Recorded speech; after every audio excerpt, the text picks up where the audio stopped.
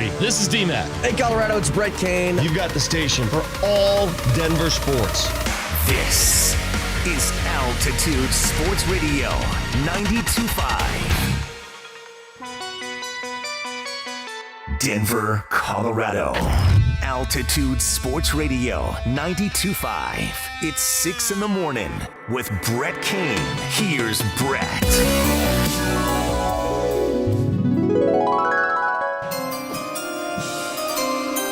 With the 12th pick in the 2024 NFL Draft, the Denver Broncos select Bo Nix. Yes!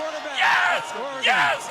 Yes! You got your Justin Fields, baby. Yes! Yes! We'll yes! Yes! Yes! Yes! Yes! Yes! Yes! Yes! I'll have what she's having. We'll call from the 32. They fake it to him.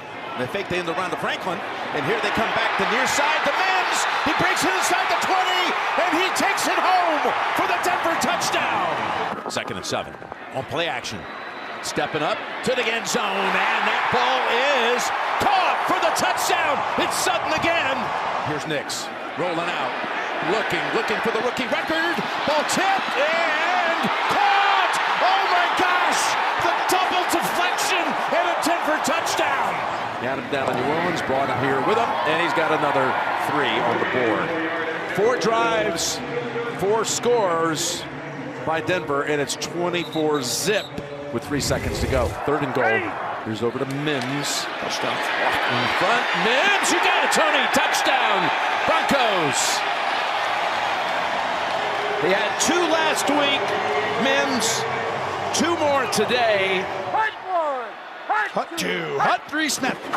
Nope, they're going with the tailback, and it's Estime with the touchdown. They give it to Estime, and Lutz kicks it through to make it 38-0 after a 6-minute scoring I know drive. this is uncomfortable for Kansas City, but their job is to come out of this game healthy. But it's the first time an Andy Reid team in Kansas City has been shut out in his tenure there. Just the 4th time overall in his 420 games as a head coach. But it's on to the postseason now. Kansas City closes out its season at 15-2. The 2 teams that beat them this year will meet next week. Denver at Buffalo. People keep asking if I'm back, and I haven't really had an answer. But now, yeah, I'm thinking I'm back. Well done, Steve. Atta boy, Nelly. Look, man, there is such an intense level to win or go home games.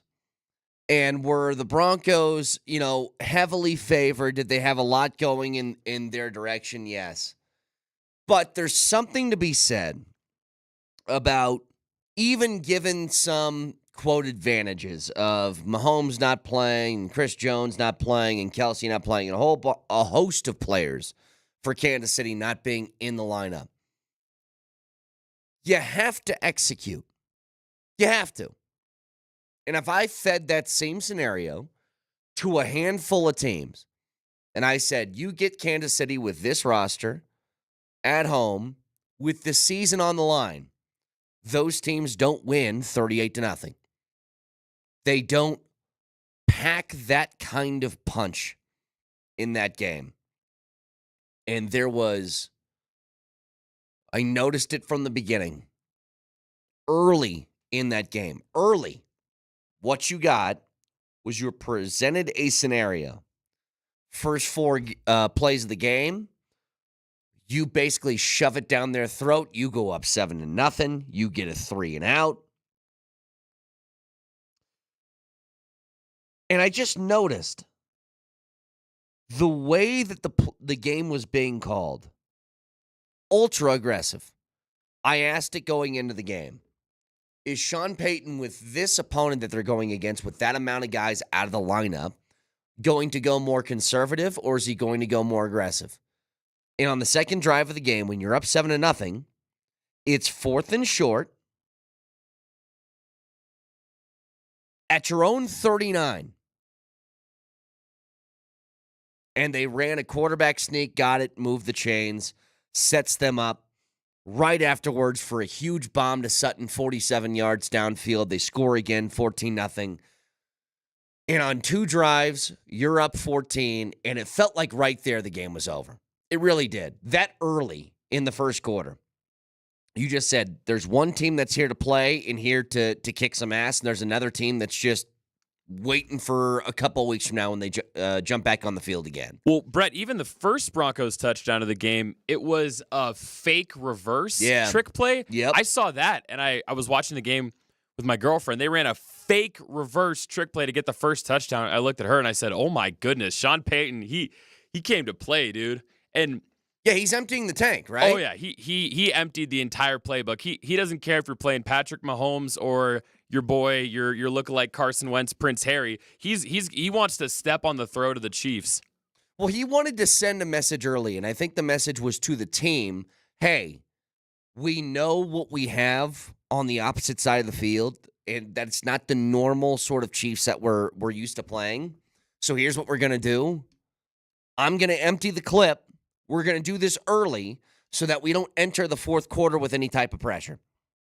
But that only matters when it comes to execution, and this is why I'm so glad that you started that intro with the DMAC reaction to Bo Nix being drafted. I think we can all acknowledge at least a couple of things when it comes to Bo Nix. Bo Nix has been all of these things at once, at least for me. He has been way more impressive than I thought he would be. He has also been inconsistent this year. He's also had some accuracy problems. But he's also done something that no quarterback since Peyton Manning has done, which is excite you when the offense takes the field. Like, all of those things are baked into the cake of rookie quarterback stuff. You take a look at any other team across the league. Jaden Daniels had a lot of downs this year that have been buoyed by a lot of the ups, especially early in the season. Caleb Williams has had mostly downs this year. Like, take a look at any rookie, and you'll see the same type of story. But here's what I'll say about Bo Nix, and where I was totally wrong. I wouldn't have taken him, at least not that early. If he was still around the second round, then yeah, sure. Or maybe trade up late in the first. I wouldn't have taken him at the spot that they took him at. I was wrong. He's the right choice. A quarterback that in year one can take a franchise that has not made the postseason in near a decade. I believe only the Jets had a longer playoff drought than the Broncos did heading into this season. And you jump in there and you take them to 10 wins and a playoff appearance. It is remarkable to do that in year one. It's especially remarkable when I say this. You look at the skill position talent on that offense, and it is not near most teams in the NFL. Courtland Sutton has been phenomenal this season. I give him full credit. Marvin Mims has become, late in the year, a huge part of their offense, and I think the only question with Mims is what the hell took so long? But you figured it out. Outside of that, you got really no impact running backs to speak of, and I don't say that disrespectfully, but how many of, I give you any of the three between Javonte, Jaleel, and Audric Estime are number ones on other teams? Probably none of them. I mean, I can't think of another team that they would start on. There might be a couple, but you understand what I'm getting at here. And Bo Nix, who again led the team in rushing, 47 yards, could have been more if not for the little shovel to Javonte or the run right afterwards that was called back due to a holding penalty. Leads the team in rushing. He's perfect to start the game. And when I say perfect, I couldn't believe my eyes at halftime for a box score. Couldn't believe it.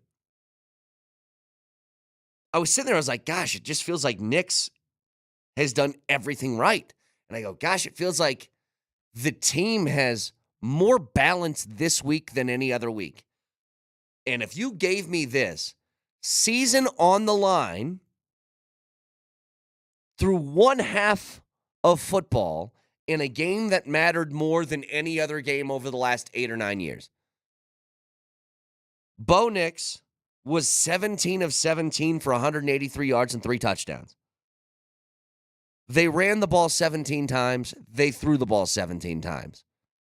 The balance matched with the execution is exactly what you pay or spend draft capital in a guy like Bo Nix for.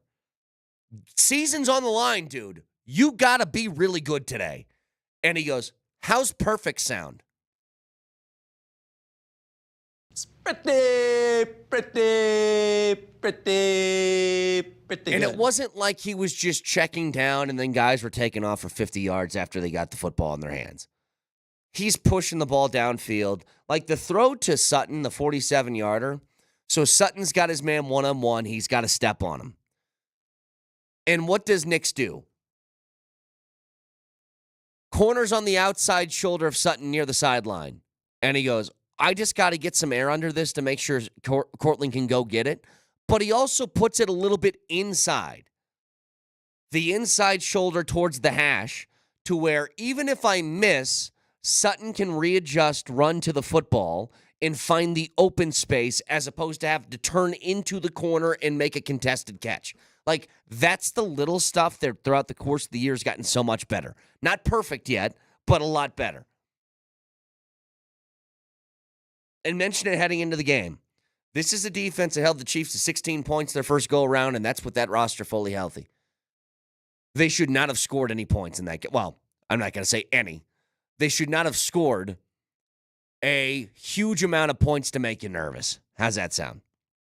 Like, I thought they'd be somewhere in the 10 to 13 range heading into that game, and they put up a big fat nada.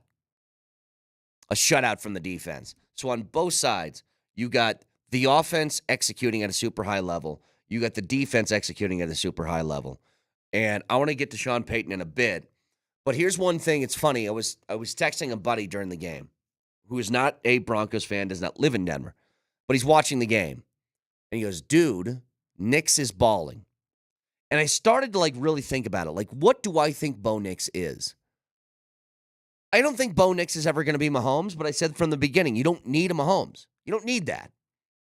What you need is a guy when the team is good, he executes at a high level, and the other good pieces of the team do their part.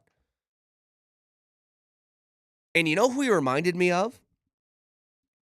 He reminds me a lot of Baker. Like, gritty, scrappy, will do anything to make the play, will take off and run, will take a hit if he has to. Throwing the football is a little inconsistent, but can certainly make some big throws. And he's not fun-sized like Baker Mayfield is. But I'm just talking about, the demeanor. He's got a lot of that Baker Mayfield stuff to him. He'll take off and run. He can hit his big-bodied wide receiver in a one-on-one situation. A lot of that screams that to me. And I think that's totally fine and certainly good enough to win playoff games and win a Super Bowl eventually. I think you can win with that. But I am so curious to see what Buffalo is because Buffalo, and we'll do this later in the week. I don't want to get hyper-focused on it now. Because, damn, dude, you made the playoffs. And it's been a long journey, okay? You were rolling through the desert here for years, and you finally got a big old guzzle of water. And you'll deal with whatever ramifications come afterwards. But today's the day to celebrate and just be like, you're back. You're back. And you have a team that you feel like you can throw belief in the long term, which is the other big detail. I mentioned it heading into the game on Friday. Do you believe? There was a lot that you stood to gain from this game. And everything you stood to gain, you got in droves yesterday. All of the good feeling about what the team is in the short term, in the long term, what your quarterback is, your head coach, a defensive effort that screams that this is going to be able to be reliable and consistent in years to come. But you also stood a lot to lose. And for 0 seconds in that game did it feel like the Broncos are going to lose. Not for a single moment. They received the kick. shoved it down the throats of the Chiefs immediately in 6 plays and said, guys, pack your bags. You know how that plane was late to leave Kansas City because you couldn't get out of their ice storm? You probably just should have stayed because the result would be the same. They made it look like there wasn't anybody on the field. So 303-504-0925. You guys want to give me a call? By all means, go ahead. This is your day of celebration, okay? You're back in the playoffs. You kicked the living bleep out of the Kansas City Chiefs in order to do it. I have 2 middle fingers. And you showed both of them to Kansas City on both sides of the football. A lot more to discuss with this game next.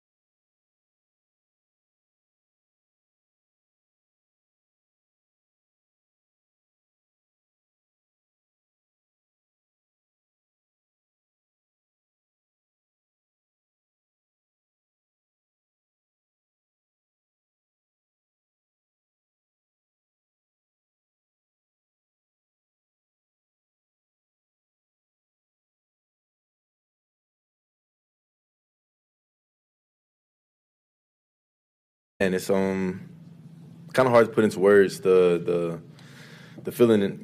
There's a lot of hard work. You kind of heard both talking about it. It's a lot of hard work and a lot of dedication behind the scenes, off season, during the season. There's just a lot of work that goes into these seasons, and unfortunately, there's been more times than not. This is the last time we'll probably be talking to y'all, and to be in that situation where we get a chance to extend our season, 1 week at a time, it's a really cool experience, man. I'm so happy. GB and I got to have a little moment on the sideline when the game was getting ready to be over, and you want to talk about a guy who has been through a lot, a guy who has battled through injuries, a guy who has battled through just as much as I have, and you add a year on top of it, man. But to see the joy and the light in his eyes, man, to know that we have a chance. Those two, Courtland Sutton and the person he just mentioned, which is Garrett Bowles. Those are the ones I'm happiest for. They've been here for the worst stretch in Broncos history. And when you whether it's your fault or not, when you're tied to that by name, when people look through the rosters years from now and they say, God, who are on those Broncos teams? Holding offense, number 72. And you have stuff like that was a huge narrative for a good portion of Garrett Bowles' career before being paid twice and turning his career around. I am most happy for those guys to feel what this is finally like, to finally get the opportunity to showcase their talents in a postseason game with that jersey on, by the way, that they didn't have to leave and go somewhere else to make that happen again, and that they suffered through all that and stuck with this team and wanted to be here during all of that, to finally get that elation, that monkey off their back and just say, we're finally here, I think is fantastic. Now, when you're playing in the wild card, there is no time to really reflect. You do it last night, and then it's time to get back to work. But just for a second, I hope those guys went home last night and basked in it. Like, sat down on the couch, probably with ice packs all over them, and just were like, damn, it's finally here. Because they have waded through some really, really choppy waters in order to make it to this destination. And a texter says, the Broncos beat the Chiefs JV team. And you guys are acting like they did something special. They should have won that game. Valor Christian could have won that game. I'll bet you they couldn't, first of all. Second of all, it's not necessarily about beating the Chiefs and their, quote, JV squad. It's about the season you put together. They didn't win a game. They won 10. 10 with a rookie QB. And, by the way, $90 million in cap space that went unusable. That's the most remarkable part of this. That think about the disadvantages that were set up against them to start the season. Rookie quarterback, and you couldn't even fill out a roster of veteran presences or depth on this team because you didn't have the capital to do so. Brett, I'm going to pull a Mosier here and say, who was that? Who texted that in? What was that number? 1896. Hey, 1896. Last time I checked, this was America. And if I want to celebrate the Broncos beating the brakes off Carson Wentz, I'm going to celebrate the Broncos beating the brakes off Carson Wentz. They got to double-digit wins. They're in the playoffs for the first time since I was in college, dude. Come on now.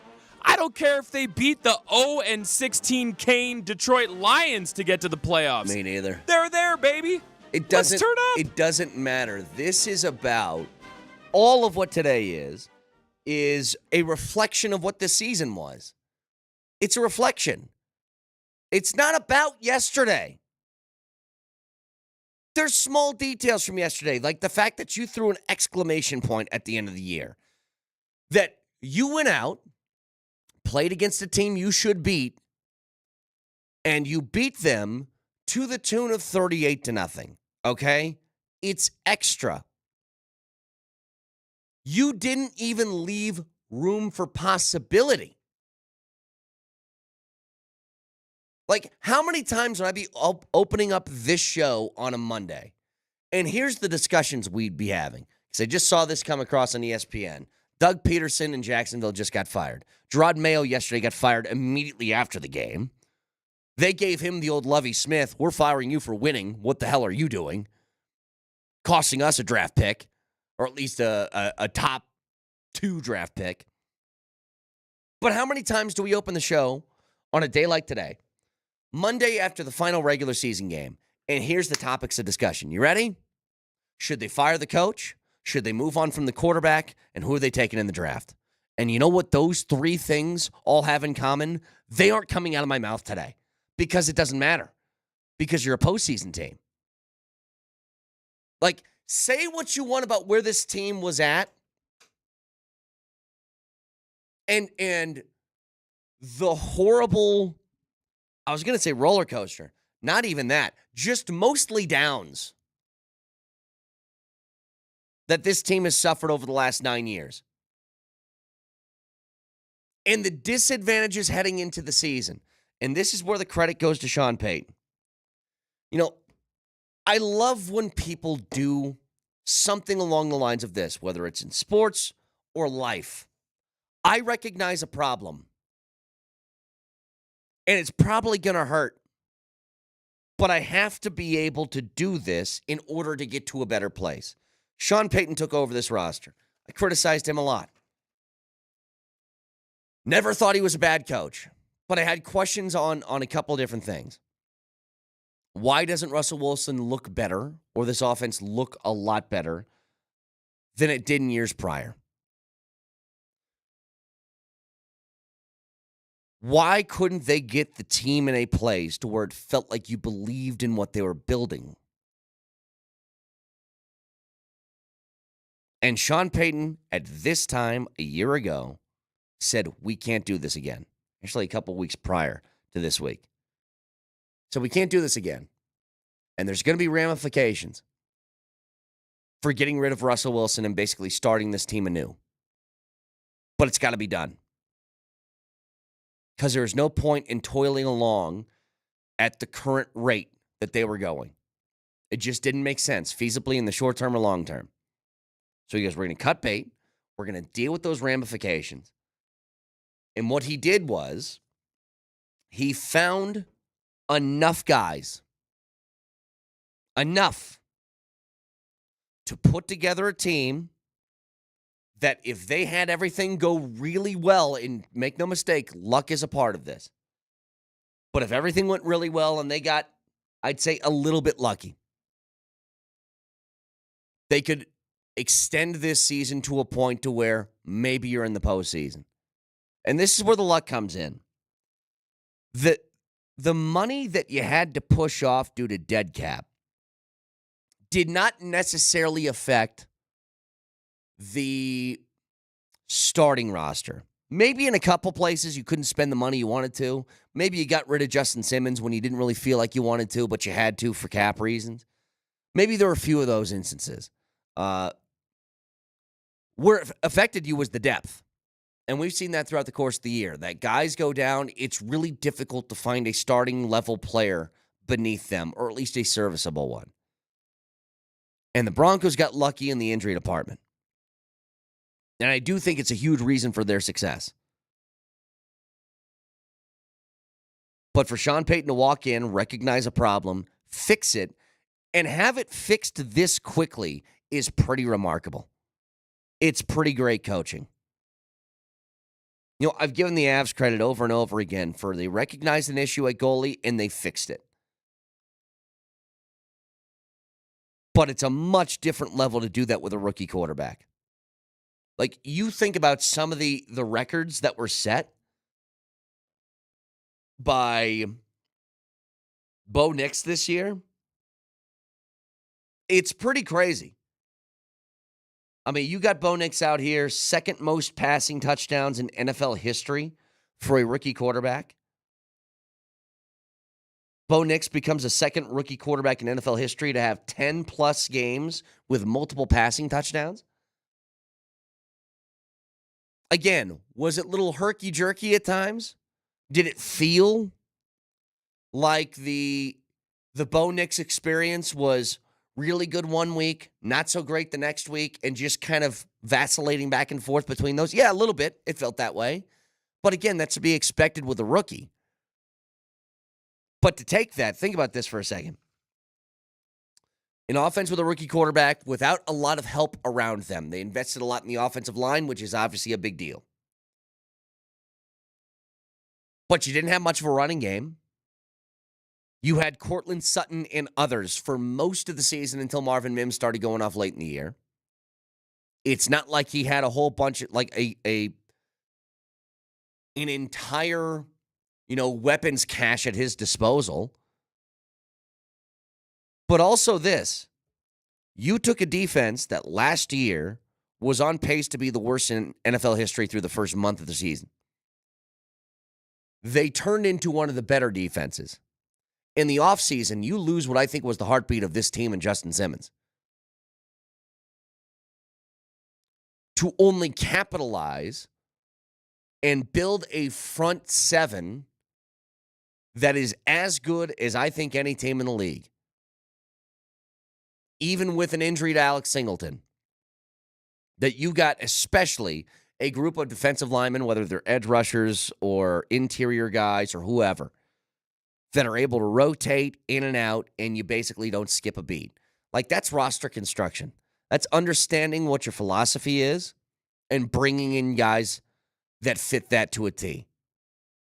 That's what good coaching is. And that's what good management is, by the way.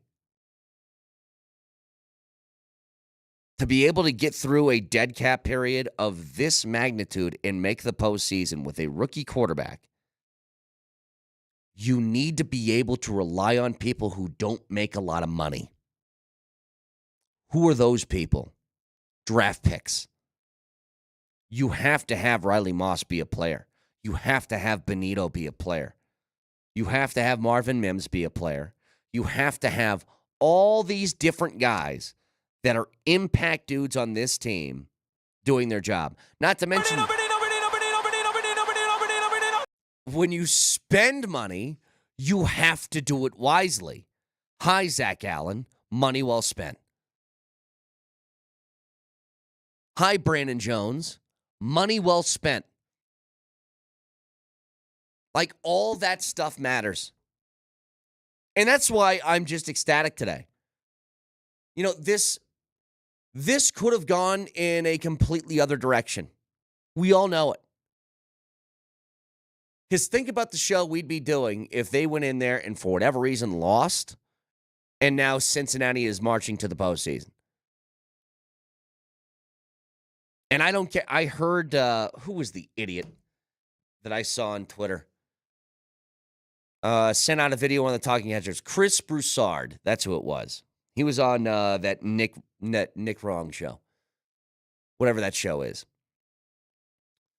And he said that he thinks it's ridiculous that the Broncos had the opportunity to play the Chiefs the final week of the season. And they're playing a whole bunch of backups. And you know what my thought process was? Shut up. Who cares?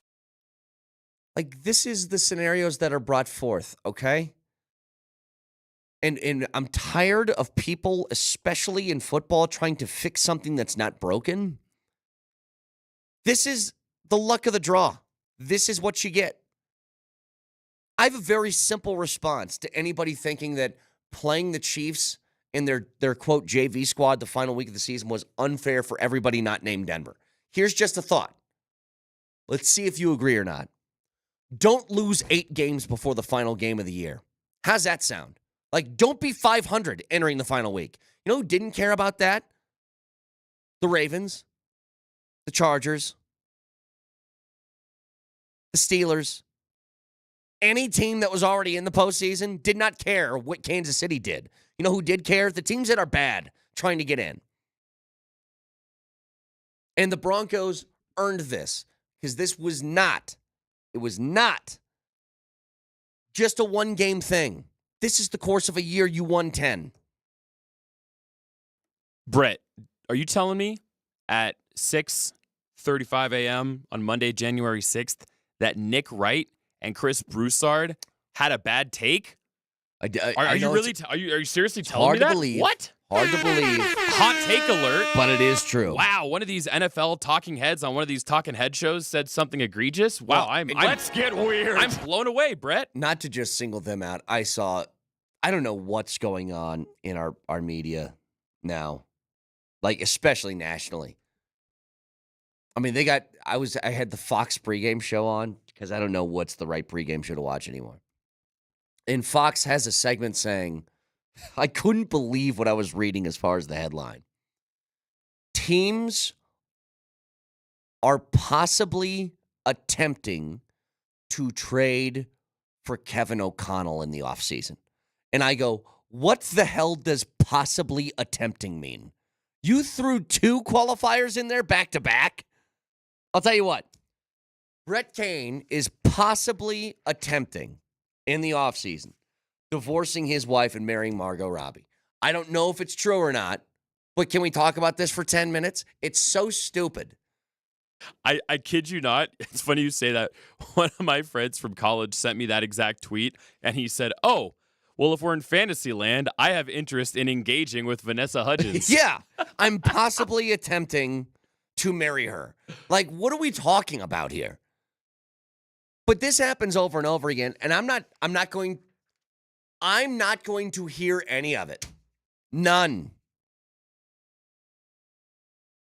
You win 10 games, you earn your way into a playoff spot with 7 teams on each side of the ledger. I'm going to put that in a pipe and smoke it. And so I think, again, today is a day of celebration. And I don't care that they played the Chiefs JV team. They kicked the snot out of them. I'm telling you right now, had the Chiefs had something to play for, let's say that they hadn't locked in the 1 seed and they're playing against Patrick Mahomes in this game, I still think the Broncos win. They should have won the last time they played them.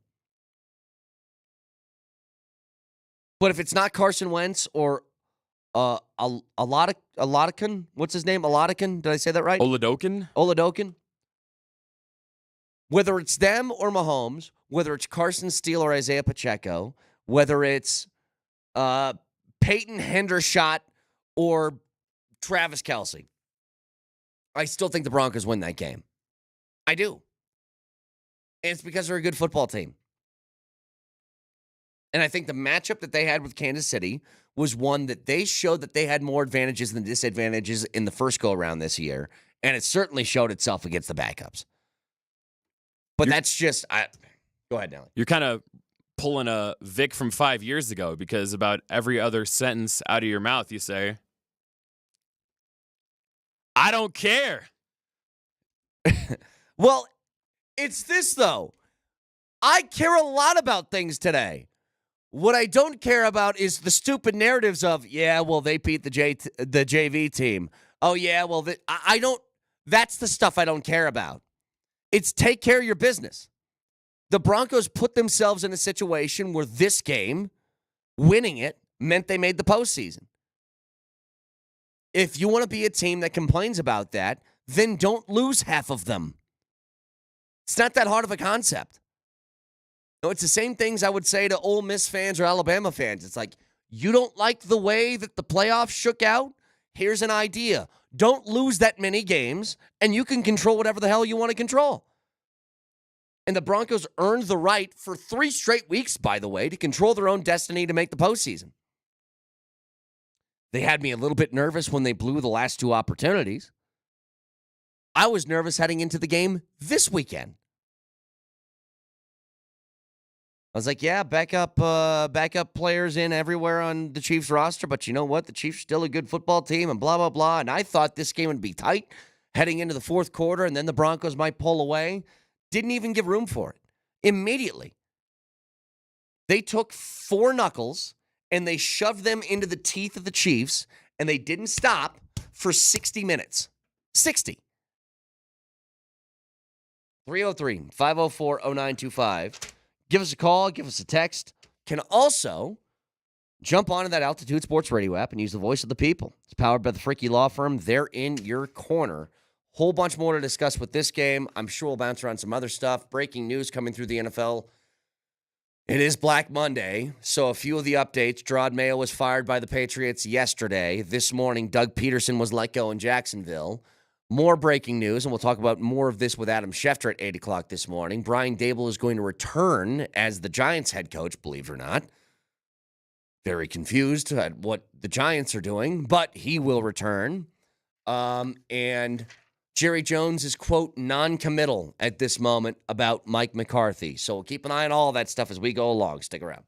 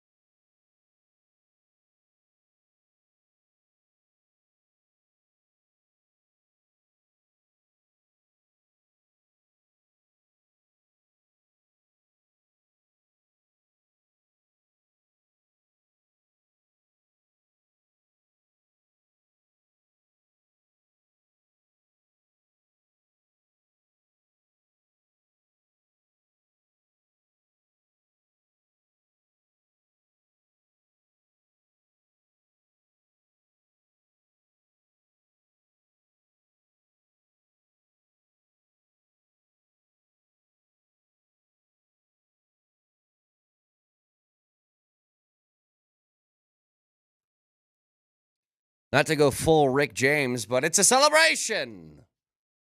So go ahead, 303-504-0925. Why are you looking at me like that, Moj? It's a fun day today. It's a fun day. Yeah, go ahead. I got a tune coming up. Nelly knows. All right? You got a tune. Wait, so you're going to roll your eyes at me just saying, it's a celebration. And yet you're going to start playing your music tonight? Charlie Murphy! But seriously, if you guys want to call, 303-504-0925. Shot Mazda text line. This was Bo Nix, by the way, on the field talking to Tracy Wolfson after the game. What an incredible day. First time the Broncos are in the playoffs since 2015, and you're the first rookie quarterback to take them back there since John Elway. What does that mean to you? What does it mean to this team and this fan base? Well, it means everything. You know, we've worked really hard for this. Quite honestly, opening the season, nobody expected us to do this, but, we didn't really listen to that. We just came out there and put a lot of games together, and we've lost a few tough ones, but we've also won some big ones. So this team deserves it. 89.7% completion percentage. You're almost perfect in that first half. How well are you seeing the field right now as you guys head to Buffalo? Well, I saw it well today, but I'm kicking myself for not being 100. But it leaves some room for growth, and it allows you to keep going back for more. But I'm just excited about this team. I'm excited about what we've overcome, and we just played really good today. You guys got it done on both sides of the ball. Now you're headed to Buffalo. Your early thoughts on that one and facing a tough team with Josh Allen? Yeah, well, they're a really good football team. They've won a lot of games this year. Josh is obviously a really good player. He's had a really good season. But we're excited about the opportunity. It's playoff football time. Thanks a lot. Congratulations. Enjoy this. Thanks. Go Broncos. So that's Bo Nix on the field with Tracy Wolfson after the game. And here's the one thing that was early in that clip that is true. He can do this. Bo Nix can totally pull the nobody believed in us card and have it be effective. How many times do we see that in years past? Travis Kelce, didn't he do it last year? Like, nobody thought we'd be here. It's like, actually, you were the overwhelming favorite to win the Super Bowl. I think almost everybody thought you would be. That kid from Georgia a couple years ago did the same thing. They are expecting us to win 4 games. I'm like, who's they? Can you explain who they is? Because I didn't hear a single person say that.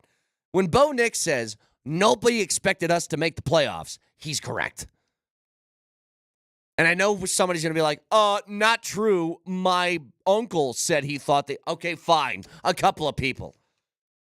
I thought before the season started, the Broncos were going to have a top 5 draft pick. That's not a joke. I thought they'd walk in this year, get waffle stomped in like 13 games, and then have a top 5 pick. And I was thinking, man, maybe they can take Travis Hunter in the draft. That was back in August. And it became very clear through some coaching and very prudent moves in the front office as far as free agent signings and draft picks. I mean, you talk about guys like Devon Vele, who have been a huge, huge asset to this team. The Riley Moss pick being huge. Finding guys to step in place for Alex Singleton and play well in guys like Cody Barton. Justin Strnad stepping into a bigger role. Like, that stuff's massive. And with that, I want to give way to the Ramos Law Hotline. Car accident, you need Ramos Law, medical doctor and attorney, ramoslaw.com. Get to our first call today. As the phone lines are open, if you guys want in, by all means, give us calls because this is a day of celebration. First time in 9 years we're back in the postseason. Let's get to Marlon. Hi, Marlon. Or is it Marion? It is Marion. Marion, I'm sorry. Go ahead, Marion. Good morning, sir. Good morning. I enjoyed the game yesterday. I'd just like to add that George Payton, it's time to give him his flowers. Yep. You look at that roster up and down, free agents and all. He has done an excellent job since day one. Now, the only thing that we could question is the pick of Russell Wilson and the pick of Hackett as the coach. Yep. If we had a coach 2 years ago, we would be further along. We have a lot of talent on this team, and going into the draft, I think what we need to do is focus on the the middle of the defense. Big guy from Michigan would be good over the nose tackle. But I think also we have a lot of good young receivers. Mims has better hands than we give him credit for. That's true. I'm calling out of Atlanta, and I've been a Bronco fan for 51 years. Marion, I appreciate the call, buddy, and thank you for tuning in all the way in Georgia. Appreciate it. But you're right. I was called an apologist with George Payton. I've defended him at every turn because I've said, think about what the job is. The job is to find, number one, it's talent acquisition. That's what his role is. And look at his draft picks. With limited draft capital, he's got a really high hit rate. For the most part, free agent signings have been great. I cannot criticize him for Russell Wilson. I would have done the same. So who the hell am I to say that he's an idiot for doing that? I would have traded for Russell and given him an extension immediately. And that's what he did. I would have done the same thing. So as much as those end up being really bad in hindsight, I can't criticize now when I would have done the same at the time. Here's the big mistake that he made. The big mistake was Hackett. That's the one real giant F on his resume, is that. Because that one sets you back a long ways. Now, again, credit to him and ownership for recognizing that problem immediately and not letting it get any farther than 15 weeks. But that's the real mistake that he made. Outside of that, look who's on the field, guys. Look at what he brought in. And here's what's really difficult with draft picks. And it's amazing that his hit rate is as high as it is despite this. You draft guys to fit schemes. And when your scheme changes over and over again with fired coordinators or fired head coaches repeatedly, it's really hard to fit square pegs into round holes. But he's found a way to do it because guys are just talented on this roster. And then when you get more of a steady presence at the head coaching spot, it's a lot easier to find what skill sets fit what Sean Payton want to do. And that's where you get some of these guys that we've seen this year, whether it's Devon Vele or whether it's, some of these free agents that they signed in the offseason. It makes his job a lot easier, but he's damn good at it. He is. And they've taken some risks that could have ended up looking really poorly on them had they not gone well. Example one, Bo Nix. But where are you now? Heading to the postseason. And whatever happens from here, do not care. Goal accomplished, mission accomplished. This season, a resounding success. But God, would it be even better if you can roll into Buffalo and just surprise the hell out of everybody on Sunday. You can shop Safeway's Winter 4 Points event and earn up to 4 times the points to redeem on gas and groceries. Save big on the season's hottest items this winter. Whether you're hosting or cooking dinner, Safeway is there for your grocery needs. Clip the offer in the Safeway app to start earning today. Moser, Lombardi, and Kane starts next.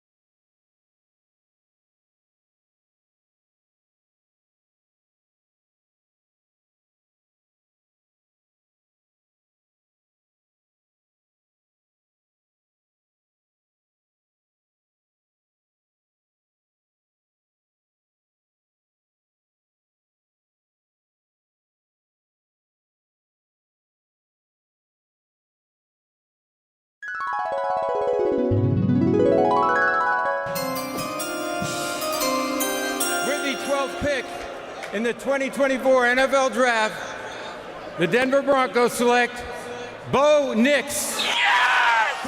Yes! Yes! Yes! You got your Yes! Justin Fields, baby. Yes! Yes! We'll see. Yes! Yes! Yes!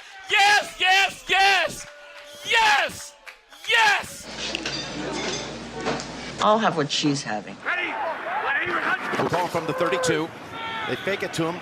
They fake the end around to Franklin. And here they come back the near side to Mims. He breaks it inside the 20, and he takes it home for the Denver touchdown. 2nd and 7 on play action. Stepping up to the end zone, and that ball is caught for the touchdown. It's Sutton again. Here's Nix rolling out, looking for the rookie record. Ball tipped and caught. Oh my gosh! The double deflection and a Denver touchdown. Got him down in New Orleans, brought him here with him, and he's got another 3 on the board.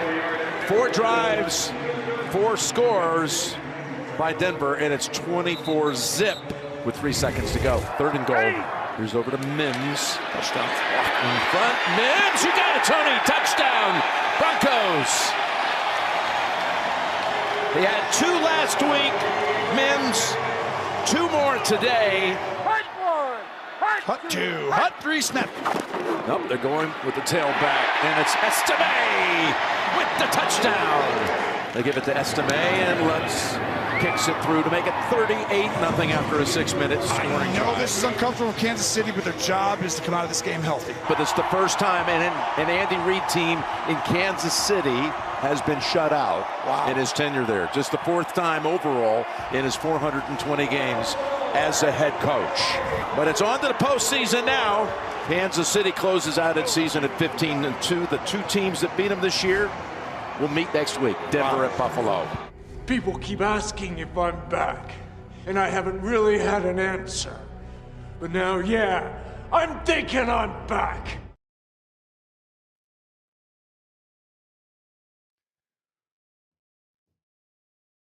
For almost a decade, we have not had this feeling in this town. Crank it up a little bit, Nelly. The amount Crank it up, Nelly. There you go. Come on now. The amount of Mondays this time of the year that we've sat here and we've said this.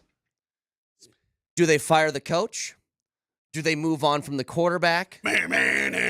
Who are they picking in the draft? Well, all those questions are on hold. Because for the first time in 9 years, the Broncos have made the postseason.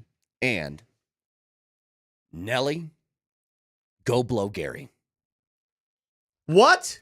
Get him. Wait, what? It's time. Wait. I was You not, go get him. I was not advised. You go get him. I Nelly. don't need to be advised. I was not Go consulted. get him, Nelly. Are you kidding me? We got Gary on camera?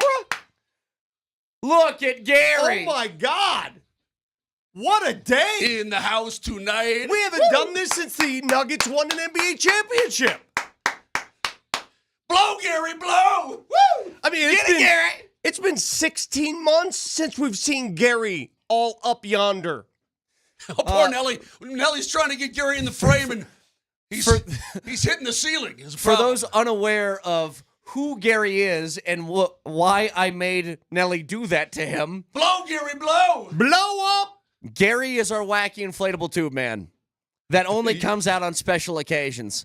But today, as Mosher, you can roll your eyes. Guess what? To quote Gary looks Rick different. James, today is a celebration. Gary's grown. He has grown. Gary hit puberty. Well, I've never seen Gary dance on a table before, but that's what he's doing today. Got to be sticking ones in his pocket. It's been that long since we've utilized been Gary. that long, yeah. Think about that. He's been in the closet that long, just hanging out. By the way, it took me a while to find Gary this morning. Where'd you go Nelly, look for can it? you shift over to my song? I want my song, too. You tweeted last night that you had something special so for I the got show. here early, and I went on a hunt for Gary. Oh, that's what it was. Yeah. I was wondering. I was like, what? I was going, another story about your French adventures? I was thankful that it was not that. By the way, Gary's... Yeah. Give me some, Nelly. Turn it up. It's going down. You know, the Let's go! The shame of this is our Twitch audience doesn't even hear this. It doesn't matter. Guys, I apologize. You get the glory of seeing Gary. The radio audience gets the glory of the music. It's a trade-off. It's a trade-off. That's what happens. Guys, I've been here in a week. It'll be 6 years. Not once. You've never seen this. Not once have I had this feeling. Not one time in your one life. time. Nope. You know, we're going to talk about how much has changed in the Denver sports landscape. Hell, in Denver, in your personal lives, whatever. How much has changed since the last time the Denver Broncos made the playoffs? And their last playoff game, which I attended, was Super Bowl 50 in Santa Clara. That was their last playoff game. Yep, that was it. That was it. Yep. The last time they were in the postseason. The last time the Broncos, I'll start. Ready? The last time the Broncos were in the playoffs, I had dark brown hair. Well, it wasn't. Yes, it was. What? Yes, it was. What? I know my own hair. But I know my own hair. Yeah, your hair was dark brown, but you also painted the roof Artificially. I was dark brown hair back then. Only when I started working with you did I start going gray. Trust me. I know. That's the last time. How about you? How many marriages were you on the last time the Broncos made the playoffs? For Christ's sake. We all have our milestones. Okay, can I say something, though?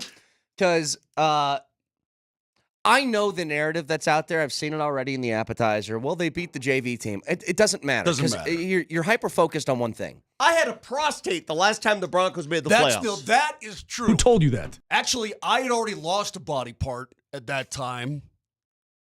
And Vic still had all of his body parts, and now he's minus a body part. It's not about yesterday, although what I love is they left no doubt. They kicked the ball off, and it's like, oh, the Broncos are winning. Cool. But it's not about yesterday.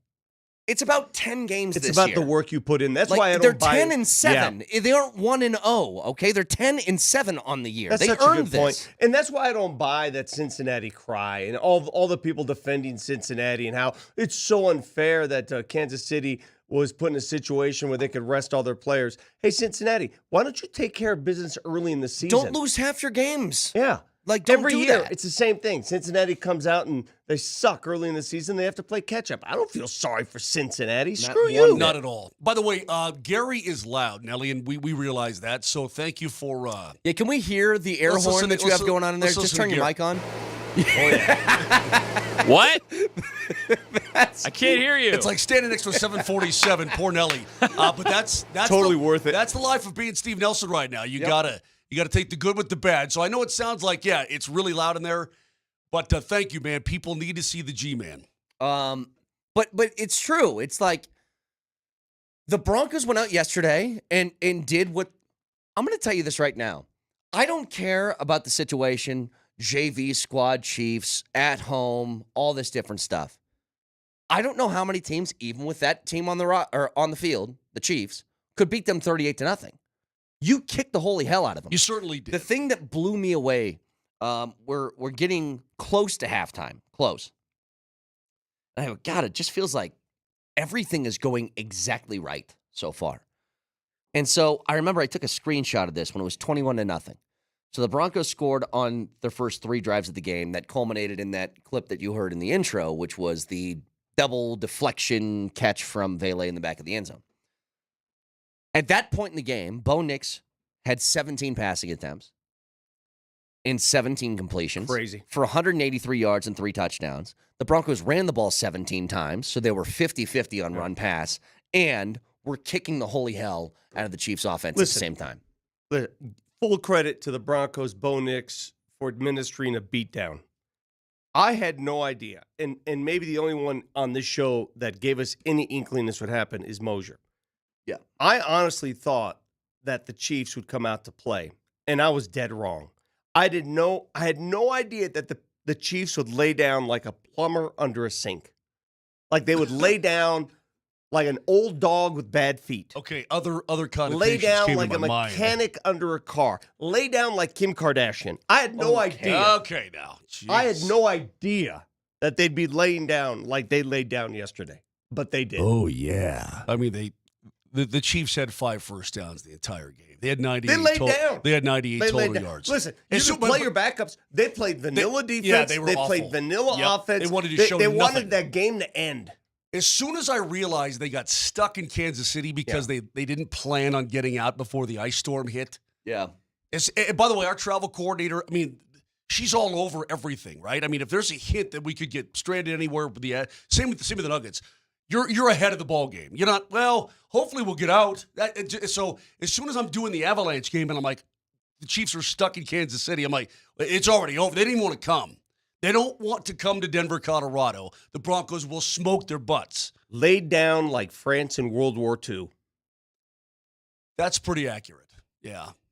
Give me more. Keep them coming, because that's what they did. Laid down like a sniper in the weeds. Okay, he's just going to look for every lay down analogy. Well, it's because he's going to throw Lindsay Lohan in there at some point. His I first don't know. 3 laydowns were like awful examples. They were terrible. What, a plumber under a sink? Well, he's working, though. Yeah, but you're laying down. I'm trying to think of moments you'd lay down. You said a dog with bad feet. Well, help me come up with some of these. I can't read some of our Twitch. I'm not going to read that. Some are really good, though. Really good. Don't throw Joy in there. Come on. What Stop. are you doing? Okay. Do not. Listen. Nailed There it. is a whole bunch of Laid down like Old Yeller? Old Yeller was shot. Old Yeller got blasted with a shotgun, bro. He didn't chill. No, he was rabid.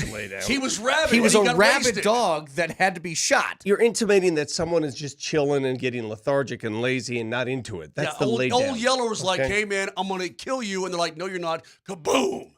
And it was sad because Old Yeller was a boy. I think the best reference so far is France World War II. Yeah, they got run over pretty badly. Yeah. Laid down like Mosier's dead bees. Laid down. That's come on. No, we don't. Come on, man. I've got some more. Laid down here on the text line. Laid down like a transcontinental railroad. Okay? That's an interesting connotation. I mean, they laid a lot of track back in the day. Laid down like Moj with an Achilles. Actually, I was hopping around. You were scooting, actually. I scooted. After I hopped, I scooted. Yes. Laid down like Moj. But listen, they put the beat down. I don't know that I've ever seen a quarterback. Army vet Mitch says laid down like Embiid in an MVP race. Oh, hey, ho. Have you ever seen a quarterback with a quarterback rating of 152.4? Dude, it's rare. I don't know that I've ever seen that. By the way, just to show you how much the Chiefs laid down, and this is no knock on Knicks. He averaged 11.1 yards per pass. Yeah, they also laid down because you were kicking the snot out of them. Yeah, I mean, the game was over after the first quarter. But listen, let's not be stupid. Bronco fans, you should exalt the Broncos for making the playoffs. Yep. Wonderful season, and I am on board, and let's go. Those were not the Kansas City Chiefs yesterday. That's okay. No. So what? I just want to make that clear. So right? what? So I just want to make it clear. I want to make that clear moving forward. Yeah. You didn't beat the Chiefs. You did not beat the Kansas City Chiefs. In fact, in the schedule, it'll go down as a 38-0 thumping of the Chiefs. They should change that somehow. Like that felt like a preseason game. Would you admit? That felt like a preseason game? Where one team is just not interested in playing players and they're looking. It just wasn't there. But you still got to go out and execute. I get it. Yeah. Again, the precursor to my statement was you won the season. You made the playoffs. You won 10 games. It's not your fault that the other team is strategizing for the postseason and they're not going to risk any injury. That's not your fault. That's great timing. That's great luck. Yeah. Something that the Broncos have not had much of the last 8 years. They finally got a piece of it. Great. Also, I couldn't help but stare at the uniforms the entire game. So beautiful. And I just kept thinking to myself, why? Why did we ever give that up? Why? I know why. Money, why. I know why. But damn, did they look good. Yeah. I don't know how to tell you, but that blue with the D, and you know how much I love the D. I absolutely adore it. And then the orange that just pops like a mother, and it's just that one color, Vic. Yeah. And the pants look good, And Bo Nix throwing the football in that uniform looked good. And Cortland Sutton catching the football. And Marvin Mims catching the football looked good. They did everything they had to good. do. I just want to be careful taking pieces of yesterday's game and saying, oh, this is all fixed up. Because that's that fine. was not a real game. Hold on. Everybody's got to stop for a second. But if you've got to calm down with the, oh, my God, you're in the playoffs. That is the victory. Okay, but see, all of this is secondary to me. The uniforms, they look great. Secondary. That no, I understand said, that, but it's all part of the thing, dude. Here's the thing. There's more than a handful of people on this team that deserve a giant amount of kudos for getting them to this point. Again, it's not about the game yesterday. It's about the 10 games that you won this season to put yourself in this 100%. situation. And I want to give some of those out because you think about what you were up against. It's about the wins in Tampa. It's about the win in New York City. Yes. It's about the wins that set you up for this situation that put you on the cusp of the playoffs and allowed you to get there. That's what that game was about. The things that you had to overcome this year is what I want to get to when we come back. Texter says, lay down like Anthony Davis in a light breeze. Oh, that's a pretty good one right there. So I want to get to some of those things next because it's bigger than yesterday. And whatever happens in the playoffs happens. But how you got there, I think, is what matters, and we'll get to that when we come back. Right, Nelly? Did you throw to break, Brett? Yeah. I can't hear you, dude. Are we going to commercial? Yeah, hit the button when you can. Okay.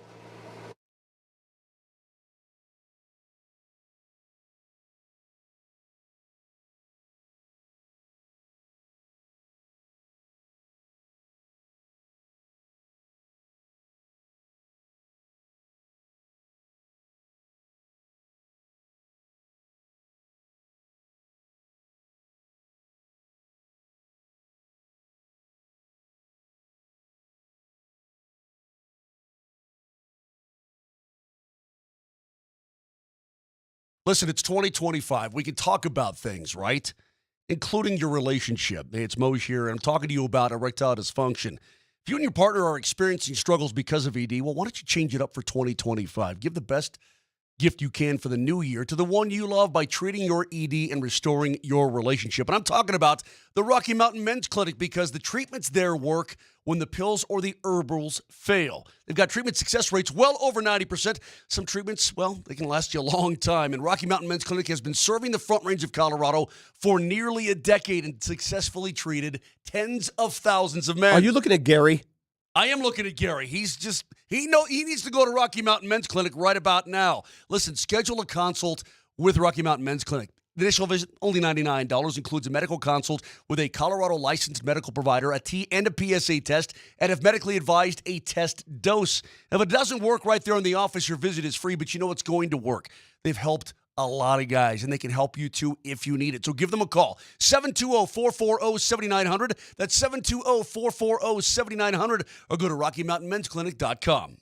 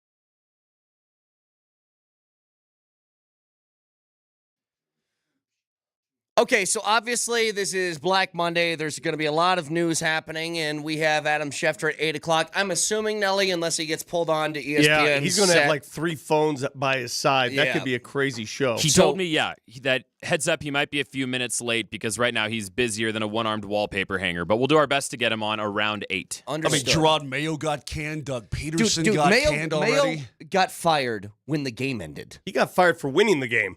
They give him the old Lovie Smith, like, oh, you just cost us the first overall pick. Get the hell out of here. Yeah. Get you know what? I got a lot on my plate, pal. Oh, hysterical.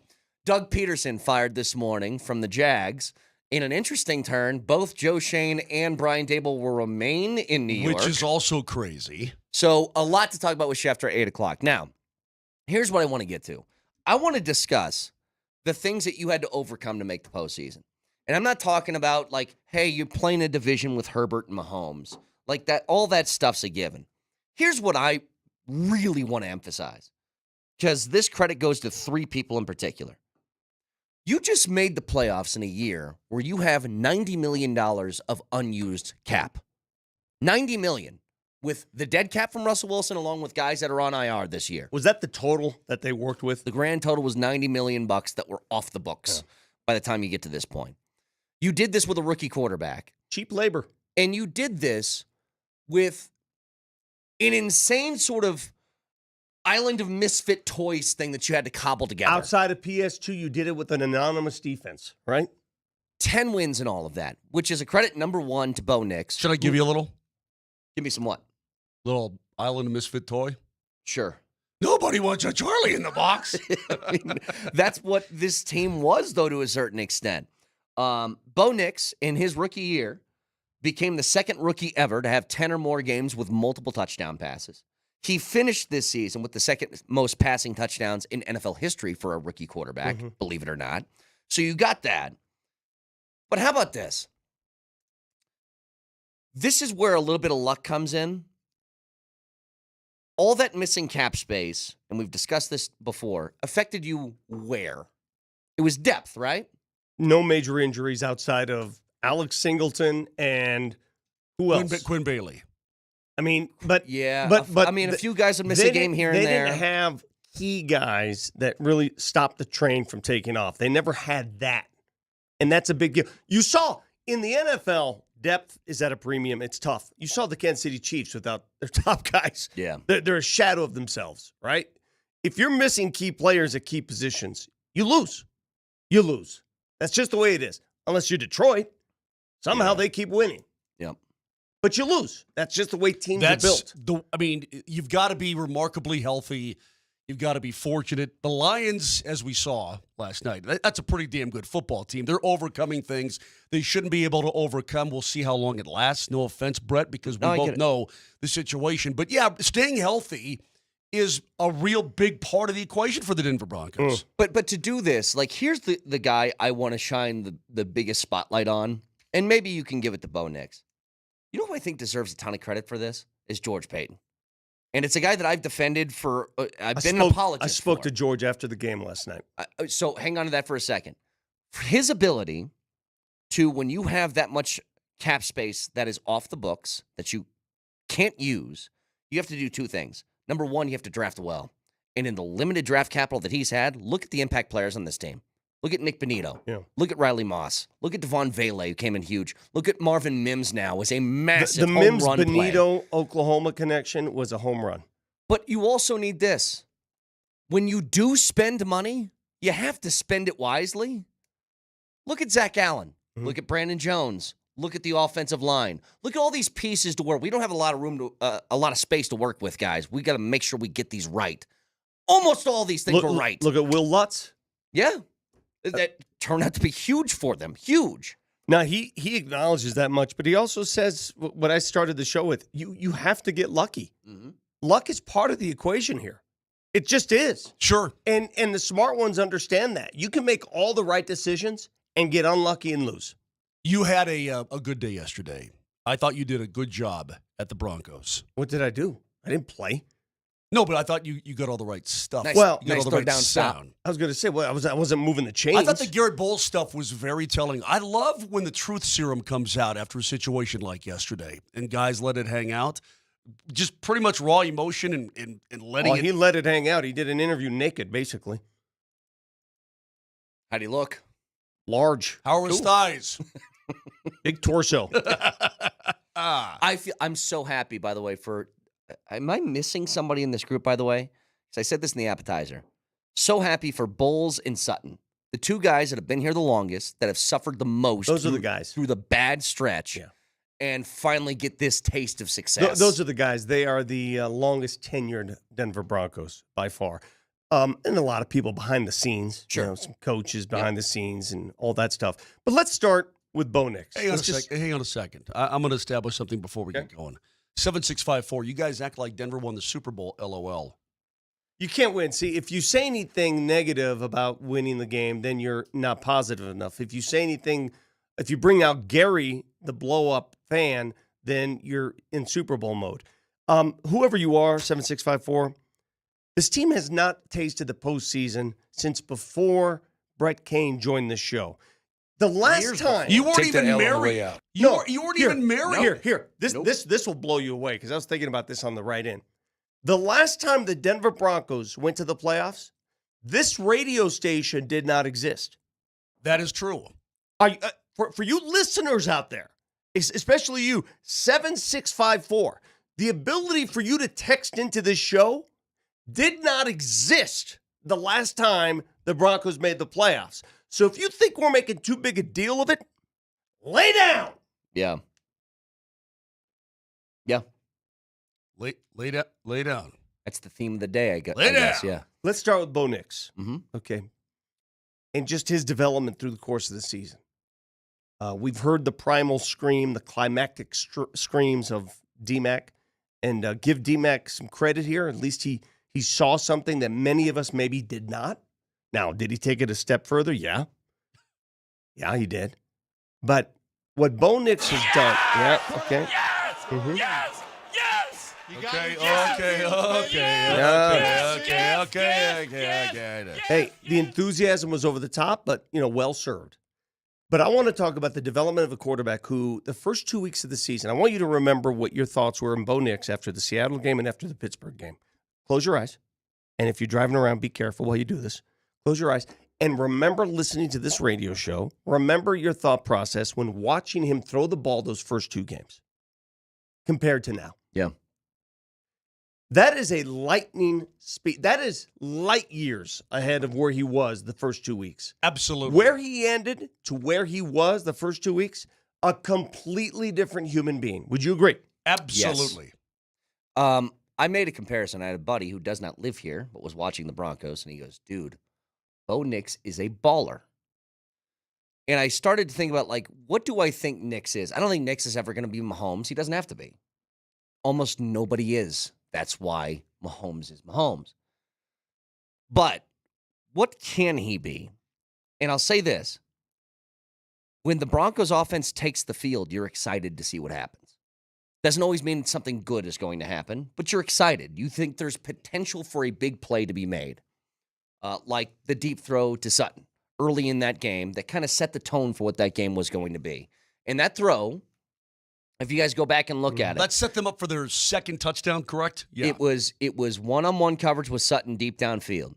He's got a step on the guy, corners on the outside shoulder. And Nix makes sure to throw it inside so that he doesn't have to climb over the defender to go get it. It's a good throw, and it's one that he wouldn't make early in the year. But do you know who he reminded me of yesterday? Just by style of play. I felt like I was watching Baker. A little he bit, reminds me a little bit, lot of Baker, where it's gritty, scrappy. He'll take off and run when he has to. He'll take a hit if he has to.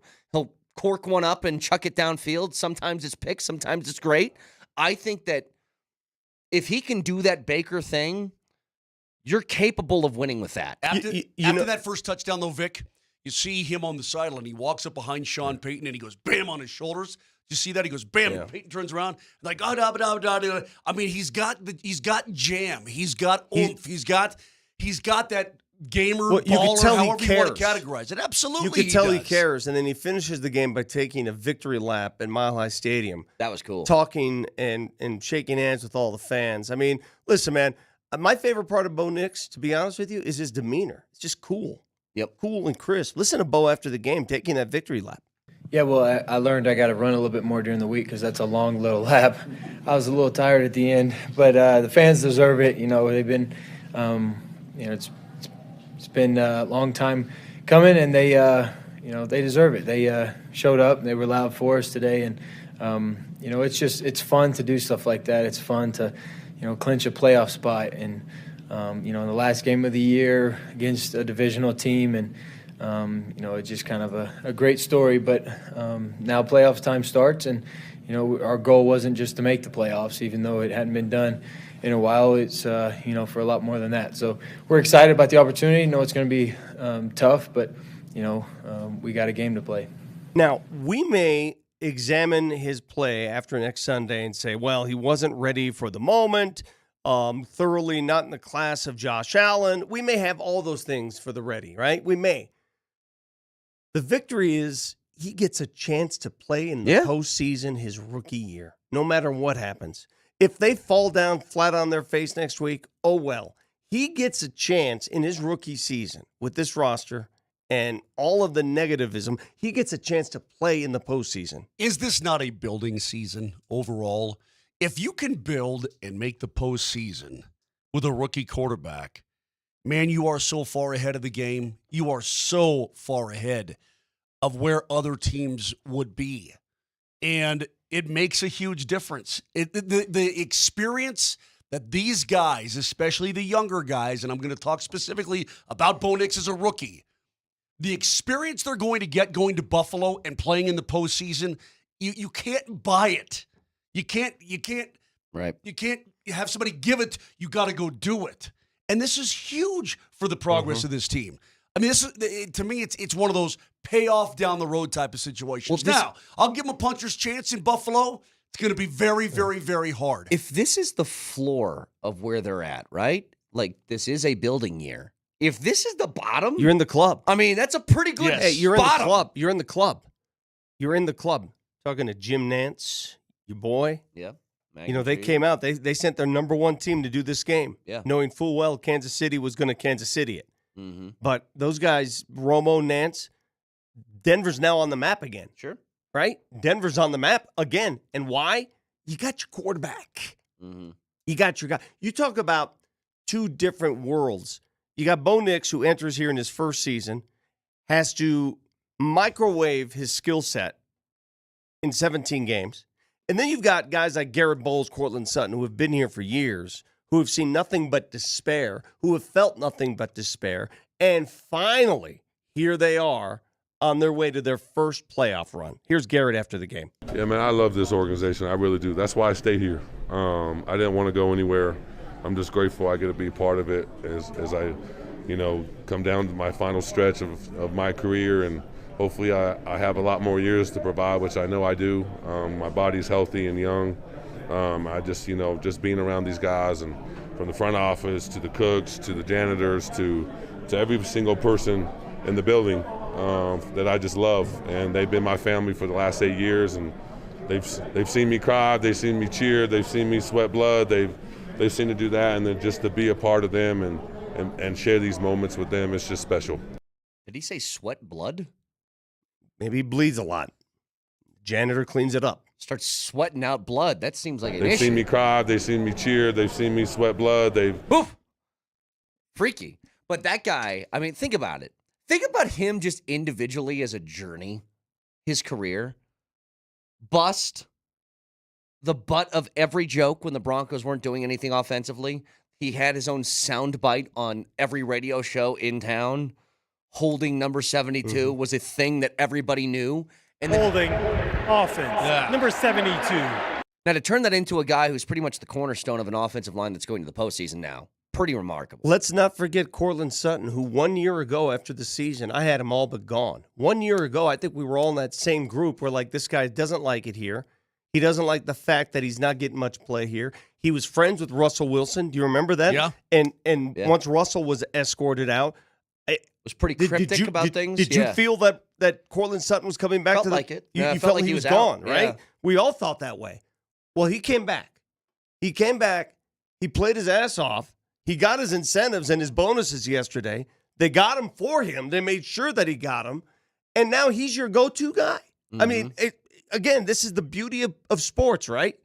This is the beauty of it all. Here's Cortland Sutton after the game recognizing the history and the reputation of this franchise and what it means to finally get back to the playoffs. It's a really good feeling to just know that we have an opportunity to extend our season, to do something special, and, get this organization back on track to what is known.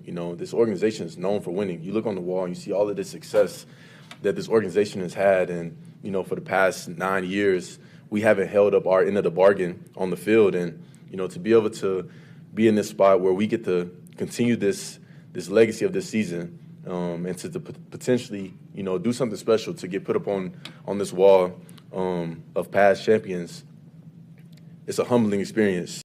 I absolutely love the recognition that he has for how good this franchise really has been for decades. Yeah. It's known for winning. It is. Mr. Bolin did an unbelievably good job all those years, and he strived to win, and he did what it took to win. And, of course, you also had one of the best quarterbacks in the history of mankind. That helped out an awful lot. Sure. And then you got another one who's one of the best in the history of mankind, which was also good for a short period of time. But the fact that he recognizes their place, I think it's great, man. It gives you the good vibes. It gives you the good feel. And to I guess own what has been a difficult situation and now the opportunity to make amends, that's a really cool thing for a guy who's been around. Well, let's do this. I'll throw out the number to you, 303-504-0925. You want to text, call, whatever you want, 303-504-0925. We're open for you today. Adam Schefter at 8 o'clock. Stick around.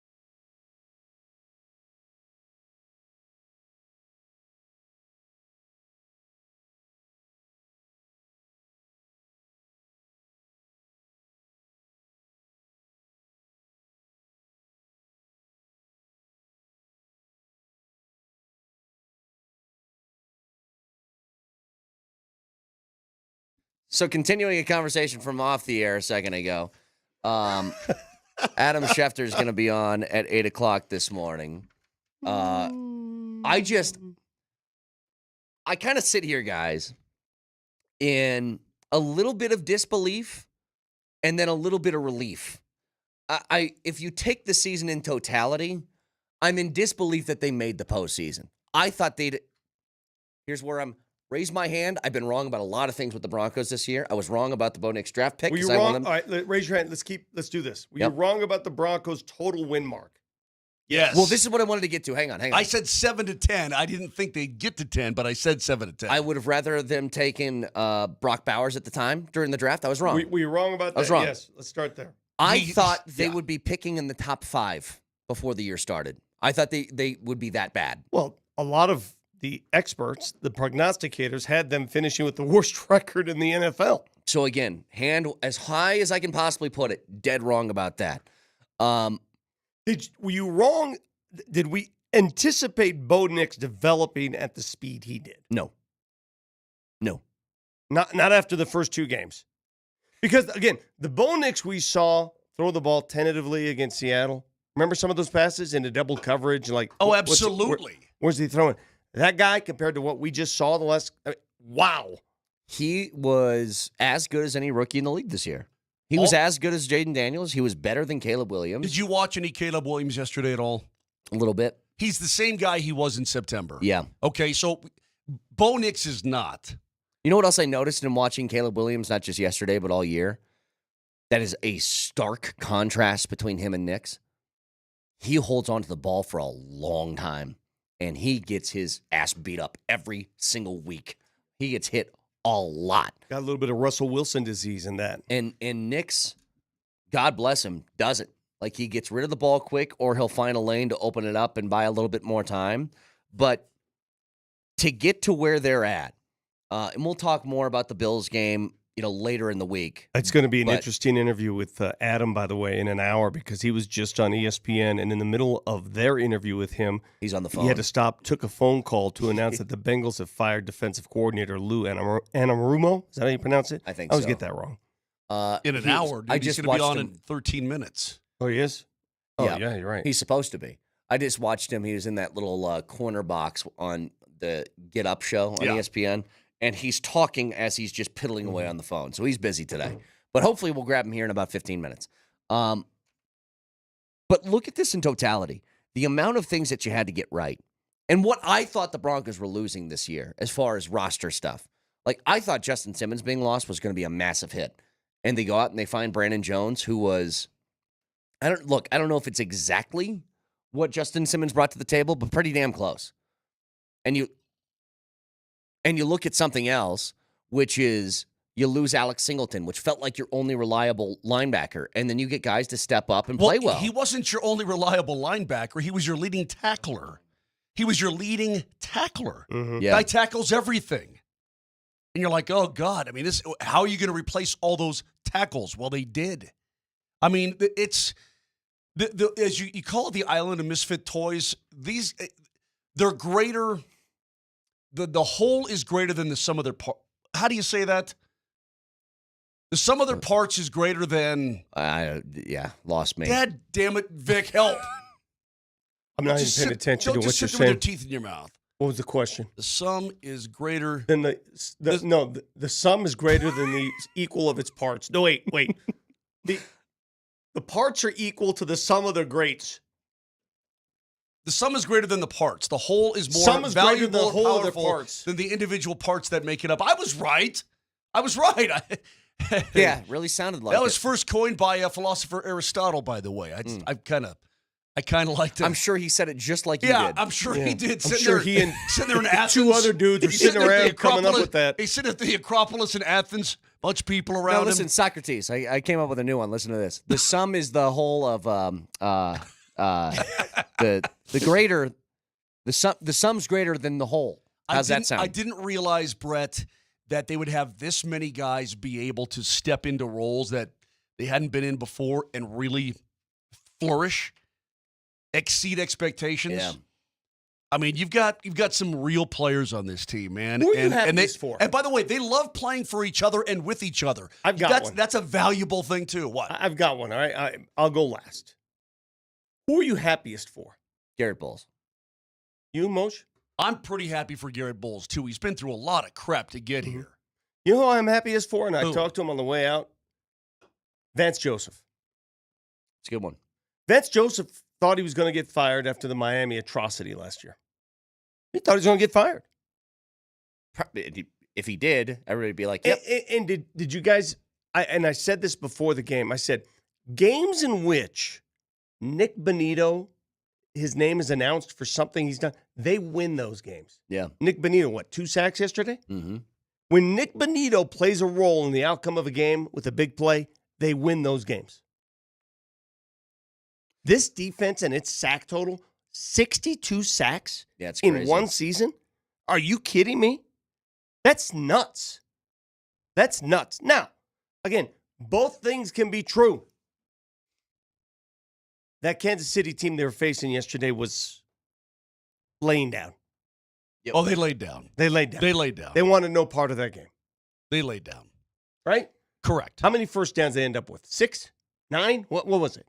How many first downs 5. did the kids? They had 5 total. 5? I mean, I want you to think about that for a second. 5 total first downs. They had 98 total yards of offense. 98. They wanted the game to tick to zeros as fast as possible. Correct. And it did. It was a quick game. Well, yeah, because they didn't throw the football at all. They just ran the ball. They played vanilla. Wentz only threw 17 passes for crying out They loud. played vanilla defense. They played vanilla offense. They were as vanilla as they get.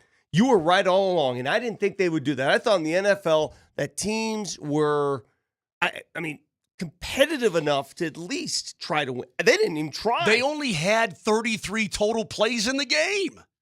I mean, they didn't do any. First of all, they didn't do anything. They didn't try to do anything, which is fine for me. Fine. It's the way it worked out. Good for the Denver Broncos. I told you before, I don't care how they get in, just get in. And you know what? Should they go and get whacked at Buffalo, and that could very well happen, I don't care about that either. I care about the experience and the knowledge and everything that's going to be gained by getting to this postseason. Not only that, but it's bigger than that. It's the vibe around the franchise, man. That's all important in this town. The whole is greater than the sum of its parts. Yeah, I said the same thing, just short. No, you reversed that. I said the sum is greater than the parts.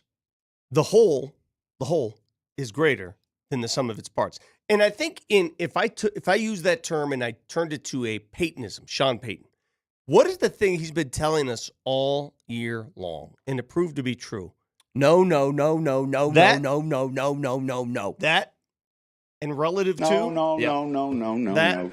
But and he used this before the season, and he used it yesterday on the stage talking to the media after the season. He said, What's the question? Young and hungry can be dangerous. He had a young and hungry team, and they were dangerous. Yeah, well, you know what? MVP can also be dangerous. And Josh Allen's that. Yeah, I mean, listen. Listen. But do they have a puncher's chance? I know we'll get to it later on this week. They won in Buffalo last year. Let's say, they won in Buffalo last year, albeit it wasn't a playoff game. The thing that scares me is they got a quarterback up there who's used to these moments. We'll save that for later in the week because, of course, it's coming up quick. Okay, it's coming up quick. But the way, and I like what you said about Peyton. That's a guy that had conviction. Say what you want. Maybe you don't agree with a lot of the routes that Sean Payton takes to get there, but he had conviction in a couple things. He had conviction, first of all, where he said, the Russell thing ain't going to work, guys. It's not going to work. By the way, ask Pittsburgh fans about Russell Wilson. They don't even want him to play in the playoff game right now. His regression again. His regression again is it's almost startling to see how much he regresses. How long has he been in the league? Is it like 13 or 14 years now, right? Russell Wilson's been in the league? Yeah. Why is he taking off for a 3-yard gain with no timeouts and 30 seconds left on the clock? I don't know, dude. And not getting out of bounds and taking a hit or not throwing the ball. It's just like that's like peewee stuff. But anyway. Okay, I'm looking at... He had conviction on getting rid of Russell, saying this isn't going to work. He had conviction on getting Bo Nix. He was on that from the very beginning, and Remember when all those whispers were out there, like he really likes Bo Nix? I'm like, what kind of smoke screen's going on here? Yeah. It wasn't No, a he smoke really- screen. he really liked He him. liked him. You know what else? And then committed to it through some bad stuff at the beginning of the year and just said, you know what? Bleep it. There's no point in starting Jarrett Stidham. There's no point. I still don't know why he kept Zach Wilson on the roster, but there's no point in starting Stidham. I'm going to live through the bumps and the pains of a rookie quarterback, hoping that at the end of the year he can start to figure it out. And damn it, he did. It's funny you say that. I still don't understand the Zach Wilson thing. Why not use him as trade bait? I don't know. What's the point? Yeah, what are they doing with my boy? Maybe Stash they just him. like the room. I don't He's know. just stashed. It's He's in a broom closet. But the conviction is also displayed in personnel decisions. You know, if someone doesn't work out, if they don't like someone's vibe, gone. Hey, gone. Levi Wallace played about 30 snaps, and then he was gone immediately Gone. afterwards. Like, not doing that again. Yeah, exactly. They don't waste any time. There's no lingering bad personalities. They're They don't gone. have the ability to waste time. I mean, they have a lot of dead money. They don't have the ability to, they don't have the, how do you call it? I don't know, the luxury of having guys sort of, well, you had a bad week. You gotta get this team to where it needs to be. So we'll continue. And by the way, this a that was little a bit. charge of him too, Gainer. Hey man, turn this thing around quickly. Let's take a break so we can grab Schefter for as long as we can before he's got to take a phone call, because we know what's going to happen in the middle, because it is Black Monday. A whole bunch of news coming down. We'll talk to Adam Schefter, ESPN, next.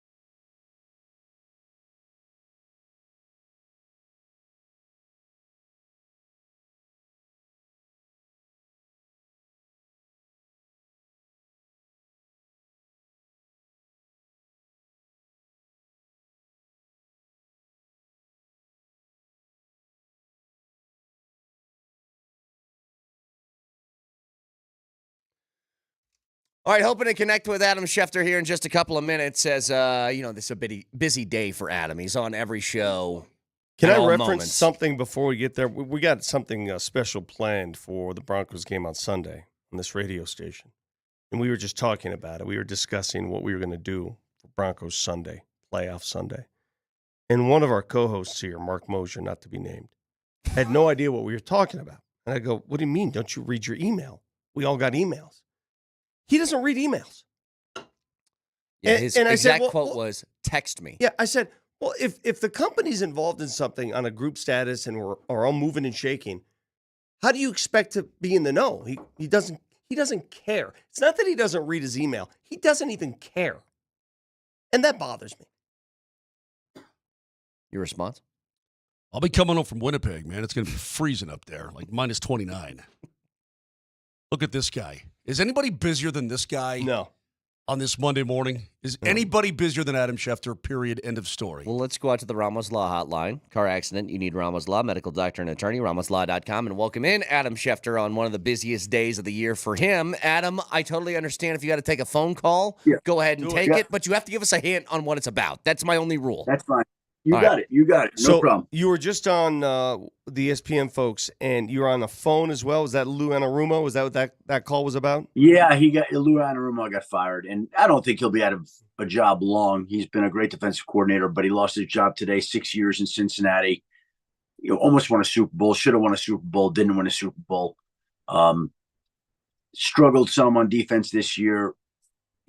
I think Lou Anarumo is going to be very desirable for some of these head coaching candidates as a defensive coordinator candidate.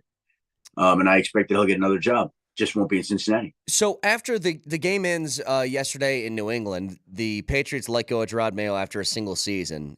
Is it fair to assume that they have somebody in their back pocket, like the guy I'm thinking of is maybe a Vrabel or something like that? Yeah, well, I don't think anybody's got anybody in their back pocket, right? I think you have an idea of guys that you would go after. Hold on one second. Hold on one second. Go ahead. Do your thing. It's all good. Cut his mic. Yeah, cut his mic off, yeah. It's all right. Yeah. So Adam Schefter with us again. Let's guess who he's talking to. This has got to be Jerry Jones. This involves there's another, I think, assistant coach whose job is in jeopardy. Gotcha. But anyway, I don't think anyone's got anyone in their back pocket. I think the Patriots know that Mike Vrabel, they've had a relationship with him, and that he'd be. I mean, he's probably, him and Ben Johnson are probably the two most sought after guys. Brian Flores, Aaron Glenn, also a lot of interest. Trying to think of some of the other guys that'll get interest. There's a lot of good coaches out there, but I think a lot of people would agree that Ben Johnson and Mike Vrabel are going to steal many of the head, right? Yeah. And so Vrabel is close with the Patriots organization, played there. So I think that they know that he'll be a candidate. I think they probably think they have a chance to get him. But you know what? The Bears are going to be interested in him. The Jets are interested in him. The Saints, you don't know what somebody's going to be thinking. But you probably feel confident in what you have and the relationships you have. But you don't know. You never know with these things. Hold on a second, Adam. Yeah. What? Oh, that was my wife. Yeah, it's all good. I'm getting the organic eggs today. That's good. That was pretty good. Hey, Adam, has there been a firing so far or a let go that has surprised you? Is there one that's come out of left field? Vic, what I would say, again, I understand why you're asking that question. I would go the other way. Mm-hmm. And I would say that what has been surprising so far has been some of the people that have been kept. Yeah.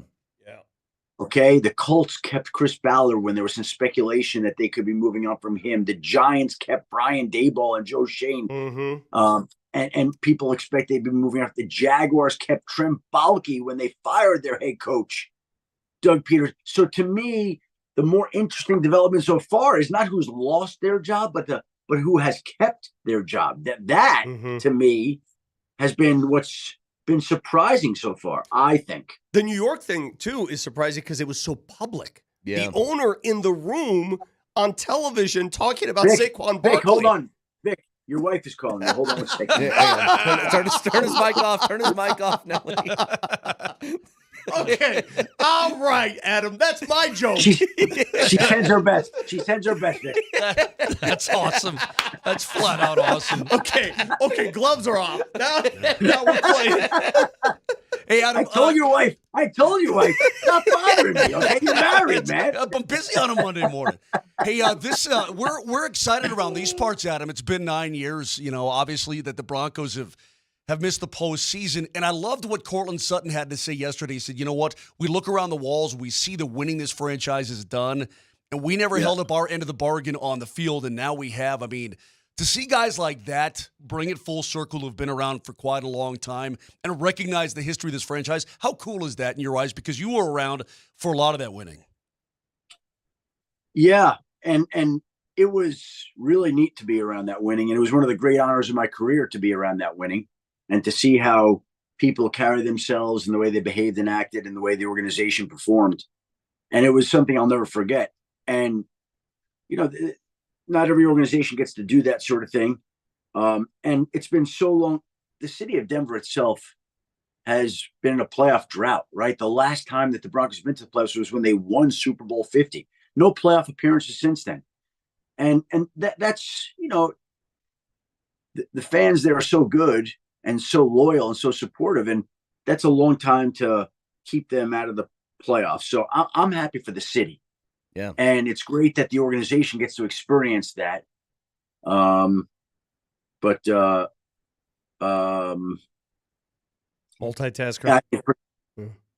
Yeah, what's that? No, you're just multitasking. Don't worry about it. Yeah. And tell your mom to quit calling me. Okay. You know what? Okay. On top of all of that, you talked about surprising for people to be retained. In the case of the Broncos, I was surprised last year when they kept Vance Joseph past that awful start to begin the year, and then they've turned this defense into one of the best units in the NFL, which is a large reason why they're in the postseason right now. And for that to happen, you have to hit on some guys. What does it say about George Payton and his ability to make savvy free agent moves, but also with limited draft capital over the past couple of years, hit on some big-time guys like Nick Bonito? Well, there's no question that they did that. And that's his job. And like when George was a GM candidate for years, he was one of the most sought-after GM candidates for a while. And he came in here, and obviously the organization had been through some bumpy times. He was able to get it done. And that's another guy that I'm happy for. He did the right thing. And they stood by him, and they made the right moves. But, look, he hit on certain picks that were essential. And I'm not diminishing what he did in any way, shape, or form. I've got great respect for George. But, again, it all goes back to the one pick, the quarterback. Like, it just does. It just elevates everything else. So when George can make some of those picks, if you don't have the quarterback, it doesn't matter. If you have the quarterback, everything else looks better. So to me, it just comes back to the Bo Nix pick that they all made. That Sean believed in, George believed in, Greg Penner supported. That's the pick that, to me, made the difference. It's such a good point, too, because we've seen them chase that for so long, Adam. Go through guy after guy and chase after chase, and they finally, once a team figures that out and gets that taken care of, then, it's a big sigh of relief, and that GM can really go to work and just put the parts around him. And the Broncos will have the ability to do that coming up here as well. And, they'll get more money back and be able to really kind of stack things around their young guy. Right. And again, Bo Nix has looked. Did you see Steve Spagnuolo compare him to Josh Allen? I did see that. Yes. I did see that. That was really, and now that we get Bo Nix playing the real Josh Allen in the playoff game. Oh, which, by the way, I saw the odds. ESPN analytics gives Buffalo a 68% chance to win, which means it gives Denver a 32% chance to win, which it's better than I thought. Actually, you know what? Yeah, that was my reaction. I'm like 32%. Denver's got a 32% chance to. Not that they can't. I think they're going to play a tough game, but that's a tall order to ask an inexperienced team to go into Buffalo to win. But 32% chance, that's pretty good. Hey, in my eyes, they've already won. You got a rookie quarterback with an opportunity to get some playoff experience. That's a great win. Hey, Vance Joseph was walking out the door yesterday and rapping with him a little bit about the job he's done. Do you think he gets another shot at a head coach? I think he's going to get interviews, and it's up to him to see whether or not he gets a head coaching job. I think once you get into that cycle, and get into that, then you can see whether or not you break through. But I think he's going to get interviews, and then it's up to him to kind of win people over. A couple of different teams I want to talk about here as far as could they make a move. I think it was from you yesterday, that the Cowboys were non-committal as of now with Mike McCarthy. Do you think that he stays for another year with a healthy Dak, or is this going to be finally the year that Jerry Jones pulls the plug on it? I think the feeling around the league is that he's more likely to return than not return, but that there are still going to be conversations, and none of us knows exactly how this is going to go. Like, again, we're speculating. Like every Sunday morning on the final Sunday of the season, I always have to go on and speculate on guys and whether they'll be back. I speculated that Gerard Mayo would be out. I speculated that Brian Daboll will be in. I speculated that Mike McCarthy would be in. Could he be out? Absolutely. But there are going to be conversations that occur this week, and we'll see how that goes. Is Vegas on solid footing with Antonio Pierce, or are they mulling things? Don't know. I again, that one could go either way. Yeah. That's very interesting because, it just feels like every situation that teams that miss, it's very fluid, and they're looking for a quarterback. Hey, Antonio Pierce could look like a genius if they draft Shedeur Sanders, you know what I mean? Yeah. All of a sudden he becomes, oh my God, the Raiders are back in the playoff talk. It's just, I don't know. I don't know how you do it on a deal like this, Adam. To me, I know your phone is probably just buzzing like crazy in your hand, and that's just the way it works. And then we get into the, hey, who's going to get an interview whilst they're still in the postseason? All that talk is going to come up again. Yep.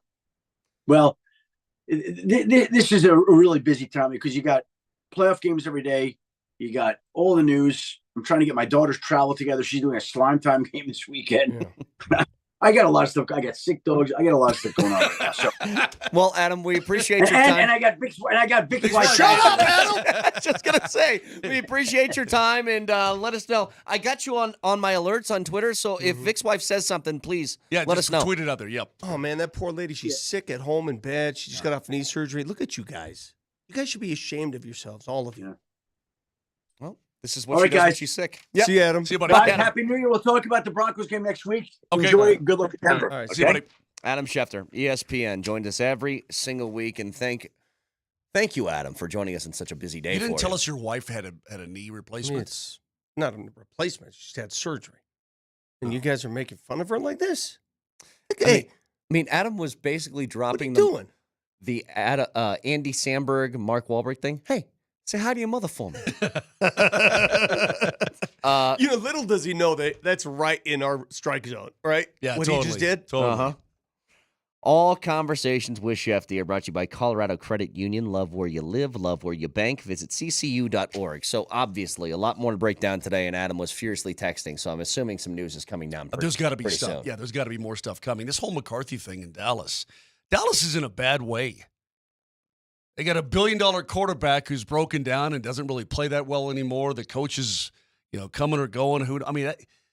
Thank God do you know how many years we swam in that pond? Let me and just now we don't remind- have to swim in that friggin' pond on this Monday anymore? Let me remind people of something Awesome. just quickly before we get to a break. Mm-hmm. What this show typically has been. Week 18 done. Monday rolls around. We say, hey, guys, do you think the coach is keeping his job this year? Hey, guys, do you think the quarterback is staying for another year in Denver? Yeah. Hey, guys, who are we going to draft in the first round to make this team better? All of those questions are out the window. Yeah. The first two are just not even a topic. Coach is good, and hopefully quarterback is good. Hopefully won't be for a decade at least. Hopefully. Baby Now, steps, The right? draft pick thing, we can get to that in like a month. Don't need to worry about that right now because they're still playing.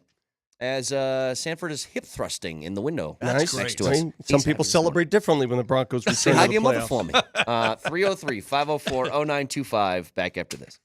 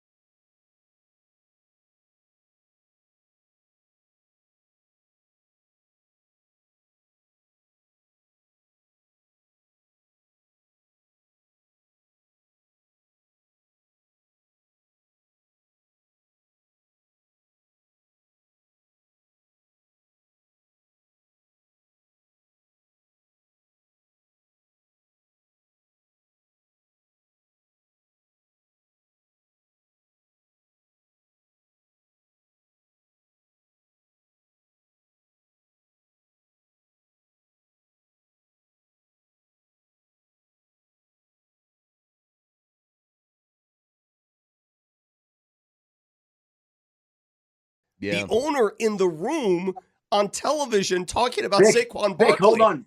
Vic, your wife is calling you. Hold on one second. Turn his mic off. Turn his mic off, Nelly. Okay. All right, Adam. That's my joke. She sends her best. She sends her best, Vic. That's awesome. That's flat out awesome. Okay, gloves are off. Now we're playing. Hey, Adam. I told your wife. Stop bothering me, okay? You're married, man. I'm busy on a Monday morning.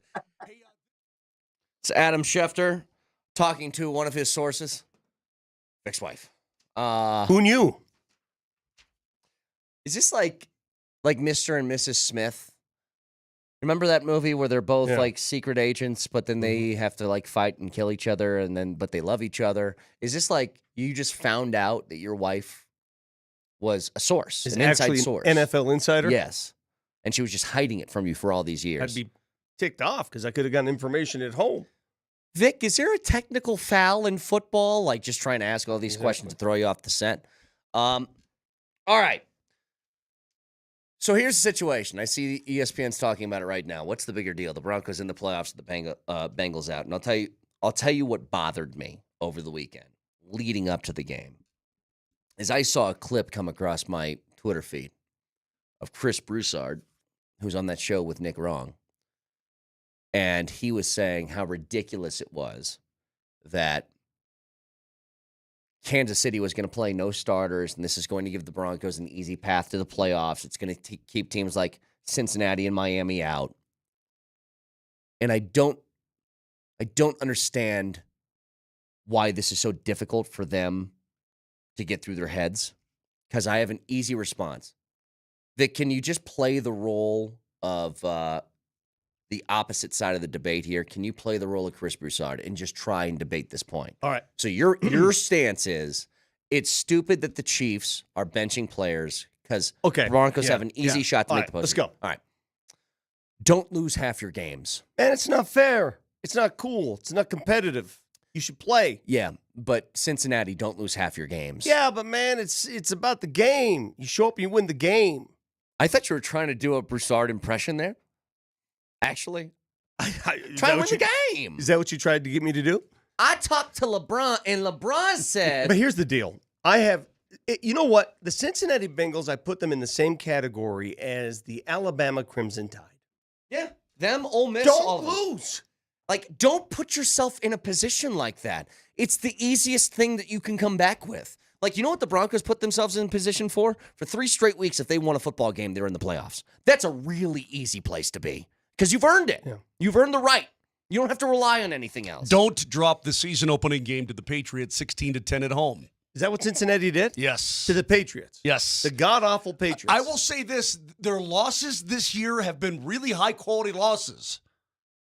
But they had 8 of them, okay? Yeah. I mean, they lost to the Chiefs by a point in Arrowhead. Yeah, I'm not crying for Cincinnati. They lost 38-33 to the Commanders. They lost 41-38 against the Ravens. Okay, so hang on a second. Moshe, because you watched the game on television. 35-34 at the Ravens. So they kept doing the cut-ins in the game, which I understand. They were going to the Miami game and showing the updates on that because if the Broncos did lose, even though it was clear they weren't going to, that Miami would be the team that gets in before Cincinnati does if they were to win. But I was confused because whenever Burleson kept doing the cut-ins of the game, he kept saying, and big news over in New York, Miami down 3. And the Broncos are up like 24 points. I know. It's like, dude, did you understand how this works? I don't think he understood that it didn't matter for the Broncos It's whether so they won or funny lost. how many of these guys don't understand the circumstances at stake. Did you guys see because the Cincinnati already won. It doesn't matter. This is absolutely gorgeous. Yes. I know where you're going with this. Let Nelly do his magic real quick, please, and then bring it up. You're talking about the cut-ins, right? Yes, the funniest cut-in I've ever seen by a million miles on network sports. And you're wondering, well, how does that happen? Where's the producer? You know, what are they thinking? What are they doing? Why are they doing Somebody it? messed up the traffic. Somebody messed up the traffic. It happens from time to time. What do you call those plane people with the plane people? Air traffic controllers? No, the people on the runway. The guys on the runway. Yeah, whoever was handling this runway handled it all wrong. So the Texans are on the road at the Titans. And they cut in. Nelly. It's incomplete. Time to go to New York for an update. Guys, this must be a mistake, but I'm going to do it anyway. We've got a Houston Oilers fumble picked up by the Houston Texans and ran back for a touchdown.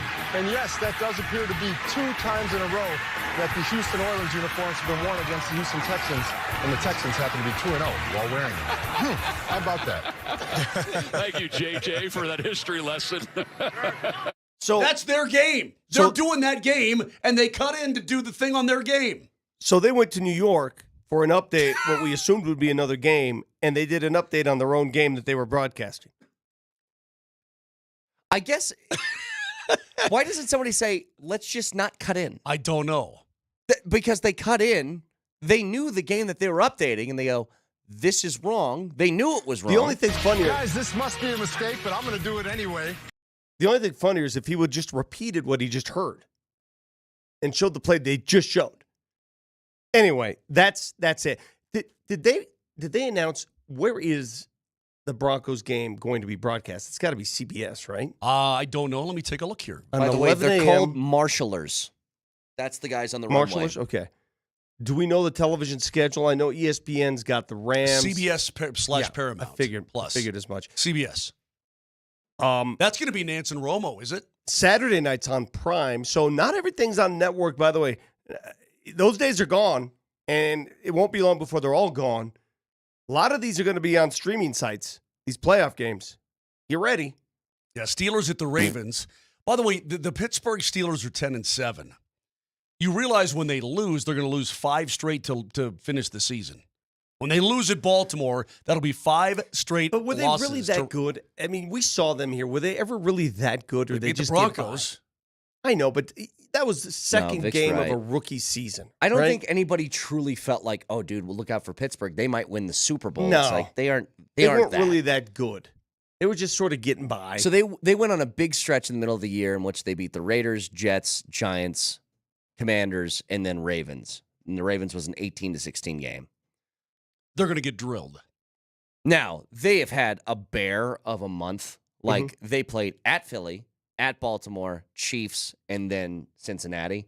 It's not easy, but you lost 4 straight in pretty convincing fashion in most of those games. So the Denver Broncos, by virtue of being in the postseason, their schedule next year is going to be more difficult. Yes. There's no doubt about it.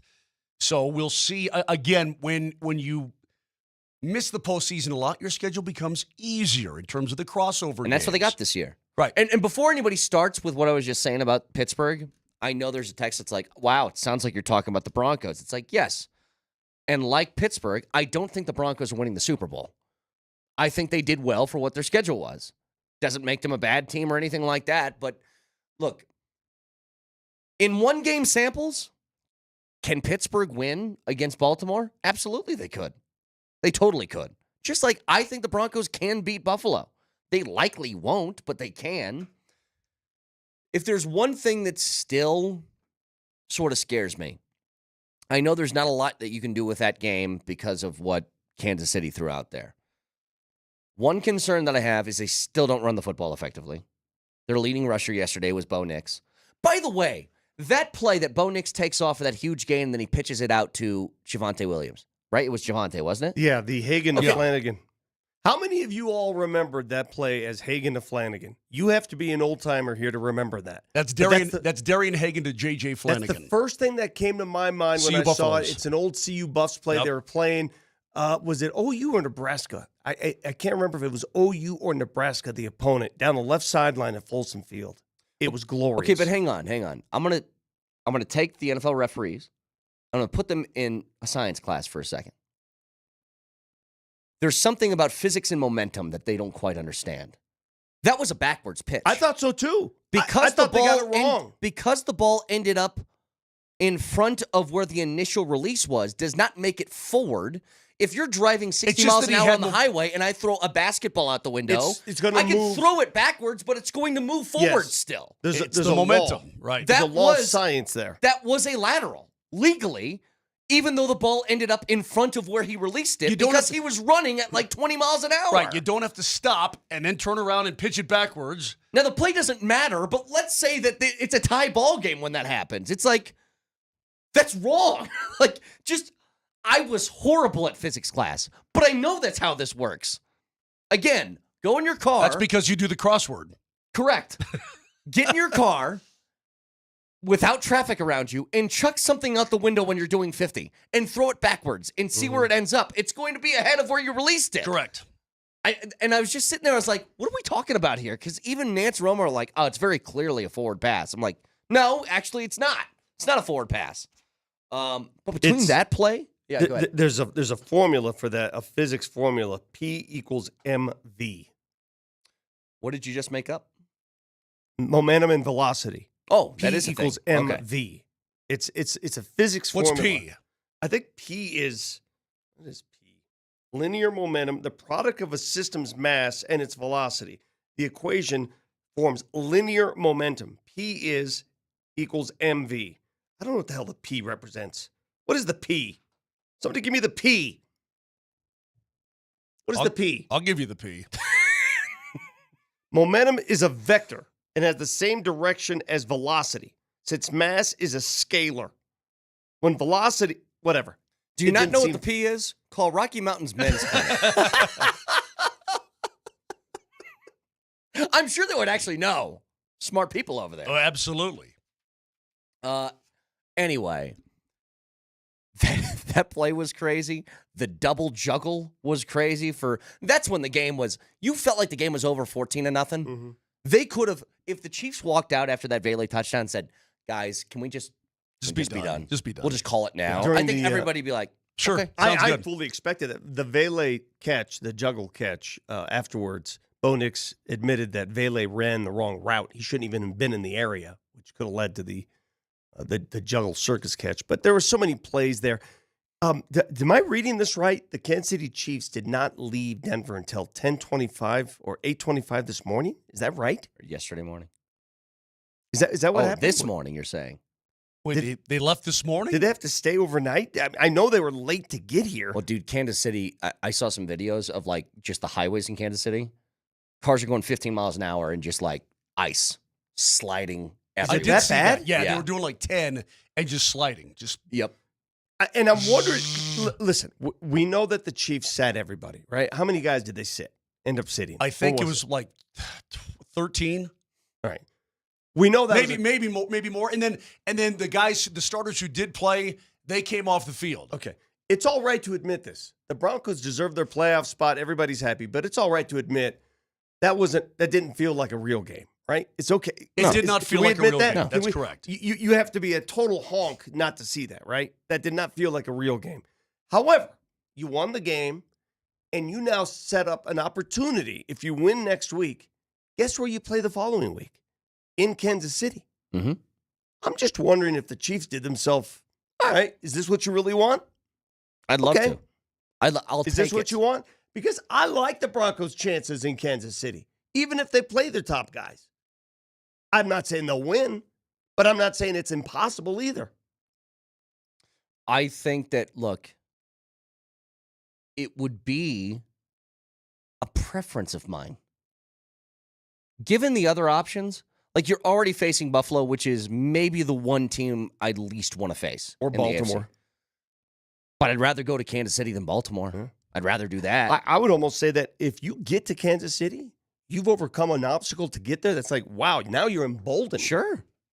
Those are the only two teams that I don't want to go to. The only two places, Buffalo and Baltimore. I would not mind going to Kansas City. I would not mind going to Houston. Now, if we could if we can convince the Chiefs to play that same roster they played yesterday, if the Broncos were to travel to Kansas City. You want to write them a little note? Hey, guys, you'll Dear roll Andy. over the Broncos. Make sure Mahomes doesn't get hurt before the Super Bowl. You know what I mean? Absolutely. But God, we talked about this heading into the game, Moj. So there's a whole bunch of good vibes today, and there should be. Like, this is a hell of an accomplishment. Hell of an accomplishment. And for everything that Vic just said about that game yesterday, which is all true, look at the bigger picture that you won 10 games in a season with a rookie quarterback and $90 million in cap space going unused. That's a remarkable feat. And for as great as that is, the opposite of that would have been equally as crushing. Like, felt like such a missed opportunity. And I'm so glad I mentioned this to you guys. You remember? I was saying, do you think that Sean Payton, after playing it really conservative against Cincinnati, might be a little bit more aggressive in this game? Might go for it on fourth down. Owned 39-yard line, 7-0 ball game. Owned 39. 4th and 1. What'd they do? They snuck it. I didn't think he was going to do that. You don't get the sneak there. Well, it felt that like 7-0 lead probably becomes 7-3 it was at best. such a long cadence. All bets are off, though. You got to win this game. That's what I'm saying. But it was such a long cadence. Like it feels like he's just trying to draw them offside, right? And he's going hot 1, hot 2. Yeah. By the way, can we talk about that? Can we talk about that? Let's get this down. What are we playing in the street? I'm glad you arrived at this. Yeah. All right, we've gone from cadences. We've gone from Omaha. What is Dak Prescott Hey, doing? ladies, sup? Here we go. Here we go. And then we get that one. We're going serious old school 1970s backyard. No, it feels like 1953. It really is. I mean, hot one. Okay. Hot 2, hot 3 snap. Nope, they're going with the That is a Newt Rockney thing. It is. All right, boys, going to go out there. We're going to go on 3, okay? So hot 1, hot 2. First of all, I was taught as a kid, is it hut, H-U-T, or hup, H-U-P? What is it? It's hut. Okay, It's I hut. was taught it was both ways. Hup or hut. It doesn't matter. I This mean, guy it's all you just have to have something come out of your mouth. Well, this guy's 100% hut. Hut See, one. now, if he really wanted... like hut 2 totally. If he really wanted to go old school with it, he would say, hut 1, hut 2, hike! He would say hike. Hike, right. Yeah, I'm going to be honest. Don't love it. It seems to work. Well, you're talking about going forward. I mean, that was the play where I'm like, listen to his cadence. But it feels it just threw me off a little bit. You're giving the defense like, and maybe this is part of the strategy. Hut 1, hut 2, hut 3 is the one that they go on. So the defense is revving up. They're like, all right, 1, and it's like you get so tense that maybe when you do try a hard count on 3, they just go, like just jump. I don't know. Maybe that's the whole plan. But it sounds really corny. It does.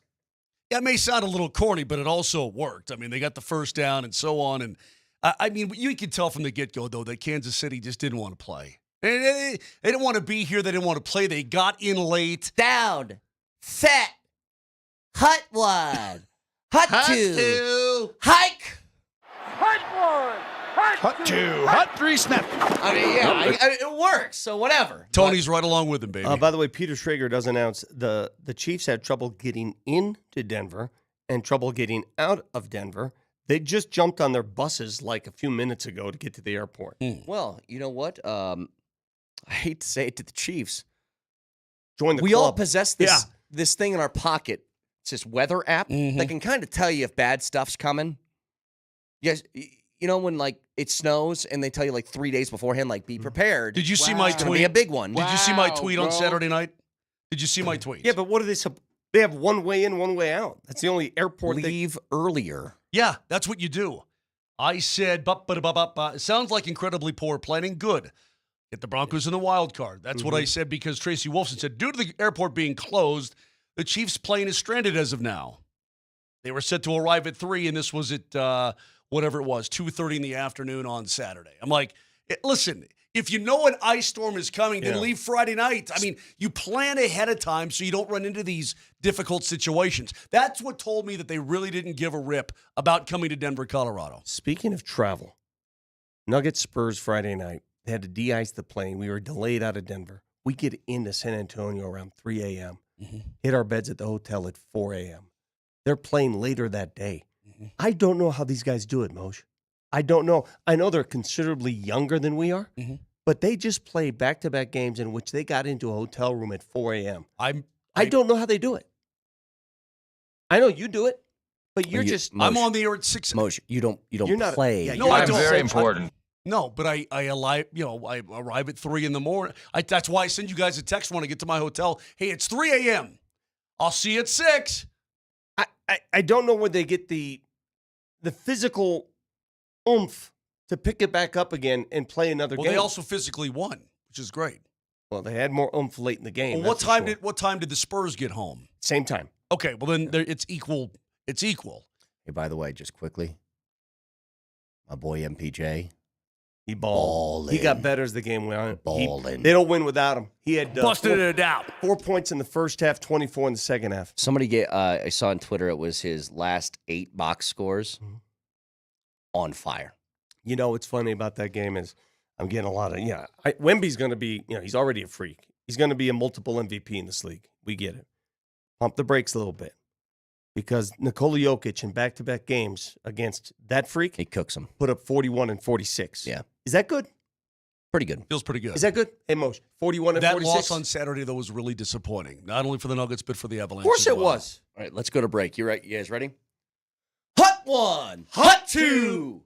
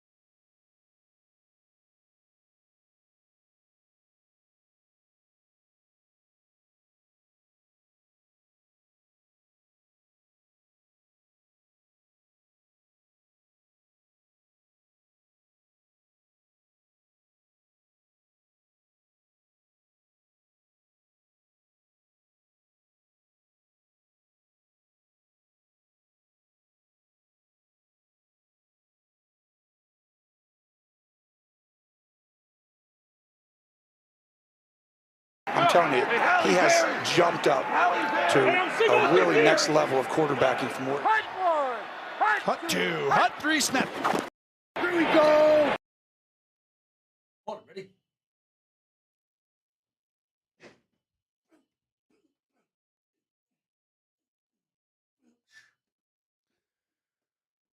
All right, talk to Adam Schefter earlier in the show in the 8 o'clock, top of the 8 You know o'clock what we did hour. not ask him about? Vic. We did not ask him about this, and I wish I had. What is with the Minnesota Vikings spending $2 million to buy all those tickets at the Lions joint? That didn't work. And then sell them to their fans at a discount. Well, they want their fans there. They want your fans there. Well, that's a noble gesture. That does feel like it should be illegal. Yeah. You can't have opposing teams buying How tickets. does one team? I've seen that before. That's happened many When? times. It should Where? be illegal. That's happened How? before. I've heard that happen before. I've never heard that. Where a team buys tickets in an opposing Yes. arena or Yes. stadium? If they're for sale. Well, they were really loud on all 9 of the points scored by Minnesota yesterday. Hey, you know, one last thing about the Hut one. Doesn't that hurt your chances when in a cadence, especially the very smart QBs, Aaron Rodgers is the best at this, when you're trying to draw a team off sides and they're, and they're really altering their cadence. Hey, Who was that quarterback that you just did right there? Because he is never playing for my team. That guy's never playing. Coach is right here. You know what I'm saying? What? Can we get? Wait, what are you asking? What are you asking? Well, how do you draw a team off sides when your cadence is Hut 1, Hut 2? What are you doing? What is your problem? Yeah. No, I think it actually, I was explaining this last segment. I think it actually helps. How? Because if they We'll know ask a former it's quarterback. Hut 1, Hut 2. Turn your and then mic on there, Mike. On Hut 3, Let's talk to a snap former. it. Let's talk to We're a talking former cadence, quarterback. and we're making reference, Mike Sanford, to Bo Nix's Hut 1. Let me make the case. Okay, so this is Hut this 2, is not Hut a 3, snap. Yeah, I mean, totally hot. it's hot. weird. Okay, Yeah, right. all right. So I was at training camp this year, and it was a short yardage goal line emphasis. And Sean Payton has this whole installation for this Hut 1, Hut 2, and it can go on infinitesimally. Okay. What's the point? Well, I think that I don't know the point. Because like cadences can be so tricky and unique, and there's so Hold the many mic a little bit sorry. farther up. There's so many different ways that you can get to. Here. Good. Take a seat. Yeah, there you go. I'm tall. Yeah. But But the whole you have to thing be with- so boastful. Look at me, I'm tall. What's up, 6-footer? yeah, what's going you're on? 6 foot. That's 6'3", Hi, man. huh, couldn't tell. Yeah. So Hey, what's up, high IQ? Hey, what's up, baby? So this whole concept is that you say Hut 1, Hut 2, Hut 3, and you go through the sequencing, and there is a set of circumstances where you will snap the ball, and then there are sets of circumstances where you don't, and the defense doesn't know because it's almost so ridiculous sounding. So this is the It case did that I sound made. ridiculous. I'm like, he's just purposely Hang on. trying to draw them offside. Yeah. Or I don't know what he's Because I doing. think it sounds like kind of corny, but It it is works. corny. It works. But here's my It's case. football corny too. My case is if you're on the D line, okay, and you hear Hut 1, Hut 2, and then on 3 they go every time. It's just like you're getting revved up waiting. And it's like if you ever do want to try a hard count, maybe they get so revved up on 3 that they jump. I don't know. Like maybe it works that way. Because the normal variety of cadences that you can use in a pro style offense is it's like advanced calculus. Yeah. Yeah. That it's almost maybe too advanced for a defensive lineman to get any type of beat on. Therefore, they never try to jump off sides. And so this weird shot, and it's a Sean Payton thing. This is not an NFL league-wide deal. I actually asked somebody at training camp, I'm like, what is up with this weird Hut 1, Hut 2, Hut? Hi, And they're guys. they're like I'm this- going to hike the football. And I can't remember if it was like Chase Daniel or somebody. Like, yeah, this is like a weird shit Sean Well, Payton doesn't it- quirk. If you're trying to draw a defense off sides, and Aaron Rodgers does it best when he really messes with his cadence. How do you draw anybody off sides with that? With Hut 1? Well, and I think the point is that defensive linemen are almost so simple-minded. Yeah. That You're if calling you them do, dumb people. Did I say that? This is Coach Sanford's. Oh, I get quarterback. That was funny. That was. Go on. So yeah, like referencing your dumb people. Aaron Rodgers. Yeah. So those idiots on the D line. Yeah, go ahead. Yeah. So they hear Hut 1, Hut 2, Hut 3, and it's always on Hut 3. Mm-hmm. So then all of a sudden you go on Hut 5. You go to Hut 5. And then all of a sudden, they just jumped. Or Hut 1 if you really want to throw things off. Like my wife's favorite over the years, though, and this was in vogue maybe 2 years ago, was, "Hey, ladies, sup?" That's what it sounds like, right? It sounds like, "Hey, ladies, sup?" Dak Prescott. By the way, I wonder what that is. That's Dak. That's Dak. No, his is, "Here we go. Here we go. Yeah, who did the "Hey, ladies, sup?" Who did that? Somebody had something I similar think Kirk to that. Cousins did it. Well, Coach, now that you're with us, what is it about this team that you think gives them the best shot to beat Buffalo? I think we all agree that they likely aren't, but what do you think that they have that could be a separator in the game? I love the game that took place yesterday because confidence matters. And think about the Notre Dame Fighting Irish in the college football playoff. They played in that first round, didn't get that bye. All these other teams didn't take that bye that are in the college football playoff that are all 4 through. Yeah. The teams that had a bye, they all lost. And they were allegedly the higher seeded teams. We all know that wasn't the case. I think the fact that the Broncos came out of the game on the defensive side of the ball, refining their identity and I know it was Carson Wentz. I know that there was a bunch of backups playing, but they pinned their ears back and they rushed the passer. And that's what this team does really, really well. Yeah. And for Nick Bonito to get 2, Jonathan Cooper to get 1. Did you guys realize that the Broncos have 2 sackers? They have two guys that have gotten sacks over 10. And right now, Benito's 3rd in the National Football League. The term you're trying to get to is Sackers. double-digit sack totals. Is that what it was? Yeah. I Are you a defensive lineman? I was just going to say, Here's how what much time did you spend at defensive end, bro? You know what I learned a lot about, though, is that the sum of the parts is equal to the master of the sum of the lesser. Velocity. Because I listen to you guys, you D linemen, having a little discussion about the sum of the parts. Vic did once say what the Broncos need to do is get to the pass guy. Yes. And that was code for quarterback is what he was looking for there. It was, guy. it was the pass guy? Yeah. Yep. He couldn't think of the word quarterback. Yeah. She's like, you get to the pass pass guy. Well, it's because he's been watching Riley Leonard play for the Notre Dame Fighting Irish. Much of a pass guy. He doesn't like passing the ball. Yeah. He's a run guy. How about this, by the way? Here's a huge boost. Just real quick, Moj. A huge boost. We entered the season like rookie quarterback, who knows? And my big concern was they spent money on the O-line, which was good. It's going to help. I didn't know how much help he had around him. Obviously, the running game is still not there. It's just not going to be. They aren't good at running the football. I've accepted that. Cortland Sutton's been great. Here's the big thing that separated itself in the last month. Marvin Mims is a dude now. Like, he is a threat that did not exist for about a year and 3 quarters. Yep. I am so happy about this development. Like watching him yesterday, watching him against the Bengals. But are you also just a little bit pissed off that he hasn't been utilized before? Yeah, a little bit. But at least we got it now. At least we got it here. But what the hell's been going on, including preseason games? Well, maybe in Sean training Payton, camp, it's like 40 games. I was thinking about this. Anything. Yeah. Maybe Sean Payton finally said to himself, you know what? Damn, my rookie quarterback is really coming along. And I got this speed demon over here who can do a lot of different things. Why not let's incorporate? I mean, I'm going to credit Sean Payton. He seemed pig-headed and hard-headed about it. He's come around. And when you see 19 out there doing his 19 stuff, you're like, okay, he finally gets it. You were at the game as a fan, right? I was. You brought the family. A little cold, was it not? It was, a little chilly. Yeah, it was a bit nipply up there. 2 things can be true. The Broncos deserve everything they've gotten. They earned their way to the playoffs. They did enough to get into the playoffs. But didn't that game feel like a glorified preseason game to you? I mean, for what Kansas City brought to the table. Man, I fought it so hard because it did. It reminded me of. Do you guys remember the Packers Broncos preseason game where it was a Bo Nix coronation moment? Yeah, and the Packers didn't play anybody. Yeah, right. Anybody. But you know what? Who cares? Is what it is. Like I got to the point. It's where still hard to complete 17 straight passes, it's even very against hard. air. It's hard to do in a walkthrough. Yes. Let alone against an NFL defense that's at least trying to make plays. So I'm not trying to take away, but both things can be true. Kansas City didn't show up.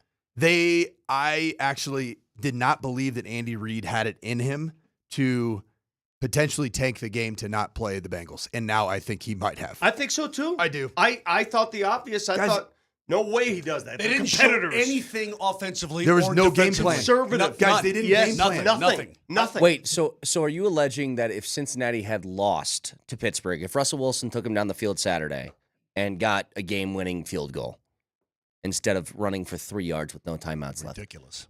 If they have done that the game looks different? I don't think so. I think the whole week they just didn't. Okay. I don't think they invested it's the really, time. It doesn't matter either way, right? Yeah. I don't think they invested the time in this game like they would in a normal game. Because guys, am I right in saying that Joe Burrow is the only quarterback that has eliminated Patrick Mahomes from the postseason? Is that accurate? He's the only slayer of the witch. Yeah. Yeah. Was that 3 years ago? Well, outside of I guess Tom Brady in the Super Bowl, but right. I guess but in the last, in this era, in the AFC, the current, Joe Burrow is the only guy. Yep. One thing I did see yesterday that I've been waiting to see, and this is just me because I like arms, right? Did you see Joe Milton throw Bazooka the football yesterday? Bazooka Joe? Oh, Did you man. see Joe Milton throw the football? Yeah, and it's also part of the reason that my take on Bo Nix from the combine was a little inaccurate. Yeah, because I watched because Joe Milton's Milton, going insane. and Milton alphabetically it went McCarthy, who has a howitzer, and I didn't know that until the combine. JJ McCarthy, Milton, and then Nix, and then Penix. Those were the guys So I watched. it's a little unfair to put Nix in the middle. So you wonder why I said that Yeah. Bo Nix has a weenie arm back in April? Because he did compare to those guys. It's a good tie knot. I'm gonna give you an A for the tie knot. I do right? Yeah, I did it it's at a good knot. 3:55 a.m. this No, it's morning. very good. What time It's were you got- on this morning? Got the dimple What's in the that? right What spot. time were you on? 5:15, 6:15, and 7:15 on Really? on 9 News. Yeah. Yeah, it was good. That's an early rise, baby. Well, Coach, appreciate the time. You can hear him on the morning sprint following us Hut every day. 1, Hut 10 to 2, noon. Dumb D Hut- lineman. Hut Gosh, 3. It's been fun hanging out with a couple dumb D linemen in here. Well, I just hope the Sackers can get to the pass guys on Sunday. Back after this. They have those sackers, the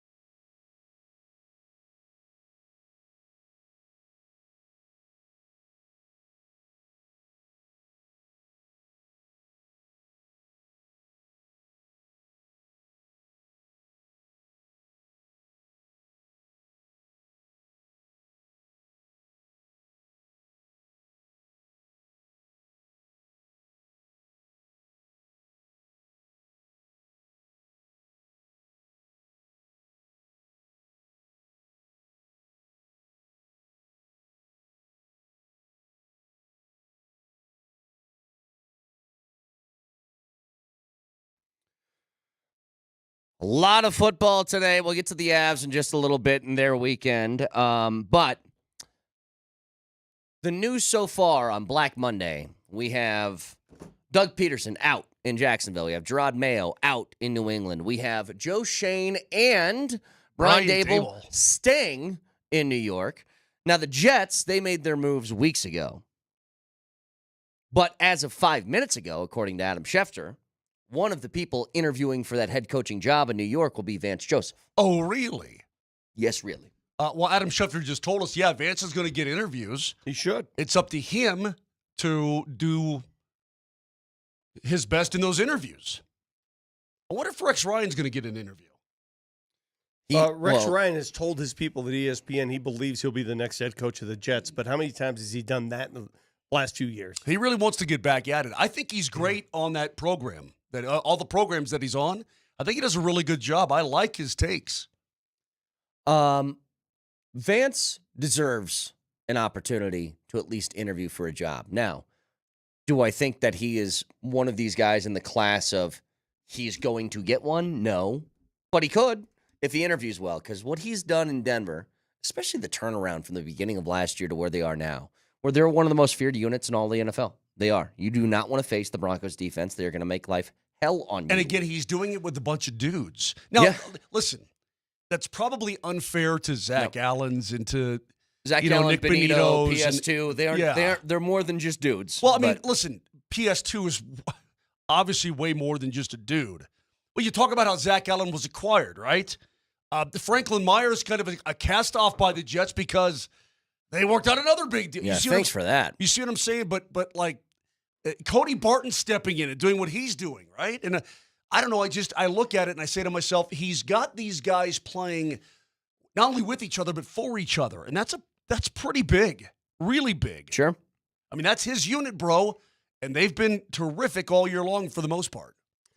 The Broncos locker room yesterday, I thought it was much more professional than I anticipated. And I don't mean that. I mean that in a very... Like you thought they'd get in there and it's hooping and hollering and chucking water everywhere. Here's what... Like they expected to be. Like they expected to be there? In baseball, a team advances past... Or the team that makes it to the playoffs, gets to the next playoff round. What happens in the locker room in the clubhouse? The champagne. It's an outright party. It's crazy. Everything's crazy. Now, that's just part of what baseball is. I understand. That's just dumb. But it was not even close to that. It was so much more subdued in a good way. In a, hey, we're not surprised. This is what we've done. Now, they were happy. Again, Garrett Bowles was happy. Listening to Garrett Bowles talk about, years of misery and finally making the playoffs. Cortland Sutton, same. That was awesome. But they all expected this. And that's pretty cool. Yeah. That's pretty cool. Well, this is what I told you guys earlier. Like when they were 9-5, I noticed this. I was like, that's a team that expects to win their football games. And it sounds like a very basic concept, but when you've lost for a long time, it's not basic. It's not. And so I think that speaks to what you're talking about, Vic. Like this team, how about this? They aren't surprised they're in this situation. They aren't surprised. They're like, oh my God, what did we just do? Yeah. There was no champagne being tossed about. It was, the locker room was a normal locker room. Now, I think the Broncos understand what took place yesterday, deep down. I think they know what Kansas City did. Okay, how about this, Vic? Do you think that locker room is a little bit different, a little more loud if Mahomes is in the lineup yesterday and they do that? I think it means a little more, but at the end of the day, you're in the playoffs. Nothing would have changed. If you beat the Chiefs with Mahomes, you're still going to Buffalo. Different feel, though. Yeah, but nothing would have changed. No. The result is the same. No. You're still going to Buffalo and you're playing a football game there. Now, if they win in Buffalo, that place is going to be rocking. By the way, here's Bo Nix in the postgame with Tracy Wolfson yesterday. What an incredible day. First time the Broncos are in the playoffs since 2015, and you're the first rookie quarterback to take them back there since John Elway. What does that mean to you? What does it mean to this team and this fan base? Well, it means everything. We've worked really hard for this. Quite honestly, opening the season, nobody expected us to do this, but, we didn't really listen to that. We just came out there and put a lot of games together, and we've lost a few tough ones, but we've also won some big ones. So this team deserves it. 89.7% completion percentage. You're almost perfect in that first half. How well are you seeing the field right now as you guys head to Buffalo? Well, I saw it well today, but I'm kicking myself for not being 100. But you know, it leaves some room for growth, and you know, it allows you to keep going back for more. But you know, I'm just excited about this team. I'm excited about what we've overcome, and we just played really good today. You guys got it done on both sides of the ball. Now you're headed to Buffalo. Your early thoughts on that one and facing a tough team with Josh Allen? Yeah, well, they're a really good football team. They've won a lot of games this year. Josh is obviously a really good player. You know, he's had a really good season. But you know, we're excited about the opportunity. And you know, it's playoff football time. Thanks a lot. So, congratulations. Two things I noticed. Real quick, Tracy you guys- Wolfson's really good. Yeah, she's good. I thought he sounded like Plummer there a little bit, which was weird to me. The way he was, his voice, I don't know, it reminded me of Plummer. I didn't hear that at all. Not Jake, Jack, his son. The other thing is this. That was the greatest moment on this radio so good. history. The other thing is this. I hate that reminds me. For our I'm new- sorry, our new Brett. listeners, I'm they sorry, have to- Brett. they have to- I'm they have sorry, to Brett. understand. Hang on one second. Because more and more people have come to the program over Yeah. the years, right? For those of you who missed some of the early stuff from like 2019, This is like 3 years ago. I feel bad for you. Yeah, we were going through draft choices and potential picks, and the Purdue quarterback, Jack Plummer, was his name? Yes. His name was brought up. Our boy, Brett here, thought Jack Plummer was the son of Jake Plummer. I did. Now, you guys acted like that was crazy. You said, how old do you think Jake is? And I go, well, Frank Gore's got a kid in college. It's not that crazy. His son, Frank Gore's son was playing college football, and Frank Gore was still in the NFL. Listen to me. Just eat your mistake. Look, it was a giant mistake, but it wasn't because of the age. Listen. Don't try to legitimize it. Don't try to play this game. I still think it might be his kid. He just doesn't know it. Here's the other thing that I wanted to say about that clip. It's almost really rare now to hear somebody say, hey, nobody thought we would be here, because Travis Kelce will say that after they win the Super Bowl. And it's like, actually, everybody had you as the odds-on favorite to win the Super Bowl. Or that kid from Georgia. Nobody believed in us. The kid from Georgia 2 years ago said they thought we'd win 4 games. I'm like, who is they? Who is who is that? Garrett Bowles said that. He goes, and I love Garrett, and I'm so happy for him. He goes, I've been overlooked my entire life, and I felt like saying to him, dude, you're 6'5", 300 pounds. And a first-round pick. Who's overlooking you? But in this case, almost nobody thought they'd be in this situation. That's true. Let's be honest about it. If you tell me, I had them between 7 and 10, and that was I was being nice when I said 10. I thought a winning season would be great. But the only people who really had them at 10 wins and in the postseason were orange-colored glasses type of people. Yeah. Really, you know what I mean? Or sure. And maybe you really felt that this team could do that, but it was also a pretty damn big gamble. They proved everybody wrong, man. Or like they proved themselves right. When I they say believed in themselves, nobody thought they'd be there, you're always going to get the guy who says something like, "Oh yeah, well my uncle's poker buddy, he said it one day when he was at the." I was like, "All right, fine. Those two people thought so." It's just I thought they'd be a team picking in the top 5. yeah, just the crazy sycophants. Just the crazy sycophants. Here's the other great thing about this, because you mentioned this, Moj, not to get too far ahead of things, but you were talking about, now that you make the playoffs, the schedule gets tougher. You know what the Broncos actually got, though, which is really nice? They made the postseason. And for crossover games next year, they're going to be taking the 3rd team in the division. Like, they made the playoffs, and they're going to get the 3rd best teams from each division that they face. Your division's very good. Oh, yeah, of course. But I'm just saying, who do they face in the NFC next year? So somebody already has the schedule. They already have the list now. So next year, their crossover games look like this. So obviously all of the 6 division games. They're going to get the AFC South, which is nice. So that's Texans, Titans, Jags, and who am I missing? Colts. Their crossover game next year is going to be the Jets. They're playing the NFC East next year too, so it's going to be Philly, New York, Dallas, and Washington. And then they get Green Bay. Yeah, listen, we're all happy. Then the Broncos are in, but I can't help but think of if they had taken care of business and they're in the Chargers position right now, the Chargers get to play the Texans in the first round. Yeah. But the Chargers, by the way, are a favorite already in that game. They get to play the Texans. On the road at Houston, they are a favorite, are the Los Angeles Chargers of Orange County. What upset, as we're looking at the playoff bracket right now, and those who don't know the bracket, Chiefs get a bye in the AFC, Lions get a bye in the NFC. Then you've got, let's go down the list here. In the AFC, Bills hosting the Broncos, Ravens hosting the Steelers, Texans hosting the Chargers. What's the most possible upset of those three games? Do you consider the Chargers winning on the road an upset, or because they're a favorite? They're a favorite in the game. Texans are the upset. I guess how do you say however you want to qualify an upset. Okay.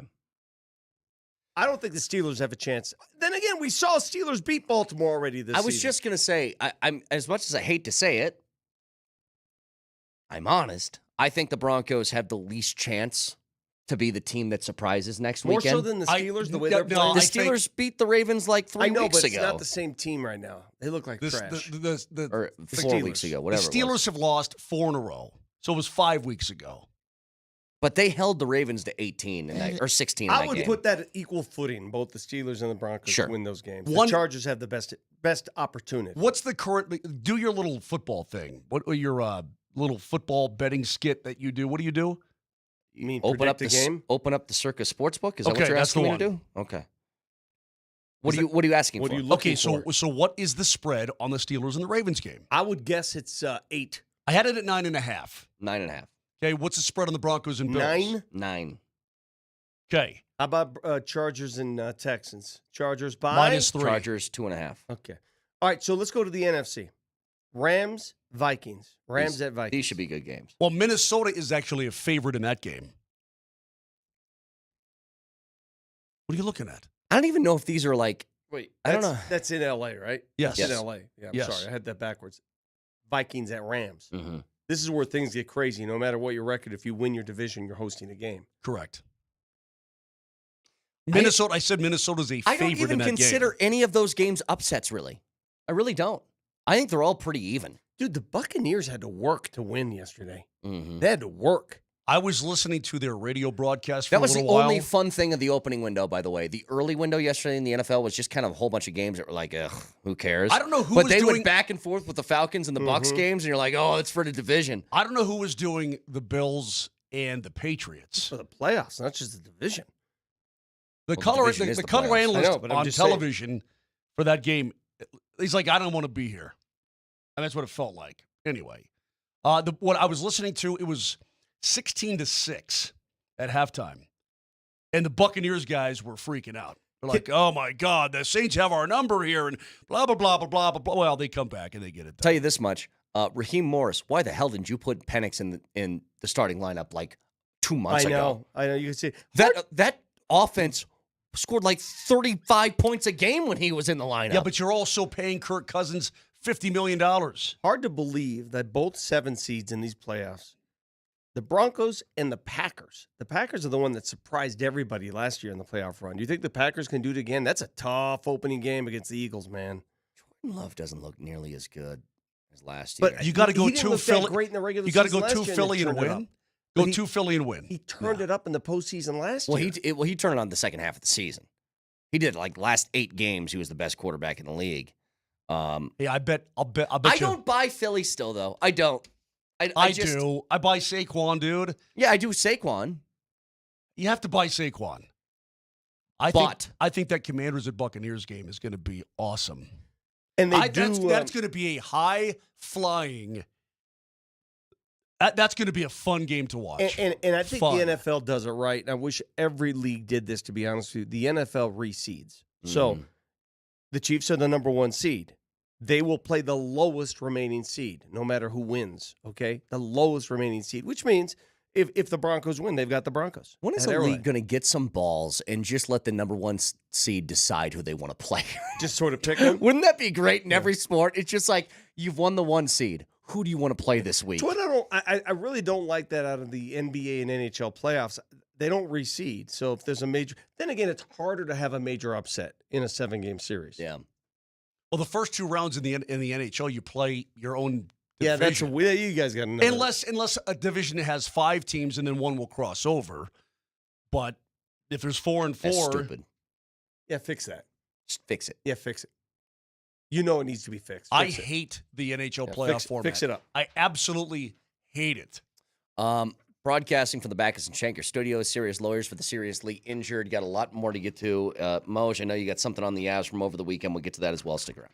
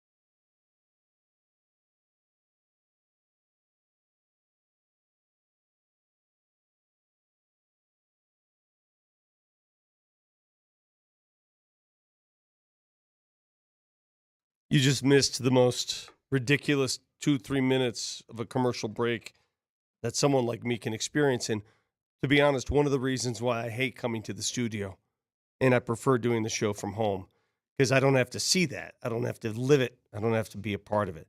I just saw Mosier and Nelly nerding out over something in Mosier's hand. He was showing him, who was that, Night Ranger videos? It was a cover of Don't Tell Me You Love Me by Night Ranger. And they're nerding out for like 3 minutes. I'm sitting there going, Vic, you got this all wrong. You have this entirely wrong.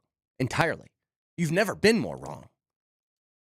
Please, Nelly, take Mosier and his videos and nerd out together because it avoids me being involved with the video and then Mosier getting mad at me when I say, dude, I don't care. well, that's the worst part about it. He tries to show me this. I'm like, that is, don't even approach me. Nelly's your boy. Go to Nelly That's from the now one. on when you have nerd stuff like that.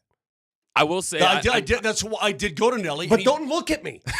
Don't look my way. You interjected yourself into the conversation. You weren't even a part of it. But I will say, I'm starting to learn what you guys experience every day because Vic and I were talking about how his daughter goes to Kansas. We were talking about fun environments to watch sports and how SEC football games are different. And then Mosier comes into the studio, guns a-blazing, phone full volume, and he's like, Nelly, check out this cover, man. When he says full volume, it's like you took the restrictor plate off your sound on that thing, too. There's no It's muffler loud. on the iPhone, man. But it is. It's like me and Vic will be talking about something like, hey, in the third quarter, did Knicks do this? And then Moshe goes, bro, look at this turtle. Look at this turtle, bro. Did they invent? And I'm like, yeah, it's a cool turtle. It's a cool turtle. Did they invent ADD just for you? What did I show you today earlier about some? Never mind. Bend over and I'll show you. I can't.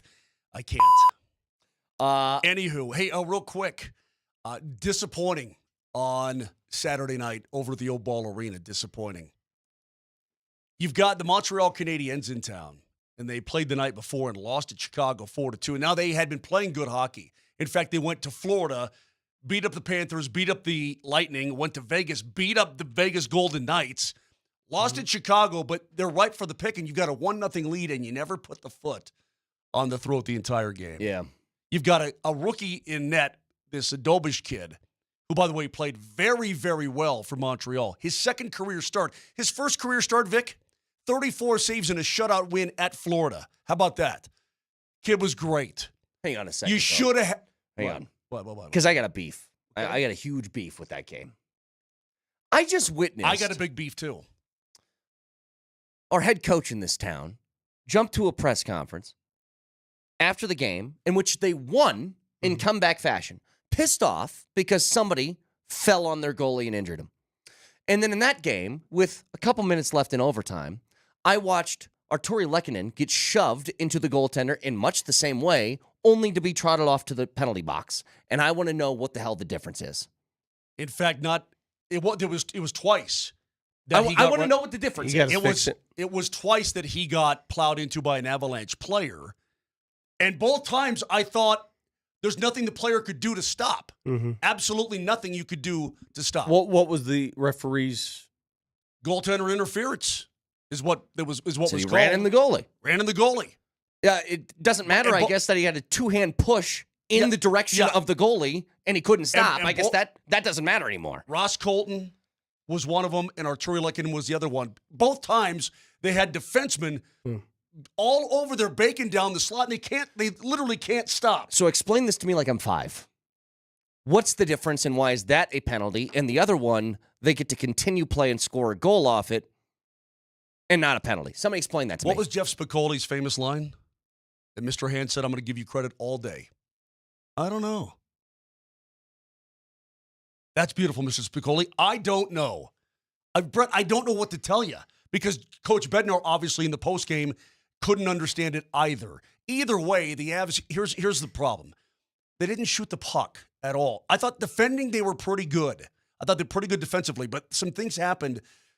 You have 5 power plays in the game. You get 3 total shots on goal. Now, Rantanen scored. The only goal, though, that you score is off Mikko's skate. The only goal you score in the game, you have 3 total shots on 5 power plays.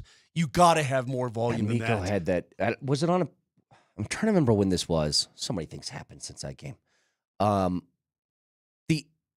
The Mikko shot where it looked like it was wide open and it barely caught the toe of the goalie. Was that a power play or is that just a nice little setup? I don't remember, but it was a one-timer from the bottom of the circle. Yeah.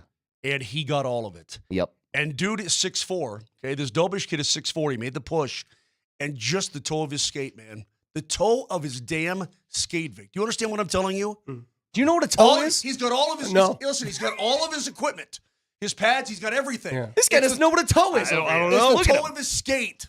It's the thing that you have a bunion on. That.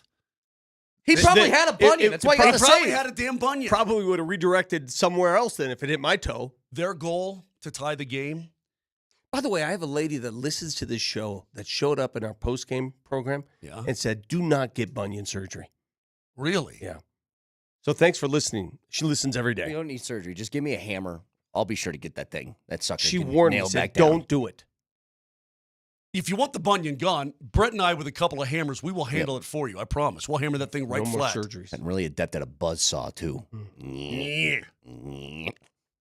Like a skill saw? I made that up. Yeah, I know you But did. I could try it. Do you even know what a skill saw is? You have that skill. With a worm to have drive? that saw, Oh, dude. I mean, come on. Hey, listen, my worm drive skill saw is one of my favorite things on the planet. A lady never tells. I do love the free advice. Skill Yeah, saw. you want one of those? No, but You want one of those on that bunion here. there, Vic? Up to the top left, Nelly, or on the left. Yeah, no towing. Left. Yeah, that one with worm drive. It's unbelievably Go good. to the upper deck, though, Nelly. I want to play Name That Tool. Go to the upper deck. All right. Name the one on the name that one. The one he just hit. What is that? That's a tiger saw. No, there's another name for that I can never pronounce. Sawzall? Sawzall. Sawzall. Wait, what?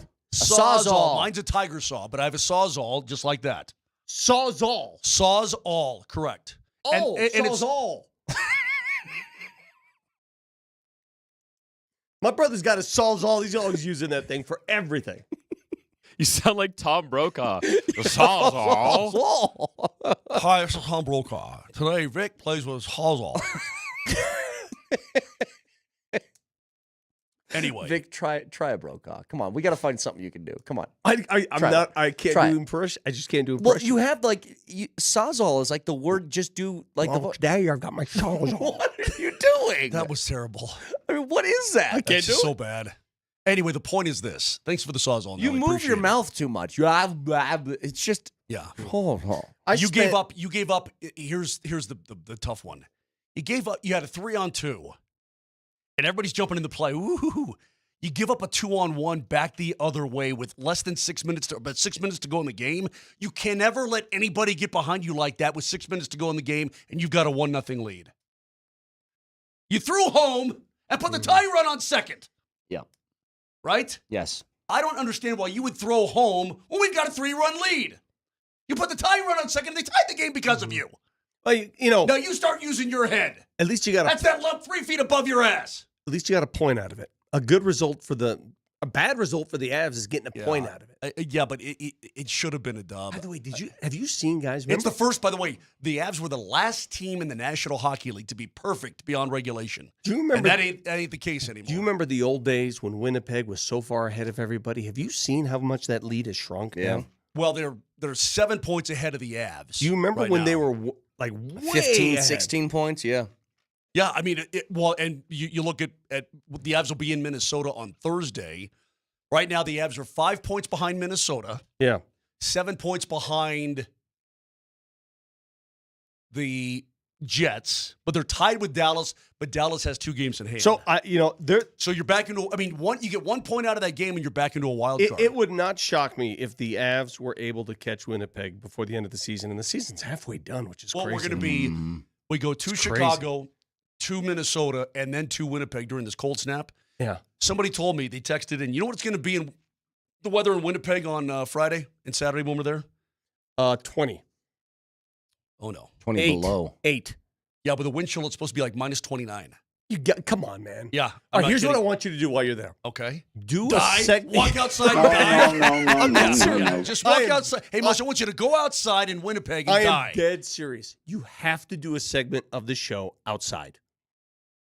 Please do that for me. People die of exposure. I want to see you do it. 10 minutes in minus 29, 15 minutes in minus 29, you die. Admit it. You dying on air would be great content. That would be great. For you guys, it'd be really excellent good. content. For you guys and my wife, it'd be really did good. You see, it's all over social media, that water from Green Bay yesterday, that he opened the cap off the water and it froze. I want you to do that for us live from Winnipeg. It's cool because when we get to Minnie, Chicago's going to be freezing. When we get to Minnie, It's actually going to be the warmest day of the week. A high of 29, up from 18 the previous day. What is the forecast in Buffalo this Sunday? 30, 31. 31? Okay, Yeah. that's not bad. That's what it was yesterday, essentially. Yeah, no big deal. They'll be fine. Vic, just quickly, I want to see if we can. This is something from The Office that they almost teach you how to do an accent. I want to try one more with you, okay? Dude, do you understand why I can't do accents? Listen. I think you can do this one. So they were playing a game called Savannah, and people tried to do a Southern accent, and Andy from The Office says, no, it doesn't sound like that. That's more like a Florida panhandle cut type of thing. Savannah, it sounds like you got syrup just dripping out your mouth. Syrup just dripping out your mouth like this. Where you take your ashes and you just go like this.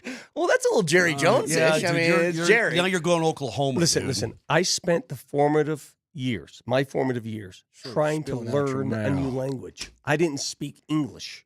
So it's hard for me to adapt after spending my formative years learning a language. You were born in the USA, but I didn't speak English until I was like 7, 8 years old. You can do the Baba da Boopies pretty good. That's pretty good. Back to the division leads. Yeah, I can see. This is how cold it is in Green Bay. This is what I was referring to earlier. He's got it for us. You open this bottle of water. Watch this. And then instantly, science takes over. Science says, I'm going to freeze this up for you real quick. I want you to do this in Winnipeg. I will. Do that in Winnipeg. What was it in Green Bay yesterday? Like 1? It wasn't that bad in Green Bay. It froze. Hey, the Avs have a chance. They have a chance still to catch Winnipeg. Conversely, it's over in the Western Conference of the NBA. You guys know it is by a over. mile. Yeah. Oklahoma City, you ain't catching them. Did you see what they did? They're 30-5. Did you see what their defense did to Boston? Holding Boston to 28 points in the second half. They were down big. They were down big, and they just said, okay, let's play defense. Hey, Brett, I'm going to quiz you here. Okay. How many games in a row has Oklahoma City won? Don't look. Take a guess. I know it was like at 11, like a few days ago. 15 is 14? the answer. 15. I was going to say 14. They've won 15 in a row. They've won these games, and they don't even have Chet Holmgren in the lineup. He hasn't even played in a month. Frauds. I'm just kidding. They're really good. That's a good team, Listen, dude. I want the Nuggets to win. Would you? I think it would be good for the league if little old Oklahoma City could win it all at some point. Now, they have to prove it in the postseason. Right. It's one thing. We've seen this dog and pony show before where teams go crazy in the regular season and then all of a sudden the game changes in the postseason. We'll see. Now, I have a theory. Defensively, they're so good. They're one of the youngest teams in the league. They're always lights out. They work as hard as they can. They're connected defensively. Well, in the playoffs, every team does that. Mm-hmm. So every team plays lights out or attempts to in the playoffs. So we'll see. Are you going to the game tomorrow night? Boston game? Yeah. I don't know. I might watch it from home. Okay. Just quickly here before we get to a break. You know why I don't like going to those games? Because of all the stupid Celtics fans. Yeah, it just drives me nuts. Yeah, me too. Just a couple things here from around the league. Obviously, Broncos making the playoffs, first time in almost a decade. Very, very cool day today. But for the things yesterday that I don't quite understand, one of them is Gerard Mayo was fired immediately after the game. He was there for a year. He's following Belichick. And this is a team that, remember, they didn't want to start Drake May at the beginning of the season. Why? Do you guys remember? They said it out loud. Executives within the Patriots front office said this. We don't want to get him killed because our offensive line is so bad. Yeah. What did they expect Mayo to do? They're willing to kill the backup quarterback. Yeah, they said to Jacoby Brissett, we're willing to kill you. Die. You die first, and then if we need somebody else to die, we'll find the other guy. But you die first. I don't know how to tell you, though. Watching Joe Milton throw the football? Bazooka Joe, he's fun. Dude, he is so fun. I cannot believe the throws this guy can make. Okay, but hang on. Did you guys catch this, though? So Fox, they're talking about Mayo being fired immediately after the game, it felt like. Oh, really? I didn't see that. And Gronk, resident Patriot on the broadcast crew, was about to go in on the Patriots, and listen to this. Already, Gerard Mayo out after one season as the Patriots head coach. I was shocked by that, and to happen that soon was a shocker to a lot of people, especially here at the desk. We were all surprised by that. I think it was unfair to Coach Gerard Mayo. I mean, he had never had the chance to develop as a head coach. He was just a rookie himself in that department. And if you judge a coach by their first year, that's really not appropriate. I mean, Jimmy Johnson, you went 1-15 your first year, and then you won a couple Super Bowls after that. I mean, he really... Hey, we got to go to break. Oh, no, I mean... All right, we're going to keep talking about that. Yeah, we're getting much more in the OT later. What's going on there? Let Gronk cook. He was about to rip some people apart. Why'd they cut him off? Because he's right, by the way. And the only thing I can think, do you guys think I'm onto something here? That they got a Vrabel or something in their back pocket? That they're just like, hey, we're going to let you go because we got something better. Would Robert Kraft gas somebody without knowing what his next move is? I don't know. It's going to be Mike Vrabel. It's going to be Mike Vrabel. It's got to be. He's coming home. Well, but Adam also told us this morning the Bears are going to want to talk. Like a lot of teams are going to want to talk to Mike Vrabel, or some teams. The thing that so they're going to have to make him an offer he can't refuse to go back home. The thing that struck me about our conversation with Adam Schefter, if you missed it earlier, not only him stepping over the line and referencing my wife, but he mentioned he was surprised by the teams that didn't fire personnel. Yeah. He was surprised that the Giants did nothing, that the Colts did nothing. What are they doing? I wonder. I know that McAfee his shtick is growing old on some people, but I wonder what the hell he thinks right now. Do you guys see he's got a suite that's on the field? It's field level. Saw that. Yep. That he left empty in that game because he just ripped the entire organization apart. He and all of his boys are in that thing every week. And then they kept everybody, which is very odd. Here's the other thing. You guys, we'll get to this after the break. I'm just glad that the Broncos are in a place where they don't have to deal with this stuff. That they got the arrow pointing up. That's all they've done for the better part of a decade. The better part of a decade, the Broncos were that team that switched coaches, that switched quarterbacks, that switched coordinators. It's been a circus. It's been a revolving door. And it's so nice to have stability. It's so normal again. And everybody's pulling in the same direction.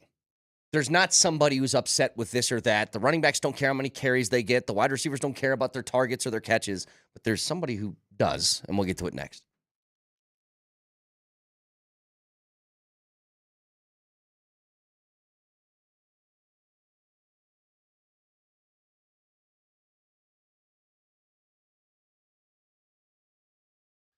Legit question here in 2025. How many guys out there listening to me right now have a mediocre sex life? Seriously. I can ask you about that. Is it good enough? Could it be really good? Maybe the pills are working, okay, but could it be better? Well, the Rocky Mountain Men's Clinic is the place to go because their treatments work when the pills or the herbals fail. They've got treatment success rates well over 90%. Some treatments, they're going to last a long time. Rocky Mountain Men's Clinic has served the Front Range in Colorado for nearly a decade, successfully treated tens of thousands of men. So do yourself a favor, schedule a consult today with Rocky Mountain Men's Clinic. It's only $99, includes the medical consult with a Colorado licensed medical provider. You get the T and the PSA test. And if medically advised, you're going to get a dose right there in the office. If it doesn't work, your visit is totally free. But you know it's going to work. They've got 5 locations in Colorado to serve you and an expert staff. Get back to being you. Call them today, 720-440-7900. That's 720-440-7900 or go to RockyMountainMen'sClinic.com.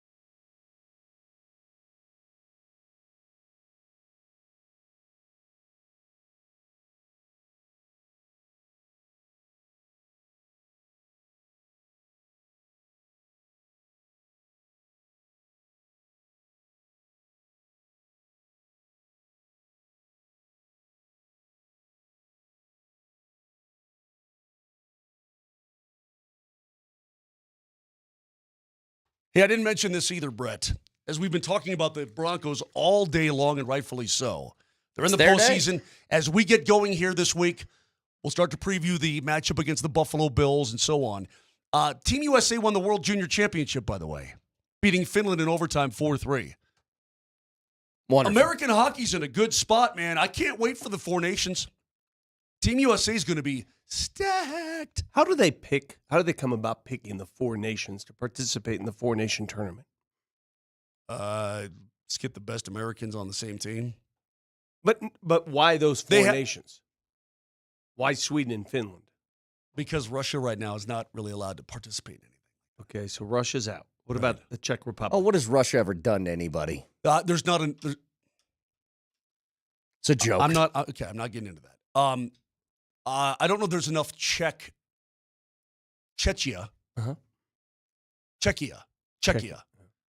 If there's enough to field a super competitive team, this is sort of like a. There will be. The Czechs are always really good. Don't get me wrong. What about Panama? Panama's in. No, this is just a little precursor to next year's Olympic Games, which are going to be in.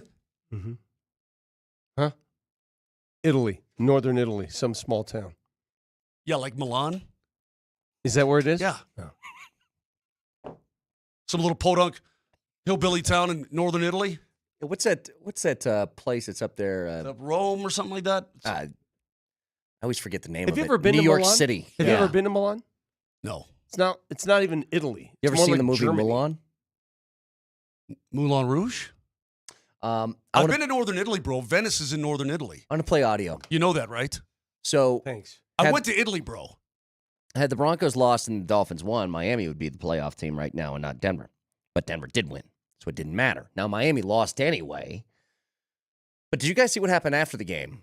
Their prized player, Tyreek Hill. Oh, man. Said this. I don't even know, bro. You know, this is my first time I haven't been in the playoffs, man. So, I mean, for me, like I said, man, I just got to do what's best for me and my family, dog. If that's here or that's wherever the case may be, man, I'm finna open that door for myself, dog. As I'm opening the door, like I'm out, bro. You know, so it was great playing here, but you know, at the end of the day, bro, I got to do what's best for, you know, for my career and, you know, what's best. Because I'm too much of a competitor to be, you know, just out there. Mean you thinking about leaving here? If it is, hey, yeah. He said, I'm out, bro. Like he went full mosh. Well, he went. First of all, he said, you know, whether it's here or someplace else, and then literally 8 seconds later, he's like, "I'm out, bro. I'm out, bro. I'm out." So he misses the playoffs once, and he goes, "That's never happening again." What? Hey, what? What is with Miami athletes? Jimmy Butler and Tyreek Hill both claiming they want out. Well, I mean, Jimmy was, and they got suspended. By the way, you saw that. Yeah, he should have been suspended for that green hair, but nonetheless, it's like Alien. Dude, how crazy is it? You live in Miami. You're making a good amount of money. You live in Miami. You're in Miami, bro. Welcome to Miami. Well, I wondered for a long time because we really couldn't see it because Miami's been pretty good. But I wondered, the McDaniel shtick, what happens when things aren't going well? You can't be Mr. Funny joke guy up behind a microphone when things aren't going well. And miss the postseason. Yeah, well, I mean, look. Their season hinged on the health of their quarterback, too. Sure. If they had a healthy Tua all year long, they're probably in the. Are they in the Broncos route? I don't know, but that's a postseason team with a healthy Tua. But you know what? What a loser! What an absolute loser Tyreek is. Like, you have one bit of like tiny adversity in your career where you didn't make the playoffs, and you're just like, I'm out. You can stay the hell away from my team. You know, I think a lot of that stems from he was with a team that has become a dynastic team. And he's no longer there. He was used to the Chiefs. But that was his. That was his choice, bro. I know. But he sees it from afar, and envy pours in. Now he's like, "Damn, I want that. I was part of that, and now I ain't getting that." And that's where he's speaking from. Not that it's right. He's wrong. But that's exactly where his mindset is. When people talk about cultures and bringing in the right guys, we'll kind of roll our eyes. We're like, okay, fine, yeah. Like Sean Payton's got some of that. Every team across the NFL does. Those guys, though, I get it. It's like, you're talented, but get away from me if that's the attitude you're going to have. Would you want Jimmy Butler as a teammate? No. I wouldn't want Tyreek. Like, this is where, for all the faults that some guys like Garrett Bowles have, God bless him for his attitude. Because he's been here through the suckitude. And he's been a guy that sucked and taken a huge brunt of the criticism from the fan base. Sure. And pulled it together and figured it out. Like, God bless that guy. He can play for my team any day. You know one thing I love about the final week of the NFL season, and it goes to show you that coaches actually pull for their players. They will go out of their way to make sure these guys get their incentives. We saw it in so many cases yesterday. Did you see in Tampa? Tampa was the coolest. Tampa was cool when they got Mike Evans that catch. Yeah, I sent that to you, Nelly. Can you get that ready? That was so cool. At the same time, did you see Mike Evans' post-game news conference? I did not. He was wearing a Mike Evans T-shirt. He should. Mike Evans is amazing. You can't wear your own T-shirt if you want. did. Well, when you break Jerry Rice's record, yeah, you can. He didn't break it; he tied it. But so many coaches he broke it. He did? Consecutive 1,000-yard I thought he seasons tied it at 11 to start a career. And Sean Payton was talking about it yesterday. Talking to Bo Nix and Cortland Sutton about how to get him his incentives. I mean, they work it into the game plan. They want them to make money. Yeah, go get your money, man. The last thing you want to do as a coach is prevent your players from making what's rightfully theirs. Okay, well, then you look like a. I got two examples, one on the good side, one on the bad side. So Tampa Bay, by the way, they have to win to make the playoffs. They're up 8 with 36 seconds left. It's kneel down time. They line up in an offensive formation to get Mike Evans his 5 yards that he needs. Here's what it sounded like. Mayfield throwing. Evans! He does it! Jerry Rice has company! They celebrated like they won the Super Bowl when that happened. So that's a cool moment. By the way, that catch, Moj, $3 million. Okay, here's $3 million. But hang on. Okay, but it was to start his career. Rice also had 11 seasons of 1,000 yards. Okay. Yes. Here's the other thing. Did you see what happened in Dallas? Yeah. They started Trey Lance. Why did they do that? Because they wanted to get a look at him? No, Moj. Could it be that in Cooper Rush's contract, if he played 55% of the snaps, I forget what the incentive was, but it was millions of dollars. He got like $1 million, couple million, whatever it was. And Jerry Jones said, nah, Trey Lance is getting the start today. That is a terrible move. Horrible. Bad for team camaraderie. Geno Smith got his in Seattle. Yeah. He got a big sum of money. But why, as an owner, can you, outside of, yes, the financial stuff of a couple $1 million leaving your pocket, does anybody want to go up to Jerry Jones and explain the long-term ramifications it could have for a locker room full of guys that look at you saying, this guy's trying to keep me from earning money that I earned, by the way? And he said I didn't even know about it. That's what Jerry Jones said. And that's why you're not allowed. That's got to be a lie. You're either stupid or evil. That's Which why one? the Broncos are in a good place. This is an ownership team that is proven it will pay. Yep. It will give you what's yours. It will go. What they've done just in the few short years they've been here, 2 years, they've gone out of their way to pay for new turf when they didn't have to in Mile High Stadium. They didn't have to. They handed Sutton money before the season started with nothing attached to it. They will make sure their players, coaches, all of them, everybody are taken care of. Yeah. And trust me, word gets around on that. Oh, yes, it does. Word gets around. Yeah, it was just some short years ago, though, where nobody wanted to come play for the Broncos. This might be, but there was a time when this was destination city. Players wanted to come play here. I remember this. When I first got here, there were grumblings in that locker room that ownership, whoever that was at the time, the trust, was pretty stingy about things like that. Remember when they just gave Chris Harris a couple $1 million before a season started? Because they're like, can you just tell people we're good? Yeah. Say we're good. Yeah. Like that was the message. In fact, we're done. We should have just asked for money. Can we have some money? Just money in a roundabout. Me. Yeah. Me money. Can you money me needing a lot now. Did you the other thing that happened in Dallas yesterday, did you see that? What? The cheerleader got beamed in the head with a kickoff.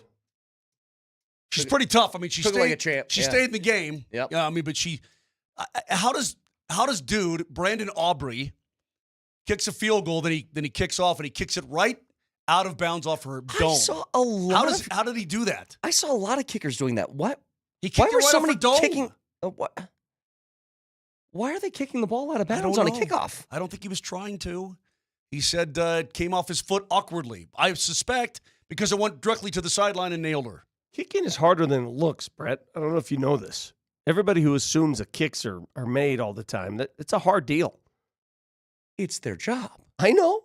What do you mean? But it's harder than it looks. Okay. Kicking ball through uprights, hard. Kicking ball inside sidelines, not that trying hard. to hit the corner. And you overcook. I don't know. When you tee off, do you try to overcook it? Swing golf club, hard.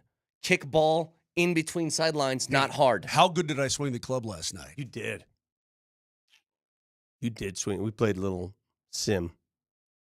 He swung it really nice. You weren't invited. Great. And you wouldn't have been anyway because you wouldn't have gone because you would not have made the cut. Yeah, we knew you were watching football. Oh no. There were bigger things that happened last night. Bigger things. How important was that win for Detroit? Just to everything. Yeah. Life. Was it because you beat Minnesota, or was it because you needed the rest? Both, dude. They are the walking. I did. I tried to explain this to my wife yesterday. Yes, it was nice for all those reasons, rest and all that. I said, she goes, "Is this the first time you've seen them do that?" My wife said it, and I go, "No, honey, it's the first time any human being has seen them get the 1 seed. Yeah. It's never happened ever." I got a text from Troy. So you guys gonna put a banner up? I would. Are you kidding me? I'd hang it in my basement right now. I got a text from Troy, and he says, "I'm not doing okay." I told him he's going to be okay. He's like, "I'm not okay." So I called him on the way after I talked to you, his baby boy. Little baby, beautiful. I said, "Are you in the garage with Coors Lights and darts lined up?" He's like, "Absolutely ready to go." He was already. He was already in the garage. He was in perfect. It was -1 wind chill in Omaha, by the way. And Why my dad's in the garage. Why do the Canes watch games in the garages? That's what they do. Well, because he rips heaters. I smoke cigars when the weather's nice. Yeah. That's why. But they don't do that in Winnipeg. Hey Vic, it was joyful to see their reaction when their team went 15-2. It was great. We need to do this quickly. Go ahead, Nelly. Fact checker. Nelly monitors the mistakes in today's Fact Checker. Presented by Rock Plumbing, Heating, and Air Conditioning. Your local home comfort specialists. RockHeating.com. Rock, bringing comfort home and simplifying your life. Quickly, just to clarify, so that catch gave Mike Evans the 11th consecutive 1,000-yard receiving season, and that ties him with Jerry Rice. He did not break the record. He is tied. I think his thing, though, was to start a career. Yeah, who gives a rat's rip? Okay, fine. iTunes, Spotify, Spreaker, Moser, Lombardi, and Kane can listen to us anywhere on the Altitude Sports Radio app. It's powered by the Will Hite Law Firm. Injury lawyers, go to willhitewins.com. That's willhitewins.com. Yes, Vic, quickly. Adam Schefter, you keep my wife's name out your mouth. Out your mouth. Talk to you guys tomorrow. Love you. Bye. Audio.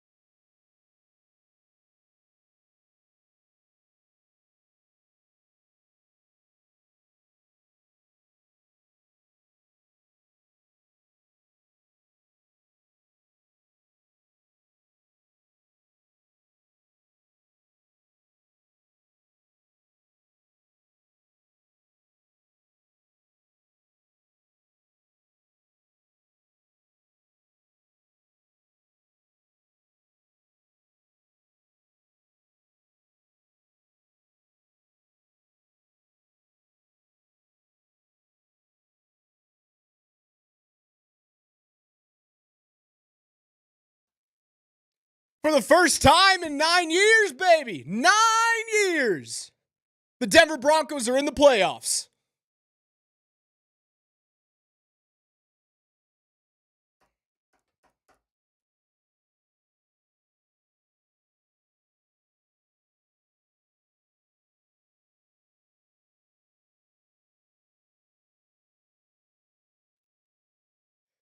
Nine years, baby.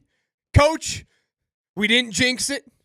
I didn't put the Raj curse on the state. Even though I said the Broncos were going to win the game, I thought the Chiefs were going to cover. I didn't think it was going to be 38-0. I didn't think it was going to be a glorified preseason game. We learned, Raj. You know what?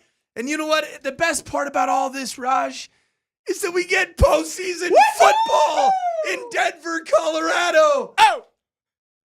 I've lived here for 3 years, and the rest of you sorry sons of guns have to have spent 5 more years, 6 more years of no postseason football here. The longest postseason drought in my lifetime for the Broncos is now over.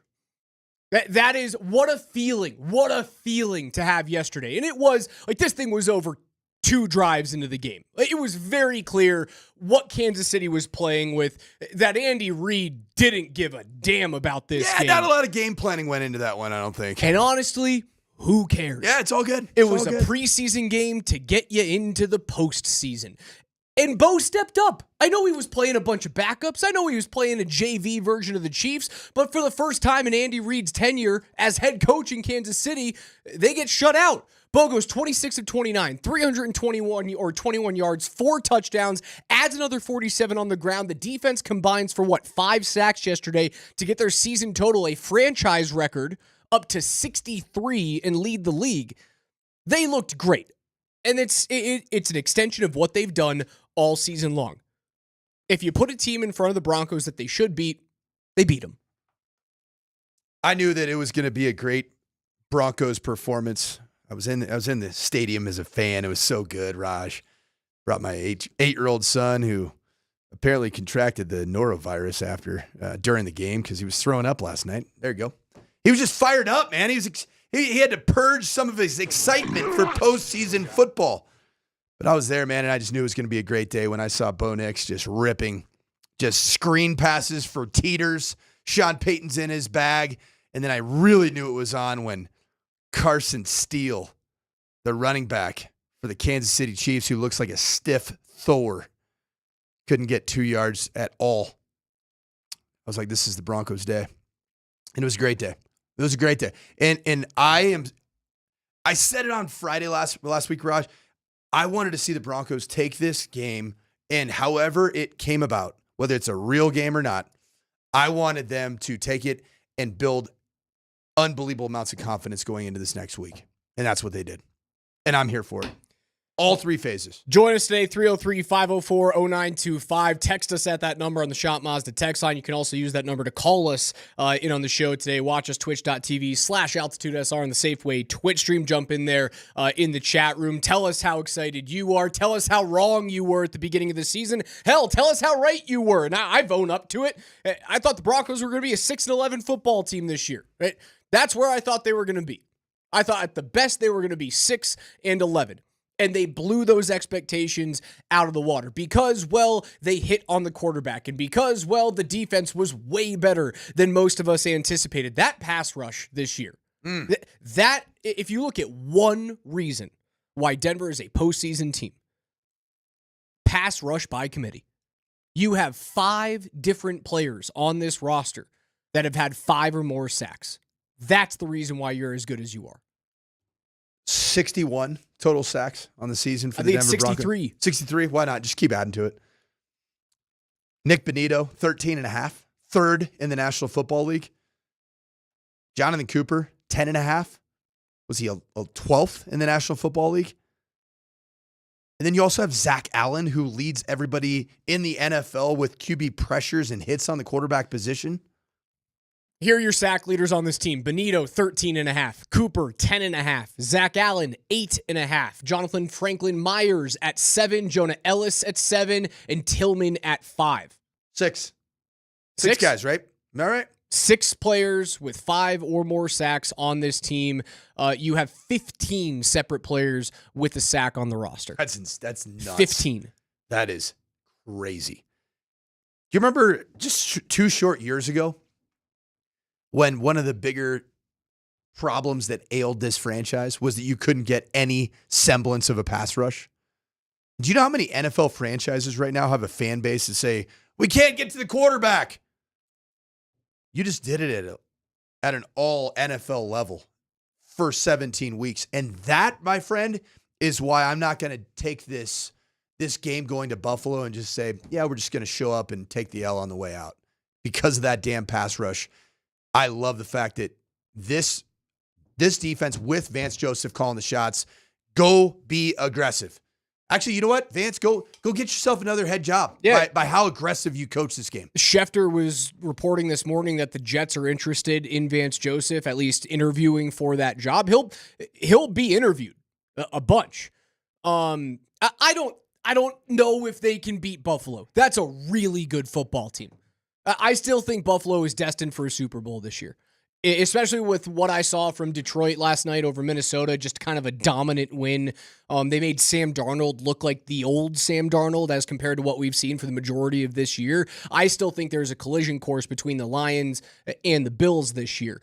I think there's a chance, and this is something that you've opened up my eyes to after looking at the college football playoff. Is the bye something you really want? Especially if you're going to sit all these people. And I see someone texting in, for the record, we beat their starters. No, the Broncos did not beat Kansas City starters.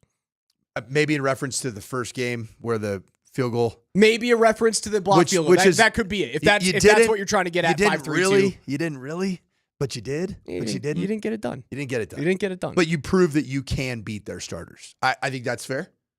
That you can. In the first matchup in Kansas City. This from Keith. Bo Nix was the last quarterback I wanted. I was wrong. I'll be buying his jersey next payday. The only question is which one. If I have Miners in orange, Surtain in white, and Gradishar in throwback, do I go orange or blue for Bo? You got to go Knicks throwback 77. Knicks dude, the Knicks throwback is so good. And he plays really well in it, just like the rest of the Broncos do. What was the other game that the Broncos did? Was it Raiders? It was the Raiders Which game. was it was the home Raiders game. Because at that point in time, the Raiders hadn't really turned into the Raiders, right? They hadn't fully Raidered yet. In fact, they were winning that game well into the first quarter until the pick 6 by Pat Surtain, which was a turning point in the season for the Broncos. You got to go with the 77 throwback jersey. It's one of the best in sport. It is fantastic. Bo against Las Vegas in week 5 this season. 19 of 27, 206 yards, 2 touchdowns, and he added a rushing touchdown in that game. So in the throwback uniforms, Bo has thrown for 300 and what did he throw for this week? He's thrown for 527 yards, 6 touchdowns, and added 1 with his legs and rushed for over 50 yards on just 15 attempts. Any picks? No picks. Yeah, no picks. No picks. No fums. No fumbles. Really, I don't feel like there were any sacks. Can't remember one. Maybe there's one against the Raiders. He took 3 sacks against the Raiders. He did not take a single one yesterday. All right, so you average 1.5. Big deals. That's like 1/8 of what Russell Wilson takes in an average game these days. How far did Russell Wilson fall good. Off the planet? Yeah, it's looks a little familiar. Did that pucker you up a little bit on Saturday? Seeing Cincinnati win that game and realizing like the backdoor option to get into the playoffs was then gone. Yeah, I didn't feel the guarantee of yesterday. I've coached long enough. Raj. Touchdown 2 was a guarantee, but before the game, no shot. Touchdown number 2 yesterday. Oh yeah. I felt guaranteed. Once it was 14, I was like, oh yeah, let's go. Let's start having some fun now. And that's what the crowd did. It was a lot. It was a blast. And Sean Payton had fun as a play caller. Even a lot of people were second guessing what Sean Payton did right before halftime and letting Bo Nix just basically run the 2-minute drill unilaterally on the field. I'm like, no, let him go. This is a great development opportunity for Bo Nix and for his confidence. So I was all for it. It was awesome. Everything about it was great. And I was puckered up. I was. Because Raj, I really desperately, like selfishly, as a member of the media, I wanted another week. I wanted more Broncos football. Just like I'm selfishly going to want another week after this one against Buffalo. It's so fun. The playoffs is something that you just die to be a part of as a member of the media, as a fan, as a player. What it's like. And it's just, but all I know is it's just more of the greatest game that the world has ever brought us, and that's the game of football. And we got it here in Denver. And Peyton was in his bag. You said it. And he went early and often to Cortland Sutton, who gained another $1.5 million. $1.5 million at the end of this season in NFL incentives. He got an extra $500,000 for getting over 1,065 yards receiving yesterday. He had a great day. Couple of awesome dotted passes to Cortland Sutton. Yep.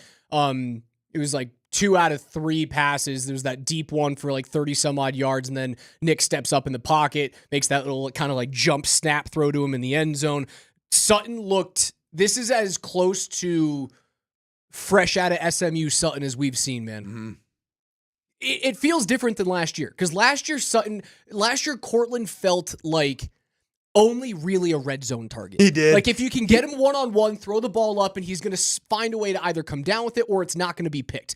This year, he's dynamic. This year, you can dot a pass to him on the sideline. In a long list of all of our bad takes, one of my bad takes coming out of last year was that Cortland Sutton was a beneficiary of Russell Wilson as a second play quarterback, not a good first play, get the ball out on time type guy. Bo Nix has actually completely elevated the game of Cortland Sutton since last season. I think the touchdown numbers are similar, maybe a little bit lower than last year, but the overall production and the target rate is so much higher with Bo Nix as Cortland Sutton's quarterback than it was with Russell Wilson. That was a bad take on my part.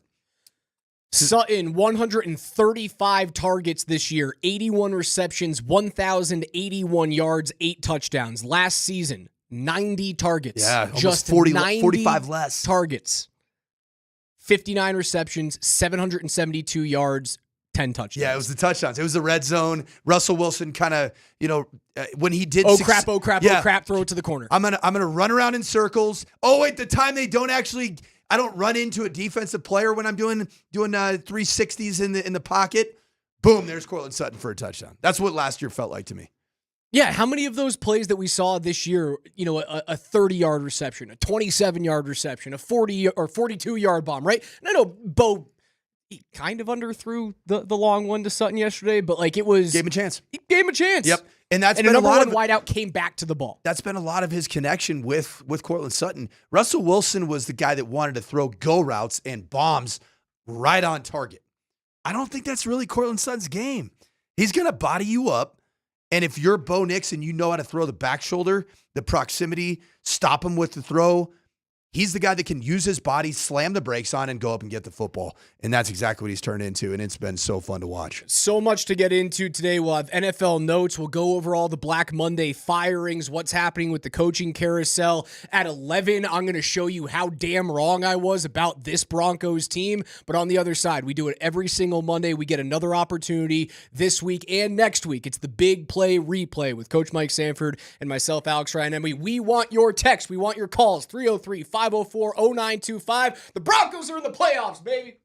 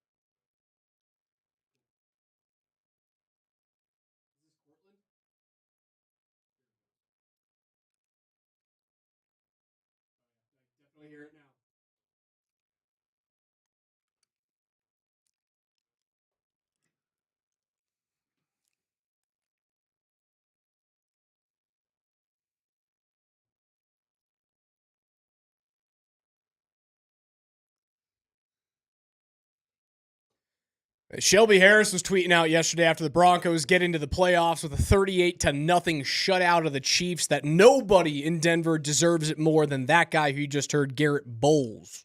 After being booed year after year after year, he's been good, and there's a reason why they re-signed him, and that guy loves his young quarterback. It is awesome. He's loved every quarterback that he's ever blocked for, and if you go back through, there's been quite a few of those quarterbacks in his time here in Denver. It's just a great moment for a guy that has dealt with a lot of adversity, team adversity, personal adversity, broken leg. Guy has come to Denver, and he has grown up in this league to the point where he now loves this place, and this place loves him. And that is a great thing because it wasn't the case about 2 years ago, Raj. There were a lot of boos. The boo birds were heavy for 72. You can't do that anymore. Not on a day where they make the playoffs. You can't do that to the poor guy. Well, hey, in order to celebrate where you are, you have to look back at. He even said it. He said, "I've sweat blood." Did you hear that in his little? I've never seen somebody sweat blood. I think he was talking about blood, sweat, and tears. But yeah, the man is sweat blood. Seems like something you should get, checked out by a medical professional. Yeah, that's good, man. Just spoken like someone that entire post game presser from Bulls spoken like someone who you never know when your last first kiss is going to be, and that's what Bulls kind of feels like. Is like I kissed a lot of broads in my life, and finally didn't realize who it was going to be this year, but Bo's my gal. I'll tell you what, man. Bo was my last first kiss. My last first kiss was like 22 years ago. Dude, I'm not that old, man. No, you're not. Is that not wild? You're looking great right now. You are dressed to the nines. Oh, man. What, did you put on a suit or jacket and tie just because the Broncos are in the playoffs? That's the only reason, man. And also because I wanted to look nice, Dress for the job you want, not the one you have, And I wanted to look good for you, Raj. And I think, it's the morning sprint. Got a white T-shirt on and a hat. Yeah, it's all good. But you know what? The other last first kiss that I didn't realize I was going to have, bad timing, by the way, Raj. Just Thursday, normal morning sprint, 10 to noon with you. I realized I've been traveling a lot. I was on my last tin of fluffy white lip pillows. And I just, on the drive home, I said, you know what? I'm quitting. No reason. I just quit. Just left them on the curb. So that was my last kiss with a fluffy white lip pillow. The 813 goes, Sanford had to quit Zins because he's interviewing for the Jets job. Oh, man. That would make me want to partake in black tar heroin to deal with that organization. That's a lot more serious of vices are needed to deal with them, with old Woody. Might do a better job of coaching than all their other candidates had been if you decide to use that vice. All right, moving on. We do it every single Monday here after a Broncos game. It is the big play replay. 38-0. It's all going to be offense. Maybe we'll slip in some defensive plays here, but it starts with Marvin Mims taking one to the house on a beautiful fake end around.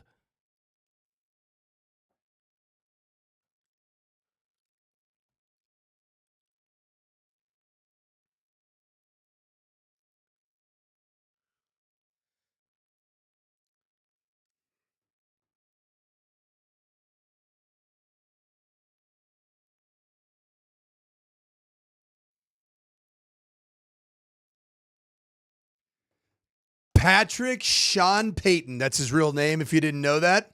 You, my friend, were in your bag as a play caller here on this first touchdown pass. The misdirection, he had me believing it. It's like, we're going to run Marvin Mims on a motion. Oh, wait, we're not going to give it to him. We're going to give it to Troy Franklin after a pistol, fake inside zone reverse. No, wait, we're going to go back and throw it to the screen out there to Marvin Mims. And Marvin Mims does the rest. How awesome is it that Marvin Mims is now, he's proving to be wide receiver one potential as a speedster for the Broncos. I'm in. 6 plays, 70 yards, 3:05 off the clock, 7-0 for the Broncos. On all 6 plays, a different Bronco touched the ball.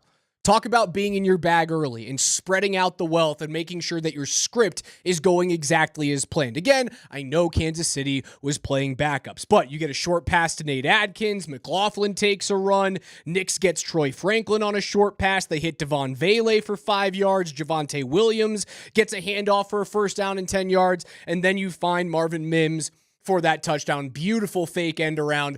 That's what this offense looks like when it's clicking. Yeah, it sure does. And anybody who wants to say the screen game isn't real, it was real yesterday, and it's been real in different games this year. And the other thing I liked, the screen game was clicking. It clicked early on in this game. It clicked again later on when you needed some third down conversions.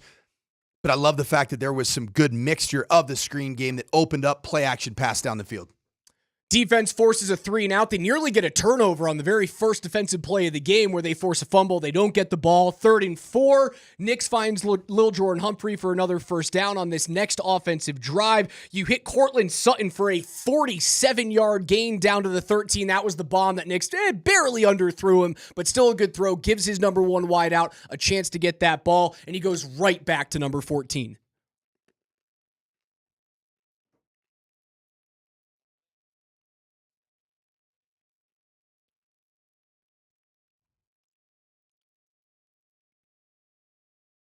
Sutton, a 10-yard reception, extends the lead to 14-0. And as I said at that point, Coach, it was already over. The party had begun. The flood waters were re-entering Denver, Colorado, because the drought was soon to be over, and you felt it.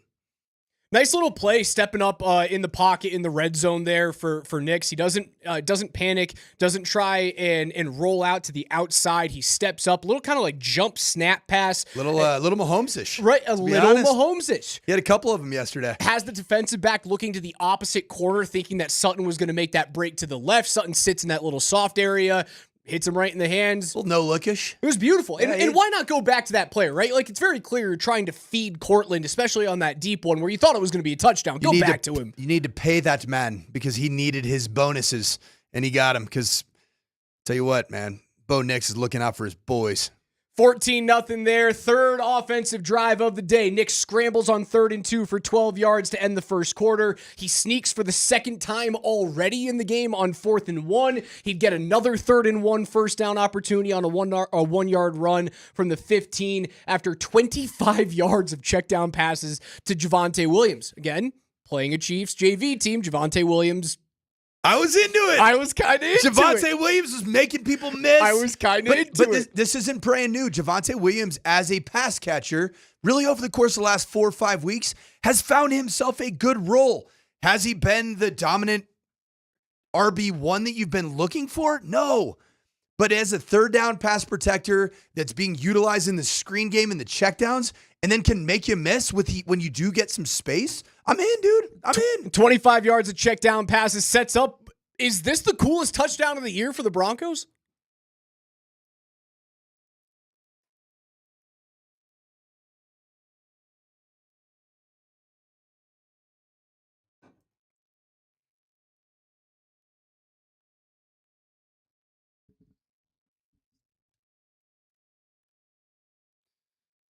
No. Tony Romo, you're wrong. You're wrong. I'm so glad I was in the stadium. I didn't have to listen to Tony Romo. It was so great to be able to see it live and in person because that guy gets a little nauseating, especially as the game goes on into the 3rd and 4th quarter. Just make sure you watch that throughout the course of Wild Card Weekend. But anyway, so here's what I saw on this one. Devon Vele, he's the guy that you want to invite to Trick Shot Tuesday because he was just right place, right time, played the play longer. And the ball really should have been intercepted by not just one, but 2 potential Chiefs defenders. Nope, not so fast. Devon Vele, unbelievable play by him. It's one of those plays, Raj, where you know when it's your day, it's your day. And it was Bo Nix's day and it was the Broncos' day. And frankly, it was all of the state of Colorado and the Rocky Mountain region's day to end the postseason drought. Without a doubt. Beautiful play and somehow getting a knee down Devon Vele in the end zone there. It was 21-0 at that point. Everyone knew that the party had already started. But I'd be remiss not to point out the defense and a couple of sacks.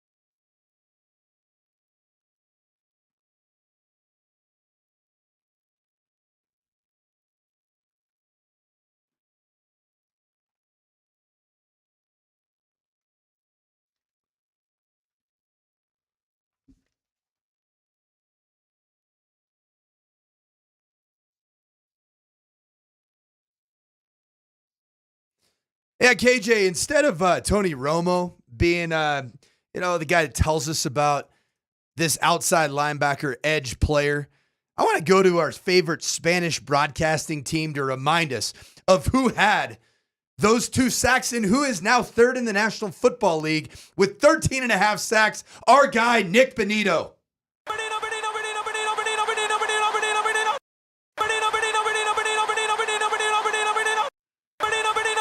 Oh, I love it. I love it. I love it. Make it rain, KJ. That's how many sacks a man has had. He just keeps going. He just keeps going. He keeps getting in the backfield. And you know what? That's Josh Allen's theme song this week. He's going to be thinking about that guy in his backfield all day, every day. 5 sacks, 9 quarterback hits yesterday for the Broncos. Benito, 2 sacks. They get 1 from Jordan Jackson, 1 from Jonathan Cooper, another from Jonathan Franklin Myers. The team combines for 63 sacks. It's a franchise record, and it leads the league. The pass rush has been phenomenal. And also, a little weird. I expected more out of Carson Wentz yesterday. I did too, man. I expected more out of that guy as a backup. You know what? I think Carson Wentz expected more out of Andy Reid.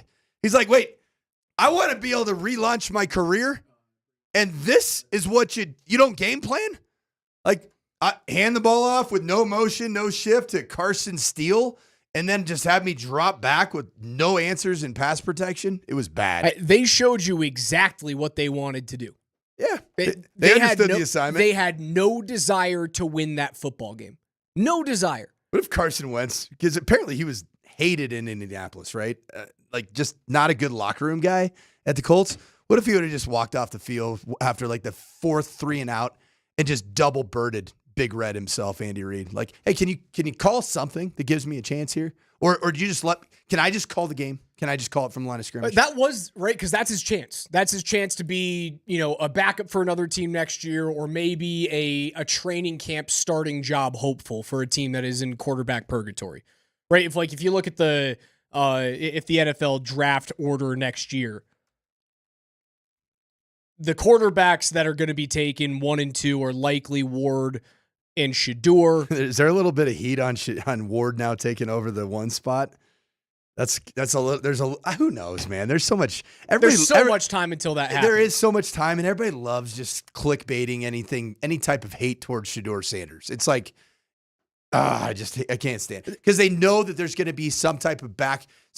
Coach Prime and/or Junior, Deion Sanders Jr. are going to say something, quote tweet you, and then you're going to all of a sudden become viral. And it's just a clickbait game. I hate it. But what happens with all these teams that are kind of in QB purgatory right now? Like what happens with the Giants, who don't have the number 1 overall pick now because they won a game that they didn't need to in the final 2 weeks? What happens with Vegas, who's picking at number 6? What happens with New Orleans or San Francisco or Miami? Like, is Miami going to go into next season with Tua as their quarterback? Because his health is the reason why they're not in the playoffs this year. Yeah, there's a lot of teams that aren't going to be able to get up there and draft those 2 guys in Cam or Shador. Like Carson Wentz was auditioning for those teams, and he didn't get a shot yesterday. Oh, he's not going to be on those teams as a starter. No chance. No chance. Well, not anymore. I mean, that's what I'm saying. Like there's nothing. Like you don't even bring him in for a training camp look. Yeah, I mean it's just once again he's just a rotational backup guy that's going to just keep landing in spots because he has starting experience as a backup. That's it. He's not a dude. That's for sure. I mean, it proved out in Indianapolis with him. He wasn't a guy. We'll recap some of the NFL games that actually mattered over the weekend because most of them didn't. We'll see what teams screwed up in terms of messing up their draft stock this year, and it happened to a few teams. Like Tennessee and Cleveland did it right, but there's a bunch of them whose fan bases have to be absolutely pissed off. It's also Black Monday around the NFL. That's Coach Mike Sanford. I'm Alex Ranemi. 303-504-0925 is where you can reach us. Coming up at 11, I'll tell you how wrong I was about this team all the way back in May.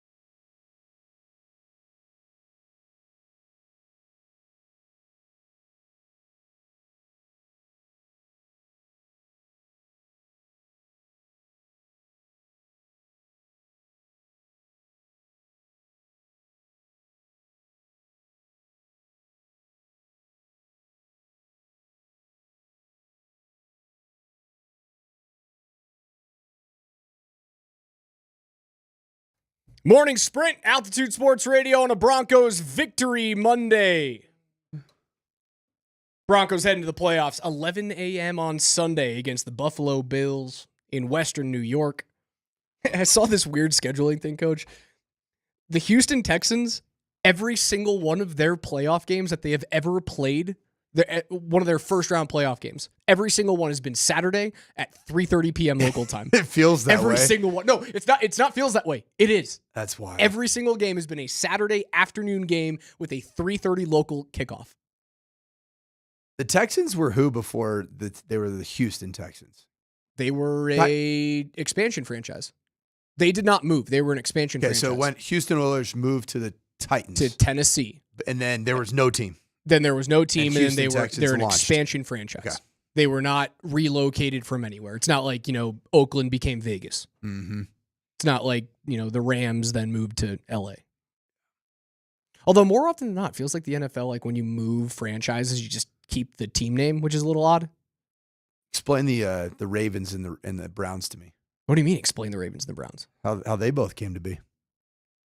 You know the Ravens? Or the current Ravens? Well, I do know that, but I don't know like the current Ravens. I can't write a book on the history of it. No, I do know that those were the franchises that became each other. But the current Ravens are the historic Cleveland Browns. Yes. And the Cleveland Browns in their current state were nothing. Are an expansion franchise. How cool is that? For a team that's as old as the Cleveland Browns, like I get it for the Houston Texans and the Oilers. Like I know the Oilers were big deal in the 70s. Like the Cleveland Browns were great jerseys, great color scheme. Oh, the baby blues. The baby blues are so good, man. Yeah, and then University of Houston tried to kind of make it their little deal. And didn't they get in trouble for that? Yeah. And I know SMU kind of messes around with it too. The Texans franchise kind of owns the rights to it because they're still like they own the Houston Texans like likeness. So like I don't even think not the Houston Oilers likeness. The Houston Texans can't do anything with the Houston Texas or Houston Oilers franchise. Anything. Well, they're done. It's like the Avs can't utilize the Colorado Rockies logo.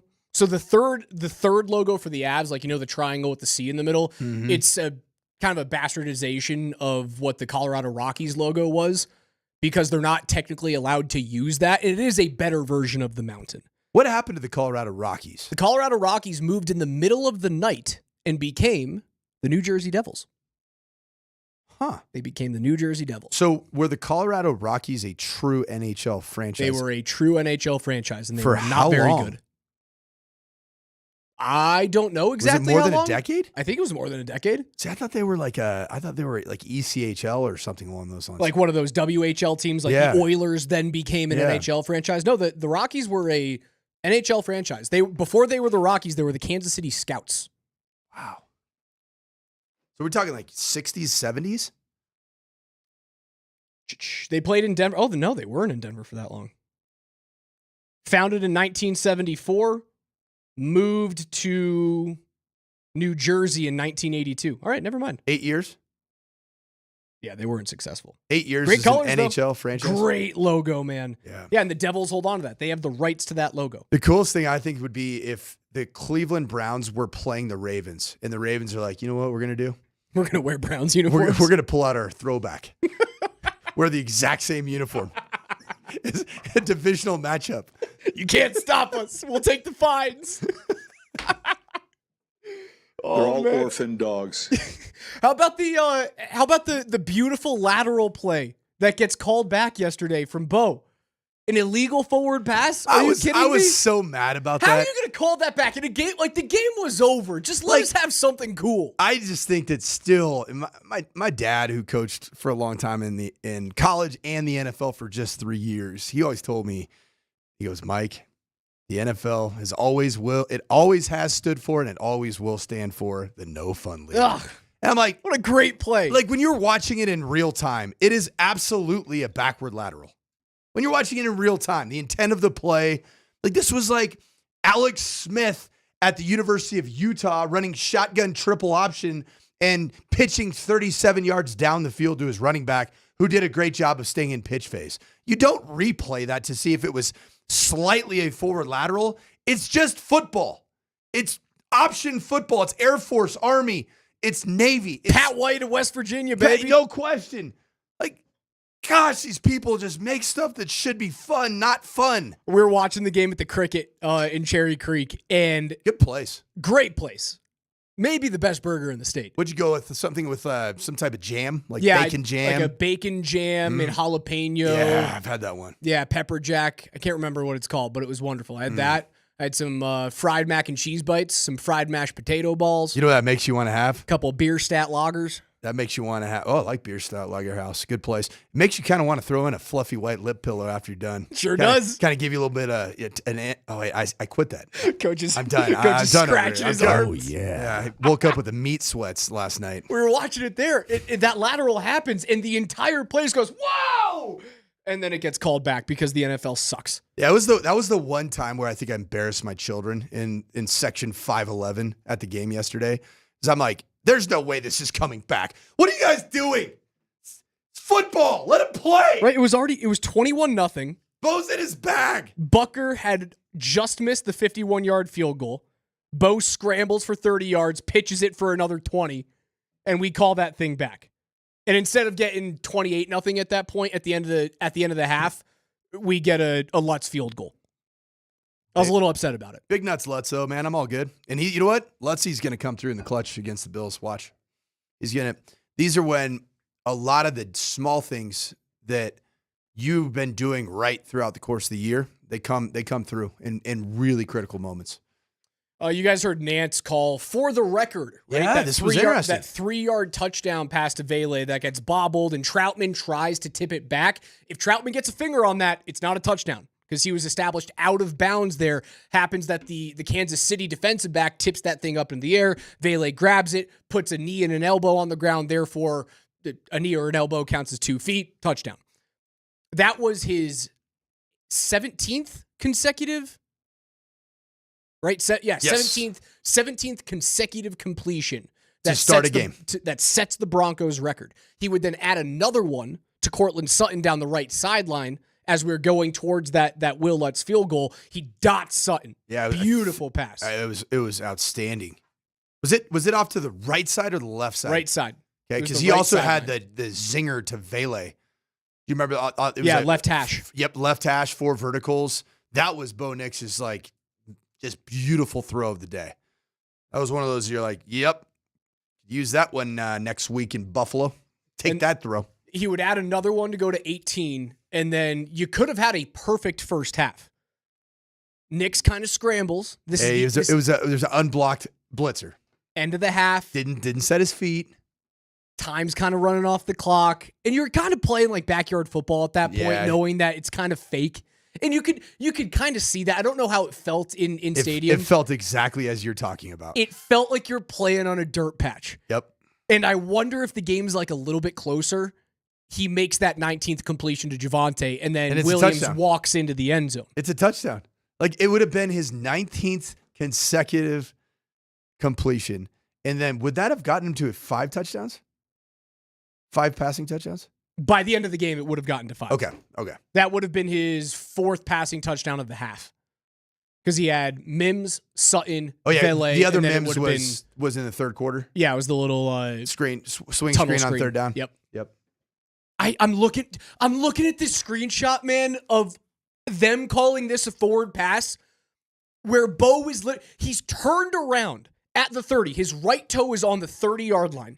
And he is turned with his shoulders kind of square to the sideline.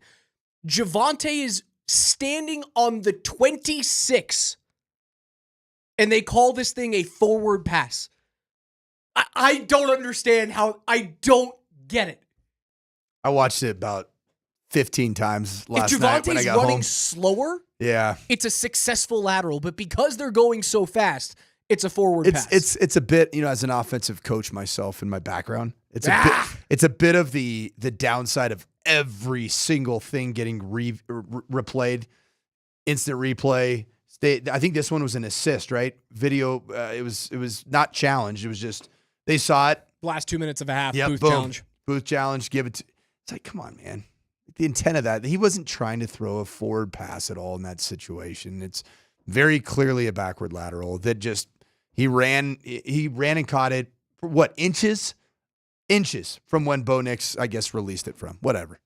Did you learn anything last night from the Lions' 31-9 win over Minnesota, where Jahmyr Gibbs goes off for 139 yards, 3 touchdowns, and Sam Darnold finally looked like the old Sam Darnold? Aaron Glenn, that's what I learned.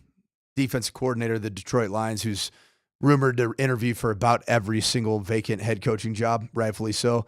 For him to do what he's doing with the absence of starting talent, bona fide playmaking, just everywhere. Nobody's the Lions on defense have for that team. So many injuries.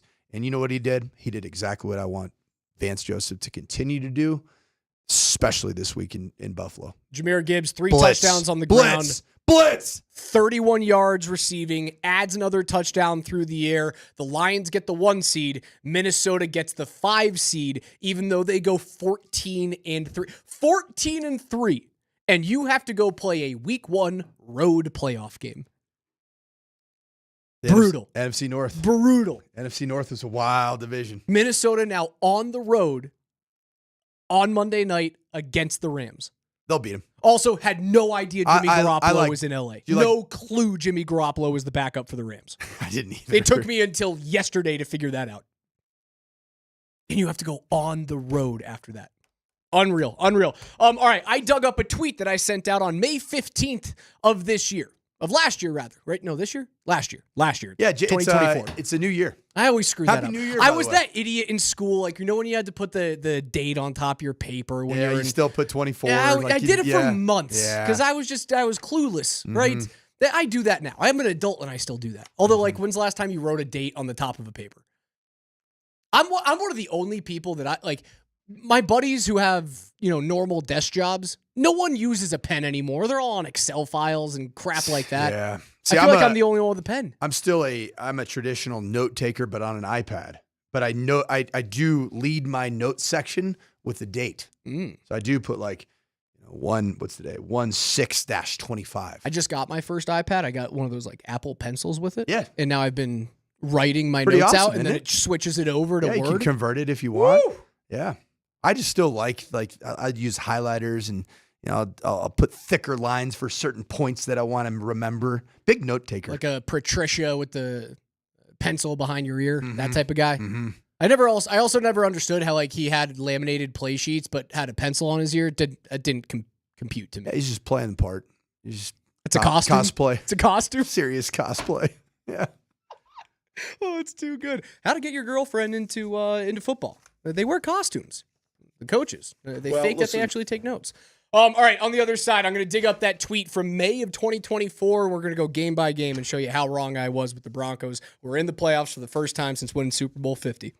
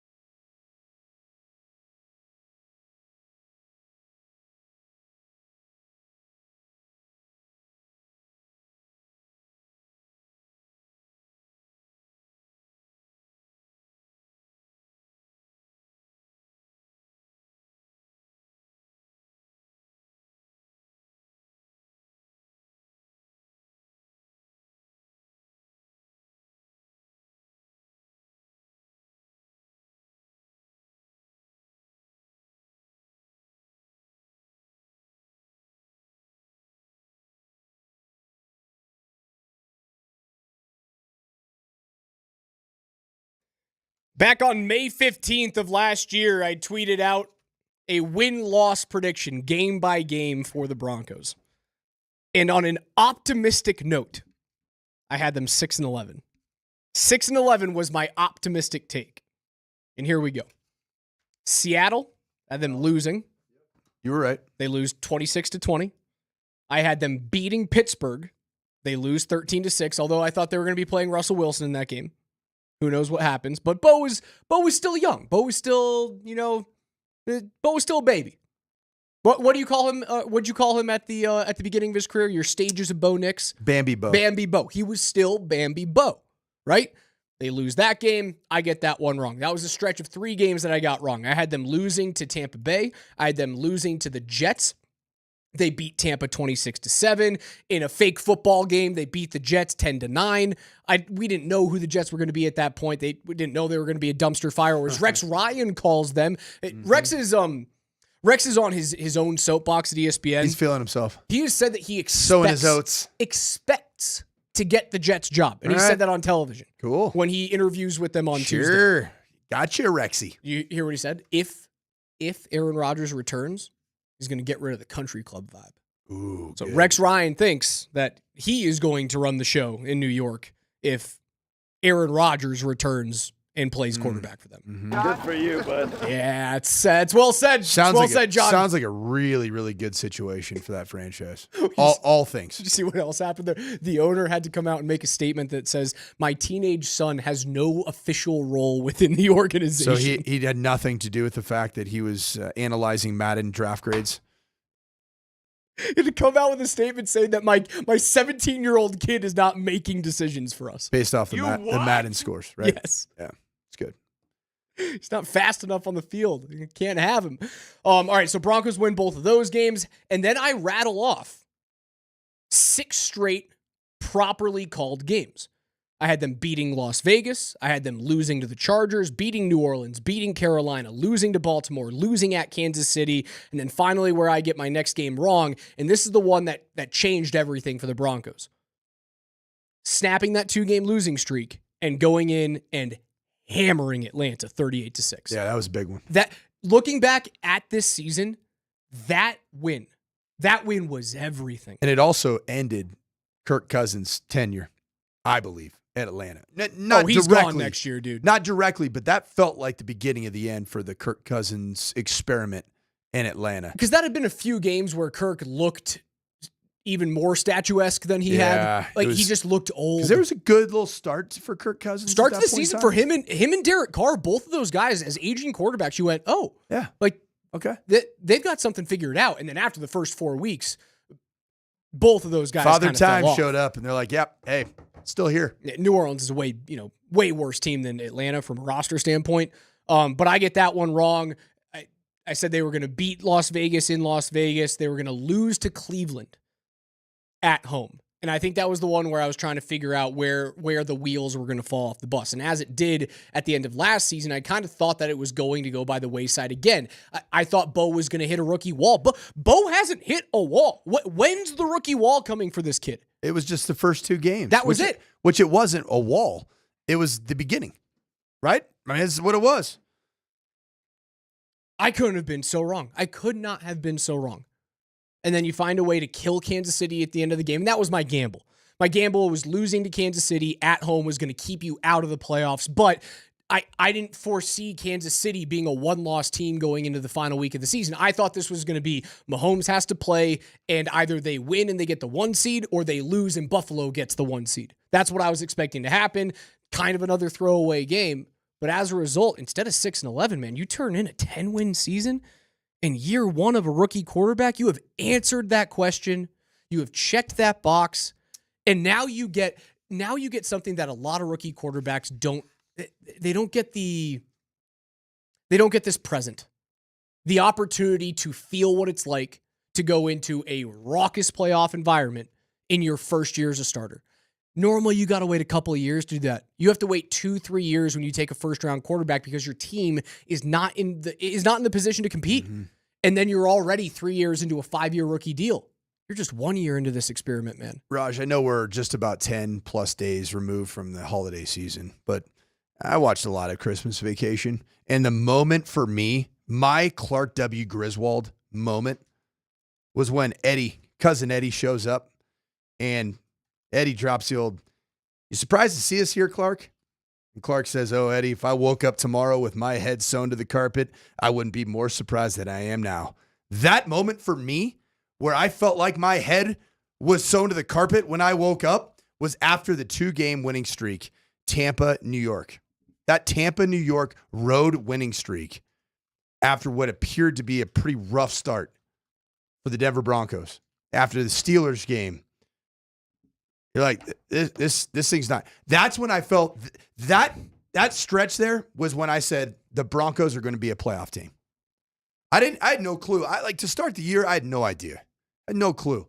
But when I saw this defense pin their ears back and get after Aaron Rodgers, and I saw this defense pin their ears back and get after Baker Mayfield, who was coming off a big-time season, had a bunch of weapons at his disposal, and you did it in their building, scored 7 points. I was like, this is a team that's going to make the postseason. Now, up until that point, I can't say that I was feeling that way. And I'm looking at all the comments on, when the station put out their tweet of, here's the schedule, like, what do you think? What's going to happen? What's the record?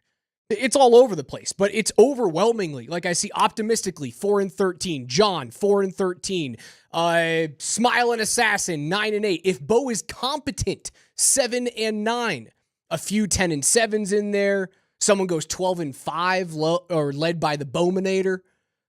6-11, 3-14, 5-12, 2-15, 4 wins, 5-12 best case, 4-13, 5-12, 3-14. Like, it is overwhelmingly looking at the roster from last year and going, yeah, we're just this is a learning season. It's a learning year. And it changed so quickly. I think for me, when it became real was the Atlanta game. When they came off of back-to-back losses at Baltimore where they got blown out, but they were the better team against Kansas City on the road. I started to get that feeling like, oh, there could be something special here. And then you walk that up with a team that was in a bona fide playoff position and was up until the final week of the season in the Atlanta Falcons. When they blew those guys out of the water, I went, all right, now the goalpost can change.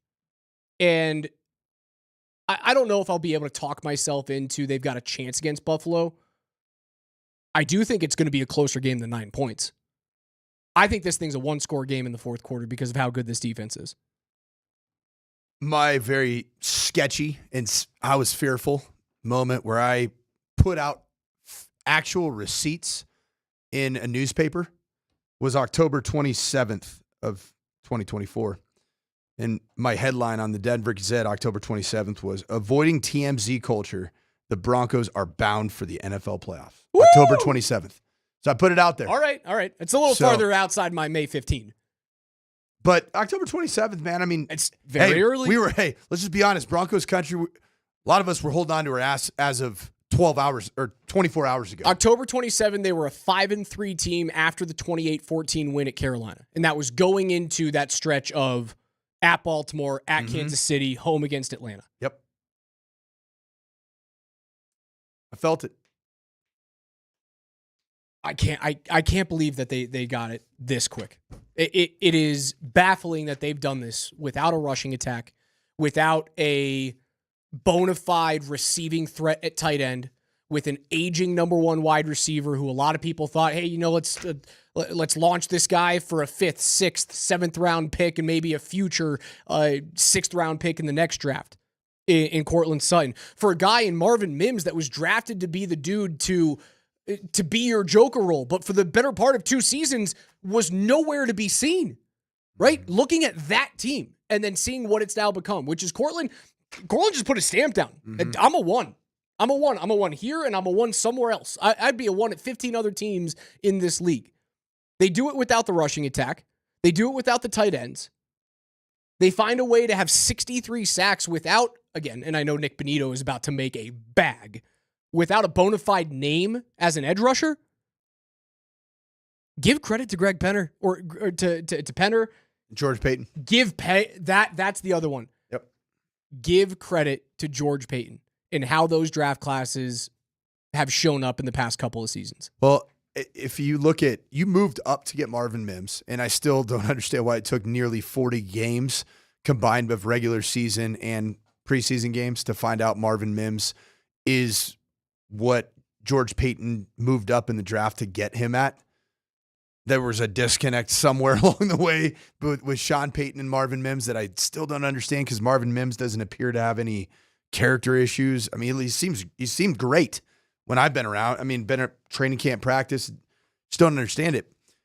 My question now is that if you go do some really good things in this postseason, play a good offensive game, and it carries over, where Cortland Sutton, who's been extended, is going to be a Bronco next year, 2025. Am I right, Raj?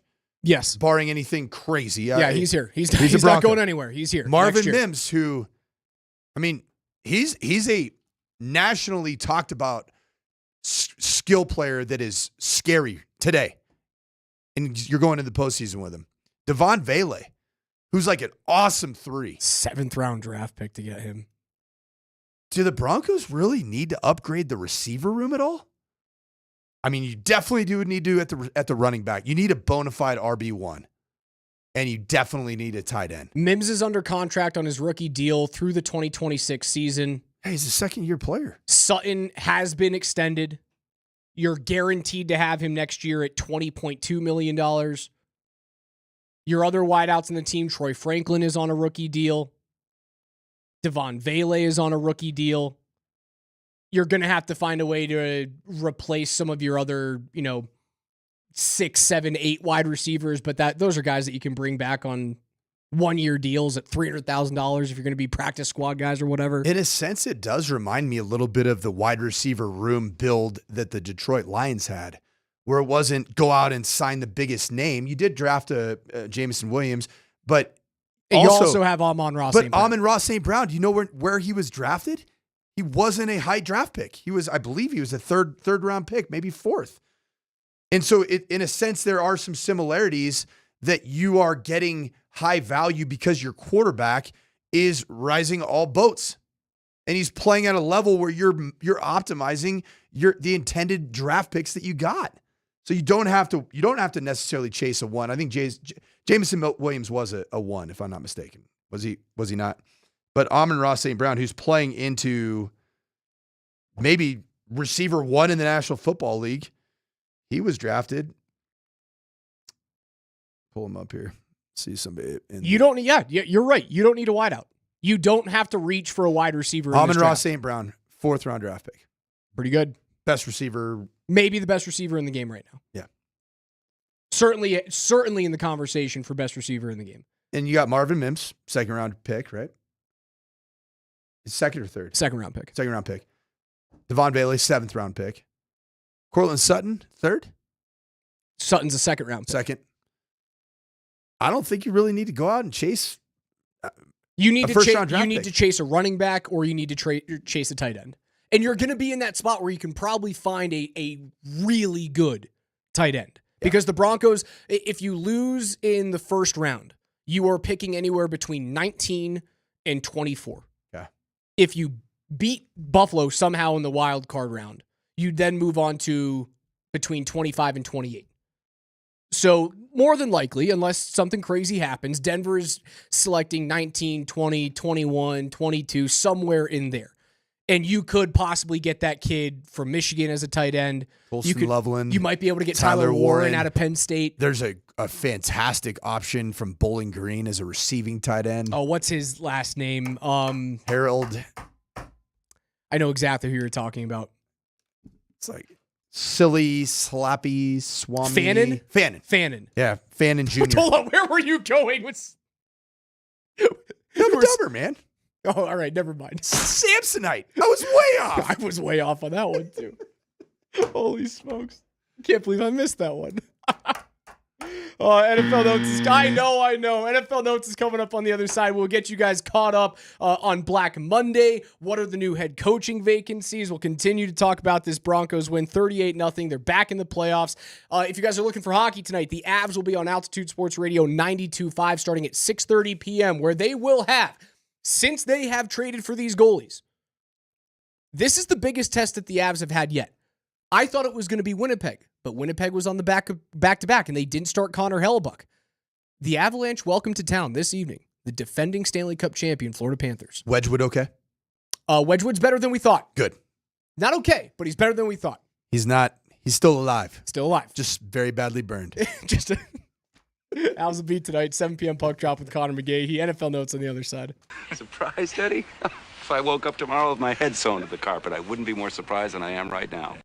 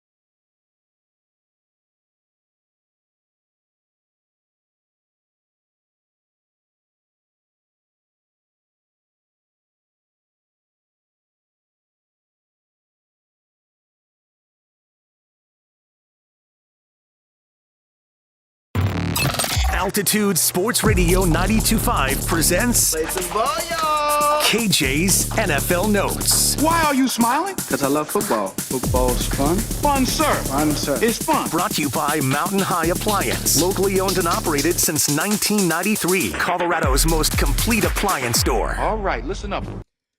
Every day here on the Morning Sprint, we go through the biggest stories in the NFL. Now that the season is over, the regular season, we can look forward to the playoffs for the first time in 9 years here in the Mile High City as the Broncos punch their ticket as the 7 seed. It is KJ's NFL Notes. Mr. Granderson, take it away. Well, Rod, you just said it. They get the 7th seed, but they beat Kansas City 38-0. That's how they got into the playoffs.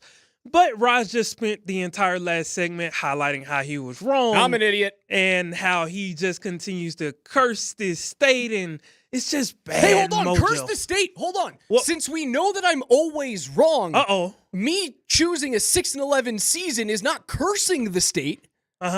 It's blessing the state. Raj, you know the assignment.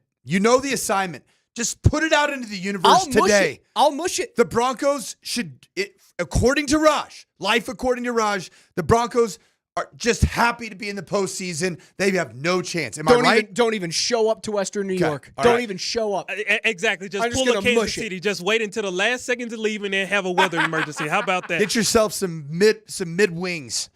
Some very mid wings.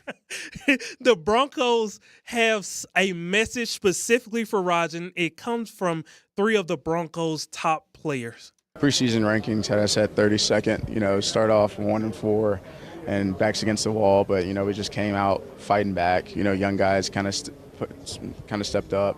Older guys brought us along, and just the way we gelled as the season went along has been really huge for us. And just being able to be in the position we are right now, I mean, it's great. You don't forget those things, huh? No, not at all. Players don't forget it at all. Does it make it a little sweeter now that you're here today? It makes it way sweeter. From 32nd to the playoffs, I mean, that's as sweet as it can get. I never wavered. It's so funny hearing all the things of the Broncos are going to win 4 games and 3 games and 2 games and this and that. Got a rookie quarterback, blah blah. And I'm like, man, they had no idea what we had in this locker room and what we have in this locker room and the type of player that Bo is. Well, everyone doubted us, and I think I've been doubted my whole life, and it's just nothing new to me. From everyone from the big sports radio talks and everyone from Jeff Saturday not saying that he didn't want us to be in here. Well, you get to watch us next week, so you can enjoy that one, my brother. Shannon Sharp, get after him for that one.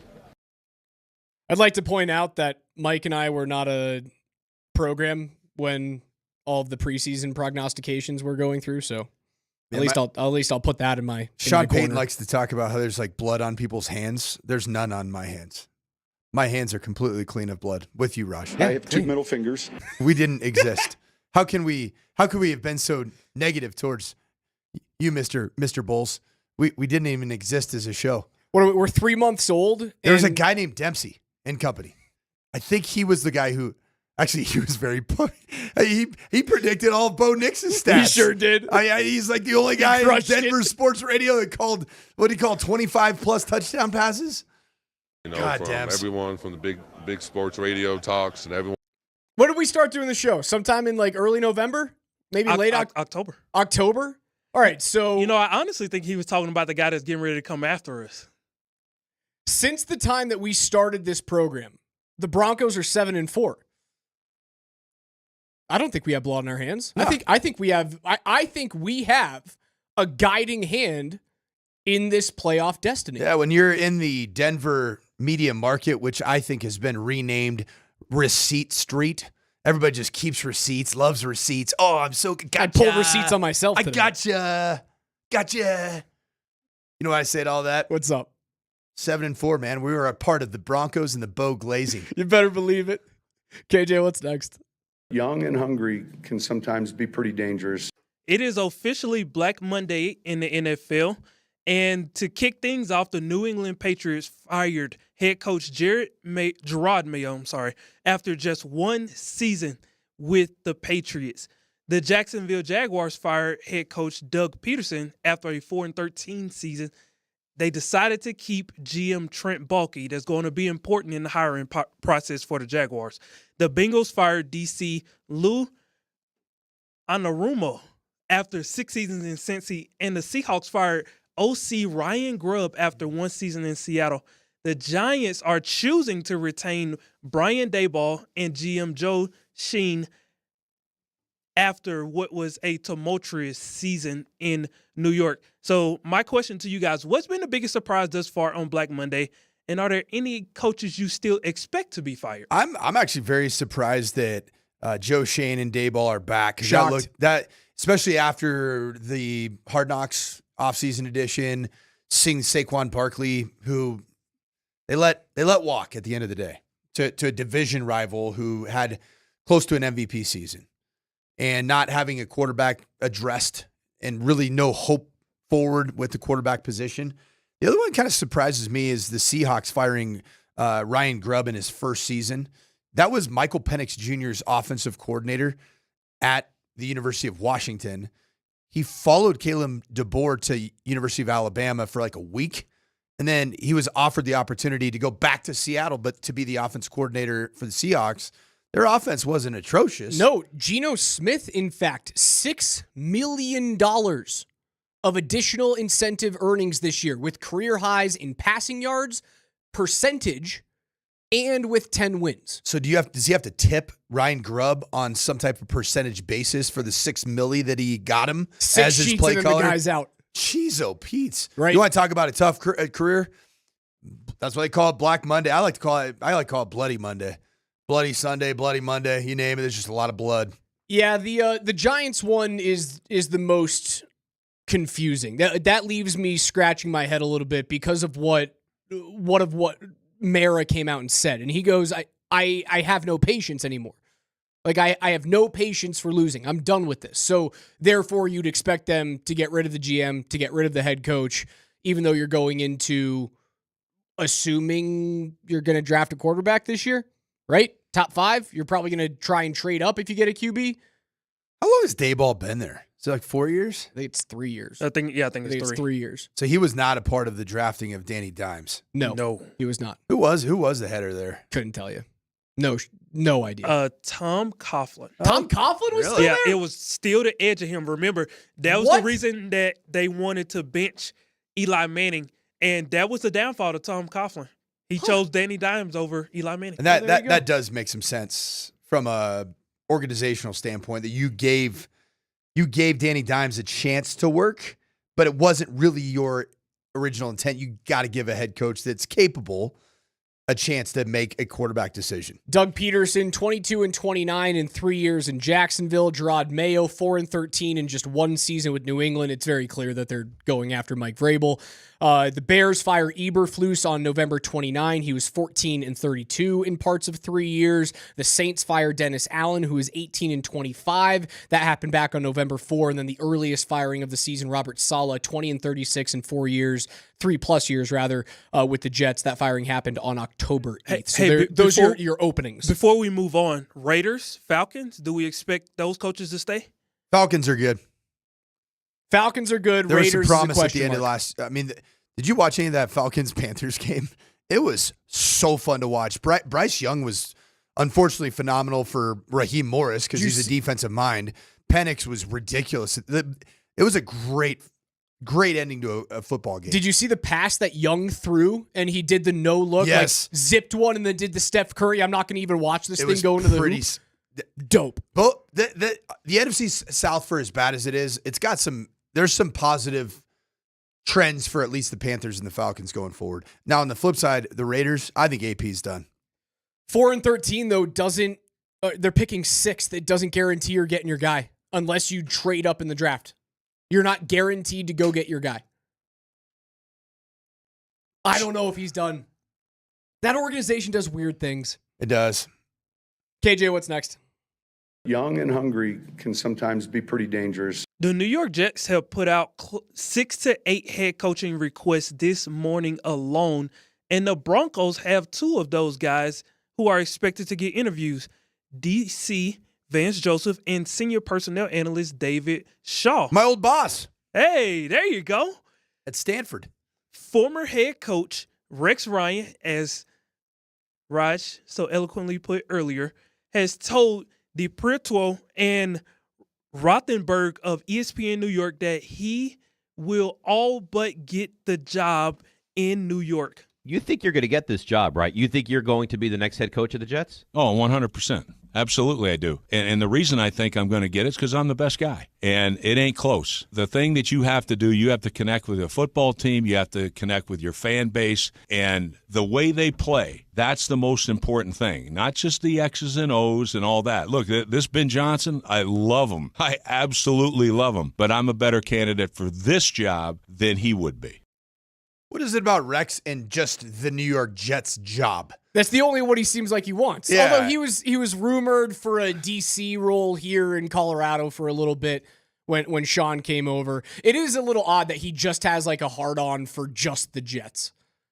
Yeah, it's very interesting because he was there after Mangini. So Eric Mangini, he was there for 2009. How long was he the head coach there for? Is it just like 4 years? Rex Ryan was the head coach in New York for 5 full seasons. He then moved on to Buffalo and coached them between 2015 and 2016. I mean, he got fired Really there. beautiful feet. Big foot fetish guy, isn't he? Rexy.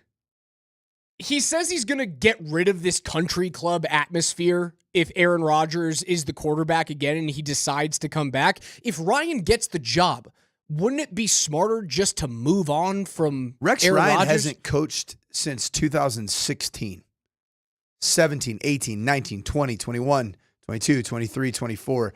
This would be 9 seasons since he last coached. There is a flow for me, it's been 2 years. And even for me, it feels like it's been 7 years. 9 years is dang near an eternity to be out of the profession. You know, he hasn't had a winning season since 2010. That's wild. The last time the Jets had a winning season and the last time that they made the playoffs was in 2010 when they went 11-5. The previous season, they went 9-7. He then turned in 3 seasons of 500 and then 3 seasons worse after that before being fired by Buffalo after week 16. And he's the best guy. He just likes using his bully pulpit. He's got his media. Got his media I'd gig. take him as a DC. I wouldn't take him as a head coach right now. But even then, has he kept up with the trends in the National Football League schematically? And you know he's going to be hard-headed. You know he's going to be stubborn as all get out. The NFL's there was not RPO in 2016. It didn't exist in the National Football League. So all your calls that you ran... Weren't the Dolphins running wildcat crap? That's kind of RPO adjacent. No. I'm talking not quarterback-driven run game. Run pass option where you stick the ball in the belly of a running back and decide to throw it down the field We tried or that with hand Mark it to the running Sanchez, back. you know? And then That Mark was called a Sanchez butt fumble. Ran into a dude's booty. That was a butt fumble. That was not the RPO. What's next, KJ? Young and hungry can sometimes be pretty dangerous. The Miami Dolphins are between a rock and a hard place because star wide receiver Tyreek Hill appears to have pulled a classic Deontay Johnson during their most important game of the season. Tyreek Hill and Mike McDaniel both spoke to the media, and they have 2 different stories of how things played out. This is my first time. I haven't been in the playoffs, man. So, I mean, for me, like I said, man, I just got to do what's best for me and my family, dog. If that's here, or if that's wherever the case may be, man, I'm finna open that door for myself, dog. As I'm opening the door, like I'm out, bro. You know, so it was great playing here, but you know, at the end of the day, bro, I got to do what's best for for my career and what's best, because I'm too much of a competitor to be, just. Does that mean just out there? Mean you thinking about leaving here? If it is, hey, it gets. I was informed that he was unavailable right before a drive. I was not informed that it was a new injury, and I think at that point in time my focus was on the players, and I didn't take the time to go try to figure out more into that. Just there was guys on the field that were competing, and we were trying to win a game, so my focus was there. The tale as old as time, which is the skill player that just doesn't know how to take any form of accountability for his own team's lack of success. Wham! So it's just all about them. Like, I'm the competitor. I'm the one who wins. There's no way that I can be affiliated with this. Tyreek, think about we've used the term glow up a lot. In the glow up is like when you go and you take something and all of a sudden becomes something spectacular, which Tyreek Hill did. He wasn't even really a college football player. He played like junior college and small college football. He glowed up to the point where he was a Kansas City Chief. Think about the glow down for Tyreek Hill and the Miami Dolphins since September, early October of last year when they were scoring 70 points against the Denver Broncos. How about the change in the two franchises from that point in time and the change in Tyreek Hill and his standing from that until now? Also, you wanted to leave. Like, you were the dude that left Kansas City because you wanted your bag. You signed a 3-year, $90 million deal because you thought that you were worth that. And honestly, Tyreek Hill on the field at that point, you were worth $30 million on average annual basis, without a doubt. Fastest player in the league. That was something that no other offense in the league had. A dude that could just, like, on any given play is 15 yards behind your deepest defender. And it ruined teams. It ruined defenses. He deserved that bag for the on-field performance. But you forced that. You forced Kansas City to, unfortunately, allow you to go to Miami. That was on you, dude. And now you're signed for another 2 years. What are you talking about? I'm out. You're going to leave? Quick straw pull. You're going to do what's best for your family and hold out and get fined? Shut up. Would you take Tyreek Hill in Denver after everything that you saw in the last? Dude, he's so good. He's so good. KJ, give it to me. Yes or no? I will beat Noah Lyles. I am going to say no. I'm good on that, man. Same. This team has done a great job of stripping itself for the drama. I want nothing to do with it at this stage. It's the same answer I have with, like, Jimmy Butler and the Nuggets. Yeah. I don't want you anywhere near the franchise. And it feels a little bit, almost probably like AB at the end.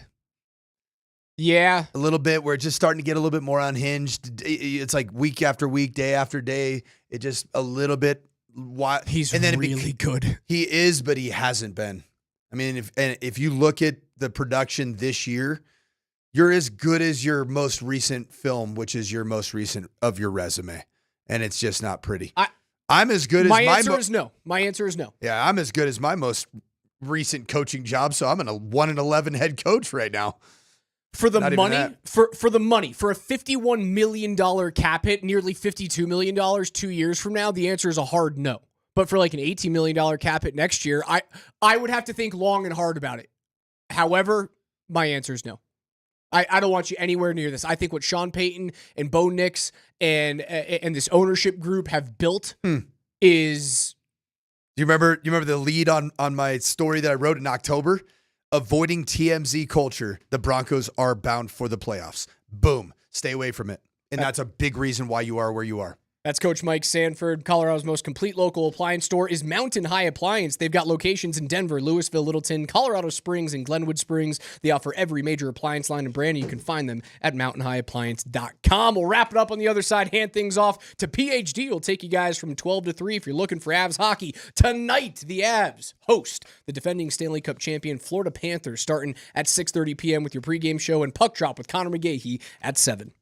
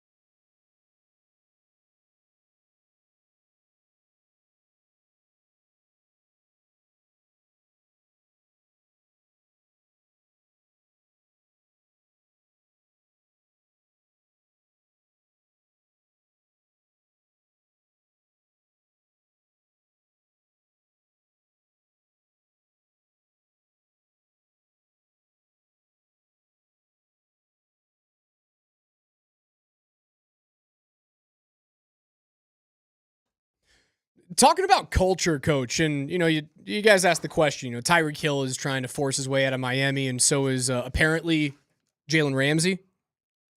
Jalen Ramsey on his Instagram story wrote paragraph after paragraph, all to basically say the same thing. Get he me wants out. out. I hate Not to this. mention Tyreek Hill, who last segment I mentioned is turning into Antonio Brown before our very eyes. His new Instagram avatar and Twitter, his X avatar, is his face superimposed on AB's body, and with the peace sign saying, "I'm out in a Tampa Bay, shirtless in a Tampa Bay uniform, leaving the stadium." So the culture in Miami feels broken, right? The culture, there's a disconnect between McDaniels, a head coach, and these star players now requesting out, even though that they forced their way out of Kansas City to make their way to Miami. And Jalen Ramsey has bounced over a couple of teams in his young career, but they wanted to go there.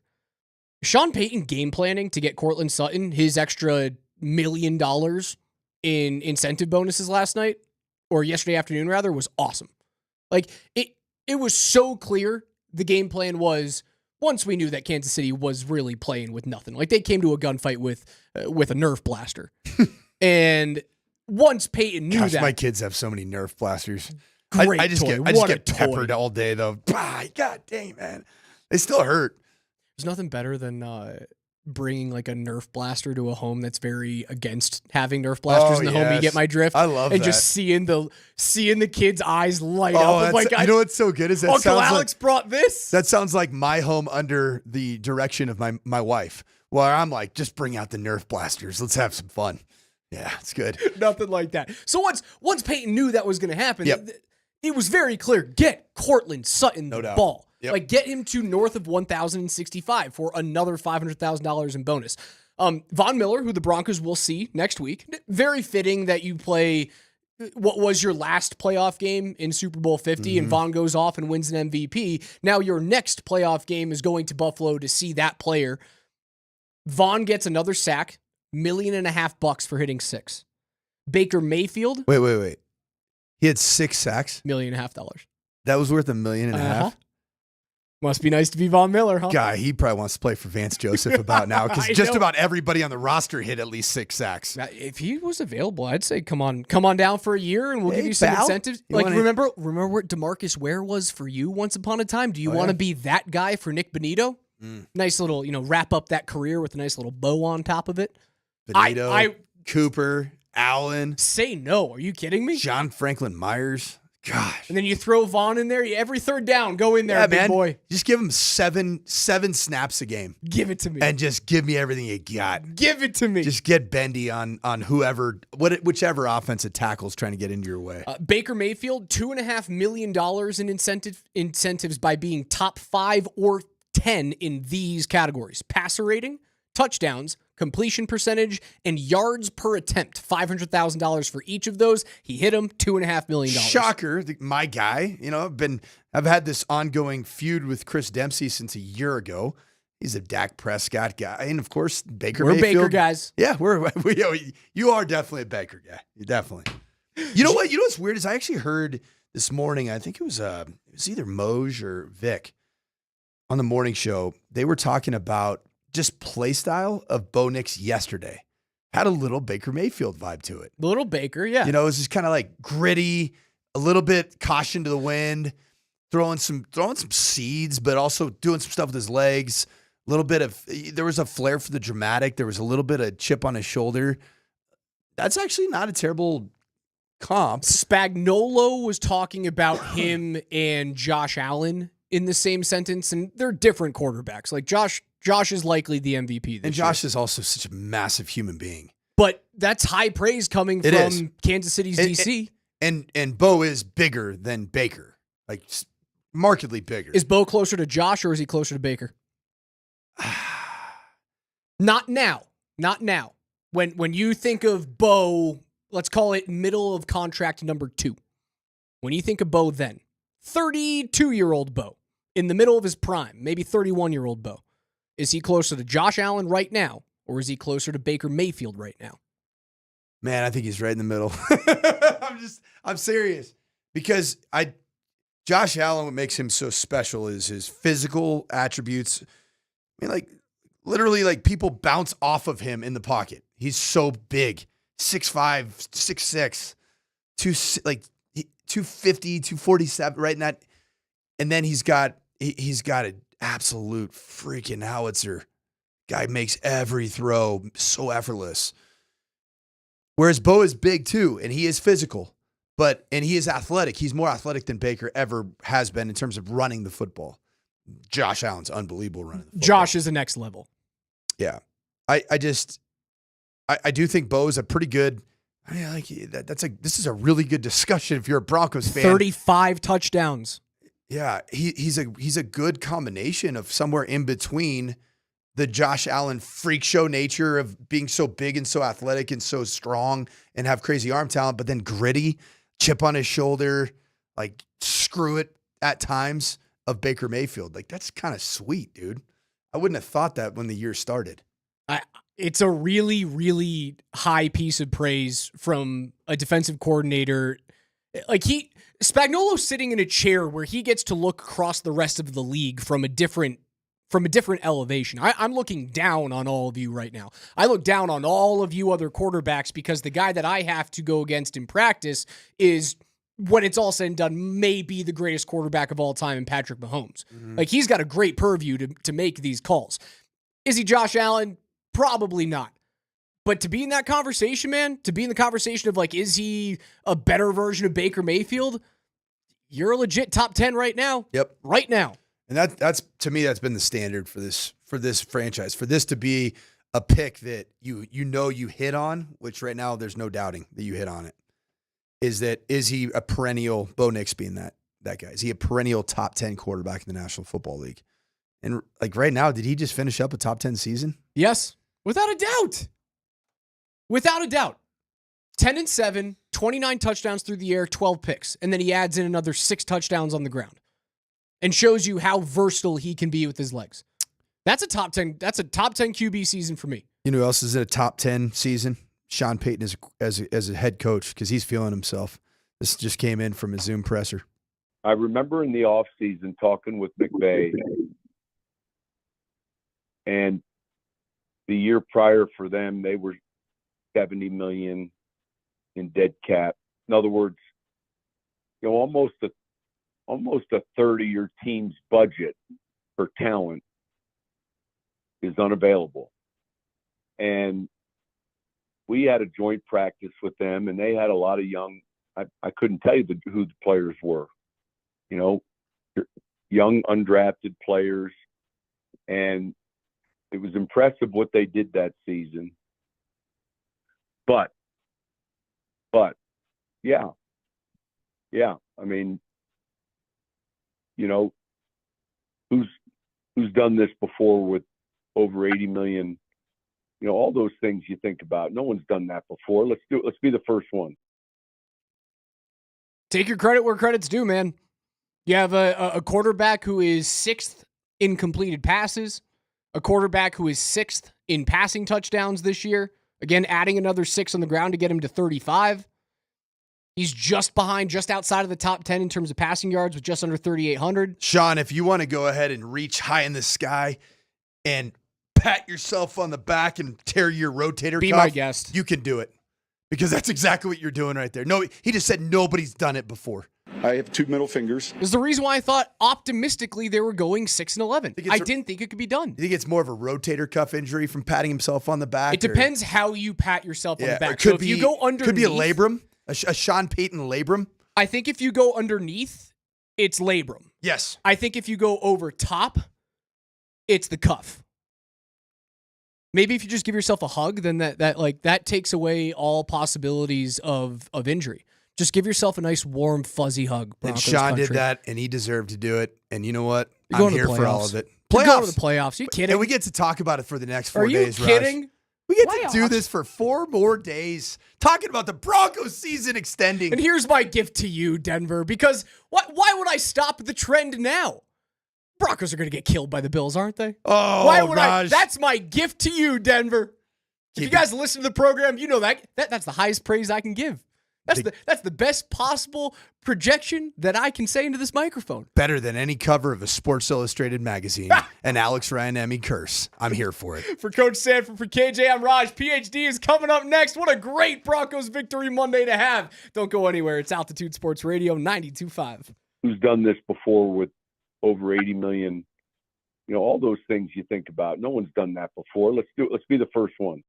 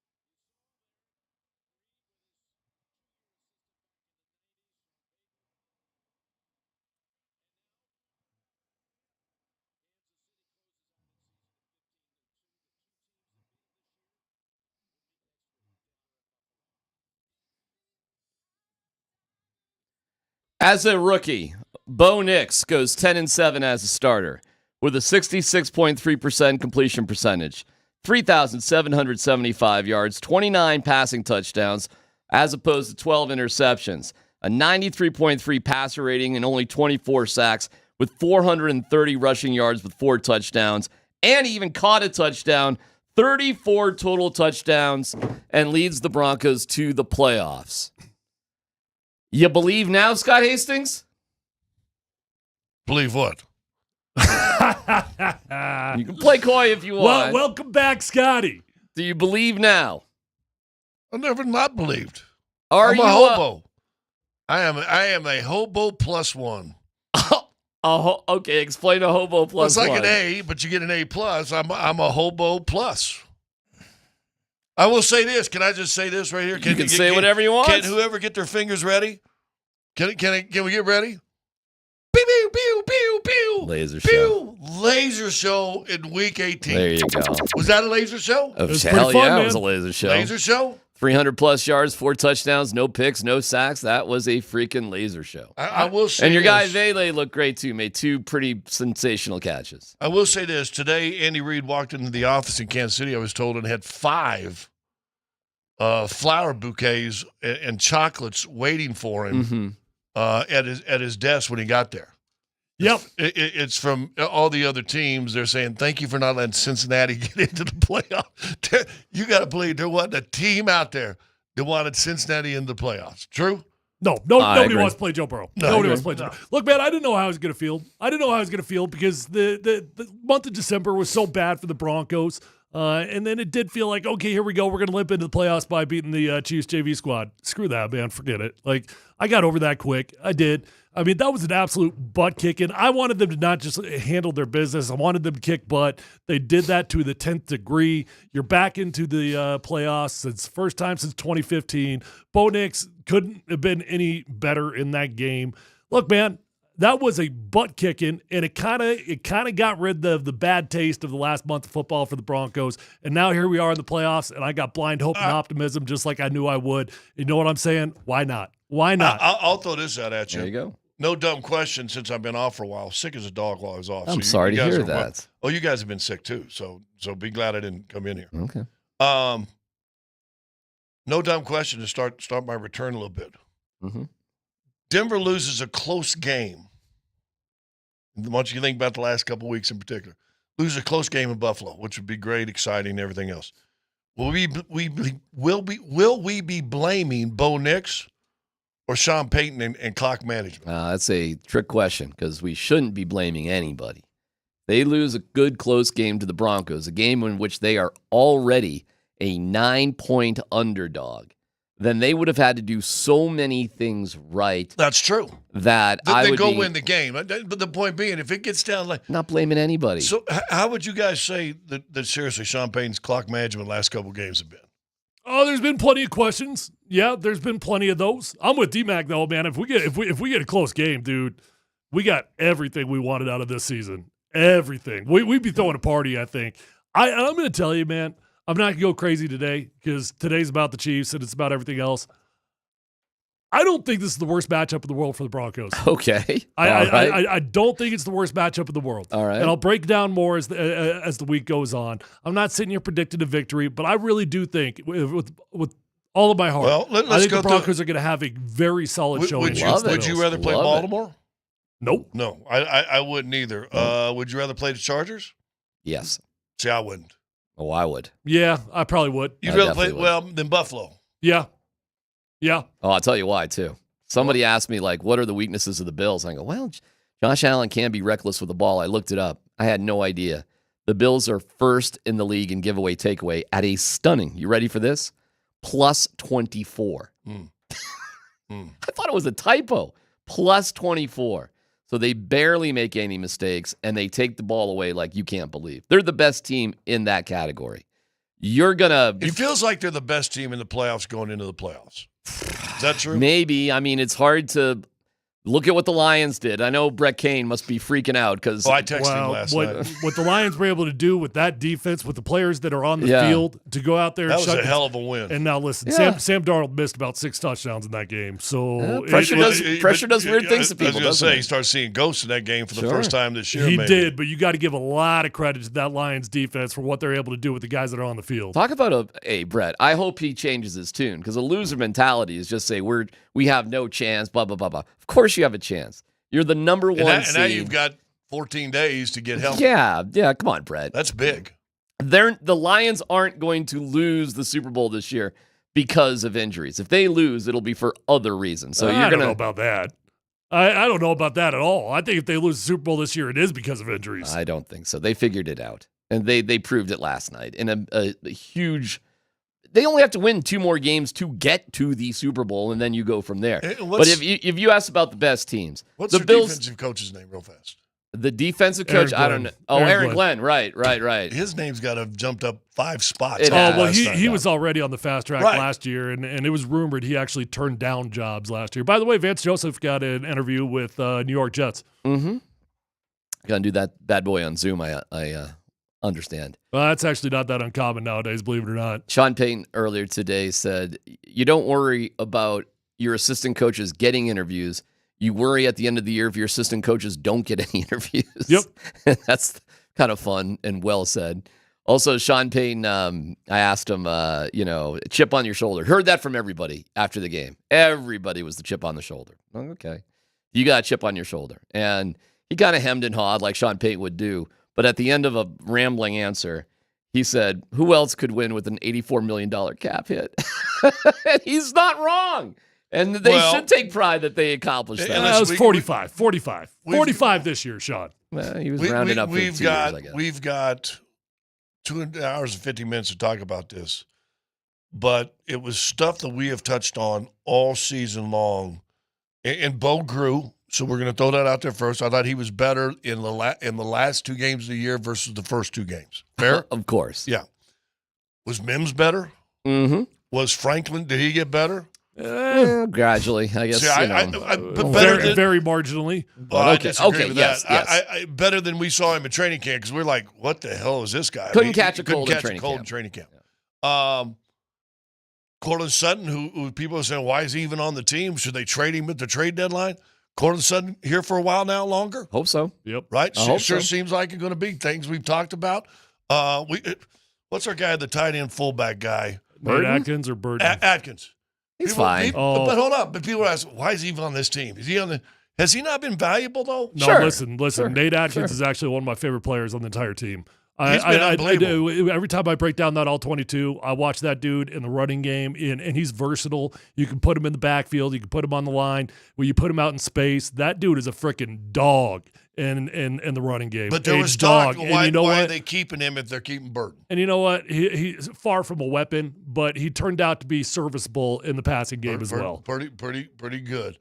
Estime started stepping up a little bit later in the year, and the offensive line held up. Let's be honest. I would say, would you say they're a top 6 offensive line maybe right now? Yeah, they had a great year. Just plain and simple, they had a fantastic year. It's amazing how much better the offensive line is when the quarterback makes better decisions When and he doesn't get gets the sacked.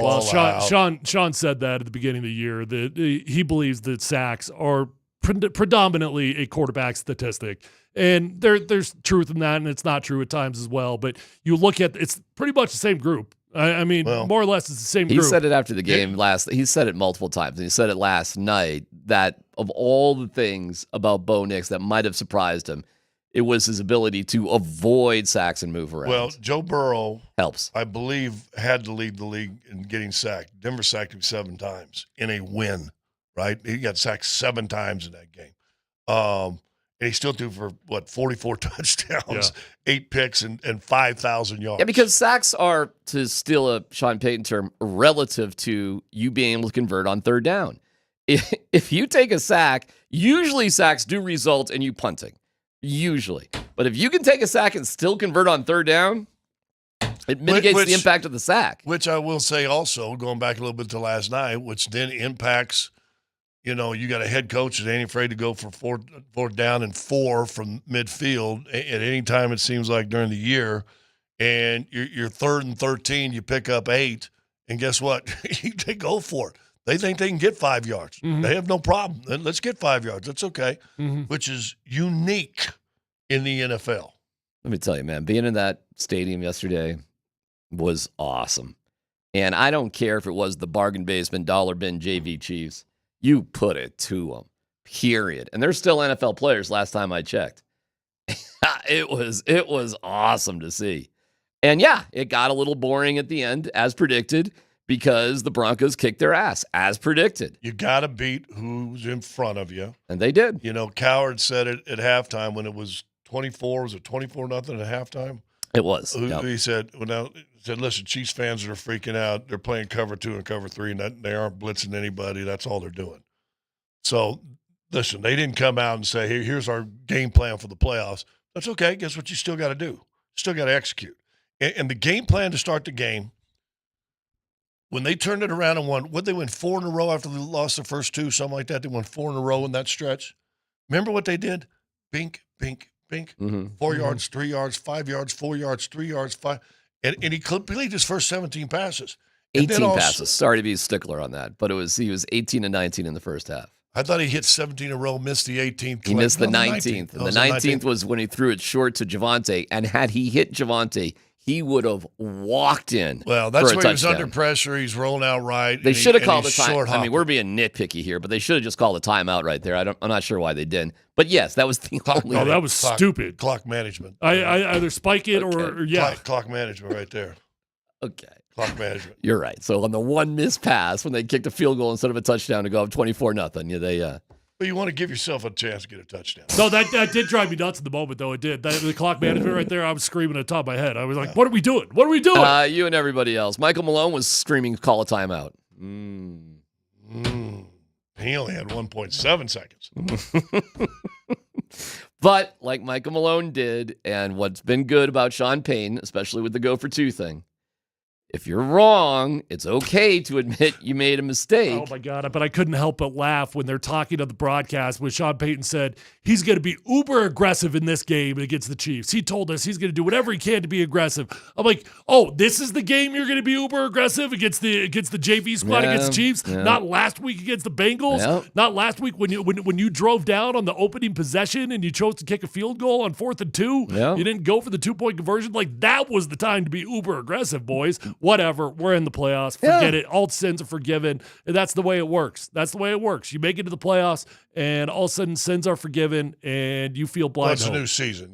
Now it doesn't matter by hook or by crook what you did there, what you didn't do there. I'll go this and throw this out there. We can talk about it. Should have beat the Chiefs. There's 11 wins. Could have beat Cincinnati. There's 12 wins. And there was one other one, the San Diego game at home or the Chargers game at home. Could have won that game. I love your optimism. So now, they could have had 13 wins. All right, so let's get to some of the highlights from yesterday and hear about what's next. Sean Payton And did. by the way, Vele, who can catch? Okay. He's so proud of that one. Like he found Vele. I found Vele. Like 27-year-old rookie. I'm on it. Yeah. You and literally every single person at training camp, but you especially. Yeah. You in Somebody particular. in this room was saying, "Oh, he's not special. Keep get rid of him. Keep Tim Patrick." Who? In this room? That is a bunch of BS. If I've ever, I said he's the reason why you could get rid of Tim Patrick. You are flat out lying right now. Got receipts. That is I got lying. receipts.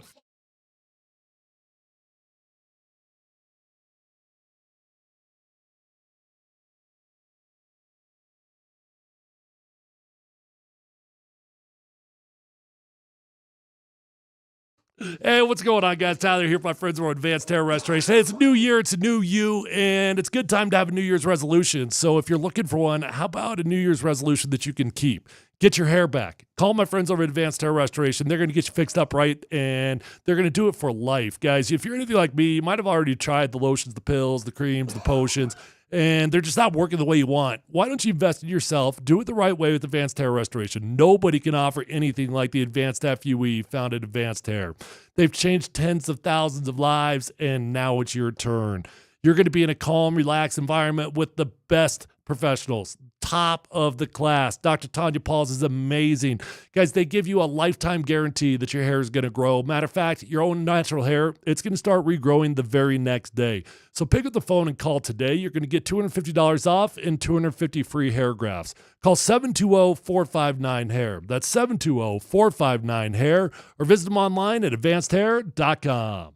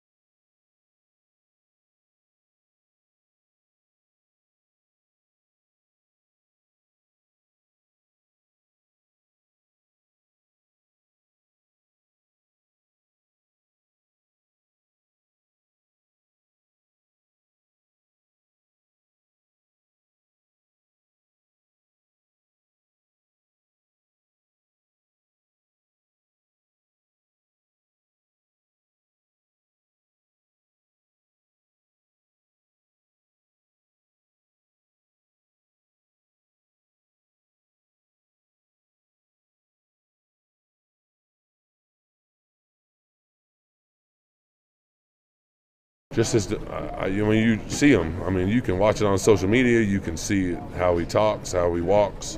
He talks and walks the walk at the same time, and that's all you ask for, man. And you want a guy that can stay in there and get grimy and win with his feet and win with his arm, and that just makes him special and who he is and where we're going. And the sky's the limit for us when we have number 10 with the ball in his hands. How dangerous can you be in the playoffs? you know what? I guess time will tell. We're going to do what we need to do to get our rest and, enjoy this, in the next 48 hours and then get back to work and then get ready for a big-time game against a big-time opponent.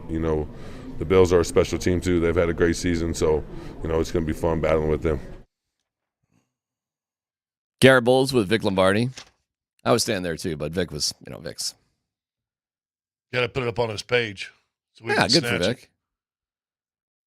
Bowlesy, there are a couple of guys in that locker room. It's interesting. The vibe was interesting. There were a couple of guys who were kind of like, it was something. Really, it's something. And that's Cortland Sutton and Garrett Bowles. Surtain, not so much. Man. I couldn't help but think about Justin Simmons a lot yesterday. I did too. What a bummer, man. What a bummer for that dude. Everything that he gave this organization, just the human being he was when he was here, the performances he had. He got here at the worst possible time, and he exited 1 year early. I couldn't help but think maybe of they him. can leave him tickets. Okay. But I'll tell you this. I don't think there were many accidents about who was on this team and who wasn't on this team. I don't care about any of that. I don't care about any of that. I doesn't change the way I feel about the dude. I appreciate it, but there may be something to be said for who was on this team and who's not on this team to get them to where they are right now. And I know what you're saying, like, hey, too bad about Justin Simmons. I think the argument to that point was they're not the same team they are right now with him. Whatever. Fine. That's fine. That's fine. I will never buy the fact that they are better without Justin Simmons. I mean, the dude's freaking baller. He's a tremendous human being, Pro Bowler year in, year out. I don't see how you're a better team without Justin Simmons, but that's fine. I don't need to fight you on it. How'd the Falcons do in their last game? How they doing? Oh, so that's Justin Simmons? Not saying it's Justin Simmons, but there was something about the chemistry of this team, and Sean Payton talked about it, that they needed to go in one of the same directions. And you brought in a lot of bargain basement guys. Brandon Jones, who came in place as a bargain basement guy. Levi Wallace, he didn't work out, but he's somebody else's trash. Riley Moss, who was going after him. PJ Locke, he was a deeper round draft pick. He wasn't, whatever. So you say George Payton, also, hats off to George Payton. I will say hats. He doesn't know about quarterbacks, unfortunately, but he's pretty good at all the rest of the stuff, that's for sure. And I'll tell you what the absence of Justin Simmons did. It raised the voice of Pat Surtain as a leader in that locker room. He was a pretty quiet guy, but it left no doubt who really they're leaning on in terms of leadership on the defense. And I don't think it was as obvious with Justin Simmons around for Pat Surtain. I think Pat Surtain took a back seat to him. And I don't think he did with Simmons gone. In his void, Pat Surtain stepped up and may get Defensive Player of the Year. Hey, all those things can be true. That's fine. That's fine. But all I know is Justin Simmons did it all the right way when he was here. And I feel bad for the dude. Okay. Well, disappointment for Atlanta as well. And, I saw Justin being, he's devastated by missing the playoffs again. And Atlanta had everything. They had it. They had it in their hands, and they blew it. Just like the Broncos had it in their hands. And I'm down with this, Dex. Yeah, we are a better team without him, but that's not because of him. Okay. What do you think? They're a better team without him because you added a quarterback that fits the system of the coach. Yeah. Well, there's a million reasons why you're a better team right now. Okay. Maybe I just back up here. How exactly did they do this? How did a cap strapped in the salary cap pick to win 5 games or so? It's really not overly complicated. It's not. You got it right at QB. It's start and end. That's it. Done. That's it. You got a dude that can play ball, and he overcame all the warts that you thought you weren't going to be able to overcome.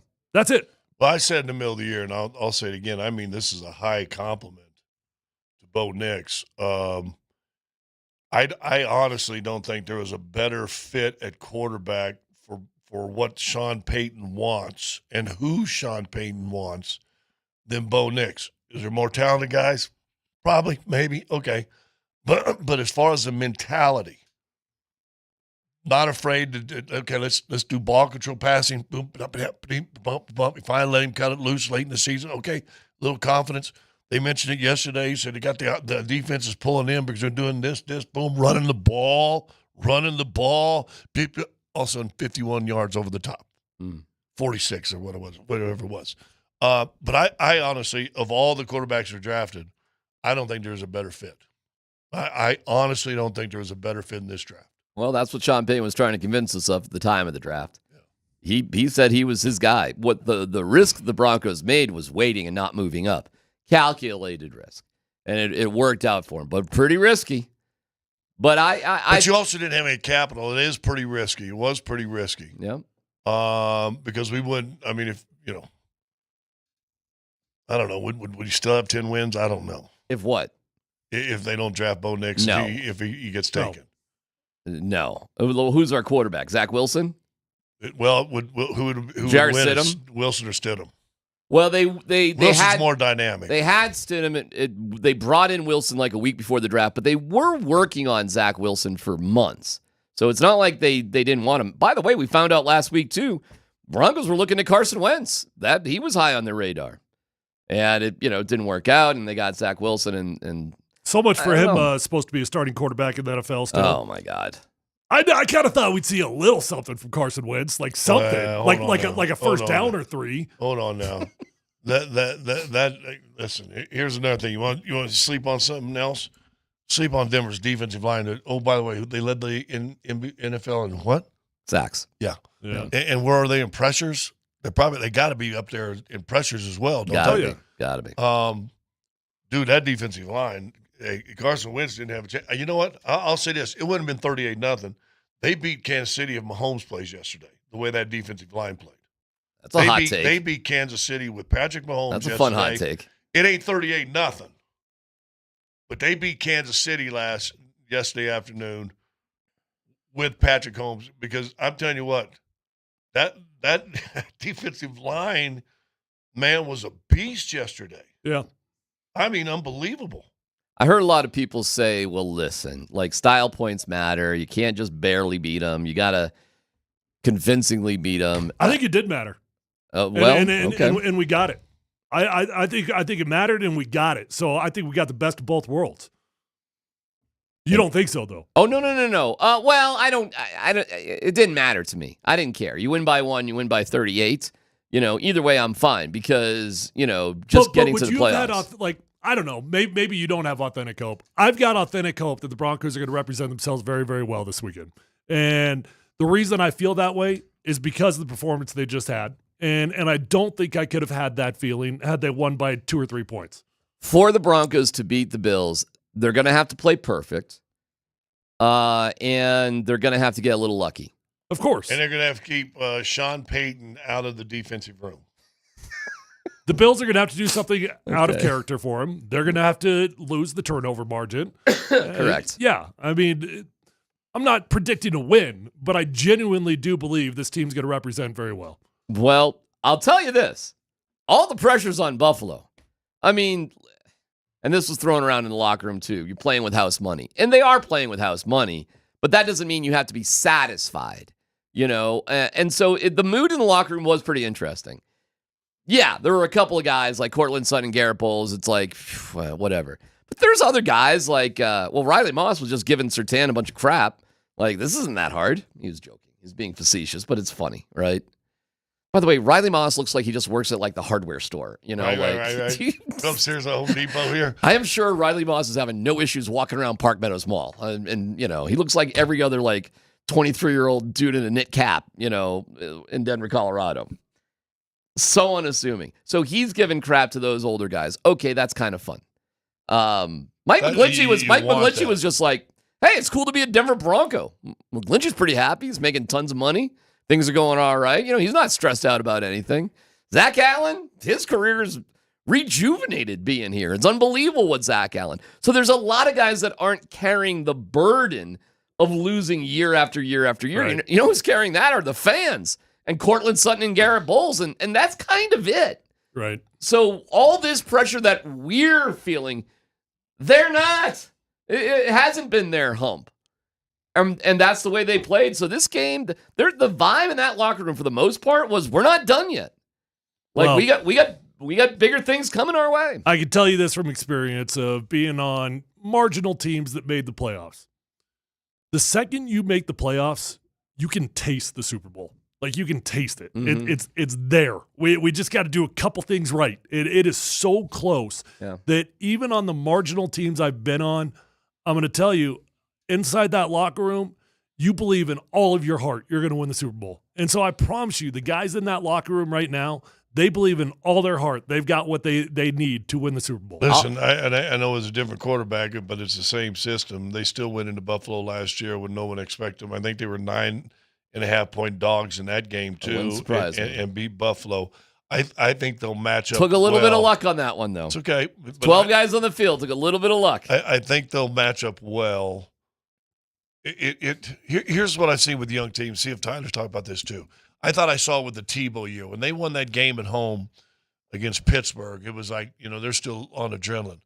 Then they go to New England next week, and it was like everybody looked around and went, it was over. Well, that that happened. I don't know if we're supposed to be here or not. There's no doubt about that. That exact thing happened to me as well when I was playing in Seattle, and we made the playoffs with the losing record, and we beat Seattle. We beat New Orleans, and they were the defending champs. Sean Payton. We beat them in the first round, and all of a sudden the next week we go out to Chicago, who's a far worse team than New Orleans was, and it was just all gone. It was just like, oh well, now we're the team that we thought, or that we were for the majority of the season. But you found that magic for 1 week. What's cool, though, I mean, we're talking, oh, my God, if they beat the Bills, my Lord. They play the Chiefs. I mean, hey, I'll take that. And then, you'd have to probably face the Ravens. And we'll see. But you never know. Hey, man, you never know. And listen, now this is way big projections. They play in the Super Bowl this year. We'll throw that out. I love it. It's Monday. If they play, go ahead. No, but hold on. I love it. They're going to having beaten probably Buffalo, MVP candidate Allen at quarterback, Patrick Mahomes, all world forever, multiple Super Bowl champion, and then probably Jackson in Baltimore, a two-time MVP and an MVP candidate again this year. Yeah, Jared Goff ain't looking too tough now. There will not be a harder road to the Super Bowl that any other team has ventured to get to a Super Bowl than what the path is in front of Denver right now. Dude, I love it. And if they get to them, hey, no one thought Seattle was going to beat Denver in Super Bowl 48. You got to get there to give yourself a chance. I know this, and it's been a long time doing talk radio that I've had this conversation, but here we are, 9 years later. There's really no point in doing what we're doing here to be a negative Nelly about what can't happen or being down on your team. And to me, once you get to the playoffs, it's a collective sort of like, what's it going to take to win? Let's go.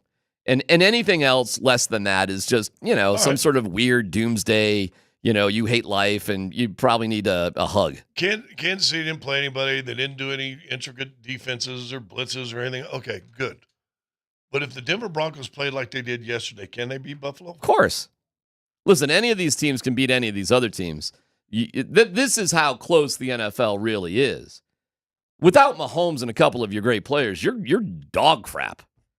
You're not just a bad team. You're garbage. So the money means something. It's not like maybe JV's an insulting thing, but look how much money was on the sideline. Did you ever figure out what the number was? And cap hit values, it was like $84 million out of 290 or whatever. I mean, it was like 30. That's with two players.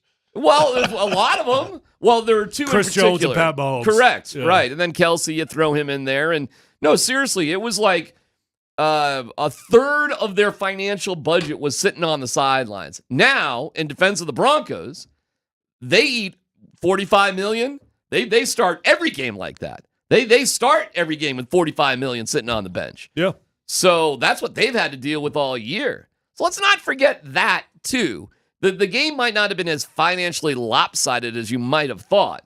But talent-wise, what Mahomes means to that team it's unbelievable. It is unbelievable. But he is that guy. Ain't no doubt about it. Yeah, I saw Mahomes doesn't care about the consecutive playing games in a row. Josh Allen does. Yeah, but Josh Allen does. Did Mahomes have a streak going or not? Well, no, but. Well, but Allen did. So what? It's one snap. It's a weird NFL rule. He's getting sensitive. Buffalo guy. Buffalo guy protected his buff. Who are you really rooting for this weekend, D-Mac? He's win-win this weekend. Somebody asked D-Mac who he's really rooting for. D-Mac's win-win this weekend. I'm not going to be disappointed either way. Wow.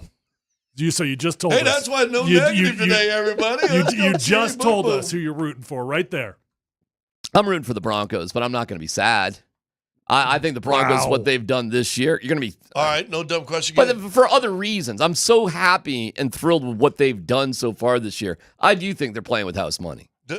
No dumb question again. Is if Buffalo can't get to the Super Bowl this year, will this be one of the most disappointing seasons ever? That's why all the pressure's on them. Absolutely is the answer to that question.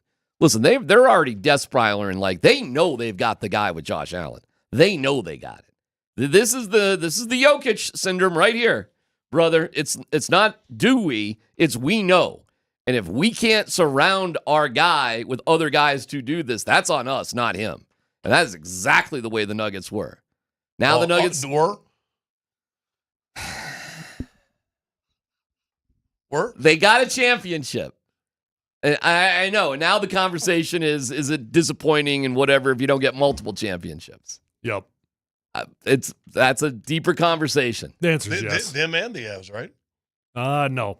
The Avs are not in that conversation. I don't know. I'm feeling vibes about the Avs. I'm feeling I could taste it again. Well, good. I don't blame you. But again, disappointing if they don't. Oh, sure.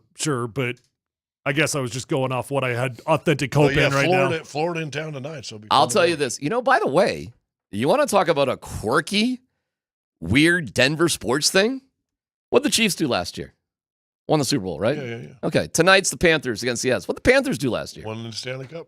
What'd the Celtics do, who are playing tomorrow night? Won the NBA championship. So in 3 consecutive days here in Denver, Colorado, you're going to play champions. Pretty cool, right? I mean, Yeah. it's weird, little twister-rooney, but yeah, that's going on. And then back-to-back after Boston, then you got Kawhi Leonard finally coming back playing. The season rolls on. That is true. Hey, trust me, I know I didn't do radio this past week. Dude, can I say something? The season rolls on. I saw Yoke after the Friday night game because it was a good, close game, and it was disappointing they blew a 5-point lead with 2 minutes to go. But he turns to the PR guy, Cody, and he's like, what game, 30, 34? Like, yeah. What happened when he threw the ball back and when he was shooting a free throw? No, that was hysterical. What was that about? He has every player, every good free throw shooter has a routine they go through, and so for him, it's getting set, getting everything ready, and before he steps up, he wants to step up and catch the ball to get in his position. Oh, I thought he was mad about something. The guy threw in the ball like 2 seconds before he was ready to go. Gotcha. Yeah, the referee apologized. Yeah, my bad. Because they usually wait till you step up to the line and they throw the ball to you. That's awesome. It's like, no, I don't want this ball. Give it back to me. Well, he's got a routine. That's a little of a diva moment, no doubt about it. But nobody's earned it more. Come on. Yeah. Oh, he spun the ball at him. That's what it was. See, yeah. If you go back to the first one, he spun the ball all crazy. My bad. Go back and start. That is a super diva moment. Oh, right absolutely it was. Oh, meanwhile, let me drop 46 on you. let me go real diva on you. You're yelling at the ref about how he spins the ball at you. I'll get you the best. It'd been funny if the ref just took the ball and rolled it to him. It was like, here, just take it. My bad. Sorry, Mr. Jokic. When Wembanyama learns how to control his body and the ball, bringing it down low or not bring it down low, he is going to be the best player in the NBA. He's got a shot. He leaves himself a little bit too susceptible to smaller guys, pests like Russell Westbrook, and even Peyton Watson. Listen, I said to Brian, I thought Westbrook, CB, and then Peyton Watson was great on him that fourth quarter and overtime. And when he gets beat up low, and Joker is just beating the hell out of him, boom, he's going out to the three. And to me, that's great because now no offensive rebound. You shouldn't give up offensive rebounds if the guard will block out. I'll tell you this: when he figures it out, and he's gonna figure it out, the run for MVPs for that cat is gonna be up there with Jokic. It is. So I don't know if he's the next Jokic per se, but he's gonna have that kind of impact. You know what? It's gonna take a couple years to figure out, but he's gonna get it. Every great player comes in the league is compared to this guy or that guy, and then when he is hit, who he is. now you start comparing guys to him. Yeah. And he'll get to the point where, like to me, I compared him to Ralph Sampson. Because Ralph came in there, giant size, knowing doing, blocking every shot, was a good mid-range shooter, but not strong in the post, not real physical in there. But if you threw a lob up, he was dunking on everybody. They got hurt. Let's look at the dumbest team in the NFL. New England. I can't believe it happened again. Was that 3 weeks in a row? 3 weeks or 3 out of 4 weeks that it happened. Unbelievable. Go Patriots, making my hometown proud. There's a lot of bitter chowderheads today. Ain't no doubt about it. That's next.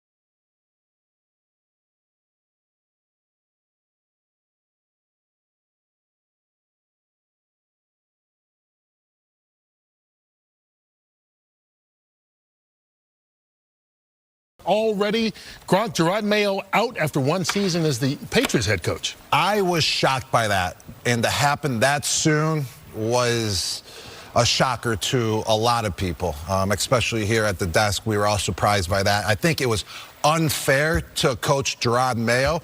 I mean, he had never had the chance to develop as a head coach. He was just a rookie himself in that department. And if you judge a coach by their first year, that's really not appropriate. I mean, Jimmy Johnson, you went 1-15 your first year, and then you won a couple Super Bowls. I agree with Gronk. What are you doing? That's why Denver gave Vance Joseph his second year. You got to. No doubt about it. But remember, that was the famous Elway's got to sleep on it moment. And it's not exactly a ringing endorsement. And listen, man, if you're going to fire a coach as soon as the game's over, no matter if he wins the game, you're an idiot organization to not simply just fire him before the game. The Patriots going from having the number 1 draft pick, the Bills must have been laughing their ass off. They didn't care. Josh Allen took 1 snap. They're trying to lose the game. Seriously. Because, listen, it doesn't matter. It's not mattering for us one way or the other. All we can do by losing this game is hinder a division opponent in becoming better. And the Patriots just fell right into it. They did the right thing by sitting Drake May, and that was the first thing I was looking for, because if Drake May was playing in that game, I was like, all right, well, they're a bunch of idiots. But they sat him. It just so happened to be they had a dude behind him who, where the hell did this guy come from? He's got a freaking cannon. He's what Anthony Richardson's supposed to be. They did the right thing in sitting Drake May. You should have fired Mayo and put the ball boy in charge of the team that particular day. Well, but don't you think that you don't do that? If you were going to fire him, you say, don't fire him for the game, because that may rally the team. And instead he wins the game anyway. You put somebody in there who's going to call running the ball into the line over and over and over again. You've got to do that as an organization when you're talking about the number 1 overall draft pick. Even if you're planning on trading the number 1, you do that. Of course. It is so dumb. Or you don't fire Mayo. You don't fire him. He's your guy. And we won the game, and we believe in you, and we don't care, and we got our quarterback, and you're our guy. But you fired him before he walked into the locker room. So what is the difference? It is that organization, and any other dumb organization deserves whatever bad thing comes to them because they're so stupid. Well, they might fail upwards, though, because I do think Mike Vrabel is going to be very attracted to that job. I'd be shocked if that's actually not his dream destination right now, because if you think about all the jobs that are available, and they want Mike bad, you look at all the jobs that are going to be available, who's got the quarterbacks, right? And he can walk into that situation. He's got Drake May. They got their eyes on Mike Vrabel, so it sucks that they blew that. They went from number 1 to number 4, and they would have gotten everything and their mother in trade value for that number 1 pick. But they are getting, I do think they're going to get the coach that they want. Well, here's my super hot take. Robert Kraft ain't that good of an owner. Bill Belichick wasn't that good of a coach. Tom Brady was that good of a quarterback, and that raised all the boats there. And without him, that ship has done sunk. And they just do one dumb thing after another. So I just could not believe it happened like that. It just blows me away how dumb some of these teams are. How many times I tell you guys but that it worked all out this for Houston 2 years ago. They got how many lucky. times I tell you guys this year that this is going to happen? I said all these teams are going to accidentally win a game. It's going to happen every year. The Raiders did it, the Giants did it, and then the Patriots did it in the final week of the season. All 3 of those teams had the number 1 pick at one point when they won those games. All 3 of them. It's kind of okay by me if you're doing that, if you keep your coach. It does make the draft pretty interesting now, though. Oh, the draft is so fascinating. So Tennessee's sitting there at number 1. Cleveland's sitting there at number 2. Giants at number 3. All 3 of those teams are desperate for a QB right now. You only got 2 draftable quarterbacks in the top 5 this year, maybe even 2 draftable quarterbacks in the first round overall. So what the hell's going to happen? Now New England's sitting there. Travis Hunter would love to go to New England, quite frankly, because that's got the quarterback in place. Dude, I don't know how this thing's going to shake loose. And now Jalen Milroe, he might just get insanely overdrafted simply because of the way the draft sits.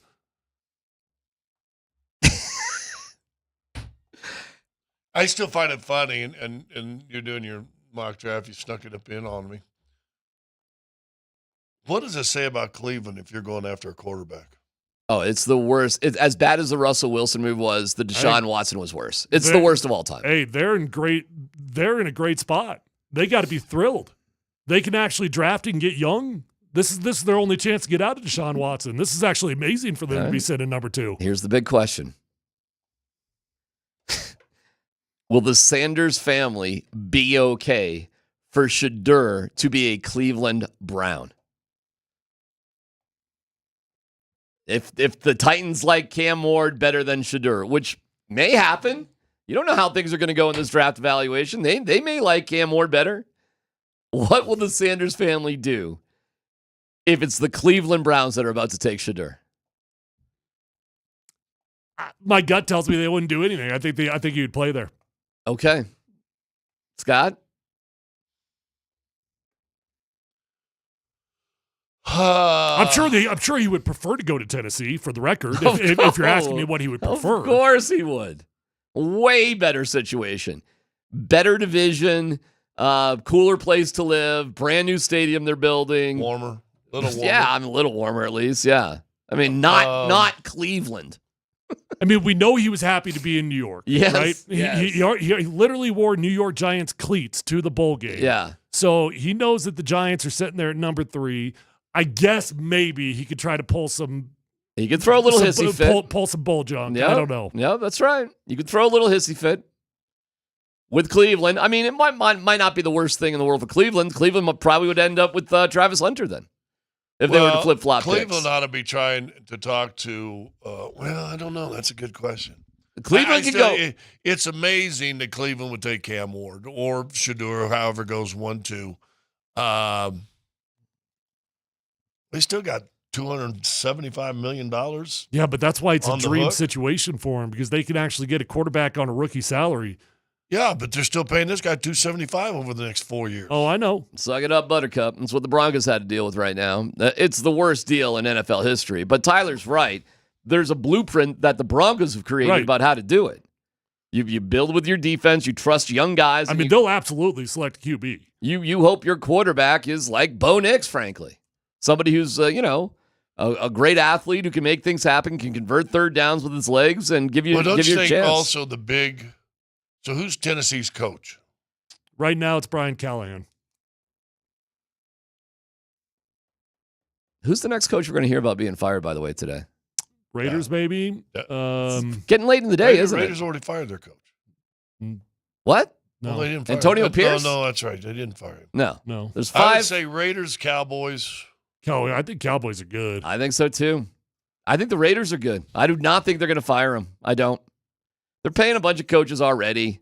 They like him. Well, they'd be by far the most logical next one. Some people were speculating about Atlanta. Raheem Morris is a good fire. He's not going anywhere. No. That'd be ridiculous. We're at 5 right now. Are there more to come or not? We'll see. But we'll get back to the Broncos. The draft this year is going to be awesome. And by the way, on some of these mocks, it is a huge trend for the Broncos taking Tyler Warren or Colson Loveland, a tight end. It's those two guys. And I'm seeing more mocks over and over again where Tyler Warren is available there at 21. He's not going. As he should be. Okay, awesome. Great. I think that'd be a perfect situation for the Broncos. But not if they're drafting 32.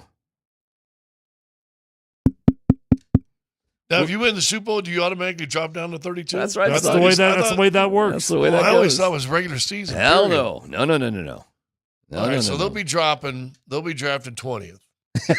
All right. We'll get to the big win by the Broncos as it's playoff week here on Altitude Sports Radio 92.5.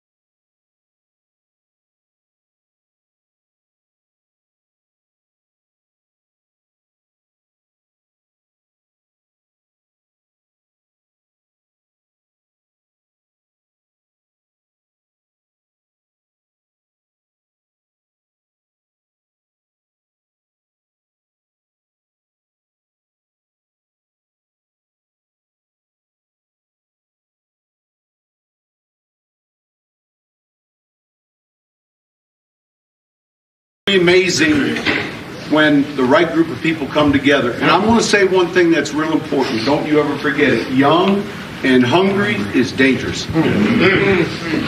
And you're one of the youngest teams in the NFL. Young and hungry is dangerous. All right, don't you forget that.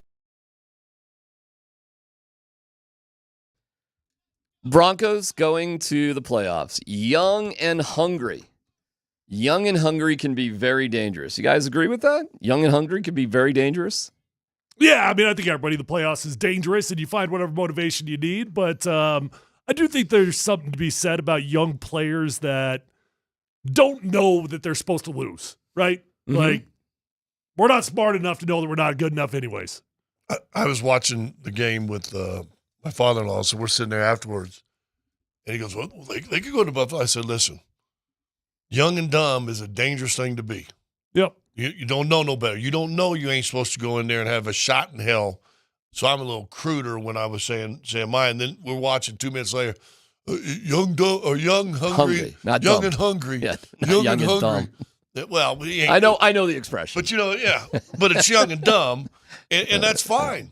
Listen, when Denver beat Pittsburgh in that playoff game, they were young and dumb. They didn't know better. And then reality woke them up, and they went, what do we – that's Tom Brady. I mean, they look like they didn't even belong in a game. Yeah. In that, if you go back to that New England playoff game.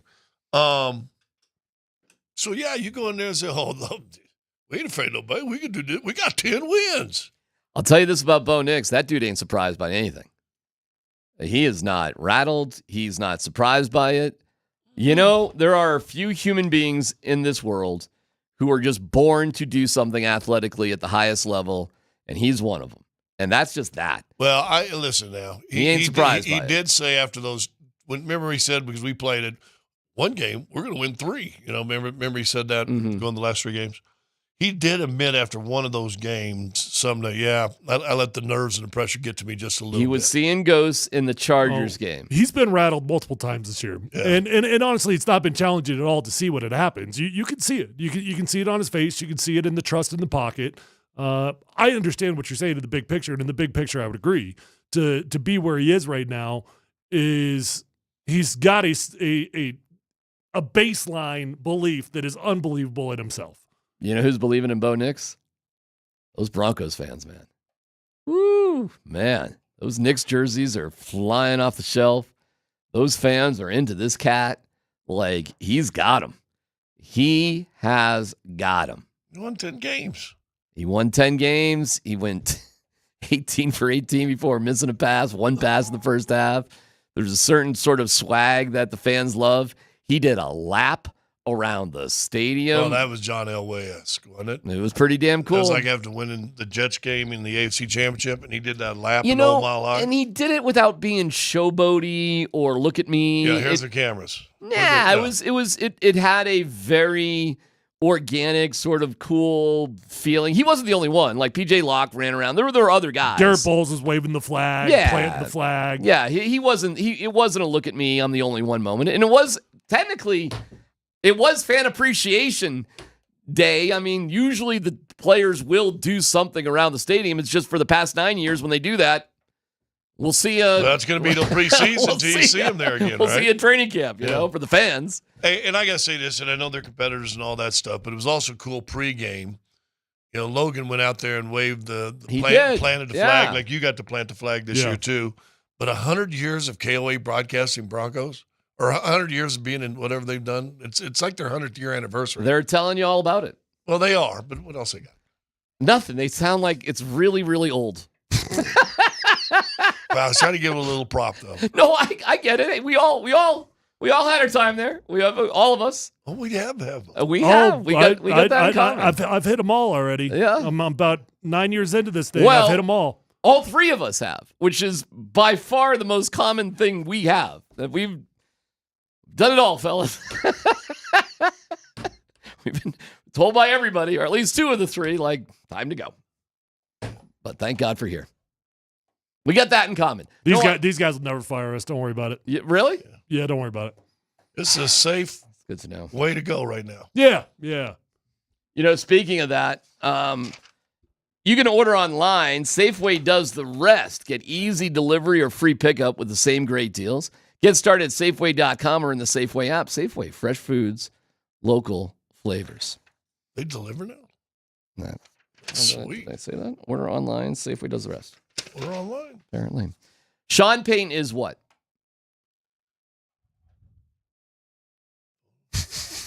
What are you asking? Yeah. Sean Payton is what? A head coach in the NFL. Okay. Sean Payton is what?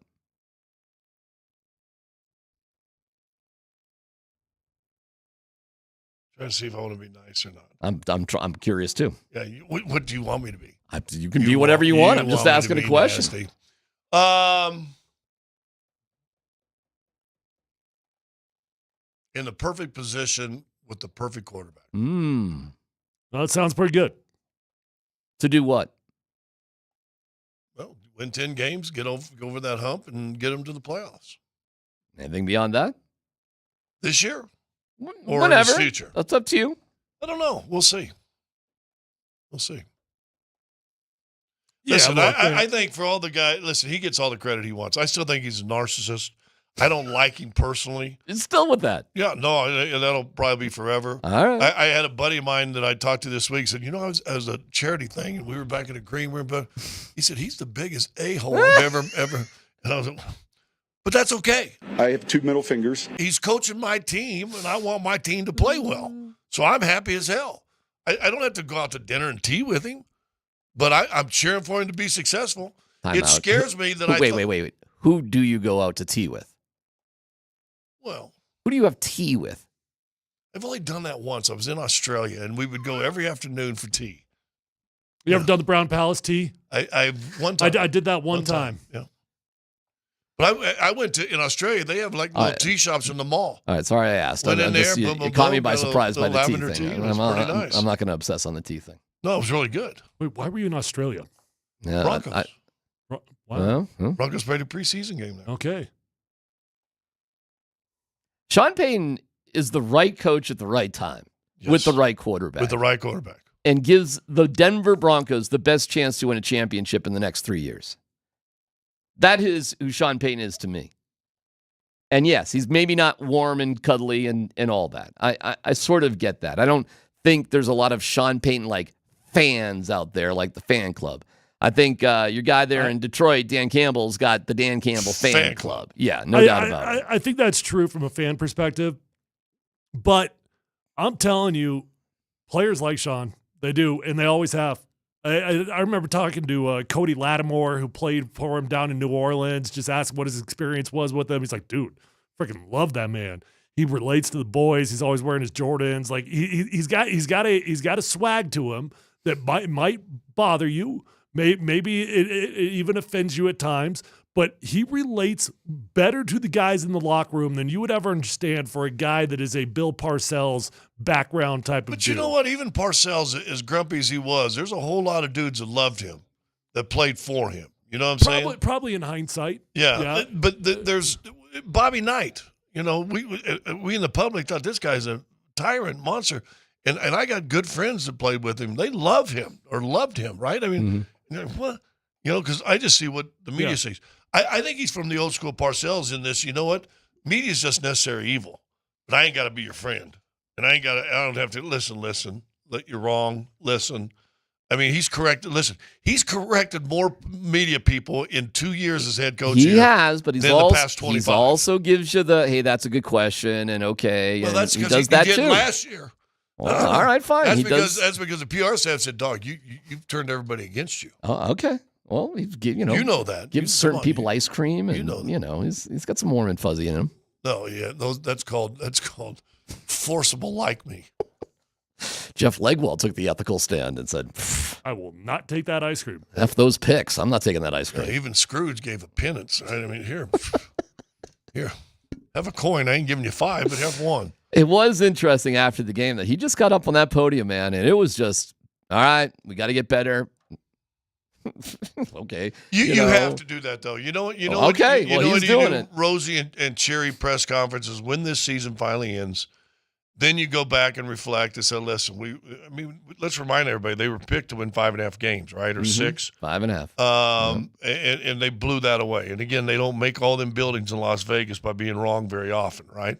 There's some people in Denver that cashed some nice little tickets after the end of the season winning 10 games. So be warm and fuzzy then and reflect back and look and say, here, blah, blah, blah, where we grow, still give the rah-rah. This is our first step on the ladder and blah, blah, blah.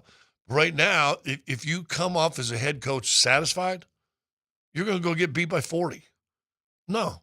And I think they match up well against Buffalo. I really do, as long as he stays out of the defensive room. I think they'll match up well in Buffalo. What are you worried about doing in the defensive room this week? Telling him to go zone the whole time to keep Allen right in whatever he's doing. Trust your guys. Get after him, keep him in the pocket, and just blast him. So you think he was telling VJ what to do? I was told that's what happened in the Baltimore game. Okay. Where they played more zone in that game than any time this year, right? Yeah, I don't know. Nobody told me that kind of information, so I don't know if Sean was doing that or not. Vance Joseph's year has been pretty fascinating to watch it all unfold, right? A dude that was on top of the world, a dude that was on the fast track to become a head coach again. And he does have a coach with the New York Jets, by the way, for anybody that doesn't know. He's interviewing. So he's got an interview with that one. And I would imagine he'll be on the circuit with at least 1 or 2 more teams to get an interview. How does the Jets go with the defensive guy, though? Well, they're also interviewing Joe Brady, offensive mind. They're interviewing Bobby Slowick, offensive mind. So they're kind of all over the board. You see Rex Ryan is out there crowing about how he's, the best candidate. Oh, Rex isn't just crowing. He is probably committed to getting the job. He thinks he's getting the job. He probably still has a condo in Flushing Meadows or wherever somewhere, and he hadn't been able to sell. So, hey, I just moved back in there. The Broncos moved off a very, very important list.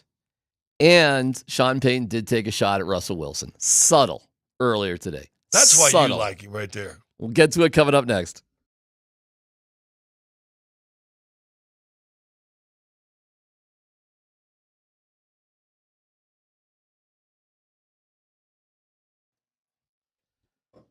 Hey, it's C-Mac for the Rocky Mountain Men's Clinic. Okay, new things this year. The Broncos in the playoffs. How about that? That's a good blast from the past. And listen, perhaps your love life, and if you suffer from erectile dysfunction, you'd like to get back to the past rather than the present, like the Broncos are right now. Okay. Well, here you go. This will get you back in the game. The Rocky Mountain Men's Clinic. When the treatments like pills or herbals fail, they're there with success rates well over 90%. Some treatments can have you last an hour or more. It's the Rocky Mountain Men's Clinic, serving the Front Range of Colorado for nearly a decade, successfully treating tens of thousands of men, and you could be next. Schedule a consult today. The initial visit's only $99 and includes medical consult with a Colorado licensed medical provider, a T and PSA test. If advised, the test dose, and if that doesn't work, the office visit is free. But you could be like most men, having sex the day after your appointment with the Rocky Mountain Men's Clinic. Put this in your phone. 720-440-7900, RockyMountainMen'sClinic.com.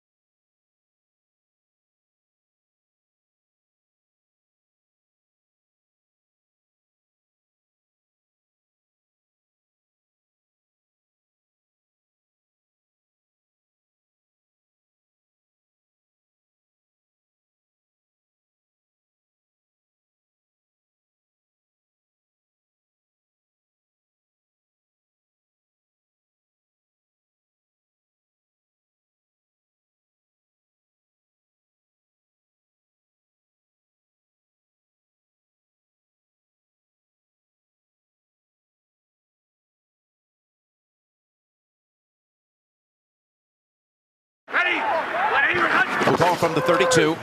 They fake it to him. They fake the end around to Franklin. And here they come back the near side to Mims. He breaks it inside the 20. And he takes it home for the Denver touchdown. And Estime, who just came in the game, threw the pivotal block on the trick play. 37 yards and a Broncos touchdown.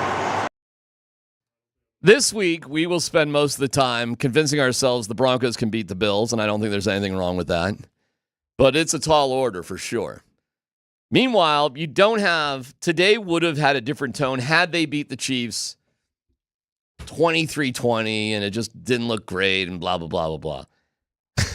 What you had yesterday was so remarkable because you could not draw up a more convincing way to win a game that you were supposed to win. You can't do it. You had an 18-play, 11-minute drive. Mm-hmm. You were, at the end of the day, I think, 10 of 14 on third down, and that's only because you put in Stidham at the end, to whatever, clean up, mop up. Which they did keep Bo Nix in at least one drive too long, They for did. the record. They did. At least one drive, arguably two. They did. Like, what are we doing? What are we doing? It felt like that, and fortunately nobody got hurt. Yeah. Is there a reason? Other than just Sean got his guy doing his deal, and I think Sean likes his guy doing his deal.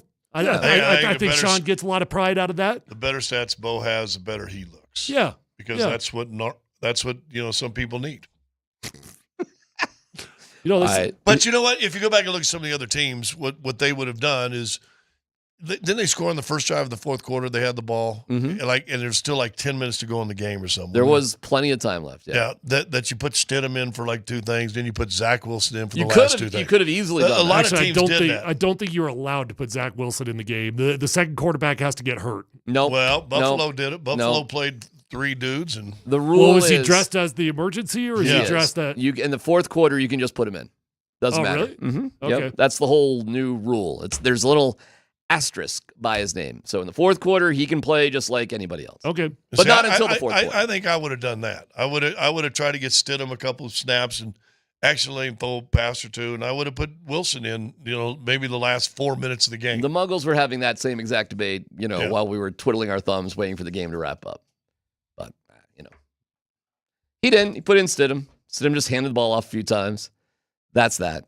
But he Stidham to get in, there was 4-something left in the game. We'll have no dumb questions coming up here in about 6 minutes. Sean Payton on the Zoom call that he was an hour late for. Got some meetings going on. So all the Muggles just hanging out there on hold for an hour. That's what, my time's more important than yours. Why today? Why today? I don't know. I don't get it. Why today? Why not? I don't know. Here is Sean. Now, listen for the subtle dig on Russell Wilson.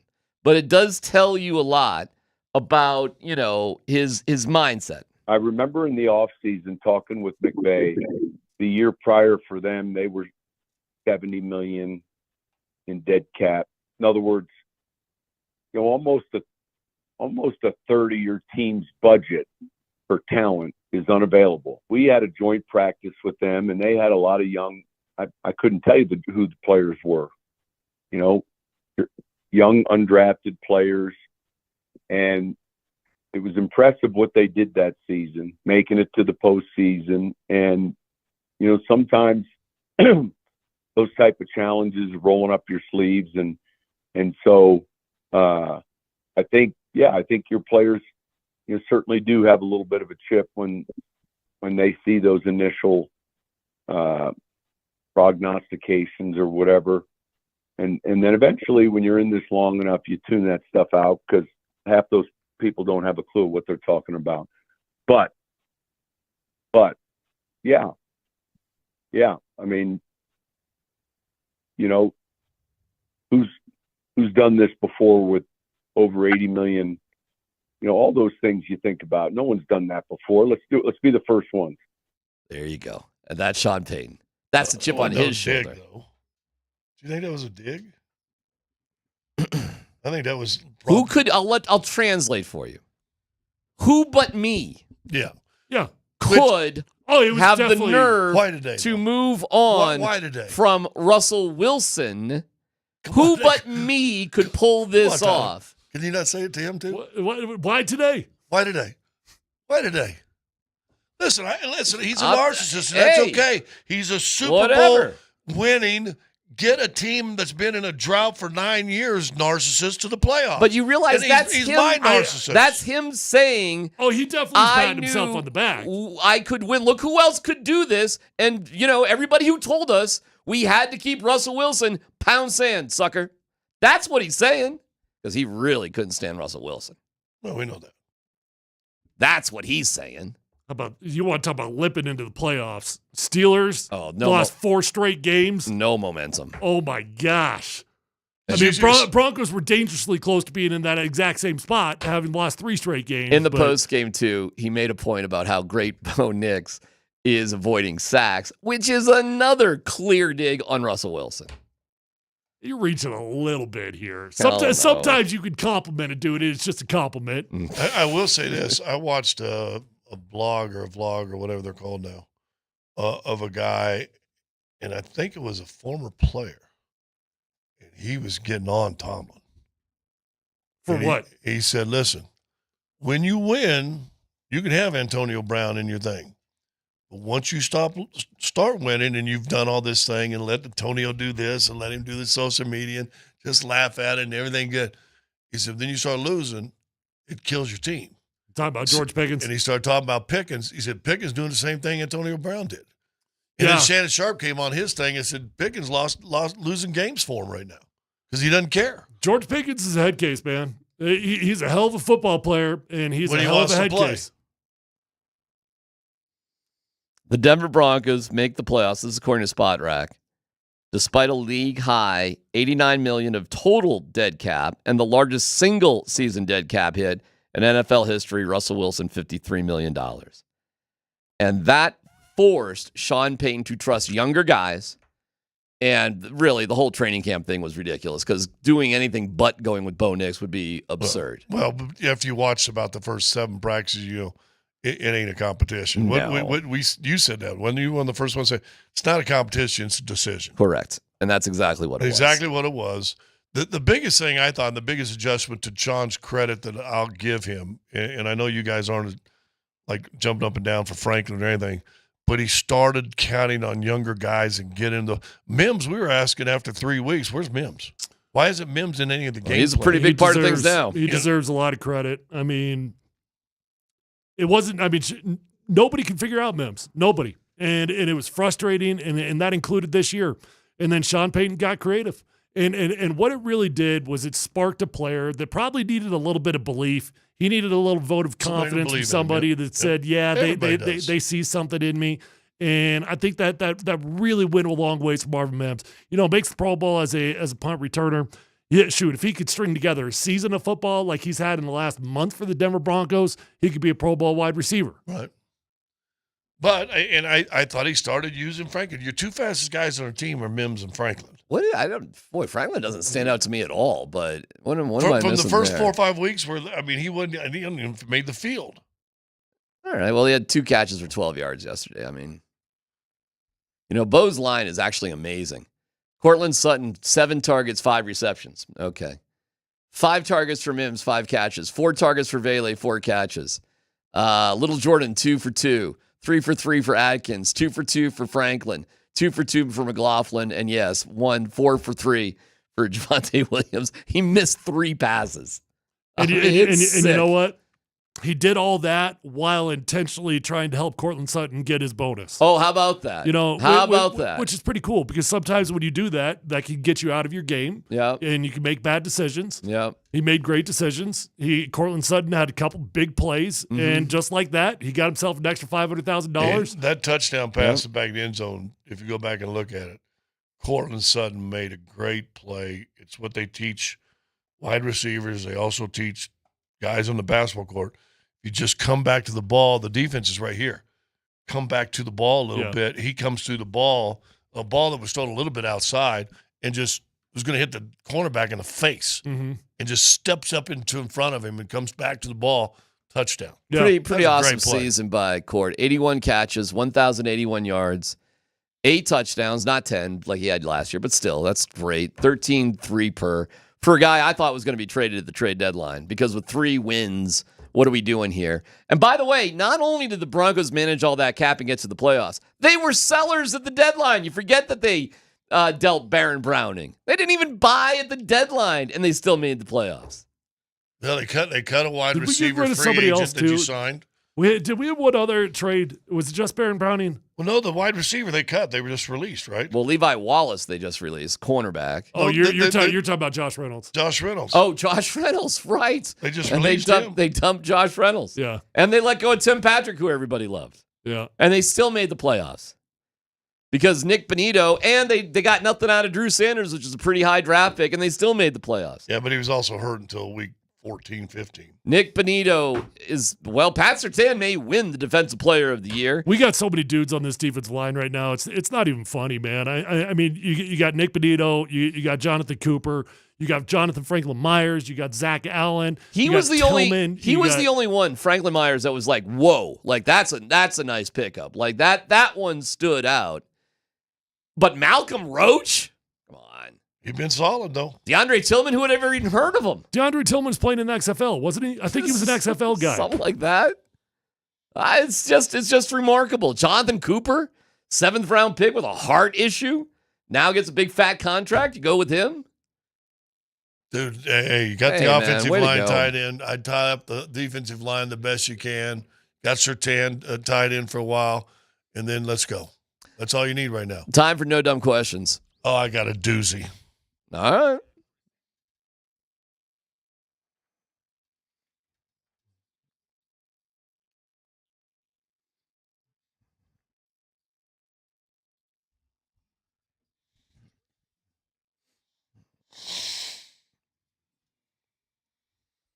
Brought to you by Old Chicago. Go to oldchicago.com. Order online. Find a location near you. Statement/question. Okay. And I don't care by by hook or by crook. Who's the crook? I don't care what you got to pay the league or not pay the league. Them uniforms they wore yesterday needs to be the staple for the Denver Broncos. That needs to be their look. You go back to the studio show and those guys, J.J. Watt, boy, I love those jerseys they wore today. That's got to be the Denver Broncos look. Back to them, back to the Orange Crush team. Let's go. Quit all this stupid, ugly stuff. I haven't been on radio in a while. Stuff that you used all during the year. That needs to be your look. That is officially the most uncontroversial hot take of the day. Literally, No Scott, dumb question. everybody was saying the same thing at the game. Everybody. So no dumb question. How do they go about and make that happen? You just do it.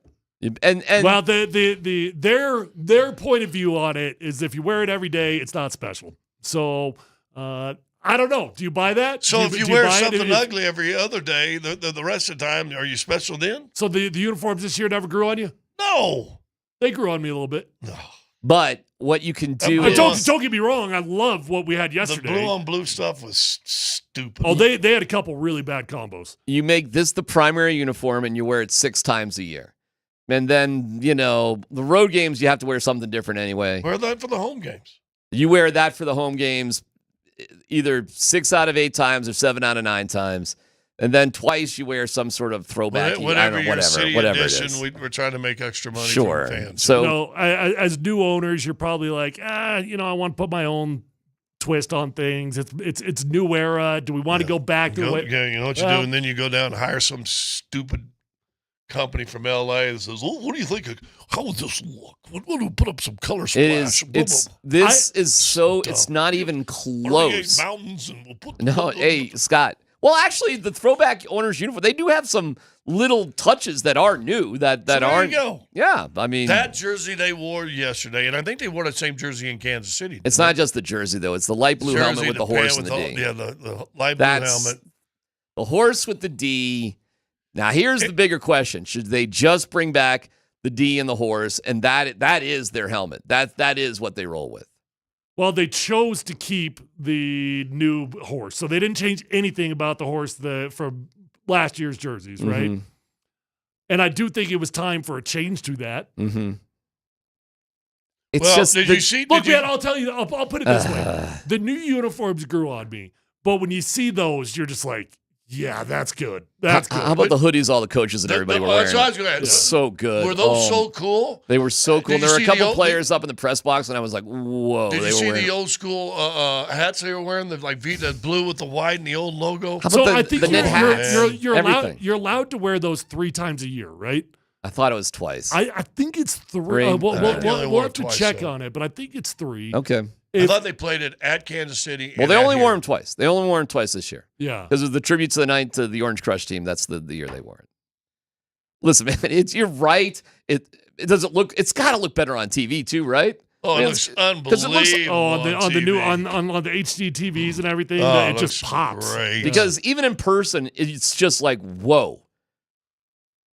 I don't know, man. They go with a huge throwback theme for everything. So you couldn't do that every time. You can't make everything 1975 if you're wearing it 7 times a year. You got to kind of, I don't think you can. Can you? Can we really be throwing back to make that your colors? Well, dog, that's and fine let's by go. me. And the way they have the D in the center of the field and the way the end zones are, I mean, you could at least go with that for a couple of years and just see how it goes. You got nothing to lose. Everybody loved it. And it's by far the best jersey they made. Of all their new jerseys, it's the best. Yeah, you're allowed to wear them a maximum of 3 times per season. Okay. Well, they And only wore them twice. They wore them twice, yeah. So they'll go back to the playoffs and not wear them. Well, they'll be on the road anyways. I don't know what those rules are either with the road. Like, I suppose you could wear it on the road also, right? I guess it's a dark color. It depends what Buffalo wants to wear. Does Buffalo want to wear their whites? Oh, not no, at no, home. but I mean, why? Like, is there a rule against wearing throwbacks on the road, like literal, like I throwback don't away know. uniforms? That's a great call. I don't know. I have no idea. But when the 2 times they wore it was the orange and white combination, light blue helmet. And I believe it was in Kansas City for that game and then for this one. So Buffalo will wear their blue and white.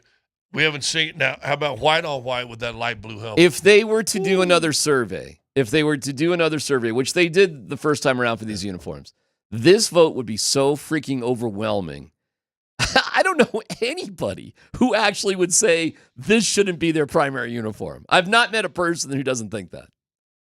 It needs to get done. Hey, you look good, you play good. Yeah. Get on your phone. You get paid good. Text boom, boom, boom. Text boom, boom, and tell him I said, hey, let's Oh, go. Get Boom it done. Boom? Yeah. Is that Damani Leach's nickname, Boom Boom? No. You mean... Oh. Go text boom, boom. Again, you mean? Yeah. Text him again? Yeah. Okay. I'll throw that out there. I throw it out there. Say, Scott said, hey, boom, boom. Hey, Let's boom, go. boom. Boom, boom. All right. There was a moment of the game, and I was listening to the fellas this morning, and they brought up actually a good point. It was Brett Kane, Brett, stop with your crying about the Lions. You got to win the Super Bowl this year. Stop with the excuses. The NFL doesn't like physics, and it's really, really strange. Details coming up next.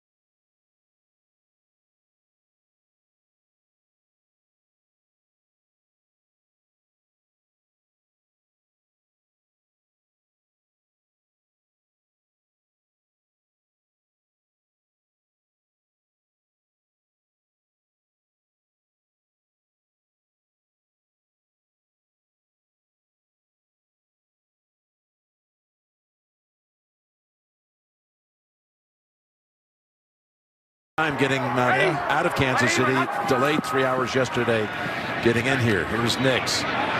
Tucks it under, and big-time scramble. Oh, my goodness, now flips it. Look at this.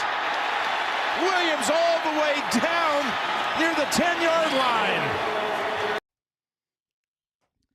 Physics. How'd you do in physics there, Tyler? Dude, crushed it. Nice. Inertia. An object in motion stays in motion? That's exactly right. One of them and deals? that's my opinion on that rule, is that there should be an inertia rule. That as long as the two bodies are staying in motion at the same pace as they previously were, there should be an inertia rule. Believe it or not, Physics. In rugby, that exists. I know it. In rugby, there's a rule that says it's the motion of the toss, not where the ball ends up. Yeah. However, remarkably, the rules of the NFL don't care about physics. And literally, the rule of the NFL is about the line, not physics. So the NFL tells physics to pound sand because they say, and this defies logic, that it's the line, not the movement. Everybody could tell the movement of the ball from Bo Nix was backwards. Everybody. Right. But the NFL literally, I couldn't believe it until I actually looked it up today, defines the line. As soon as it leaves the hand.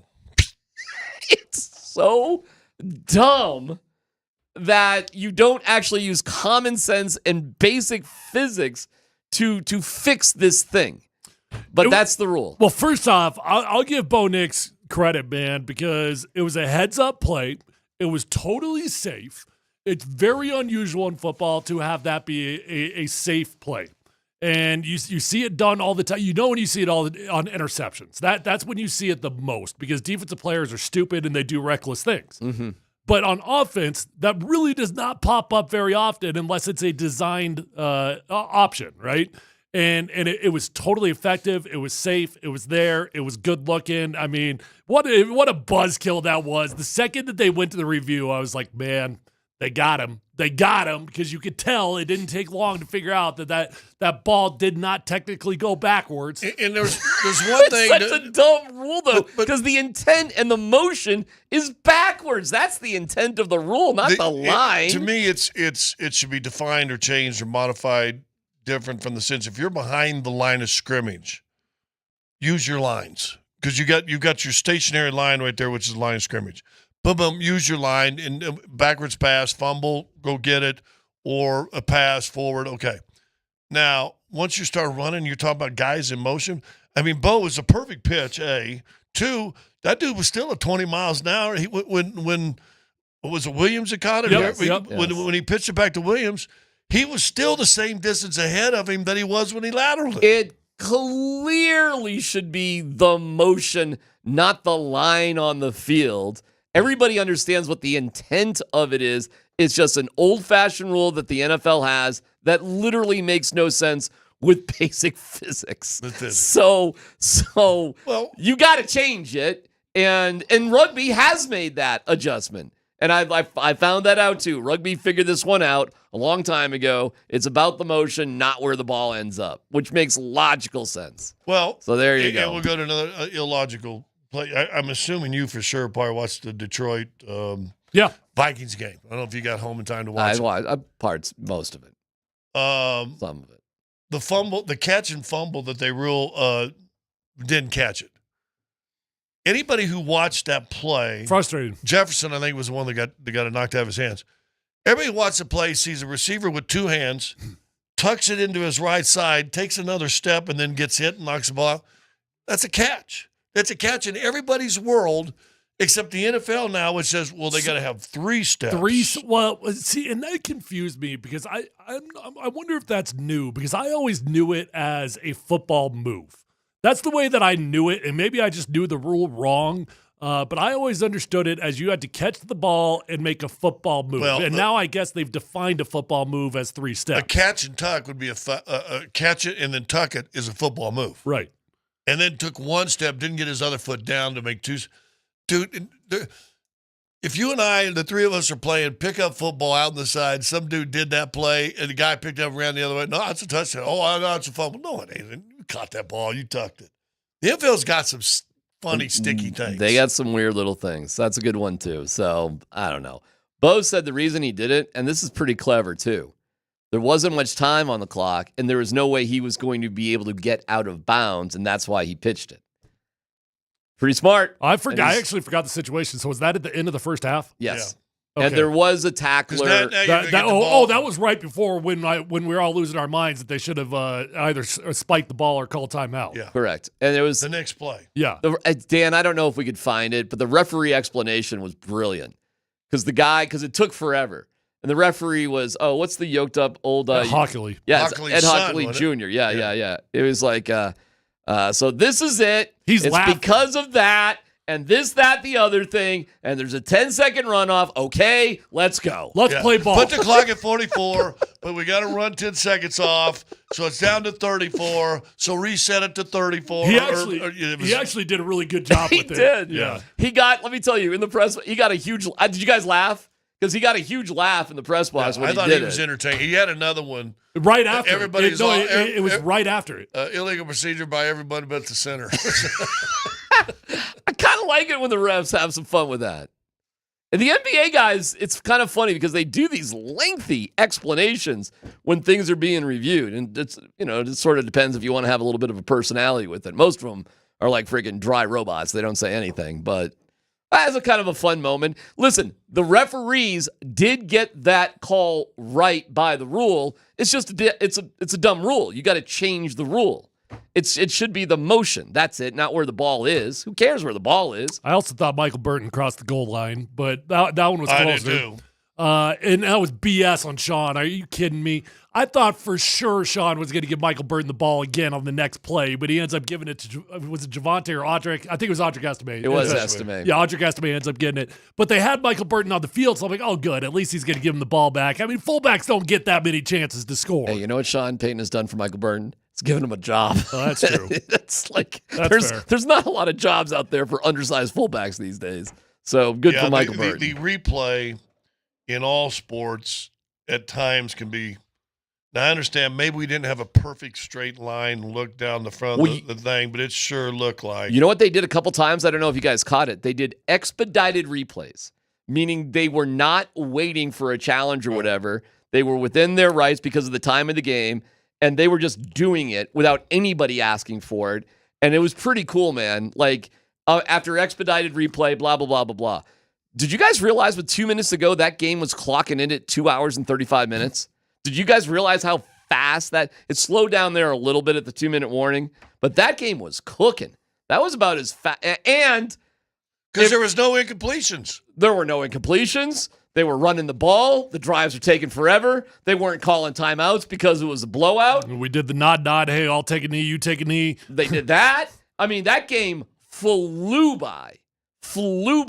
And CBS cut away from it for a more competitive game. So if you were a Broncos fan in another part of the country, you did not get to see the end of the game and Bo Nix running around and all that stuff unless they showed it to you in the highlight. But that's the type of game it was. CBS, because it went so fast and they had the Golden Globes, they kept it in Studi Nationals from like 5:20 to 6. And I'm like, where's Romy? Where's Channel 4? Did Romy get shut out? They did absolutely nothing on Channel, which I'm thinking, hey, nobody says you have to take the extra time on the national show.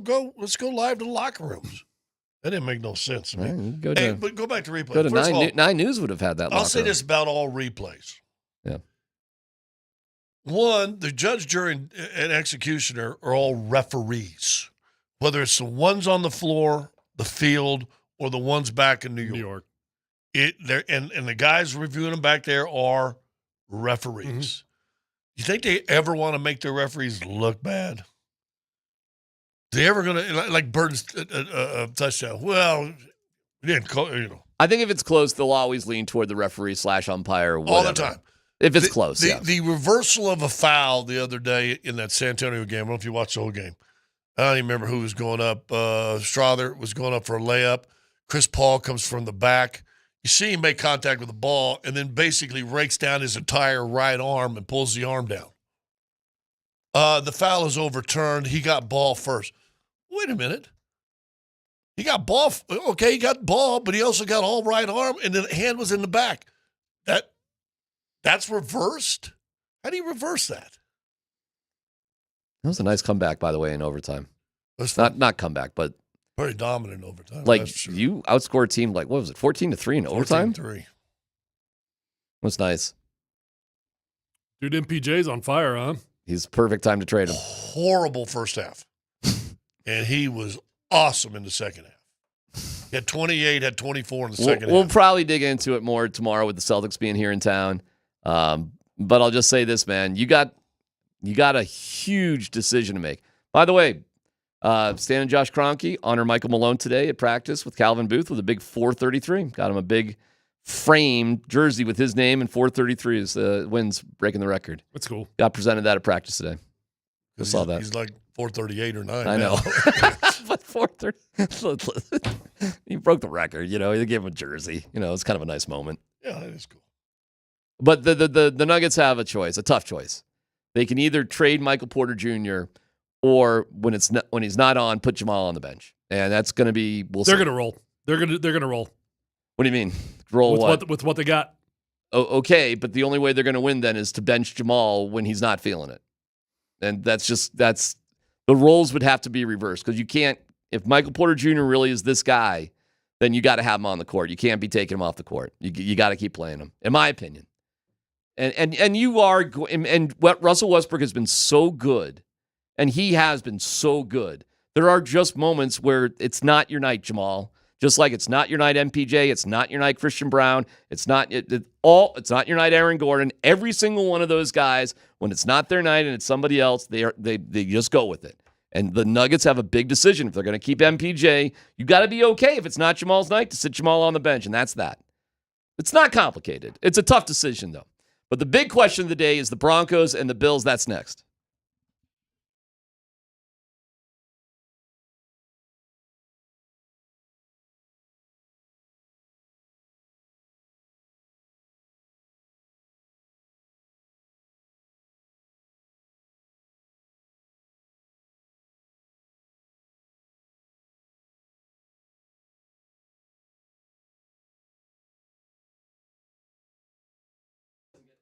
Hey, guys, I've been buying cars for my friends over at Phil Long Ford since my rookie year in the NFL because I know them, I love them, I trust them. I've built a long-term relationship there, and that's what you're going to do. When you go to Phil Long Ford, you're going to realize it's a different dealership. Guys, they respect you. They're going to give you the best price. They respect your time. They're going to get you in. They're going to get you out. And you're going to find the vehicle of your dreams because when you go to Phil Long Ford, they've got over 1,000 cars, trucks, and vans, SUVs, electric vehicles, even commercial fleet vehicles, all on their lot. So whether you're looking for new or pre-owned, this is one-stop shopping. No reason to drive all over the state of Colorado. Go to one car dealership, get the best price, get the best service, get the vehicle of your dreams at Phil Long Ford. And after you buy that vehicle with Phil Long Ford, keep it serviced with Phil Long because they've got an award-winning service department, and you're going to have a beautiful ride for a long, long time if you keep it serviced with Phil Long Ford. Let them know that Tyler Plump has sent you on over, and feel free to shop from the comfort of your own home at phillongdenver.com.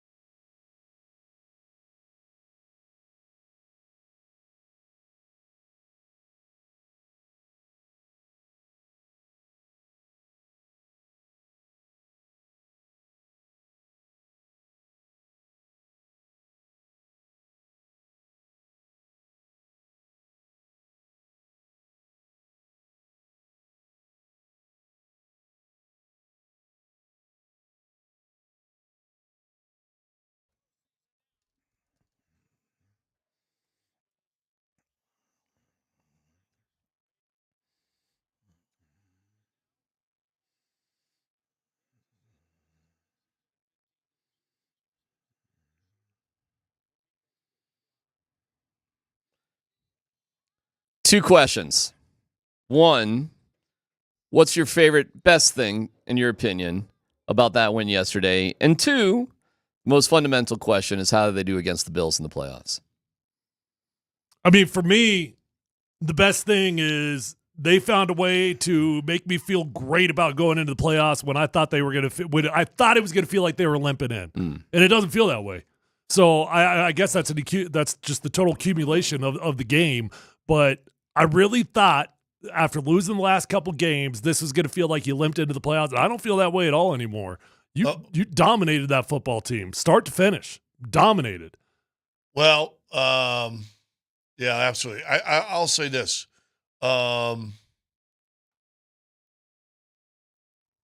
If they would have just won, and you said this a while ago, Darren. Yes, Scott. 17-10. Yes. 21-17. Mm-hmm. With that team and who they played and how they played structurally. A lot of people thought it was going to go that way. Well, I by putting on a pew, pew, pew, pew, pew, laser show. Yes. Made me feel better to the point by the end of the game, I went, they got a shot. I do think they match up well with Buffalo. I don't think they're better than Buffalo, but I think they match up well with Buffalo. Now, do you go in young and dumb and don't know what you're jumping into and go out there and ball with the Bills, I said a while ago too, all the pressure, maybe of any team. Buffalo and Detroit may have the most pressure to win the Super Bowl this year. I think Baltimore's got quite a bit of pressure, too. Baltimore, maybe. You can't be spoiling MVP seasons. Yeah. I think they've each got their respective pressure that is significant to each one of those organizations. Give me the rank 1, 2, 3, Buffalo, Baltimore, and Detroit. I'd say the most pressure is on Buffalo. I don't even know if Detroit has pressure. I don't even know if that's the right word. I don't think Detroit has much pressure at all. Yeah, like I think this has just been a thrill. No, they're just a bunch of happy losers in Detroit, man, and all. It's the Brett Canes of the world, who's a great guy, but the whole we're done. We can't, because they're not going to feel like their window's over. Nah, they've been making excuses for losing for their entire lives, so this would be nothing different. That is just awful harsh. It's the history of Lions fans. Look at it. So because of that excuse for losing all these years, now you got a legit chance to win a Super Bowl. I guess, but even guys like Brett Kane have been making excuses why they can't. The difference is Buffalo's been there 4 times historically. And Jared Goff isn't like one of the greatest of all time. He's really good. He deserves every penny he's getting. But everybody knows Lamar Jackson and Josh Allen are going to go down as like slam dunk Hall of Famers, arguably some of the best of all time. I don't know about Goff in the Hall of Fame. I mean, the dude does have a Super Bowl appearance under his belt, but it's not like Allen and Jackson, and they know it. Allen and Jackson are much, much more similar to Nikola Jokic than Goff is. So let me ask that puts more pressure on you, in my opinion. So Goff more of a Hall of Fame. Look at him to get into the Hall of Fame if they win it as opposed to lose it? Oh, if they win it, you start a conversation because he's been in 2 Super Bowls with 2 different organizations. Yeah, but he's got to win it to do that. But Allen and Jackson are going into the Hall of Fame no matter what. Well, Allen and Jackson are going to go into the Dan Marino that's ring. right. They'll go into the Dan Marino ring if they're not careful. My opinion, the Jim Kelly ring. My opinion, Phillip Rivers is a Hall of Famer, right? And he had 0 postseason success. He'll get in. So if he can get in, I think Jared Goff is going to have a very good chance at it. So now, the Dan Marino, Jim Kelly wing, great quarterbacks that never won a Super Bowl. Yeah. And if Baltimore with Jackson still there and well, Jackson, the reason why it's more pressure on Jackson, he's already a multiple-time MVP. The reason with Josh Allen is he's right up in the running. Goff isn't anywhere close. Maybe he should be for the MVP, but he's not there yet. So more pressure, the king who wears the crown, that sort of deal. Listen, there's to circle around here. There's no pressure on the Broncos. They're 9-point underdogs. The game was put on the lousiest TV time of all of the wild card games. Trust me. So I know. This is the crap time. Right, there's a Nuggets game at the same time, isn't there? Something like that. I mean, what are the Nuggets playing in the afternoon for? What are they doing? That's Dallas's decision. What are you doing? They probably thought that the Cowboys would be there and they'll have a night game. I cannot believe the Broncos are playing at 11 a.m. and there's an NBA conflict at that time of day on a Sunday. Well, it's not until the fourth quarter. Whatever. Still, Well, Anyways. hey, listen, I got Ditto's email. Okay. I know you're upset about that. Just read your emails. That's all, Tyler. I read mine. You see the emails, Tyler? I did. Okay. He wanted input. I didn't give any input though. No, Did you send any input back? Yeah, right now. Yeah. I did in the green room. You know, no. Yeah. Wait, yeah. Dean's right here. Now, do you think DMAC has sent input back? Oh, yeah. Pre or post email. DMAC encouraged the email and then responded to the email. Yeah. Don't even know, and literally nobody knows what you're talking about. So we've just. We're sorry. Anyway, so give me a list. 1, 2, 3. Give me the going into this year's playoffs. What's the question? The most pressured teams to do something in there. I would say San Francisco would have been there, but their season blew up. They're out. Most pressure would be the Buffalo Bills. Feels like it. Second would be the Baltimore Ravens. Third probably is the Detroit Lions. There's no pressure on the Steelers. Their season sucks right now, and the Texans, everybody knows that's a terrible division. Nobody cares about them.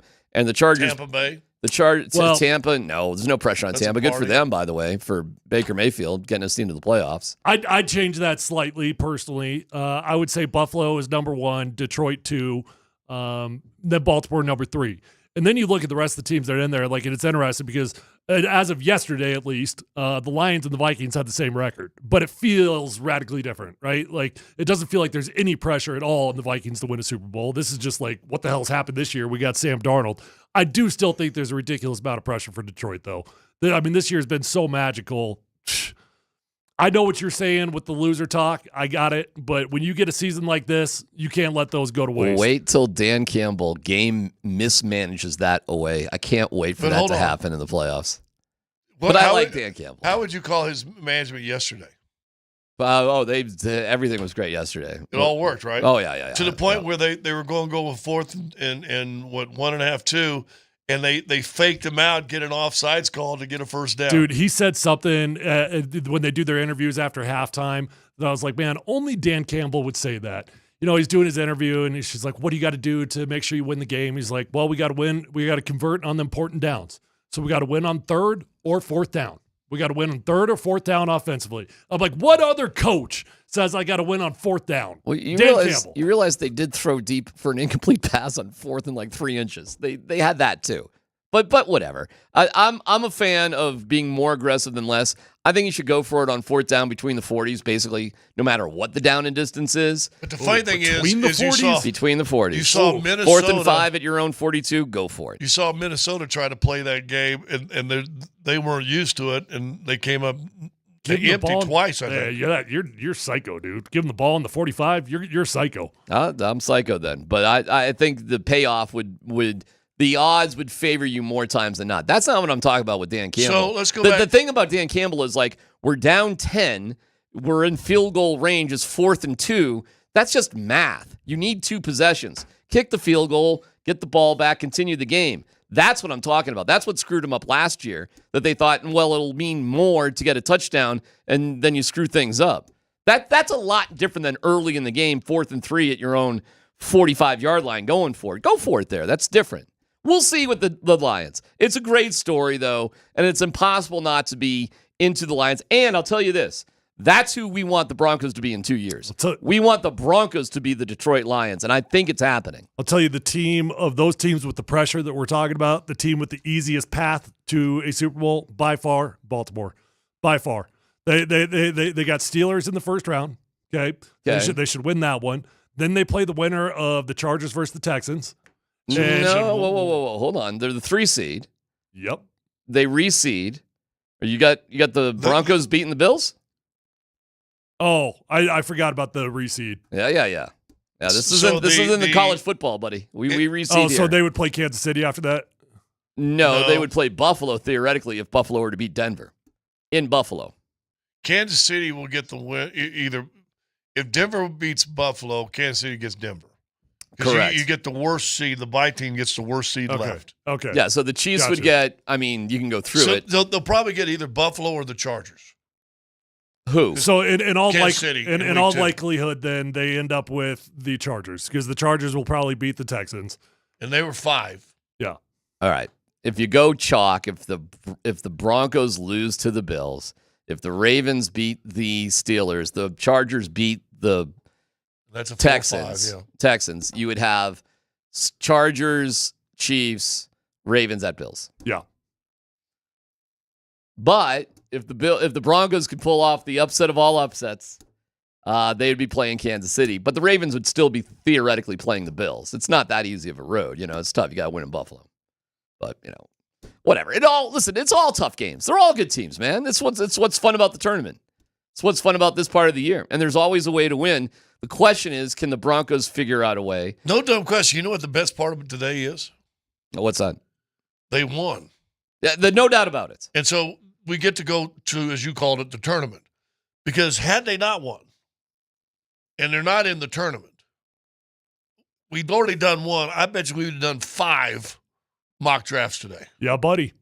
Hey, get ready for Right? it. Hey, don't worry. Hey, Scott, we can start that next week. No. Tyler Oh, Warren, so they're baby. losing. Wow. Wow, he just said they're losing. We start next week. It's going to be difficult. It's no joke. It's not a lie. However, Buffalo are chokers in the postseason. Hey, there you go. We can keep going down the laundry list of why Buffalo could lose. With all my heart, I expect the Broncos to represent very, very well. With all my heart. Let's football go next.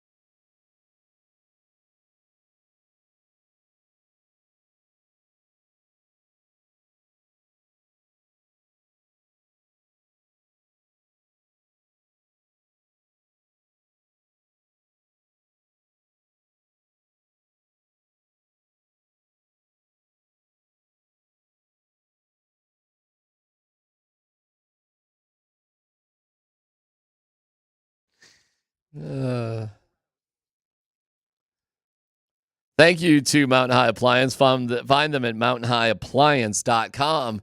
There's a really interesting breaking news story. We'll see if, first of all, welcome back, Dan. You were missed. Hope you had a good, restful vacation. Scott, Dan we Bud didn't care about Springsteen. you, though. No. Well, we've had time to just talk to Scott. We have barely mentioned Dan. Well, and I checked in once in a while, Well, but I throw stuff at you on speaking PhD, our little Vine. Speaking of feeling unnoticed, I'm feeling a little like I cut like 8 inches off my hair. You know, like I noticed it looks better than like, it has. cut the beard off. Well, I noticed you know? the beard. Like not a single comment. You know, looks good. Like thanks. You got a date or something? No. Really? No. It looks much better. Why'd you make it so pretty if you aren't? It looks much better. New year, Scott, new me.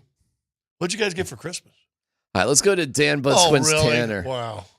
That was Season's over. Dude, I know you're just back. We've how many holidays did you miss? Like, I mean, we've talked about all this. Somebody did say Merry Christmas to me yesterday, and I was like, it's been a minute. It's a minute, yeah. Go watch Christmas Carol. We're on to other anniversaries on January 6th. Wow. All right. Hey, by the way, January 6th, can you believe it? Yeah. Do you The know whole thing? what January 12th is? Are you guys going to subscribe to that? I don't know what January 12th is. Offline day. Really? They're trying to get it through the whole country. Everybody stays offline. They're going to turn the internet off? No, they're just telling everybody to get off your phones and everything for one day. You realize that's when the Broncos play the Bills in Buffalo. You watch TV. Okay. Go ahead, Dan. What's the first story?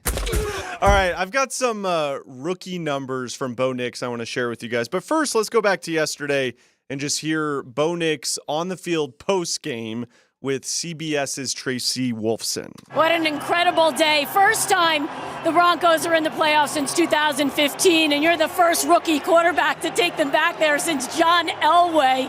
What does that mean to you? What does it mean to this team and this fan base? Well, it means everything. You know, we've worked really hard for this. You know, quite honestly, opening the season, nobody expected us to do this, but, you know, we didn't really listen to that. We just came out there and put a lot of games together, and we've lost a few tough ones, but we've also won some big ones, so this team deserves it.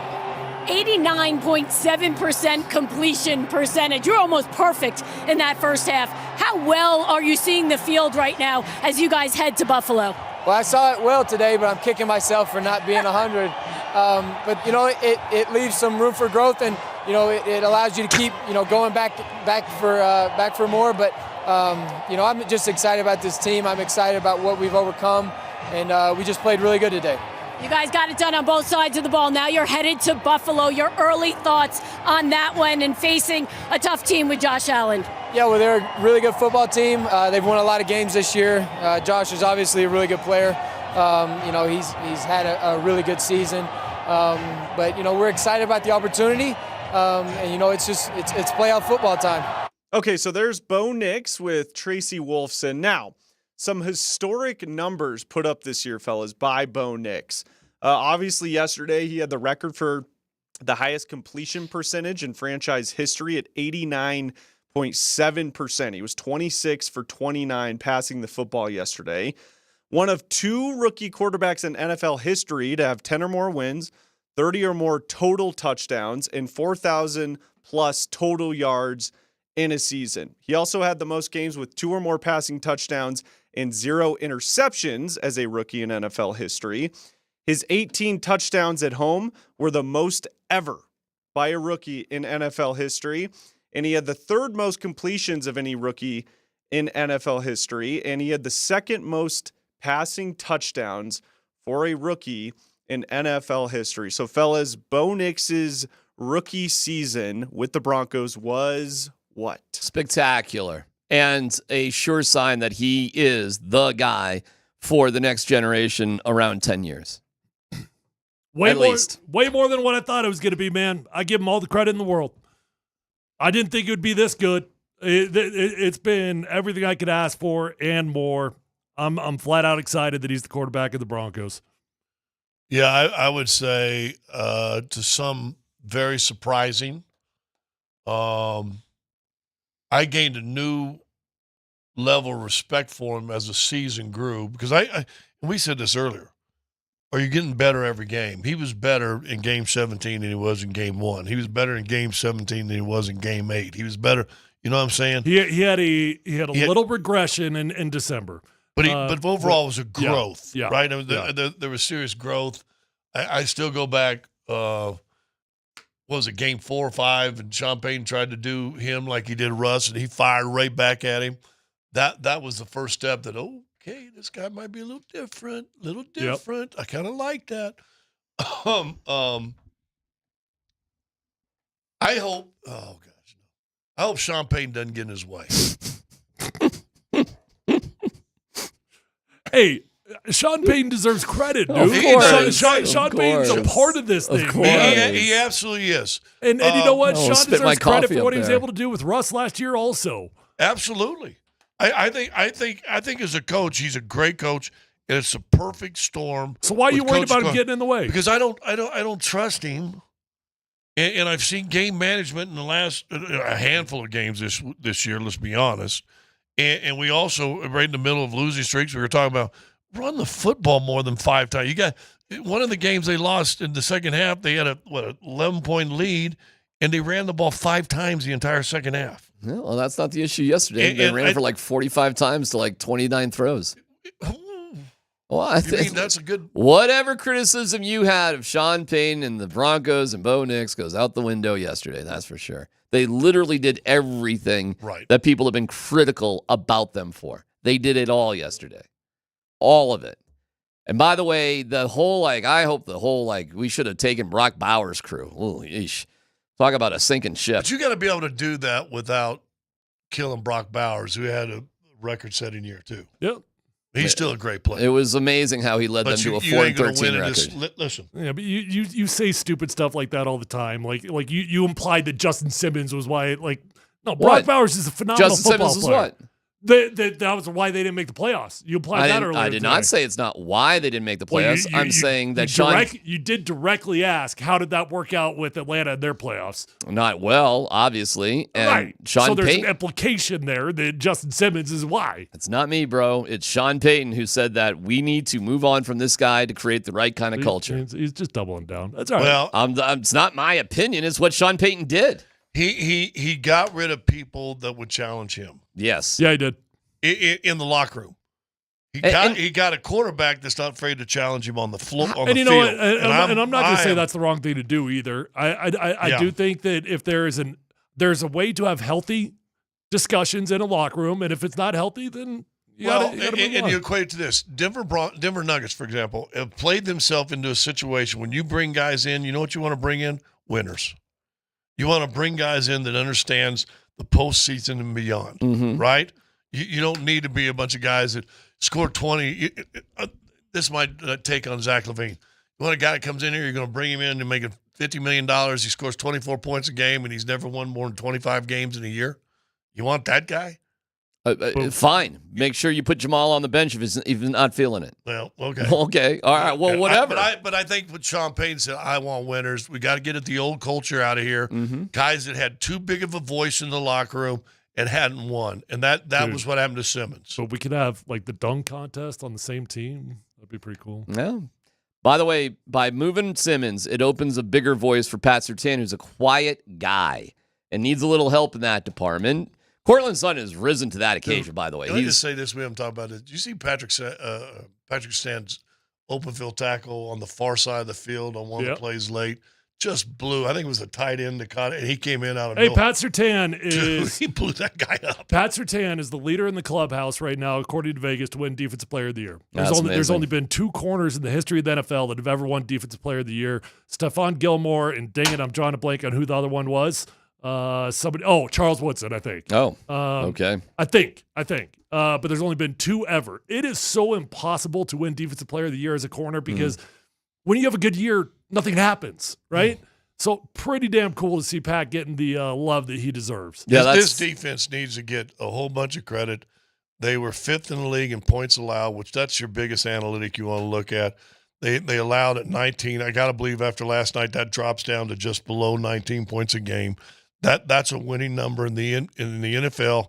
If your defense is holding people to 18, 19 points a game, you should win not every game. You should be in every single game, and they were for the most part this year, and you should win a whole lot more than you lose. If Surtain wins, that'd be awesome. But can I ask a dumb question? More valuable to this defense, Surtain or Nick Bonito? Surtain. I don't know. I think it's a loaded question, man. I mean, they're both freaking amazing. I gotcha. No fly. No. But we're flies. talking about a guy who might win the Defensive Player of the Year in the NFL, and well, then it's an interesting argument. Then I would go with the dude that's going to win Defensive Player of the Year. More important to the last playoff team in Denver, the no-fly zone or that defensive line? Hey, put it this way: could our defensive line be damn good without Nick Bonito? Maybe, yeah. I mean, maybe not as good, but they'd be damn good. Damn good still. Okay, he had like 13 and a half I'm sacks. not knocking Nick Bonito at all. I'm just saying we got dogs in that room. We do. There's some really the point strong being, players. and I think J.J. Watt said it. I think it was either J.J. Watt or one of the guys in the studio show talking about Surtain, and he says having guys back there like Surtain, might have even thrown Moss in there, makes those guys up front able to do a whole lot more, and vice versa. There's pressure on quarterbacks. Guess what that does? Makes Surtain and Moss a lot healthier at playing that defense. It's the biggest symbiotic relationship in the NFL is defensive backs and defensive line, I think. Yeah. I mean, what a year from Nick Bonito, 13 and a half sacks. Did Myers end up getting his 7? Did he need 7 for some reason? He needed Was there 7 some for money? a $500,000 bonus. I mean, honestly, I really? could make an argument that neither one of those guys are the MVP of our defense. Zach Allen, it could be I could easily make an argument that's the MVP of our defense. Non-Pro Bowl Zach Allen? Correct. John Franklin-Myers did get credit for a full sack. He had 7 on the year. I didn't know he had a bonus tied in. How much? A $500,000 bonus. Wow. So he got a $500,000. He got a $500,000 sack yesterday. And he had 6, and he got the sack, and then Benito fell on the guy late. They gave him the full sack. And they split it for a while. Oh, wow. Because in the middle of the game, it was going through. It was 6.5. Oh, I didn't know that. So they took a half away because they went to the sideline on the TV, and the team was busting on Benito. Dog, what do you? Because wow. They all Okay. knew that was a big bonus for Myers. Well, I don't know how they do stat corrections or whatever, but he did get credit. It's Well, he 7. might have got another half somewhere else too. Oh, okay. All right. Well, he got credit for a full sack one way or the other yesterday. So You he guys got may it. have done this, no dumb question. Is Zach Allen another one of those guys that's going to make All Pro and didn't make Pro Bowl? Yeah, no question. Guaranteed. All right. Next up, Dan. All right, let's go to the Dolphins. Obviously, they had to win yesterday against the Jets. The Broncos had to lose in order for them to make the playoffs. They lose to the Jets. So after the game, Dolphins wide receiver Tyreek Hill says he wants out of Miami. I don't even know, bro. You know, this is my first time I haven't been in the playoffs, man. So, I mean, for me, like I said, man, I just got to do what's best for me and my family, dog. If that's here, or if that's wherever the case may be, man, I'm finna open that door for myself, dog. As I'm opening the door, like I'm out, bro. You know, so it was great playing here, but you know, at the end of the day, bro, I got to do what's best for, you know, for my career and, you know, what's best. Because I'm too much of a competitor to be, you know, just competitors leave. Does that mean just out there. Mean you thinking about leaving something better? If it is, hey, it gets. Okay, so I'm going to rile up some Broncos what a fans loser. here. Let's just forget about the money just for a second. Should the Broncos kick the tires? No. I'm bringing in Tyreek Hill. Nope. Yes. No. No, thank you. Go get yourself T. Higgins. Boys, until the talent is less than the drama, I'm always interested. Well, did you see his numbers this year? What were they, like 900 or something? I don't even think it was that good. Okay. I'd 100% be interested in Tyreek Hill, and you know why? Because I think that I think we've got a pretty good locker room. I do, and I think Sean Payton is the type of coach, he ain't putting up with that BS unless he feels like he can. Yeah, no, thank you. There's other guys. Don't Who? need it. T. Higgins. Go get T. Higgins. I'm really I really would be surprised if T. Higgins leaves Cincinnati, but I'd be interested in him also. Hey, he's a free agent. So is Amari Cooper. I'd be interested in him for sure. So, Tyreek Hill, I get it. He's not worth the drama. Dude, he is. I mean, he's going head case, though. I do give it to you guys on that. He changed his Twitter profile to the Antonio Brown, taking his jersey off in Tampa Bay and put his face on it.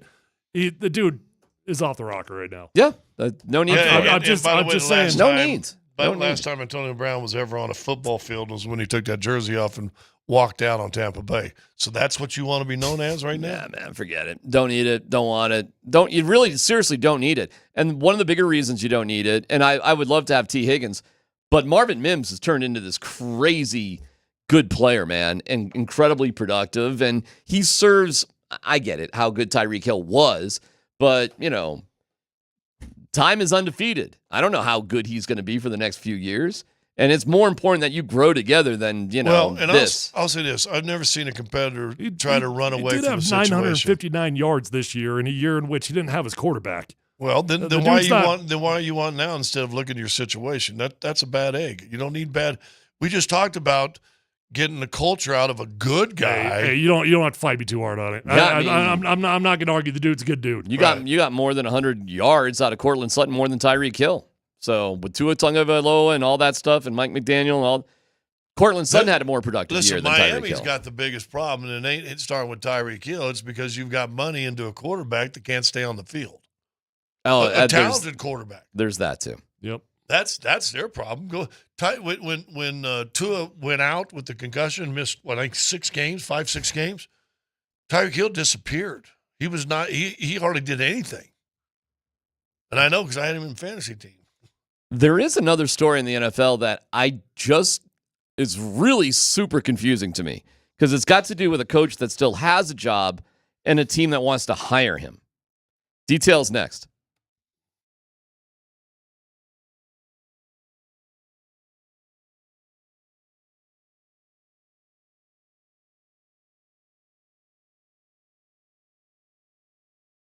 STMAC for the Rocky Mountain Men's Clinic. Erectile dysfunction is something that can really be a downer.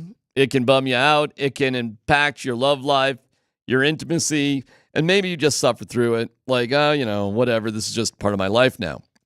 It doesn't have to be. You don't have to laugh it off. You don't have to be satisfied with a mediocre sex life. With the Rocky Mountain Men's Clinic, they can get you back in the game. They've got treatments with success rates well over 90%. Some treatments can have you last an hour or more. Rocky Mountain Men's Clinic, they've served the Front Range for nearly a decade, treating tens of thousands of men. And if you're in need, they could be the answer for you. So this is what you do. Call this number, 720-440-7900. That's 720-440-7900. Or visit RockyMountainMen'sClinic.com. You get a T and a PSA test for $99.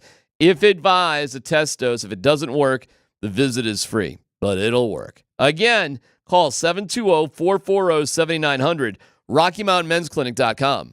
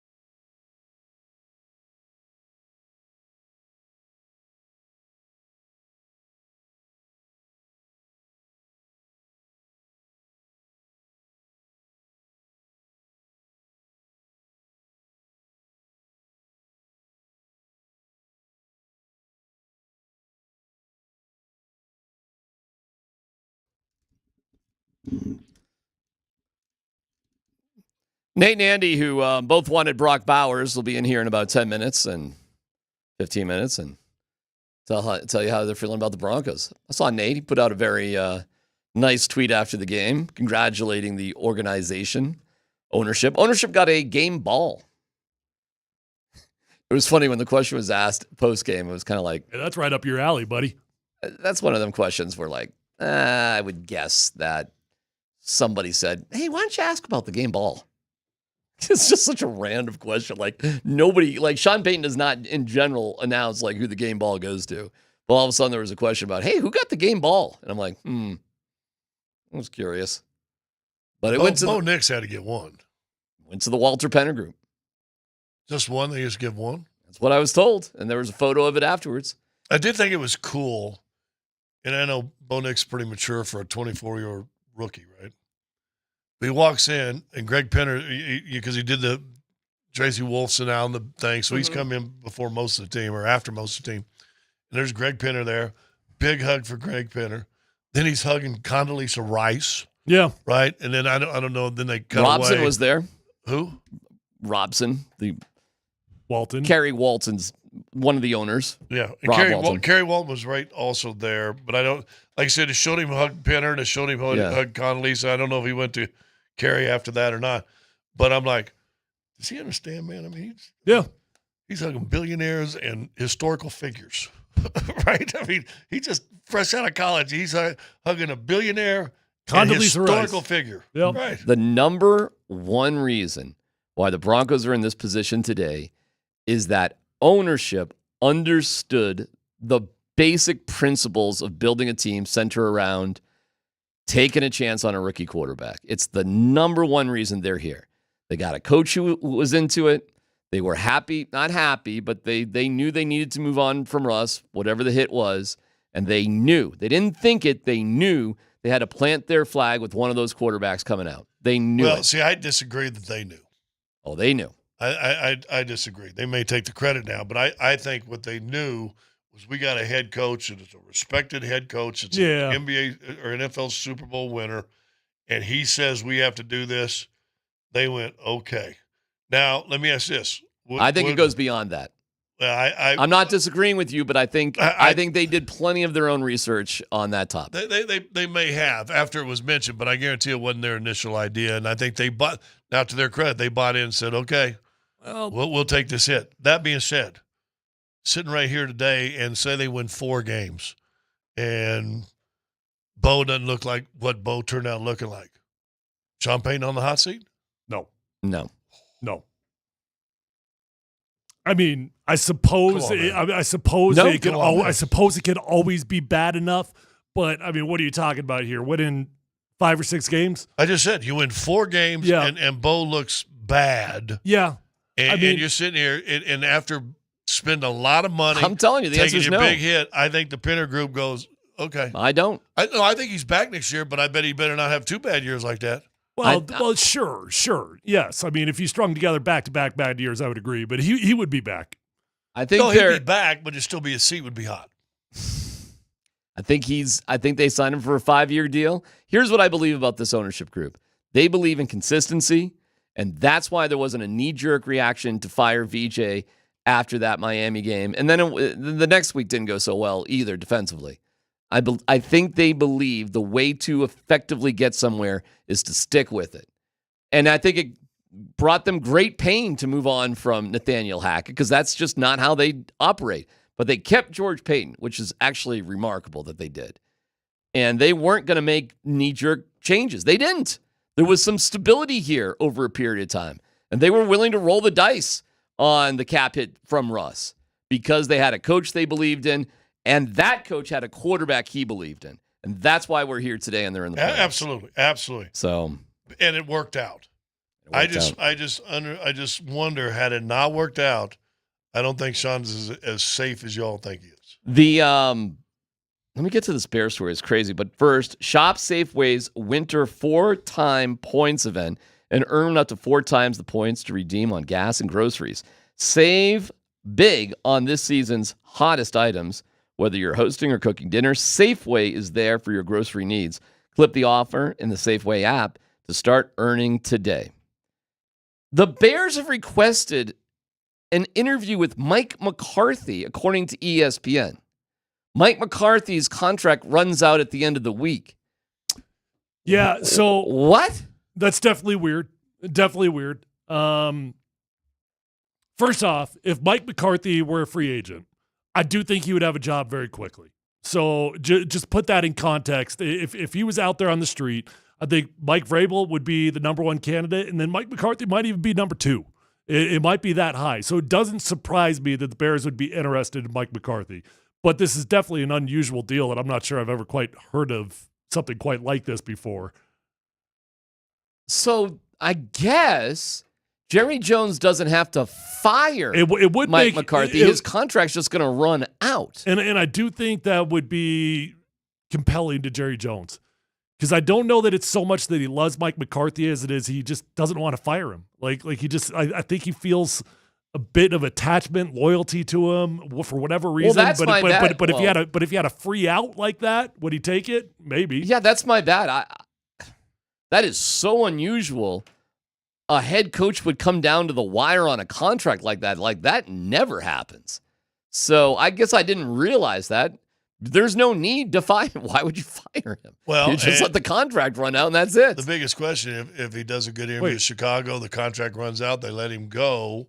They don't have a 60-day grace period. He has to wait. Hold on. Right? His contract runs out. They can sign him the day after. Mike McCarthy's contract is up. That's what it said, yeah. I didn't think that was true. I'll read it from ESPN. McCarthy's contract expires Wednesday, but the Cowboys hold exclusive negotiating rights through January 14th. After that, McCarthy would become a coaching free agent. Okay. Wild, huh? I always thought he had another year on the deal, and that's why Jerry was being so reluctant to saying he wouldn't be back. Or that he would be back. So, yeah, you know what? I never even thought to look into that because that's so highly unusual. Listen, they had a lot of injuries. They got to make a change. Well, but I guess they will. I mean, if the Bears are requesting interviews with the dude, they must know something. I don't know. Jerry might get jealous about that. He might be like, no, this is my dude. They have through January 14th to figure it out. If McCarthy's gone, who goes to Bear or who goes to the Cowboys? Deion Sanders.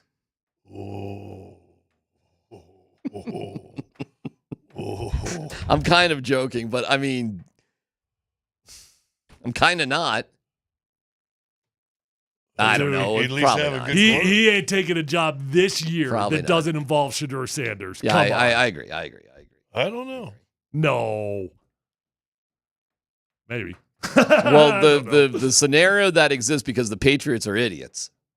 Let's that's the headline too. How dumb the Patriots are. Whoever takes the Cowboys' job, if Dak bounces back and plays like Dak did a couple years ago, and the defense actually finds a way to play D, I mean that's a closest of a team to make a jump next year than the Jets or the Giants. They got a lot of good things in place. Yeah, I mean that's a job that if you want to jump in somewhere and bring the feel good back to the Cowboys. This is the year that he would jump. Number 1 in the draft is the Titans. Number 2 is the Browns. Number 3 is the Giants. Where does Shedeur Sanders end up? And Travis, where do they end up? There's all this BS out there right now about Shedeur Sanders not being a first rounder and not being a first rounder. Yeah. Not being a first rounder. Somebody had a second round. That's silly. Draft rate on him. He might not go first overall, but he will be either the first or second quarterback selected. Yes. And I would be highly shocked if he's not playing for the Tennessee Titans. You think he'll go number 1 overall? Yes. And the Sanders will be fine with him going to Tennessee? Oh, absolutely. I think they'd be thrilled to go to Tennessee. Okay. Travis goes to New England. New York. New England? New York Giants. Yeah, New England or the Giants. The Giants don't move up with the Browns to try to get the number 2 seed and get Cam Ward? I'm sure they'll try. Do you think Cleveland's giving that up? Well, they don't want to give. You think Cleveland needs a quarterback right now? I do. They've got one way out of Dodge. Drafted a quarterback. I agree. I totally agree. They ain't giving that up. Whether if how about Cleveland says, here, take Deshaun Watson. We'll give you our 2nd, 3rd, and 4th round picks. You know, if you take Deshaun, you got to take all that money. I know. Ain't nobody taking Deshaun Watson his money. It's the worst deal of all time. I just read his Achilles injury. They had a bad moment, setback. All right, we got to wrap it up. Nate and Andy coming up next. Meanwhile, the Avalanche take on Florida, Stanley Cup champions. Pre-game starts 7:30, 6:30. Hey, what'd you guys puck get up for at Christmas? 7. We're done with that holiday. What'd you get? We got to. Huh? Do you want us to ask you what you got for Christmas? I got a card game. You got a new hoodie, though. No, this is from Target. Bought this myself. You really do look much better. Thank you.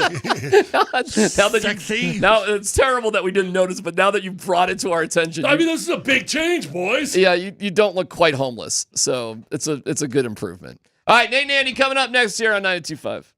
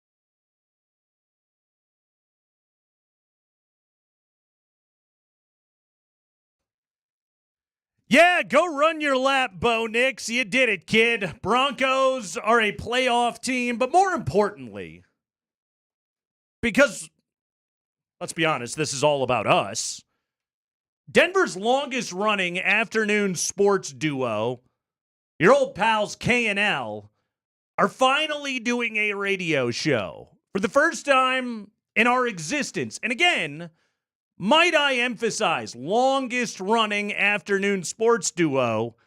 This is the first time ever that Andy and I have done a radio show in which we are discussing a Denver Bronco playoff game. Not like in the recollective sense of like, hey, remember when they used to go to the playoffs? Wasn't that fun? Or wouldn't it be cool if they could go to the playoffs? No, we have actual concrete discussion to have. We have an opponent. We have a time. We have a network. We have a broadcast team. Broncos, Bills, Sunday, 11 a.m., CBS. Nance and Romo back on the job. Andy, we live in a world in which the Denver Broncos are yet again a playoff team. Yeah, I don't even know what to do. Normally, this show is either did you screw up your pick or not? Or, God, how many coaches searches have we gone through? I guess I was still with Tyler at the other place when Fangio came down, and that's when we started. Yes. Holy cow, but we went through Hackett and Peyton. Uh-huh. By the way, I don't want to belabor the point. New England, what the hell are you doing? Why did you hire the guy in the first place if you're going to fire him this quickly? That's utterly ridiculous. Not even, and you let him go win the game and screw up you getting the first pick. Not even just that. They didn't even search for a coach last year. They were just like, no, he's the guy. He's the dude. He's the dude. Whoops. No, he isn't. And then they did 1 year of it, and they were like, oh, no, you're not. No, you're not. Get Vrabel in here as quick as we possibly can. We got to mop up this mess. Just stupid. Yeah. Anyway, all right. So much from yesterday. Turns out Bill Belichick and Tom Brady made those people look smart over there. Yeah. All those years were like, Kraft, best owner in the NFL. Not really. No, turns out he's at the massage parlor doing his thing. They gotta win the hiring lottery every now and then, and they did, and they all got to look brilliant for many, many years. And then the moment that those guys walked out the door, oops, they don't know what the hell they're doing. All right, I'm going to start off with what could be the dumbest statement I've had in a while. Hey, Scotty, never mind. Let's have it. I wish you would have turned to your left. Was there a nipple out? Yeah, there was. There was a whole lot of former NBA player going on. Now, it wasn't any HBO series where we caught a guy with the pants down. Okay. There's a polo ad that happened once. Did you know? I want to say it was Ron. I think Ron was in studio throughout to the field reporter, and Vance Johnson showed little Mr. Johnson unknowingly to everybody as he headed to the shower. Was it Raphael Betancourt? Was that the probably? Was yeah, that there what was we got a Rocky. to see? Oh yeah. There's countless. Mm-hmm. Sports took 50 years to figure out. Don't go to the live locker room shot. Go ahead and get out of the locker room if you're going to do that. This is a dangerous statement. Okay. That I'm going to make. Let's have it. And I'm probably still in the throes of passion from yesterday. Good. Stay there. Could the Broncos be the most dangerous team in this playoff? Ooh. Now, hold on. Dangerous. Hold on real quick. I'm going to try to bring some logic to the statement. Okay? Look, I'm not all the way there. It wasn't so good that I'm all of a sudden ready to just call a Super Bowl shot. But listen, but walk with me here. Okay. They have a very good defense. A very good defense. Very good. And they literally have nothing to lose. Nothing. I'm telling you. I mean, they can lose a playoff. Yeah, game. you could get. How about this? They get boat raced. Yes. Does anybody upset about it? Is anybody saying anything about it? No. Because nobody expects them to do anything. Yes. Like, literally, you're back on Tebow time. Seriously. Well Nobody put. thought they would beat the Steelers. Well and guess put. what? You went and beat the Steelers. Sure now, things ended horribly in a fiery accident against the Patriots next week. The aforementioned Belichick and Brady. Right. Yeah. But I'm just saying, like, the Broncos literally have nothing to lose against Buffalo. They can let it go hang out. You can go for every fourth down you want to. Mm-hmm. You can do whatever. This is literally nothing but house money. It's not, literally is the wrong word, but it's nothing but house money. You got to stop with the literallys. Okay. I do. Thank you. I'm using Thank it you. too often. You're Yes. right. I knew that, and I knew it was going to bug you the Using minute it that second one incorrectly, came. There's using no it too literal often, about yes. There's no house money being handed to Right. anybody. All that. But anyway. But either way. I'm just saying, they have house money. Uh-huh. It doesn't matter anymore. And if they find some way to get past the Bills. Yeah. And things are coming up Denver. There's not even snow in the forecast at this point. Then go to It's Kansas supposed City. to be like yesterday. Yeah.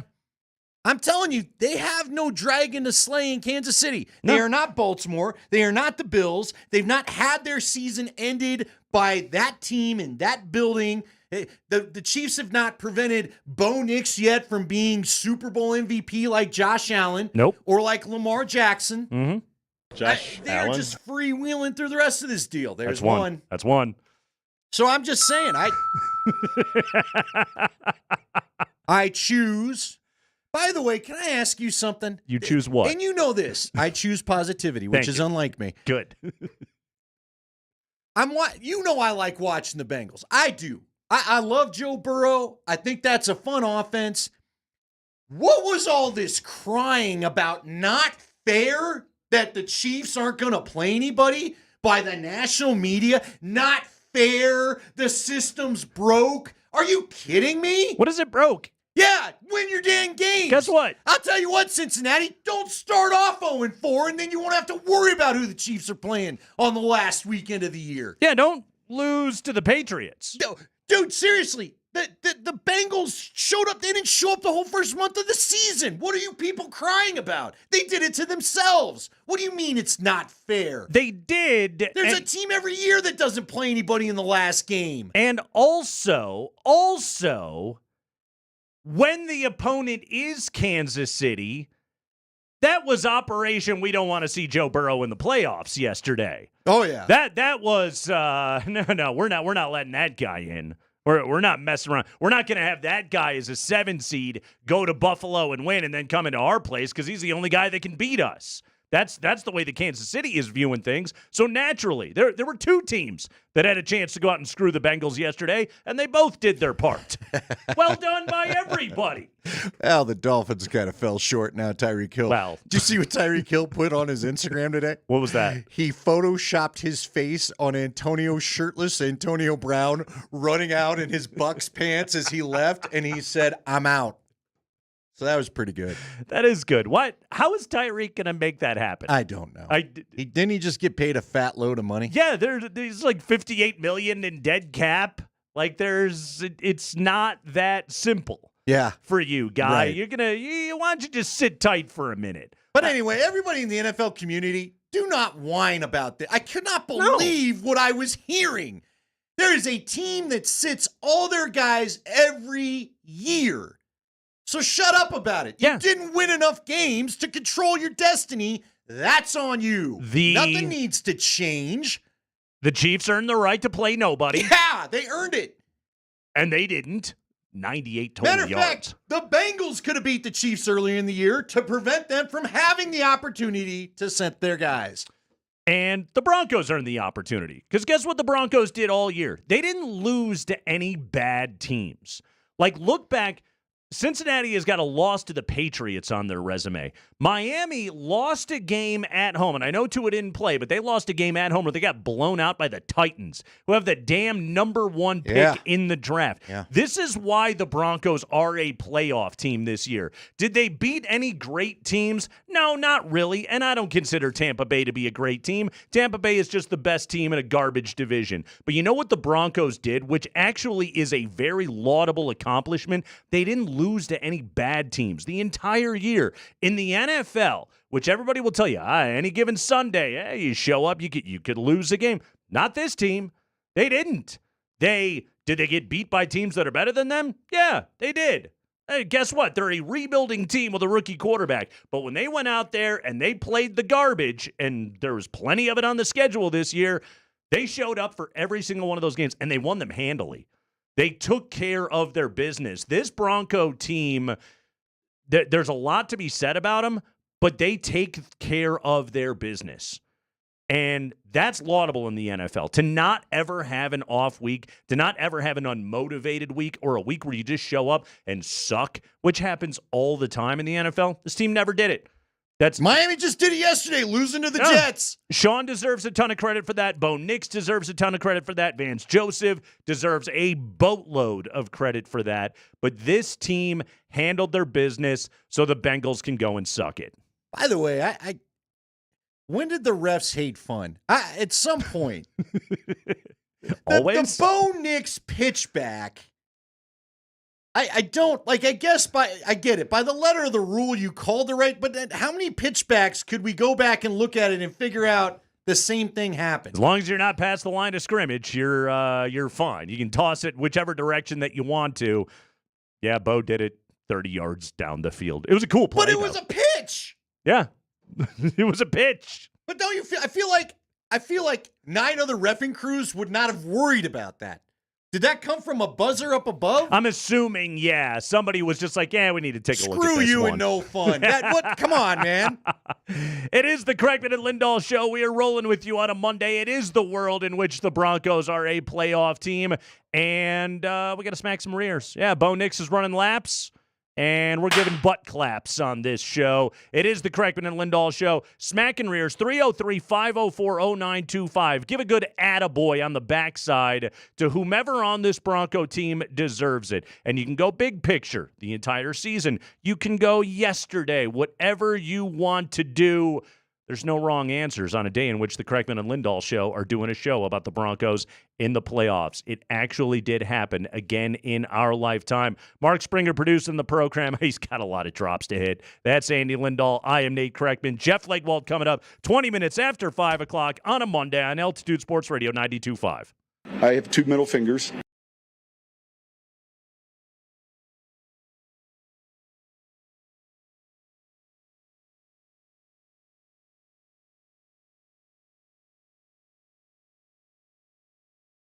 Hey guys, Andy Lindahl for my friends over at Colorado Off-Road. Did you pick up some gift cards over the holiday? And have you been thinking about getting some truck or 4x4 accessories? Because Colorado Off-Road can marry the two together and get you hooked up and ready to go. This is a great Colorado business. I've been doing business with them since 2019. Started with a bed cover, has grown to so much more. If you need this time of year, especially when you look at the forecast, it's supposed to have a few inches of snow overnight.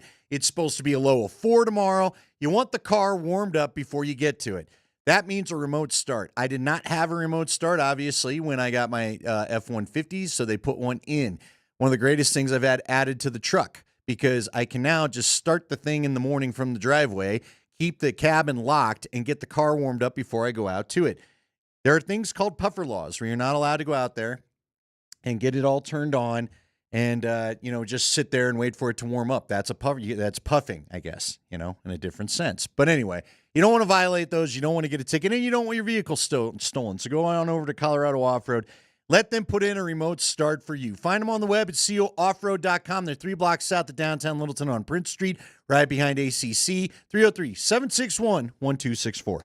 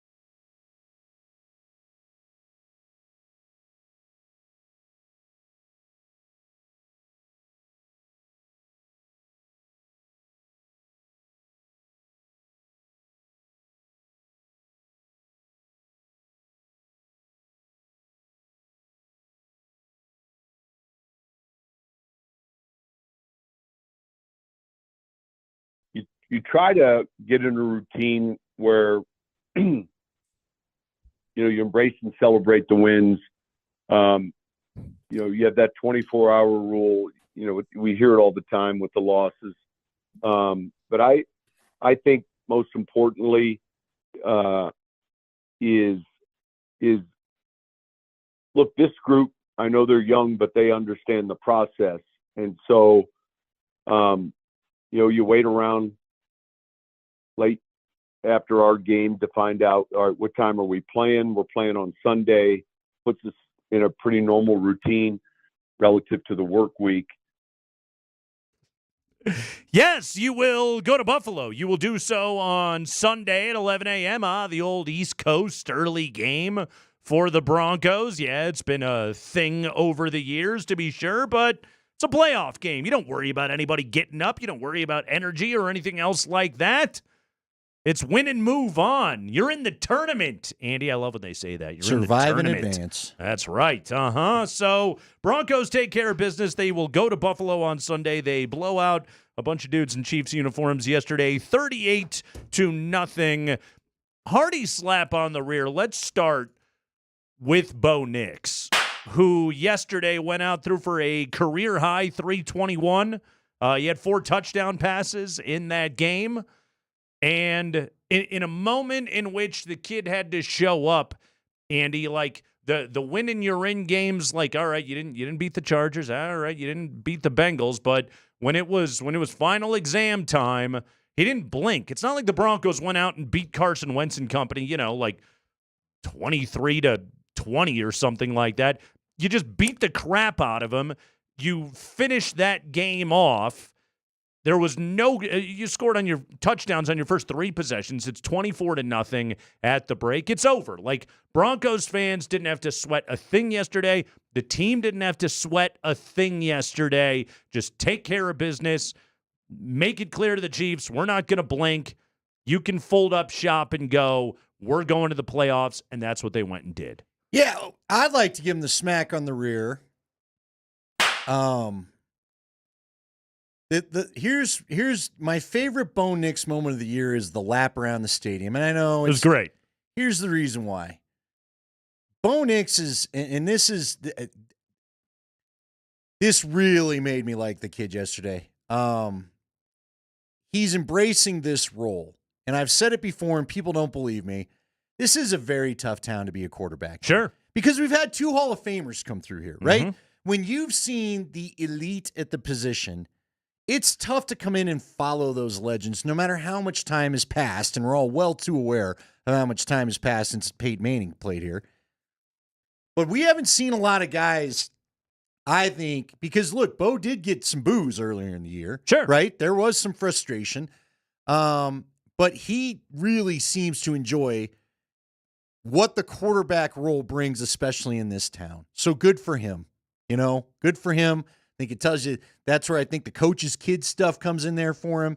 He's built for the job here, so that's good. That's great to see. He's got great focus. He's been the quarterback. He was a quarterback at Auburn. He was a quarterback at Oregon. Yeah, he knows a little something about the pressure being in the SEC, right? Yeah, big-time programs in which there's a ton of pressure on those guys. I mean, you think about it. He's at Oregon. This guy has followed Justin Herbert. He's followed Marcus Mariota. He's followed these great quarterbacks at that program. He brought that to the NFL, and at no point did it ever really look too big for him. Maybe the game itself early on in the season looked big for him, but he caught up to it. And the biggest thing that Bo Nix did for me this year, in addition to what you're talking about right there of the leadership thing, which is not small, I don't mean to dismiss it, but he got better.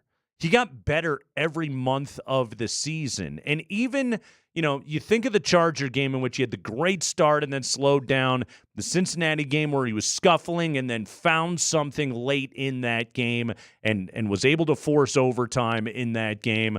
Probably should have gone for 2 and just won the game. But it's neither here nor there. Yeah. And he goes out yesterday and just plays basically perfect football. Didn't I mean, the score was 21-0 before he threw his first incompletion. Completed his first 18 throws yesterday, executed the game plan flawlessly, threw the ball down the field, looked great, showed off good footwork. Again, a deep ball to Cortland Sutton, and he got his feet underneath him. He got a good base. Look, we can have the conversation of Bo Nix on platform versus Bo Nix off platform. It's not pretty, but when he plays the way that he needs to within himself for his skill set, he's a really, really good, competent, winning NFL quarterback. Yeah, but see, you brought it up right there. Here's what turned the tide for me on Bo Nix was the fixing of the footwork. Yes. And seeing what the arm can do. Now, again, he's never going to be Jaden Daniels or pick your favorite strong arm guy. He doesn't have the flick of the wrist. He doesn't have, but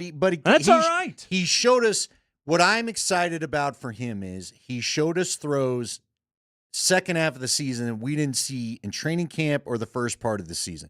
That goes to the improvement that you talked about. Okay, trying to remember what game was it. Was it the New Orleans game where the footwork was all wonky and we couldn't quit talking about it and they hadn't? Passing numbers were just not looking good. I feel like they came out against Carolina. Herbstreit was really focusing on it the telecast and showing a lot of close-ups of, okay, these are the things that Bo's struggling with right now. So he came out against Carolina. It was impeccable that day. They went off. He, like you said, the Charger game and really the Cincy game, they got to him a little bit to where the foot, but then he corrected it towards the end of Cincy. He had no problems with it yesterday. Yep. So it gives you a lot of hope of what else can be unlocked come next year. Now, again, we all got to be ready. Go look at what happened to C.J. Stroud. Bo had an amazing statistical year. Okay, so did Stroud a year ago. Matter of fact, I remember them all talking beginning of the year on all the networks. Yeah. We should not expect any rookie quarterback to do what Stroud did a year ago. Well, Nix did it, right? He's got some of those stats over, I think, of what even Stroud did. But you've got to be ready. Now the NFL's going to, now they're really going to focus in on you. Now they know you're their problem, right? He and Jaden Daniels are going to really have the DCs dig in on him. So some of this there may be some more bumpy waters ahead, but the reality is he shows you he's coachable. He and Sean Payton are in lockstep. Another smack on the rear I want to give out. Another guy a guy that I've always liked from the camps that he's had, but I thought this was going to go the way of Jerry Jeudy, and I think you know where I'm going. Marvin Mims showing up. Marvin Mims being a joker type player finally for this team. That guy's finally the receiver I think you and I would see flashes of. Remember last year where he would go up in camp and he would make 50-50 catches for Russ on what frankly weren't great passes? He hadn't done that for a while. It was that, and it was also it was when you would watch this receiver group line up, okay? Cortland Sutton, and I'm talking about one-on-one, just route running drills that they would be doing in training camp. You would watch Cortland Sutton, and you would be like, okay, you're clearly the best at this. Like you are a professional star NFL wide receiver. Shout out to Cortland getting the getting the incentive yesterday. That was really cool to see.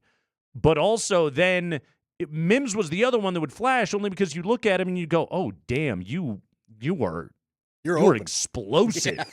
Like, that is something to watch. Now, he's got his struggles, right? I don't think he's yet a great route runner. No. He's not a technician at the position. Like, that has to be the next evolution for him to not just be the throw into the flat guy. But he's so damn good when he has the ball in his hands and can square his shoulders up. It's almost like just what Sean Payton figured out was this guy's the best punt returner in the NFL. How do we get him the ball and be able to mimic that skill set?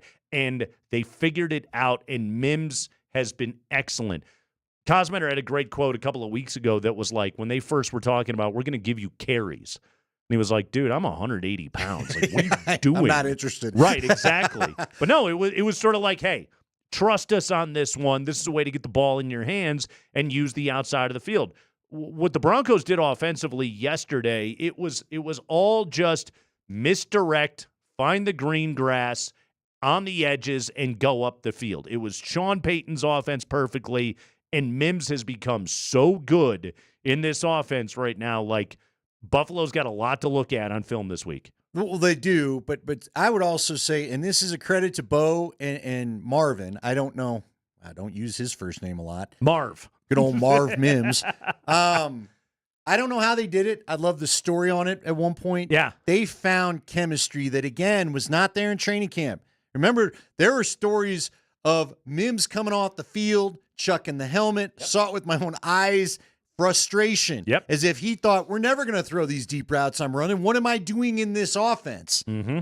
And now, we've seen one great long connection in the Cincinnati game. And I say one because that was the perfect route. There was a great one in Cleveland. Yeah. But let's be honest, that's one that could get picked off, right? In a different circumstance. Denzel Ward almost had that in thing, Cincy yeah. where I think Bo let it go a little bit earlier and Marvin ran under it. That's what you're looking for more often. I like calling him Marvin. Let's old keep Marvin? with this. Yeah, Marvin? That's strong. My grandfather was Marvin. Got me Marvin the Martian. Remember him? I do. Yes. What about, I kind of like Marv. Marv? Got you Marv Albert. You want to go Marv Levy? on that one? There's more sports Marvs than Marvins. Marvelous? Right? I always like when they would call Marv Albert Marvelous. Marv Draft here today I'm on the not show. sure everybody called Marvelous. No, I think they did. There's that story there for a while. I think they did. I think that was a part of it all. That was a part of the fun. Is that what it was is? happening Yeah. right there? Yeah, exactly. Yeah. Good for Marv Albert. Fuego. Hey, you Wasn't that what he said? What you was his go big enjoy thing? whatever you Hey, enjoy, yeah, Marv. As long as everybody's down. If everyone's down to party, you go party. Consenting adults and all that sort of thing. Yes, we're not shaming anybody here on the Craigman and Lindahl show. We're not joining you, but, but I mean, we celebrate your ability Yeah. to be able to do go that. ahead. Yeah, good for you, guy. 895. Zach Allen is the unsung hero of our defense. I feel like he is sung often, but I see what you're saying. His interior from a national pressure standpoint, I think they're right. allows our edge to get sacks, give the man a butt slap. It's a hearty butt, but I definitely agree with that right there. So, Andy, the Broncos finished with 63 sacks on the year, 63 as a team. Your sack leader for the season was Nick Bonito at 13.5, Jonathan Cooper with 10.5. So it's not like they had some J.J. Watt 20 sack dude or J.J. Watt? anything like that. I didn't expect that one to show up. Zach Allen had 8.5. JFM had 7. There were 6 dudes with 5 or more. Put Dondre Tillman and Jonah Ellis on that list as well. But that 63 sacks, that is the third highest total in the NFL since 2000. The 2022 Eagles had 70. The 2000 Saints had 66. And your 2024 Broncos, 63. Again, third highest since the turn of the century for this defense this year, more than the 2015 team. Unbelievable what they were able to do to put up 63 sacks this season and to get those contributions from so many different places. And it's one of the reasons they're so damn hard to game plan against, because the pressure is just going to come from a variety of places. Vance Joseph going to interview with the Jets. I don't know what they're doing. They're interviewing everybody. Well, Woody's out there telling everybody that Brick's not in charge. Yeah. Good old Brick Johnson. He's saying, I bring Brick to the meetings, but Brick's not making any decisions. And he's calling the athletic story a hit piece, even though all of the people that wrote that story were like, multiple sources confirmed. Then every other Jets reporter was like starting to dig into it, like this was said. And people were like, oh, yeah, that was happening. Yeah. Uh-huh. It turns out your whole organization's talking because you're a leaky ship, and that's why you suck. Yeah. By the way, do coaches have man ratings? Is that going to affect the hiring of all this? I haven't checked lately. My son's got the new game, so I guess I could go check it out. That's a great question. By the way, someone said smack on the rear for whoever green-lighted the jerseys yesterday. I was wondering this. Great uniforms. The Broncos in those jerseys against the Chiefs are now on a 2-game win streak. Ooh. The last time they lost to the Chiefs in the throwback uniforms, do you know the year? I don't. 1996. They went to Arrowhead and lost on September 22nd, 17-14.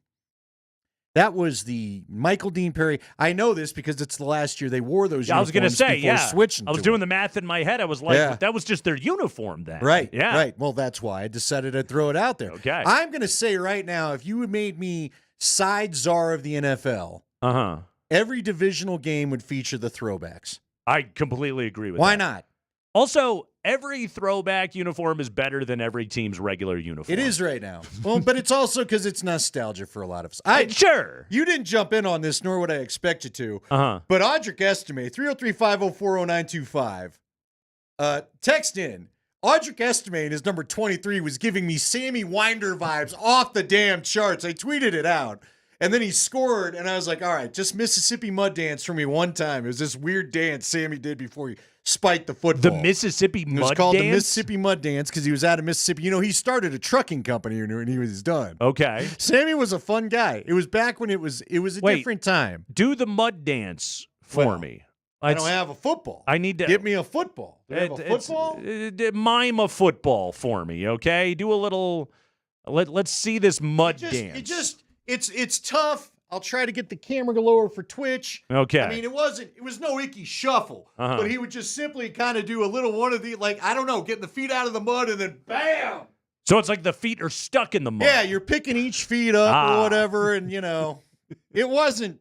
He needs solid high land. choreography, shall we say? I don't think Paula Abdul had any points for him on when he put that together. But yeah. Paul Abdul, deep cut right there. She was a Lakers girl. I don't know that was a modern good. choreographer. That was good. J-Lo's got some issues, so we won't bring her up right now. No, it worked great. That would work for me. The Mississippi Mud Dance. That's what he called it. Hey, these are the things in Bronco history that I didn't observe because I was 10 years old and I lived in another state. And Sammy wasn't exactly a noted constant touchdown. What I remember Sammy Winder for in the great Dan Reeves offense, and it was once said Dan Reeves' playbook was dive left, dive right, incomplete pass, punt. Yeah. And then at 2 minutes, he'd tell Elway, all right, go fix this mess. Go ahead and throw the ball, John. And what do you know? He became the Mr. Comeback because, Dan didn't want him doing all that stuff actually during the first through third quarters. But yeah, Sammy would run up the backside of his guard or center and get tackled for a 2-yard loss. The Broncos had, in the 80s and early 90s, people will back me up, they had to lead the league. In the 80s, because that's mainly when he ran, they had to lead the league in 2nd and 8s. Because he was never, I'm sure Keith Bishop, his one side, was like, bro, find the hole. Don't just run into the back of me and think we're all going to fall forward for 5. 2nd and 8. Broncos have been doing a lot of that in recent years, too. They finally cleaned some of that up. Yeah, but that was because... Actually, it was more like 2nd and 17 because Russ was getting sacked. Nate, it wasn't literally the same play every time. Where you're just in the stands going, for the love of God, just try. You got another call? Like, you know how Sean Payton came out with the whole, ACT test as his playbook yesterday? Sure. Dan Reeves, his first down play sheet, I'm convinced, was a one-line item. Yeah. That was it. It was pick your A gap and go. LG run. That's it. Maybe we'll go opposite side to the right and throw you off. All right. Let's get a better version of the Mississippi Mud Dance coming up here in the break. I want to get full choreography. Maybe Andy can throw a worm into it as well. No, my back is all messed up today. I need a new bed if any sponsors are listening. I'd love to talk about your bed. I don't know. Dude, I woke up and I was locked up. I'm not kidding. I don't know what's going on. Somebody help Andy out. At least get the man a foam roller or something. No, a bed. It's good. I'm not rolling myself out every day like some dough. Just want to sleep. Just want a bed. It's Crackman and Lindahl, Altitude Sports Radio.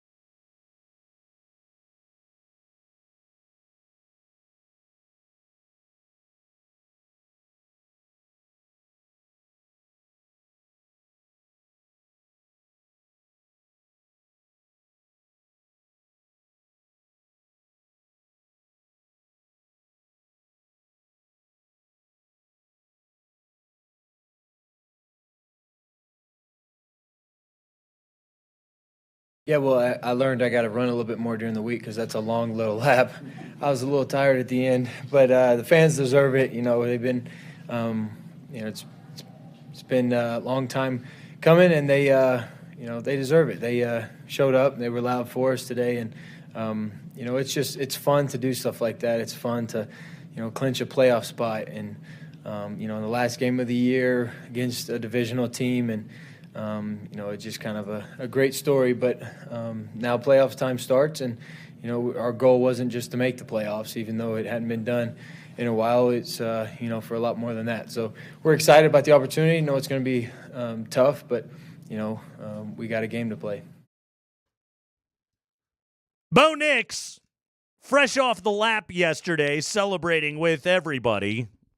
I hope somebody gave him some hand sand after all that. I love that he got tired. There's a couple nasty things going around. Wash that guy's hands. Yeah, wash your hands, people. Everybody's disgusting right now. It's that time of year. It's Greg and Lindahl. Happy Monday. Happy playoff Monday. Happy Broncos win Monday. 10-7. The team wins 10 games on the year. They get the victory they need in Week 18. They blow out the Chiefs. Never even really made it any bit of a game. Kansas City, did they play anybody? No. Did they try? Not really. Not the point, okay? The Broncos earned the right to have a Week 18 layup, and guess what? They didn't bonk that thing. They flushed it. They did exactly what you're supposed to do in that situation. They came out focused, ready to go. This looks like a team that has a goal, Andy. This is a team that went out and beat Buffalo in Buffalo a season ago. Are the Bills better this year? Yeah, they are. They're a more complete team. I saw a stat today, by the way, the Bills, first team in NFL history, 30 passing and 30 rushing touchdowns in a single season. Josh Allen is playing at a pretty high level. Josh Allen? I think we'd call it an MVP level. But also, we learned a year ago, you go out there, you get a couple of turnovers, cold weather game, you get a scoop and score, a tipped ball, something like that. And if Bo Nix plays the kind of efficient offense that he needs to, mistake-free offense that he needs to, if Sean Payton can stay disciplined and stay within himself in his play calling, run the ball, things can it can happen. Like, the NFL playoffs are not about who's been the best team week 1 through 18. The NFL playoffs are about who's got the better game plan in the matchup that very day. And I'm not going to count this team out with their ability to go and do it, because guess what? The Sean Payton Broncos have already won a game in Buffalo. Yeah, you're absolutely right. And that was a team with Stephon Diggs. Yeah. And again, am I ready to predict a Broncos win? I'm not. But I'm also going to tell you, that Cincinnati offense everybody was drooling to see make the playoffs with T. Higgins and with Jamar Chase, they had problems. There were coverage sacks on Joe Burrow a couple weeks ago. Sacked him 7 times. Yeah, because he couldn't get guys open. Well, the Bills, while better, still have largely done it on the strength of Josh Allen. Did you realize? So Broncos led the NFL with 63 sacks, Andy. That's 9 more than number 2 Baltimore. Bills allowed an NFL low 14 sacks this year. That's 8 fewer than number 2 Green Bay, 10 fewer than number 3 Denver. Also, shout out to Bo Nix. He doesn't get sacked all that often. It's one of his strengths this year. He was only sacked 24 times on the year. Josh Allen doesn't get sacked all that terribly often, but look back on his season. He had 1 game that he struggled with a pass rush. He got sacked 3 times in Buffalo's loss to Baltimore, which was a season high. Baltimore is the number 2 pass rush in the NFL. So a good pass rush can get to him a few times. Bo Nix was also sacked a season high 4 times against Baltimore. So, the Ravens defense gave teams problems, but the Broncos have that kind of pass rush. And again, like we talked about before, 6 dudes with 5 or more sacks. It's coming from all kinds of different directions with this team. Vance Joseph needs to get into his bag, and they need to, number 1, figure out how to keep Josh Allen inside the pocket. And number 2, if you can get to him, and he's tough to sack. He's huge. He's bigger than your edge rushers. He's bigger than Jonathan Cooper. He's bigger than Nick Bonito. The dude's a damn monster. But if you can keep him inside that pocket, maybe let one of those big interior guys get home, You get him to the ground, you can force a punt. You got a chance to be in this damn game. Maybe knock the ball loose, make a play like that. I am in no way looking at this and saying Denver doesn't stand a chance. I'll tell you this too. It really worked out for them. This is an 11 a.m. game. Yep. Not one of those nighttime -2 howling wind. Now, it still may get colder right now. It's a great forecast. We all know that can change. But, man, how many times, whether it was Buffalo or Green Bay, there's some of these locations where they shove them at night, Saturday night. Right. I'm just like, what are you guys doing? Right. You're asking for someone to get frostbite. Yeah, you don't have to deal with that. Buffalo weather on Sunday. This is what weather.com had this morning. Cloudy, high of 31, winds west-southwest 10 to 15. Chance of snow Saturday, and then again on Sunday night, but it doesn't look like anything significant. So maybe a couple of flakes will be flying, some light flurries or something like that, but it's not going to be like a lake effect, ridiculous, 4 feet of snow day or anything like that the Broncos are going to have to go out and deal with. It's just going to be a cold day in Buffalo, probably a cold, gray day in Buffalo. Big deal. That's what outdoor playoff games are supposed to be like this time of year. So I don't think the conditions are going to necessarily favor one team or another. That's going to be loud as hell. Bills Mafia is going to be crazy. You know that. Broncos are going to have to contend with that, both the energy and the noise and everything else. But again, the other thing about all this, Andy, is like, we're sitting here talking about, does Denver have a chance to be able to win this game? I believe they do. But also, this is also a step along the path, Right. Your rookie quarterback got to the playoffs. Well, guess what? Now your rookie quarterback gets to go and play a road playoff game, which is something he's going to have to eventually be able to win. So maybe year one is just the year you make it.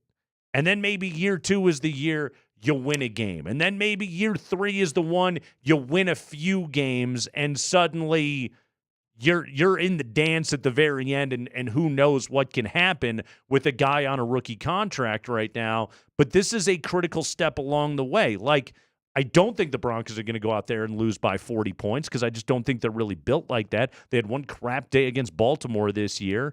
But I think this team is going to be well prepared for this game, and this is something they're just going to they got to learn how to go and play these games. This is a cool step in the evolution of what Sean Payton is building right now. Yeah, I would say this too. To your point, we were going to be focused on Bo. Forget Bo for a second. Most of this roster's not faced the playoffs. Right. Hasn't felt the energy. Hasn't felt the way this jumps another level as so many players talk about. Yep. So to your point, even if they go out there and it doesn't go their way, even if they don't play a close game, it's good for them to get a taste of what awaits them at the next level. That's right. Period. That's right. Teams like Kansas City and Baltimore and Buffalo, like these teams they're playoff hardened. They're deep. They have known exactly what their coach is, what their scheme is for years now. Like, the Broncos are finding their way to that place. But again, it doesn't change the part where if you go out there and you have a big-time game, you can strip the ball from Josh Allen a couple of times, and who knows, get a defensive score or something like that, you suddenly find yourself in a fourth-quarter game. Well, and again, no pressures on them. They're the number 2 seed. Yeah. Unfortunately, we've seen this too many times in Denver where a team rolls in, they're favored, and as the game stays close longer, you just keep the game close till the fourth quarter, they get a little tight. Wasn't it last year the 7-seed Packers went in and blew out the 2-seed Cowboys? Yeah. These things happen. It does. Well, and again, Buffalo, here's another thing where I think the Broncos just have this nice little advantage. And again, it may not manifest itself in anything. There is no pressure on them for anything. Right. Buffalo's got to get this done. They do. There's pressure on Buffalo not to keep having these playoff failures. This is Allen's MVP year. This is the best team that he has had. This is his opportunity to be able to get it done. And you're right about that, because right now, Allen and Lamar Jackson are the two guys, the two front runners to win the MVP award this year, and they're the two dudes right now that are coming into this thing, and they've never won anything. They've never even been to a Super Bowl. Like, this is the time that those guys have to be able to get it done. Now, does that render them perhaps playing tight, perhaps more culpable to be able to make mistakes? It could happen. Could happen. The Broncos, to your point, nothing to lose. Nothing to lose. Nobody expected you to be here anyway. So go out there and play loose and make a couple of plays and And again, your defense is good. That's why I give them a puncher's chance in this. Absolutely. Their defense is good. Absolutely. Yeah. There goes Big Rob. He doesn't like, well, not Colorado Rob, Buffalo Rob. He's Mr. Bills. He's over Mr. there. Bills. Mm-hmm. He's going to be sick of it this whole building this week. Yeah. Got to just work from home the rest of the week. We're all going to be talking about how And then we're all Denver going to have to hear it from him if things go well on can Sunday get for him. this thing. That's Andy Lindahl. I am Nate Kreckman. Hour number 1 in the books. The Broncos are going to the postseason. Quick break. When we come back, they got it done. This is a 10-win Bronco team. Who was the biggest surprise of the 2024 Broncos? Andy Lindahl will tell you who that is next.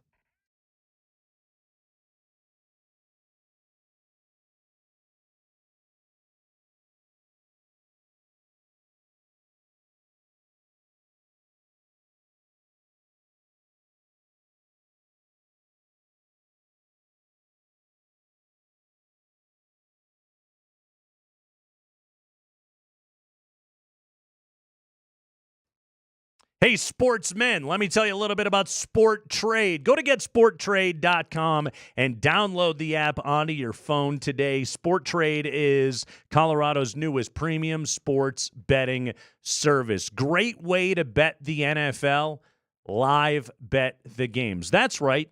Start watching the game, watch a quarter or two, heck, watch an entire half. Get a sense of where you think that game is going, see the way the numbers move, and then lay down a nice live bet on an NFL game. It's a great way to be able to increase your odds of winning, and nobody has a better live wagering experience than Sport Trade. No spinny wheels. You know what I'm talking about. If you've ever tried live betting on your app, you get the spinning wheel and then the odds change, and then sometimes they'll cancel your bet altogether because the app is so far behind the live action on the field. That's not what's going on at Sport Trade. Instant live play wagering, and at half the VIG, that means more earnings when you win. Go to getsporttrade.com. That's getsporttrade.com and see the difference of the best live betting experience in the industry. Sport Trade is regulated by the Colorado Division of Gaming. Gambling problem? Call or text 1-800-GAMBLER.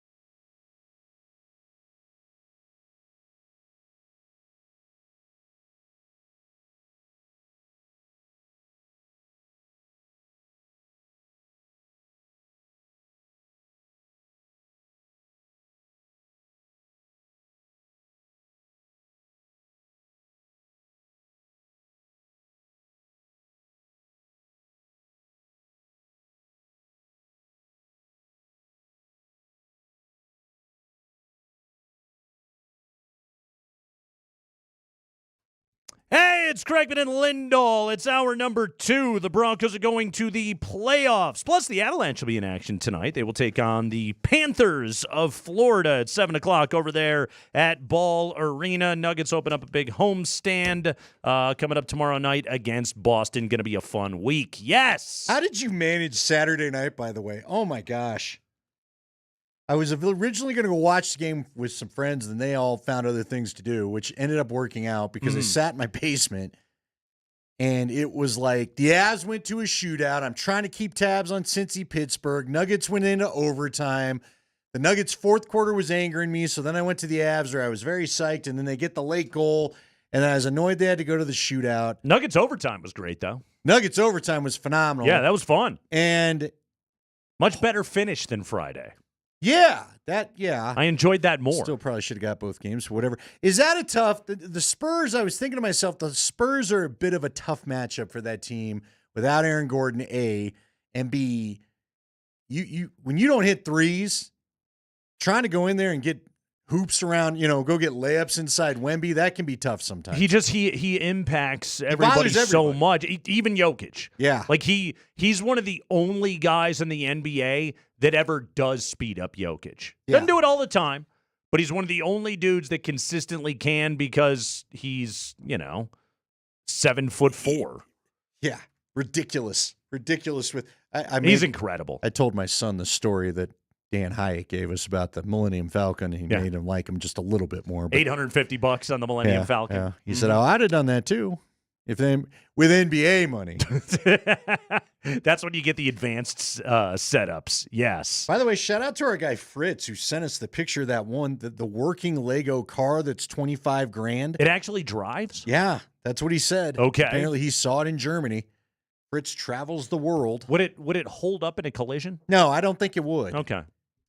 Dude, my buddy came over. I told you my son put a battleship together. I guess it's the USS Missouri. He told me it's the Iowa class. I'm like, you're saying things I don't understand, son, but I trust you. Yeah, I why guess not? the Iowa is a class of battleship, and the Missouri was a later version of the Iowa or something. They name them after states.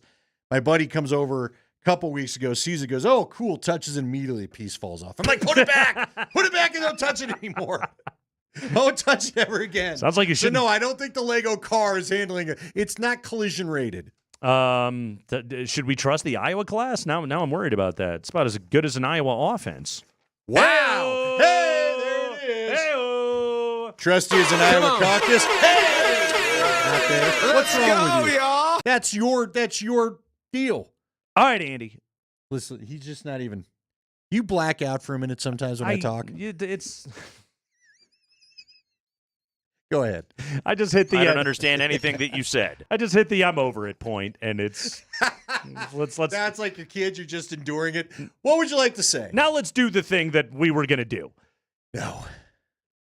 Who on this Broncos team has overachieved most in your eyes? Overachieved? When we've got 17 games, a full regular season's worth to look back on. Wow. Who is the guy that when it was all said and done, you're like, damn, that guy had himself a year? Boy, I hate to pull semantics on you. The surprise of the league. The surprise and the overachiever. See, my surprise, frankly, was Marvin Mims towards the end there, because I think he finally showed us that the player that he was. Another surprise would have been Riley Moss, because we finally got to see him play, and he's a lot better than any of us thought. Wow, was he good. Really good player.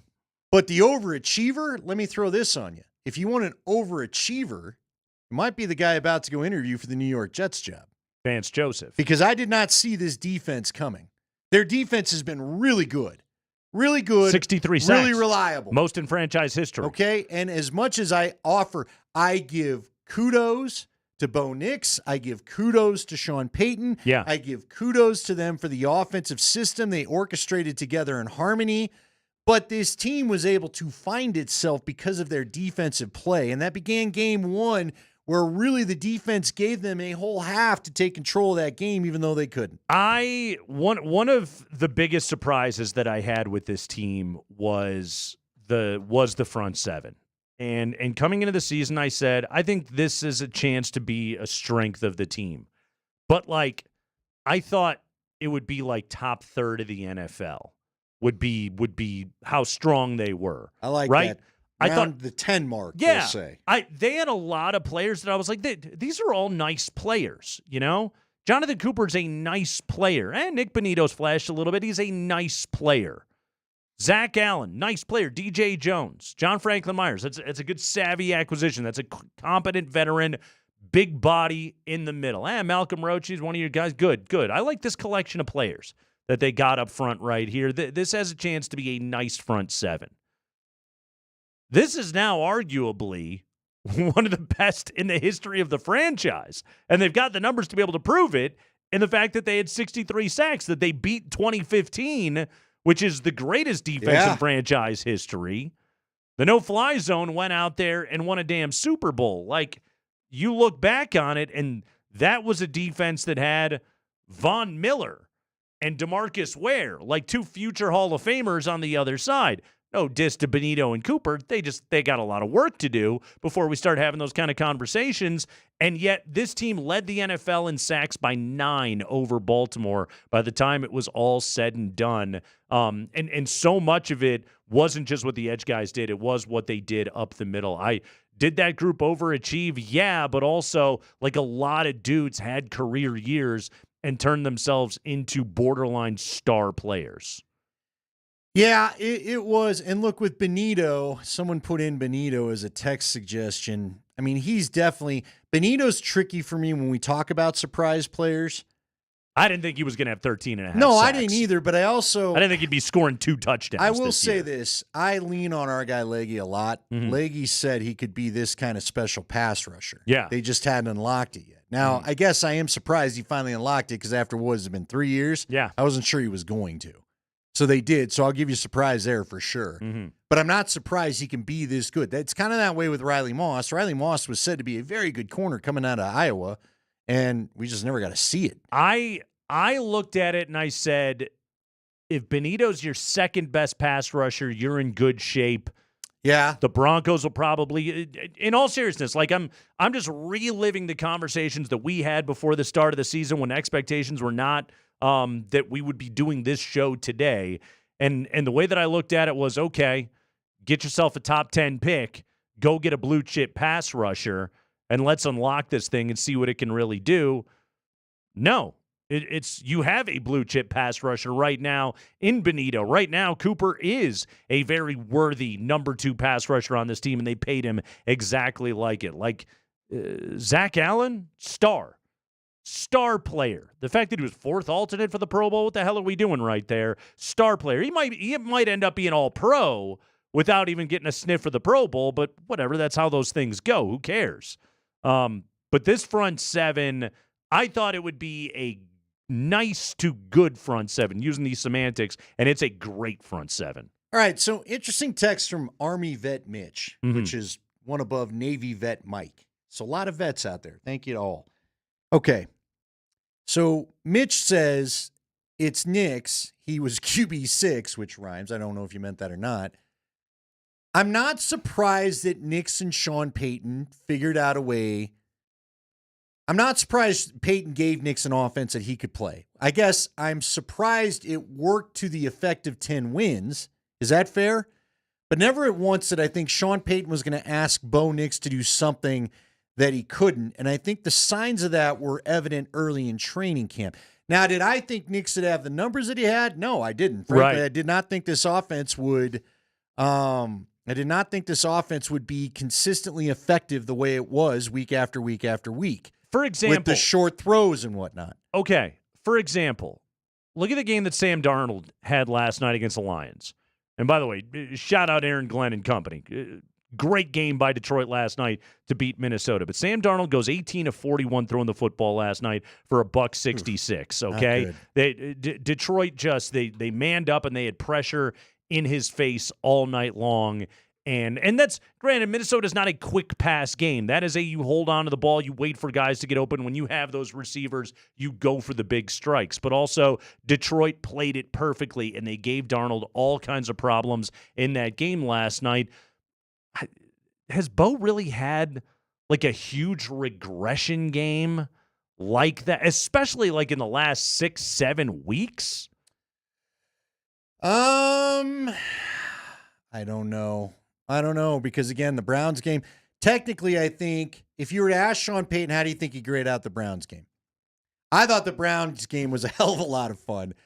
But he hit a 93-yarder in that thing. Right, but remember, Sean said after that, basically, in French, I shouldn't have given him the opportunity to throw some of those picks. Threw 3 picks, and then he also threw 3 touchdowns But I in that loved game. how uncontrolled the game was. That was that's still one of my favorite games of the year, because I felt like Bo was just kind of dealing and doing what Bo wanted to do and quit doing everything he was told to do. I mean, what's funny about those games is, they still scored 41. Granted, I know the defense had 2 touchdowns, but they still scored 41 points against Cleveland. They still scored 31 points against Indianapolis.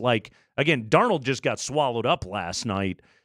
Bo really hasn't had one of those games. As a rookie, to have been able to largely avoid that, number one, obviously credit the game plan and credit Peyton and credit the coaching staff. They did a great job with him, but also credit Nix. And was he always great for 4 quarters? No.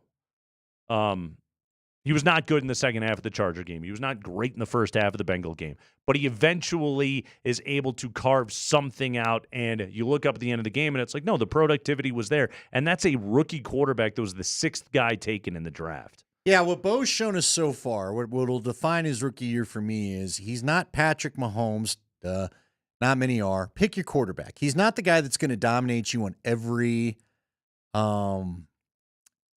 single drive. Yeah. But if you let him hang in it, and the defense did allow them to hang in it, he is a gamer.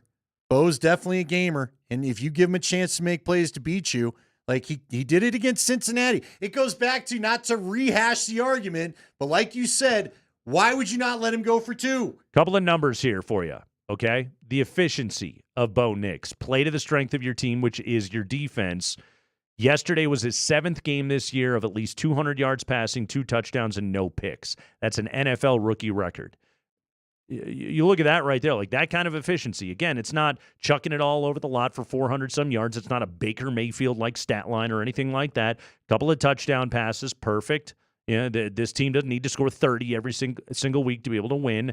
And the biggest thing, don't turn the ball over. And largely this year, he was able to keep that under control. His 4 touchdown passes yesterday gave him 29 for the season, 2nd in NFL history for a rookie, only to Justin Herbert getting 31 in the COVID year for a rookie quarterback. 2nd most touchdown passes ever by a rookie quarterback. And he almost hooked his guy up, Cortland Sutton, with all $2 million. I know. Didn't Cortland have one more touchdown in hand and they dropped it or knocked it away or something? Like he almost got that third touchdown. He was trying to kind of force one into him. Yeah. Well, that's because Bo's trying to hook his guy up, get him paid. Yesterday was about a whole lot of guys made a few extra dollars. John Franklin Myers, by the way, he got the full sack. How about this? He did get the well, and I think it's deserved. Got the 500 Benito Gs. came in late. Is a surprise, maybe this is a longer discussion, but is the surprise the ownership? Look, with a lot of things, we tend to jump to early conclusions, but we need more time to play out to really make sure what we saw initially is the way that it is. I do think this ownership group cares about the right things 3 years later. What you saw yesterday, the seeds were planted at various different points along the way. And obviously people like to look back at the decision with Russell Wilson.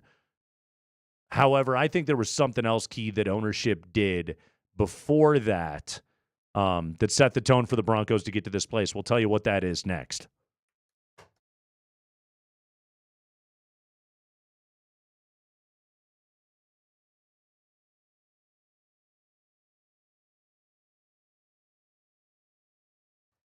Hey guys, Andy Lindahl for the Rocky Mountain Men's Clinic. Well, you know what? It feels like the new Monday, first Monday of the new year, really the first Monday that we all get after it, right? Get work back going, get back into the routine. If your plan is to feel better in the new year, why don't you start by maybe dealing with your erectile dysfunction if that's something that's a problem for you. And the best place to do that is the Rocky Mountain Men's Clinic. There's no need to suffer or feel embarrassed or deal with depression or really just not a lot of great performance. You can get that old feeling back by going to the Rocky Mountain Men's Clinic. They've been around for a very long time. They've helped thousands of men just like you get that old feeling back when it comes to performing in the bedroom. All you have to do is schedule a consult with the Rocky Mountain Men's Clinic today. Your initial visit will be $99 and includes a medical consult with a Colorado licensed medical provider, a TMPSA test, and if medically advised, a test dose. And if the test dose isn't working in the office, your visit is free. Now, don't worry. There's not just one thing they can try with you. They have a number of different treatments. They have treatments that work when pills and herbals fail, and treatments with success rates well over 90%. So this is the place to try to go and solve that problem if it's on your to-do list for the new year. They have 5 locations throughout Colorado to serve you: Fort Collins, North Denver, Central Denver, Castle Rock, and Colorado Springs. Call them today, 720-440-7900 or RockyMountainMen'sClinic.com.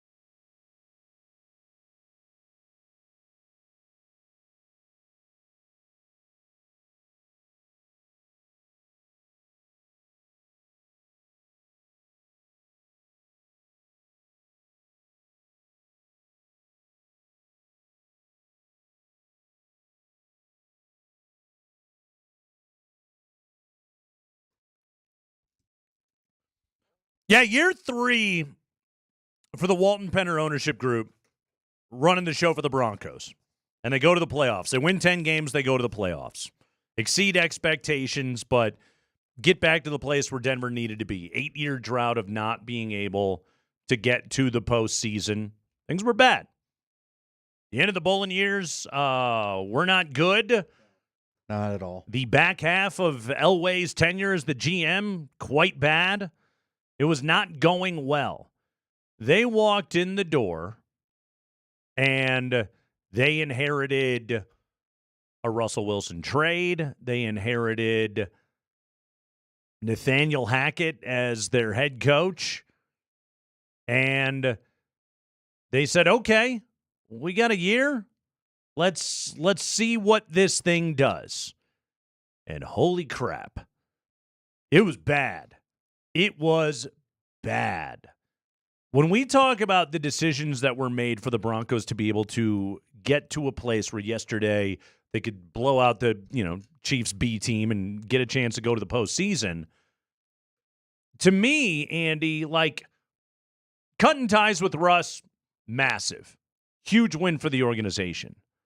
But when they said after the team got destroyed in L.A. by the Rams on Christmas Day, Sean McVay and company dancing all over them, when they said, this is not acceptable. This ain't it. This is not going to work. We got to get this clown out the door. This is not a winning culture. This is bad right here. And they let Coach take over for a couple of games, and then they go and, do the search. And guess what? They were onto something on that search.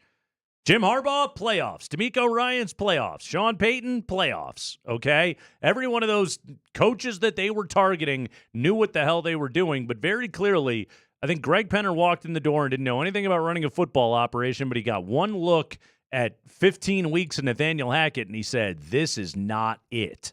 This is not what we paid $6.5 billion for to be the damn laughingstock, and they kicked his ass out the door. And thank God they did it, because really, that to me was the start of this ownership group showing that they get it and showing that they need to entrust their football operation to vastly more competent people. And that's how we get to a place where the Broncos can win 10 games and go to the playoffs. Yeah, because you bring up that Christmas game, man, you forget about it. And it is funny. I can't get over this NFL season has been so wild. There truly has been chapters to this NFL season. Mm-hmm. And in the middle chapter, the maybe if it was cut into quarters, the third chapter of this NFL season, Russ was about to become the long-term answer in Pittsburgh and get himself a fat new contract. Now I don't know if Russ is going to have a job next year. What was Russ doing on the... He runs out of the pocket at the end of the game, decides he's all of a sudden going to run somebody over when you just need the time, what are you not doing? The yardage. What decision was that, What are you dude? doing? What is wrong with you? It just his brain broke. Golly. He just missiles himself into a much bigger dude. Yeah, man, just insane. So anyway, I think that Russell Wilson is a one-time great quarterback who Father Time is just kicking in the nads all over the place, and he's trying to fight through it, but he's on his last legs, and it's got to be dawning on him. I'll ask you this. We'll get back to the Bronco ownership group because more thoughts on that. But just real quick with Russ, I feel like he was humbled and it was good for him. Yeah. And he's already flushed the humble. The last 2 or 3 weeks, he just isn't. The lessons that I thought you were going to stick to after getting humbled, you apparently are ignoring. He might not get those 3 or 4 more Super Bowls. No, I don't know that he'll have a team next week. He might Seriously. not. Who's going to sign him after that decision he made? Yeah. And I'm a little surprised in some of those. They need some short yardage. I'm like, you're not gonna put in Justin Fields for anything? I don't. You're not going to let him run a touch? They're 9.5-point dogs at Baltimore. Yeah, dude, it's gone so far. Real quick. Mm-hmm. They've talked about Aaron Rodgers going there. Could you see that? No. Okay. Is there any chance? No. Is there any chance? Thank you, Sean. That Aaron Rodgers ends up with the Vikings and it just goes full Brett Favre again?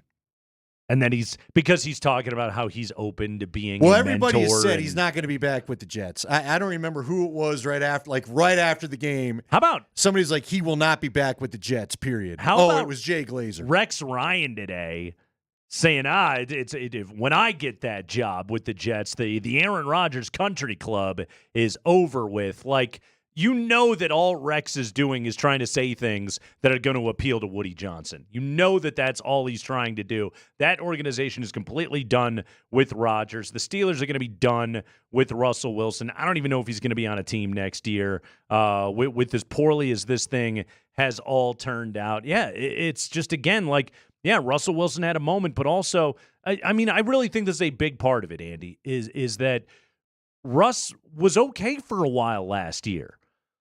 And then I just think playing the kind of quarterback that he does at the size that he is, his body just doesn't hold up. I think probably a lot of that happened again this year. And granted, the Pickens injury didn't help anything out, but just physically, I don't know if that guy can hold up for an entire season anymore. No, it looks at, well, but again, he just gets confused. Like, it's amazing. See, he goes back to old Russ. Like, now that he and Pickens aren't dialed in the way he and Sutton were, he's not. I mean, he's got Freiermuth, but Freiermuth can't save him all the time. No. And he had, there was one throw where he had the early out to Pickens, but then he couldn't. Steelers need to figure out, you got to start over. You really do. You have to start over, and it's okay if Mike Tomlin has a losing season. It's not the end of the world for you guys to just make that decision and start over. The Jets need to do the same thing. All right, we're kind of doing the NFL roundabout, if you will. Yeah. Adam Schefter put out there, though he doesn't know that the Steelers would do it, some teams will call and see if they trade for Tomlin. Should the Steelers consider? See, it's so tough because we've lived through it. Mm-hmm. Oh, everything will be fine after the Super Bowl. I've seen it happen in Denver twice. We've got Mike Shanahan. We've got Gary Kubiak. Sure. We still have this, that, the other. You just don't, when Elway left, took you a long time to figure that thing out. Frankly, you didn't even really figure it out till Peyton Manning got in here, although I give Mike Shanahan credit. Looking back on it now, it was amazing he went to the playoffs as often as he did with what had happened to his team's roster, which he kind of caused. So I'm not saying that the Steelers should just take for granted the coaching and stability they've had there. But I'm telling you, this is not a great coaching cycle. I'm shocked the Giants didn't fire Dable, but I wonder if that's Mara going, well, there really isn't a better option. I mean, that's just it. It's like you're looking around right now, like the openings that are already available. You know, Chicago's going to go full court press on Ben Johnson and try and get him to fix Caleb Williams. Like, that obviously makes sense. Vrabel to New England makes all the sense in the world. The Jets are going to do whatever the hell they're going to do. But yeah, it isn't a great cycle. So again, why would you move on from somebody that you know you've got an ace in the hole in the head coach that you have? This isn't the year to go messing around with it. How important is Vance Johnson? How important is Vance Joseph to staying around for this whole thing? You're better off with him. No, I agree. You're better off with him. I think a lot of these guys like playing for him defensively. I think it was evident in the fact that they didn't just pack up shop and get him fired last year after the 70-point game we all remember too well. Right. Boy, how long ago does that feel for the Miami Dolphins, by the way? Oh, I know. They had to come out and say, yeah, we're not getting rid of McDaniels. Look, when it comes back to this ownership group, which is what we started this conversation out with, I do think between constantly replenishing the field so you don't have dumb slips. How many dumb slips could you have had yesterday? Again, that's a lot of money. Every time they put in a new field, it's $400,000. And they've done that, 2 or 3 times already the last year and a half? I'm not going to pretend for one second that I know everything that is going on inside their sports science department or anything else like that. But this Denver team over the last 2 years really has been really healthy. They really have. And I say there's a lot of football injuries that you just have no control over. Right? You know, a guy gets rolled up or whatever. Those things are going to happen in football, you know? But field matters. You know how many times I went to Kansas City and watched a guy roll an ankle and I'm like, this stupid turf. Between field and whatever they're doing off, there's not a bunch of soft tissue stuff with this team. There's not a bunch of hamstrings. You know, there aren't guys missing games because of things like that. Generally, unless guys are suffering a catastrophic injury, they're out there. And they're playing, and it's a damn violent game. There's nothing you can do to avoid it. My God, look at the Detroit Lions. Every time you turn around, hey, Terry and Arnold going off the field what looked like a horrible ankle injury, like all of that. But the Broncos, they've avoided a lot of that stuff. And maybe the pressure from Sean Payton is extreme to keep guys out on the field. Maybe that's a part of it. But either way, like they don't have the long injury report like so many other teams do. Every week this year, Andy, you would open up the Broncos injury report and it'd be like 5 names, and then you look at their opponent and it'd be like 15 dudes on there. Oh, including, I mean, the Chiefs kind of obviously did what they did last week for a reason. Yeah. By the way, is it good or bad that you don't know much about the personality of Greg Penner? I don't know if it matters all that much. I think it's good because I think the guys that we know too much about, Shad Khan coming out and telling us now the coach is going to report to me. Sure. Jerry Jones lipping off in the media look, Greg Penner, if they wanted to, the Penner Group or Mr. Walton himself. Yeah. They all could have been, I'm a new owner, come learn about me a little bit. They haven't, and I think it's why this thing functions right. Well, Pat Bowlen would do a couple pressers a year. That's what Penner's doing. Just do it that way, and let them make you the money. Yeah. Let the players and the coach be the entertainment. I see exactly what you're saying, and it's like if you would prefer one owner over the other, but also like as long as you just put good people in place, everybody wins. I know, but exactly, like you put good people in place, and whatever opinions that you're laying out behind the scenes, if they're dumb, like looking up the Madden rating of a guy or whatever like that, then you're going to be screwed either way. Are we going to be deprived? Would the Broncos finally make a good Hard Knocks? Because now they made the playoffs, they don't have to do it. No, right? they wouldn't. They're not a now, candidate I feel like this year. Sean might volunteer to do it. Right. But they would actually be an interesting Hard Knocks, or as we talked about it at the beginning of training camp anyway. I don't know how interesting that would have been. Would it be tricky with the facility under construction? Yeah, that's a as good it will point. be next year. Yeah. Maybe HBO wouldn't appreciate that. But yeah, they're a playoff team now. They're not a candidate. Hey, that's cool. We live in a world where the Broncos will not be a Hard Knocks candidate. That's awesome. That's one of the new changes. I'm not saying I don't want to see them on Hard Knocks. I would love it if the Broncos were on Hard Knocks. They'd be great, and it would be good content for our show, and that's really, at the end of the day, all I care about. But also, like, the fact that they're actually a winning team has us in a completely different place. All right. More smacks on the rear. Let's do it. Except, why am I spacing his name? Because he's just been so non-noticeable and consistent. Give me the kicker. Will Lutz. I want to say Levis, the quarterback. No, Lutzy's had a great year. Will Lutz deserves an overall smack on the rear from start to finish from this sucker. Yeah. I didn't really understand why they were messing with Brandon McManus, who had a clutch kick for Green Bay, only for it not to matter yesterday. But I will give Sean credit on this. Your guy Lutz has been just fine, and I'm glad you talked him out of going. Wasn't he going to go to Jacksonville too last year? Remember he had initially agreed with somebody, and then they talked him out of it, and he came back? Did you realize he hasn't missed a kick since the blocked kick in Kansas City? I haven't. He made every kick the rest of the way. Every single kick the rest of the season. And I don't even hold that one really against him. I think 13 in a row. Yeah, exactly. That's not on him. I mean, the whole left side of his line got crumpled in. That's just that was the last kick that he missed this season. 31 of 34 overall.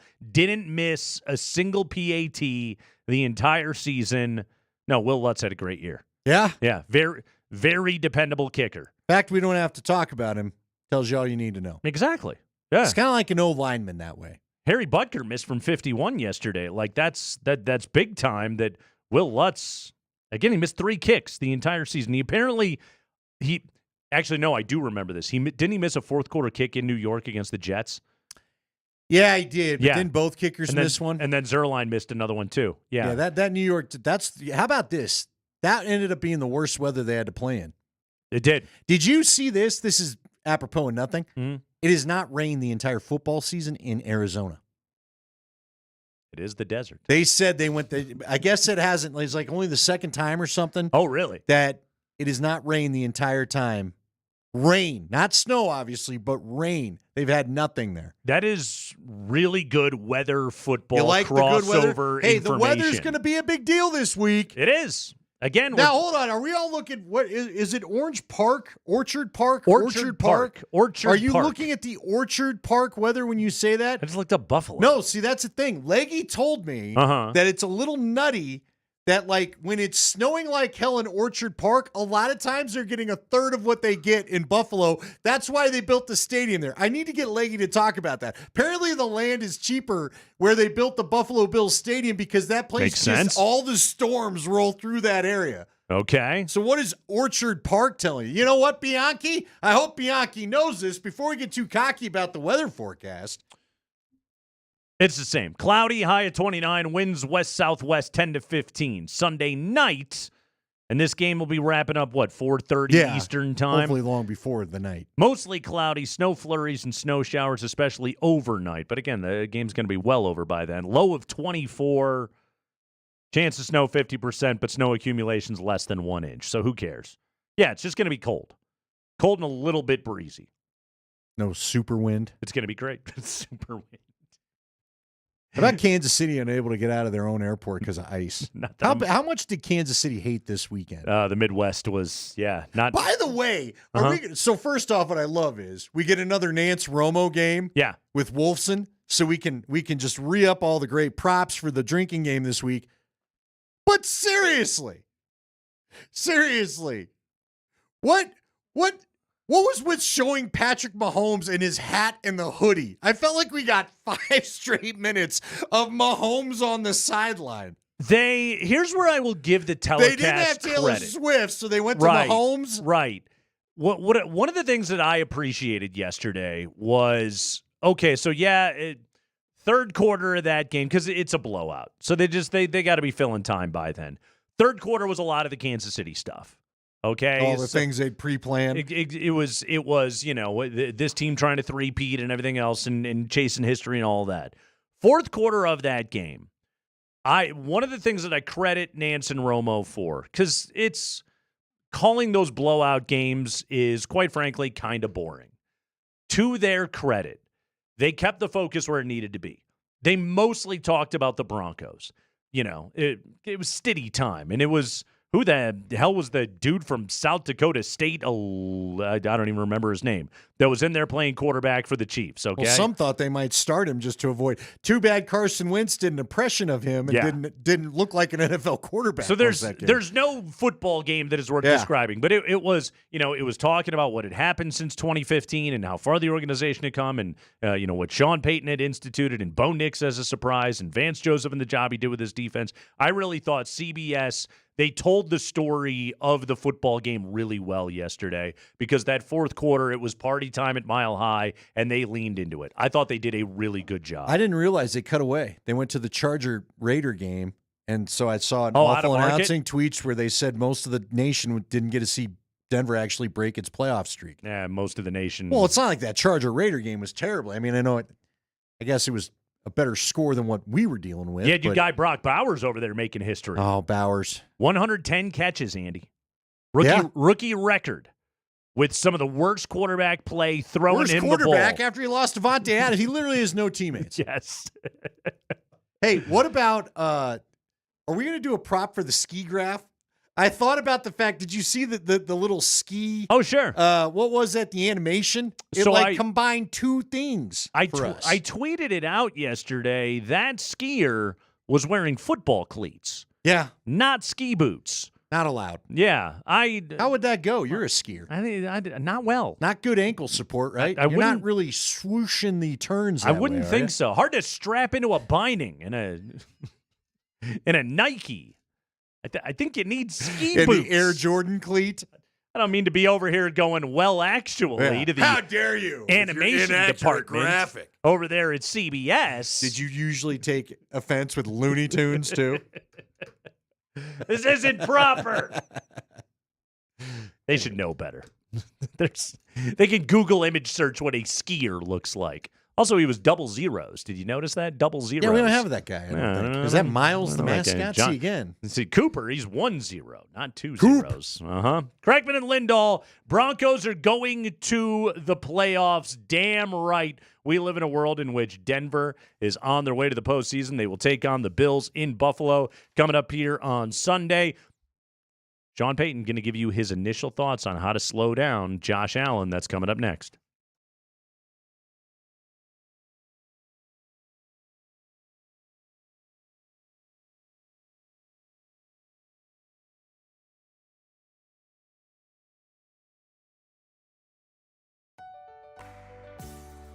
Hey, it's Nate Kreckman here, and have you noticed the temperature is dropping? It is the perfect time to get Denver's HVAC experts that truly care, Apple Air, out to your house to check out your heating and cooling system. In fact, right now, Apple Air is offering a $43.95 furnace safety checkup. That is a new customer exclusive offer. Go to appleair.com. That's appleaire.com, or give them a call, 303-733-2813. Yeah, your furnace has been cranking for a couple of months now, but it is a great time to get them out there. Make sure that that unit is clean and safe. And in case you're having any issues, Apple Air is offering $750 off the purchase of a new high-efficient furnace. I had them over to my house. They installed a new heating system, and we absolutely love that thing. AppleAir.com. That's AppleAire.com, or give them a call, 303-733-2813. Furnace, AC, water heater issues, whatever you need. Again, 303-733-2813. That's Apple Air.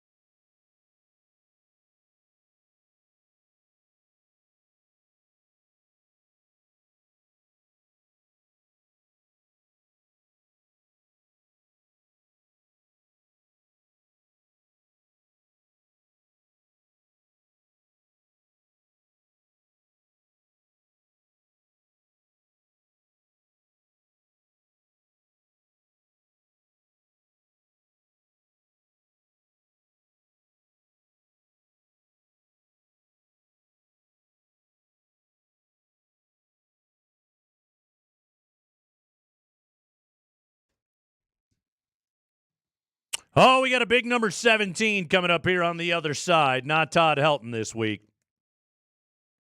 Josh Allen. Josh Allen? Yeah. Mm-hmm. Going to win the MVP award this year, Andy. Bills won 13-4. What was different about Josh Allen this year? He went through 6 picks. It was his first year with fewer than 10 interceptions since 2019. Basically, all the other metrics were pretty much the same. 28 touchdowns. It's not like he had an ungodly number of touchdowns or anything else like that. Good rushing numbers, which is generally what he always puts up. But what was different about Josh Allen in 2024? He didn't turn the ball over. Took care of the football, didn't take sacks, didn't throw interceptions. And when he did so, the Bills generally won and won big this season. There's always a fun debate about who's the second best quarterback in the NFL after Patrick Mahomes, who I think, based on his accomplishments, you got to put at number 1. But Josh Allen's a worthy candidate in any of those conversations, and that's the guy the Broncos get to go and deal with here this week. A Josh Allen that doesn't make the same kind of mistakes that he was making in previous seasons. Yeah, I wonder, it's interesting about the turnover number.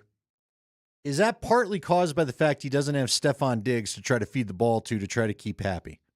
I think a lot of it is his own evolution, too. I mean, the guy has had a tendency of carelessness. Sure. Throughout the course of his career. And this year, again, he had 18 picks last year, 6 this season. That's a dramatic improvement out of that But guy. see, I think that does – I've seen it with other players. That was one of the things I always thought was so underrated about DT. He didn't cry for the football. Right. Now, he was such a mismatch. Guys would want to feed it to him anyway, and certainly Peyton Manning loved giving him the ball. But, like, Diggs is one of those guys that kind of, I think Emmanuel Sanders had a little of that going on in 2017 with Trevor Siemian and the like, just wanted the ball all the time. So I do think – part of me feels like it's not a coincidence the turnovers are down. Now that Josh is probably just going where the play takes him rather than looking for, what was he, 17? What was Diggs' number? 14 all the time? Didn't Diggs wear 14 with Buffalo? Sure. Sean Payton on slowing down Josh Allen and the Bills. This is from today. Well, listen, we shift gears completely. Obviously, there are a lot of challenges. He's had an MVP season.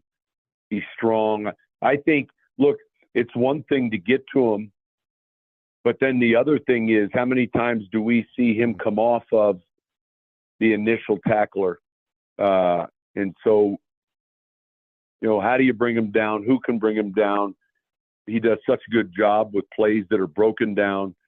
And so there's a lot that goes into that. But the focus this week will be obviously shifting all towards Buffalo and how to slow down a team that is playing as hot as anyone in the league.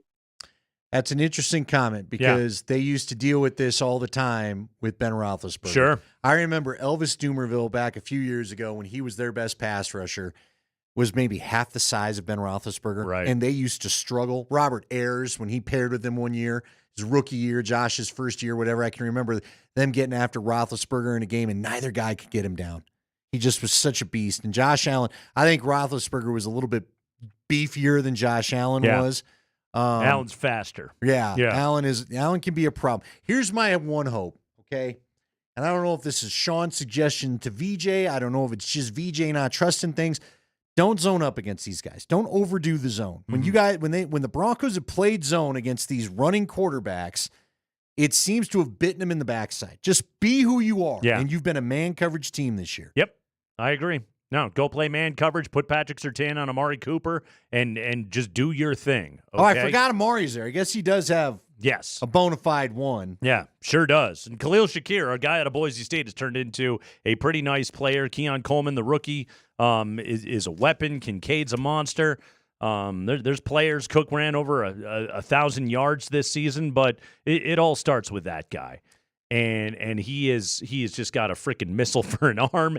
Like we talked about before, he's bigger than Benito. He's bigger than Jonathan Cooper. He's tough to get down. He's playing the best football of his life. It's going to come down to, okay, Is this going to be a game where there are some mistakes that get made? And can you confuse Josh Allen at all and get him to throw the ball into your hands and maybe get yourself a strip sack or two and go out and be able to beat this dude?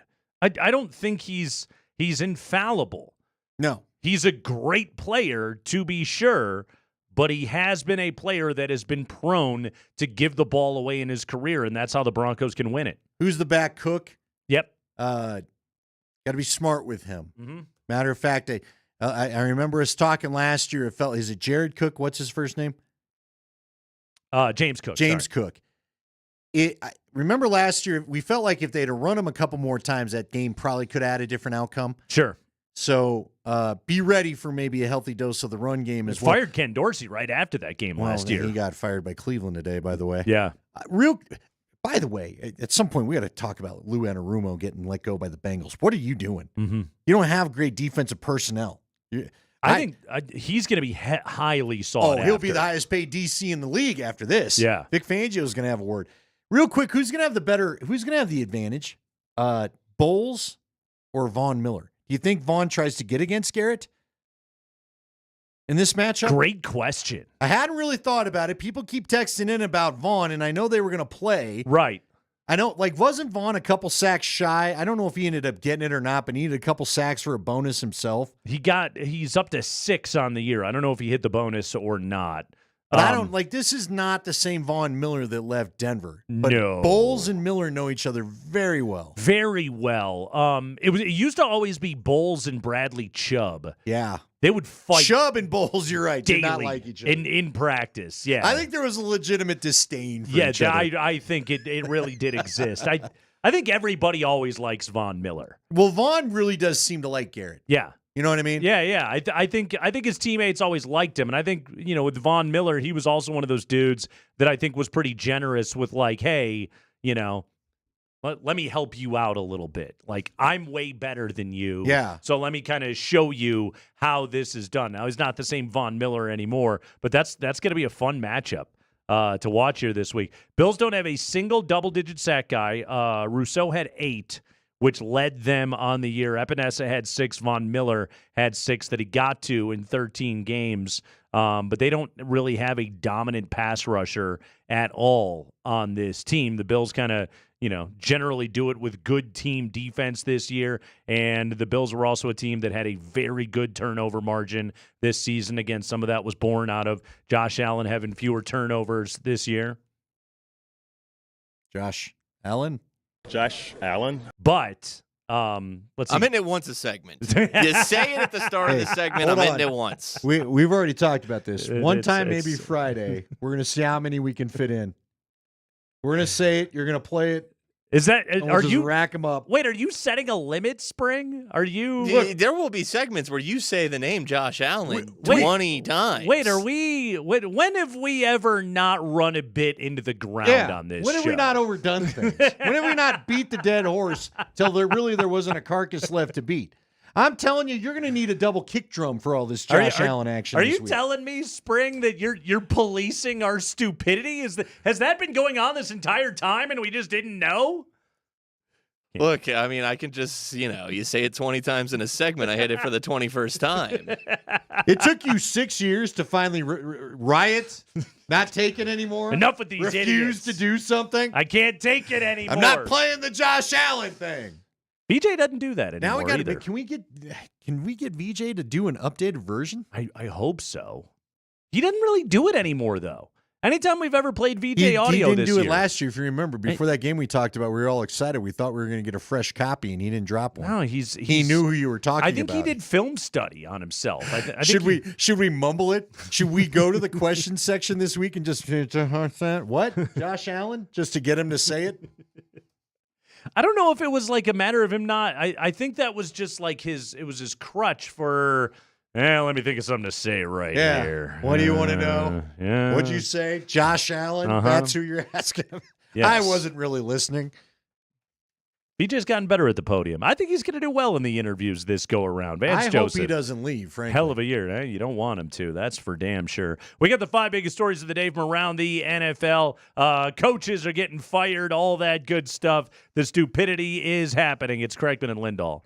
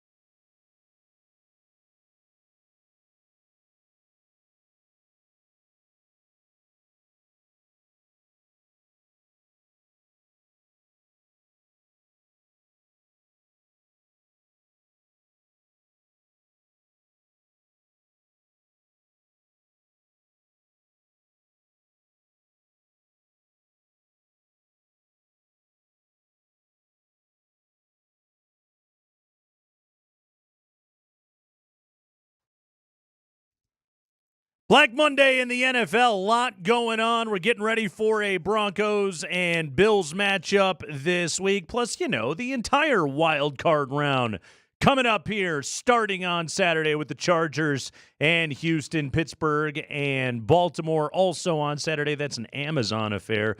Obviously, Broncos, Bills on Sunday morning, Green Bay and Philly in the middle of the day, Washington, Tampa Bay, Sunday Night Football, and then the Monday Nighter. And by the way, we're going to be out at Hofbrau next Monday in Westminster.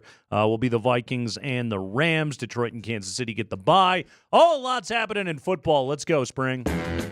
High five time. The high five is brought to you by Bet365. Whatever the moment, it is never ordinary at Bet365. Before we look ahead for the Broncos, we look towards the past and the 38-0 win over the Chiefs backups. And the Chiefs have had a heck of a weekend, not just getting pounded in Denver by the Broncos, but by their travel issues and weather. An ice storm delayed the Chiefs' flight to Denver for 4 hours on Saturday. And then when they were scheduled to leave Denver last night, a foot of snow fell in Kansas City. So they spent last night in Denver. And then this morning, when their plane was taxiing from the gate, there was another delay. And they had to sit in the plane on the tarmac for a few minutes. And they finally arrived today in Kansas City, 15 hours and 22 minutes later than scheduled. Screw you guys. That's what you get right there. Tough luck, Chiefs. It's not like you were sitting in an airport trying to find a bag of pretzels or something else like that. You guys are fine.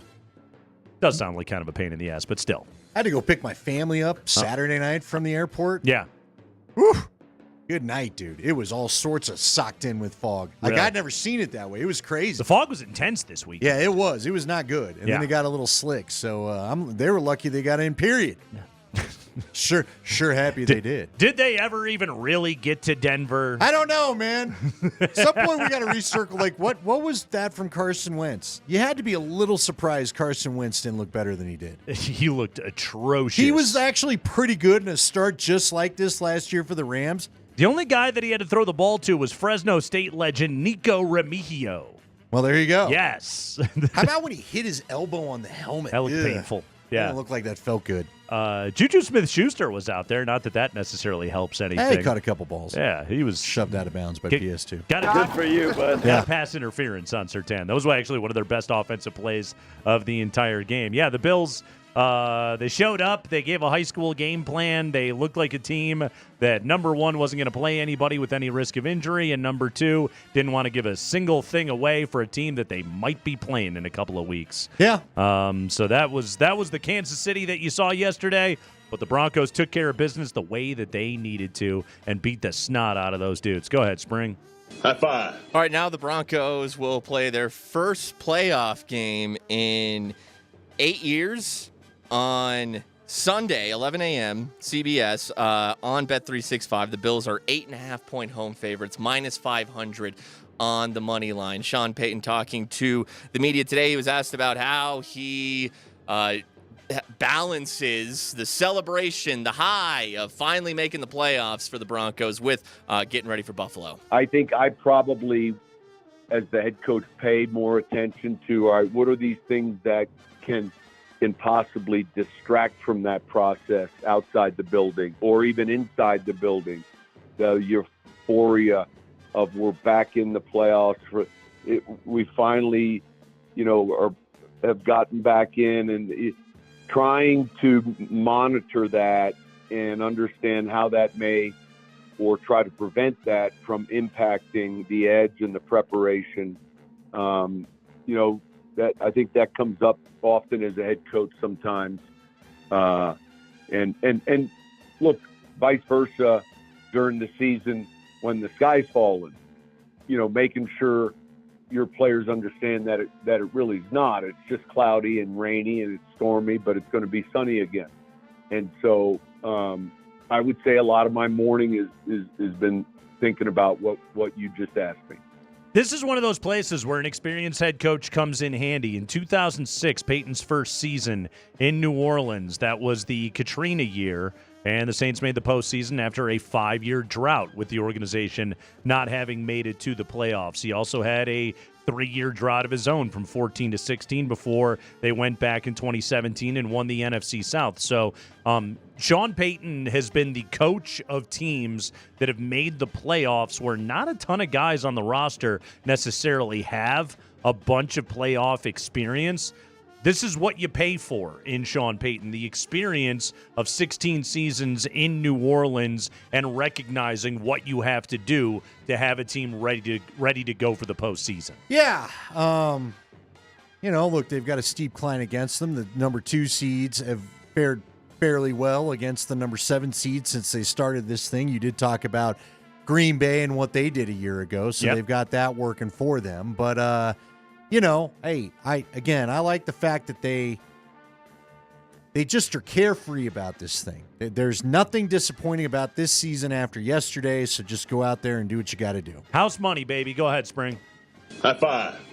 Vance Joseph, Broncos defensive coordinator, has received an interview request from the New York Jets. So the Jets want to talk to VJ when or if the Broncos are eliminated from the playoffs. They're also going to interview Joe Brady and Aaron Glenn. They recently talked to Mike Vrabel. Here are your head coaching vacancies across the NFL. Obviously, the Jets, the Saints, after firing Dennis Allen, the Patriots, who fired Gerard Mayo after 1 year, Jacksonville firing Doug Peterson, the Bears, who fired Matt Eberflus midseason, and the New York Giants did not fire Brian Dable or GM Joe Shane. No vacancy there. Yeah, no, Mara and Tish are going to ride with their dudes for at least another years.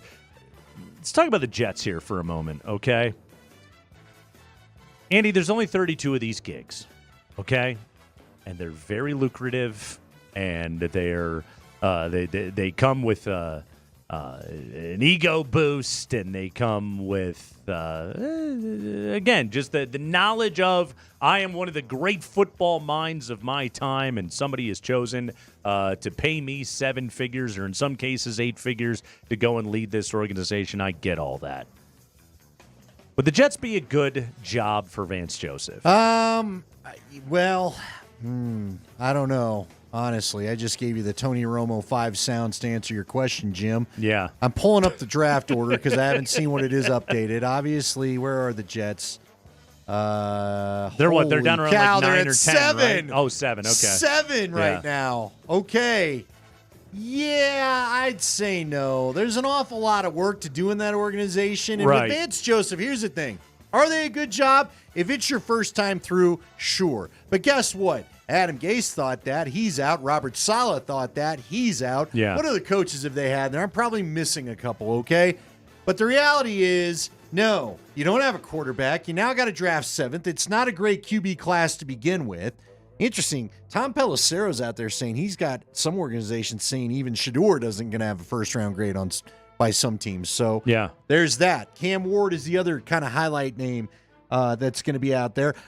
I guess you could go get an Aaron Rodgers. Like, there's no great pending free agents everybody's after. So if I'm VJ and I need to make this one count, I'm not risking it with the Jets. I get why Rex Ryan is pushing for this job as hard as he possibly can. He knows the culture there, all of that. So, like, that kind of makes sense to me. With VJ, Andy, I think Vance Joseph's greatest failing in his first go-around in Denver was getting pushed around and getting too many things put on him instead of making his own calls. Well, now you're talking about going to the most heavy-handed organization in football where 18-year-old Brick Johnson is making the calls, and Woody is out there doing interviews with the New York Post saying, no, my teenage son doesn't do anything, even though every other source in the world is out there just being like, oh, no, they're making calls based on Madden ratings and everything else like that. With Vance Joseph, given the way things went for him the first time in Denver, I don't think going to work for that owner is a good situation for him in the slightest bit. I don't think that that's a great place to go. But I don't just mean that for VJ. I mean that for most of these guys. That job kind of sucks. And again, let somebody like Rex Ryan that just, let's be honest, like Rex Ryan he revels in that situation. Let him go have that job. Yeah. Now, what I would say would be interesting for VJ is if he were to go get a job, does he go and try to find a quarterback out there like maybe a Zach Wilson, who you just had a full camp with and spent some time with? He ain't going back to New York with you. But look, this is the kind of thing. This is the kind of thing that you've got to try to.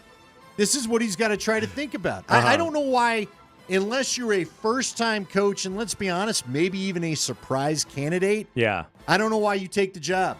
Just give it to Rex Ryan if he wants it so damn bad. But last I checked, that didn't end. So, isn't he like around a 500 coaching record? Rex Ryan made it sound like he was Vince Lombardi out there, and he just got tired of it. They fired you. Well, he did take the Jets to a couple AFC championship games. Yeah, when he first got there, things were going well. Yeah. But then, if you win anything with the Jets, you're okay in my book. Go ahead, Spring. High five. Hey, let's talk about the Vikings who got pounded in Detroit last night. Sam Darnold had a rough one in the red zone. Missed some open receivers. They ran 12 plays in goal-to-go situations, 3 points. 3 points Didn't they run got out of it. 8 in a row at one point because of that pick? Yeah, it was wild. So Kevin O'Connell, the Vikings head coach, as the Vikings get set for a Monday night matchup in L.A. against the Rams. Now the Vikings will have to go on the road and play the Rams. Kevin O'Connell next year is the last year on his contract with the Vikings. And Jay Glazer of Fox Sports reporting that multiple teams are interested in trading for Kevin O'Connell, although sources telling Pro Football Talk the Vikings not interested, nor is Kevin O'Connell in making any such trade. Kevin O'Connell talked to the media today. Here's what he had to say about all that. Yeah, I'm not really interested in kind of, I guess I should say, addressing the rumors or speculation. What I can tell you is I love this team. I love everything about this organization, and this is where I want to be. This is where I want to keep coaching and leading. So any conversations, in my opinion, at this point that really aren't about the Rams and the task at hand. My personal responsibility to lead immediate improvement off of yesterday, but also capitalizing on the opportunity to be in the tournament. My sole focus at this point. All right, great answer by O'Connell. But, Andy, these rumors are 100% coming from his agent, right? Oh, sure. You better give my guy a new contract because his coaching cycle sucks, and he could be a hot commodity. I don't know. Let me text Rappaport real quick. We're getting a lot of phone calls around here. No, the Vikings are going to pay Kevin O'Connell because he's a damn good coach, and you should keep that guy around.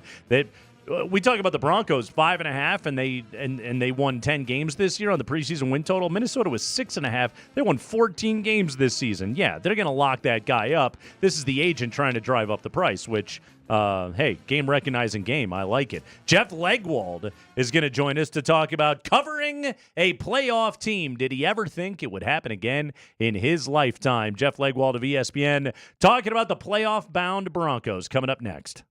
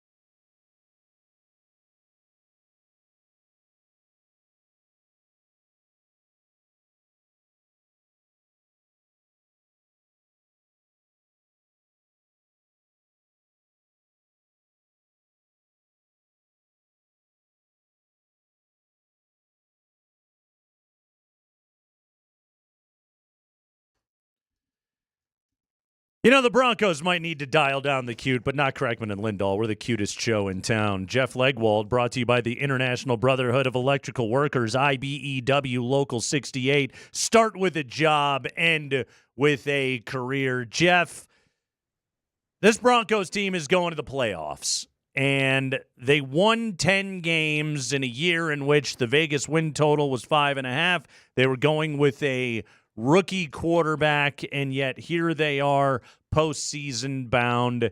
In the big picture of it all, Jeff Legwold, how'd they do it? Well, they feasted on people who weren't quite as good or quite as prepared or didn't handle their business as well as they did. Mm-hmm.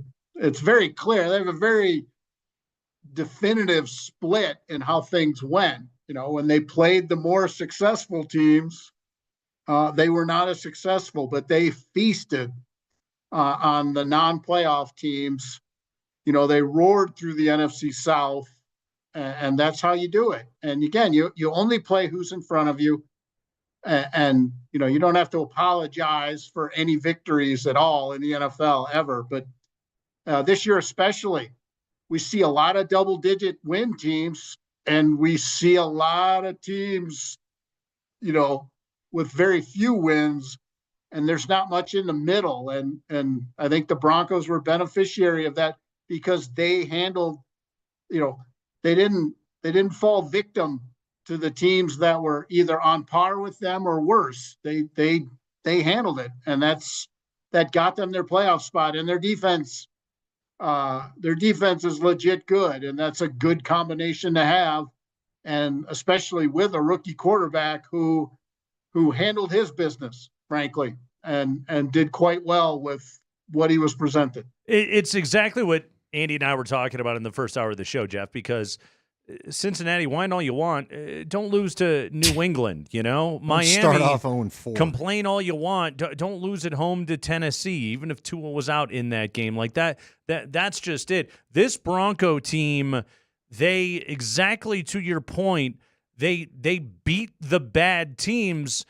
In fact, they didn't lose a game to a bad team the entire season, which that in and of itself says something about the job Peyton did, about the professionalism and the veteran leadership inside the locker room. But this Bronco team really never went out and laid a complete egg this season, and that in and itself is a hell of an accomplishment.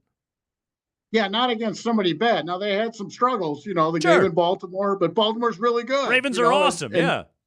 And you look at their losses is like a who's who of the quarterback, spiffiness, Burrow, Lamar Jackson, Mahomes, Herbert, Justin Herbert. Yep. It's just, they handled the business. And look, I've heard coaches for decades tell me that if you can somehow, the Steelers and Tomlin have made a living on it. If you just handle the teams you should handle, and the ones that are on par with you, if you play a little smarter than they do, if your attention to detail's a little better than theirs, that you can be in the playoff mix, even in years when maybe you don't have the overall talent of some other people, but you just do things a little bit better.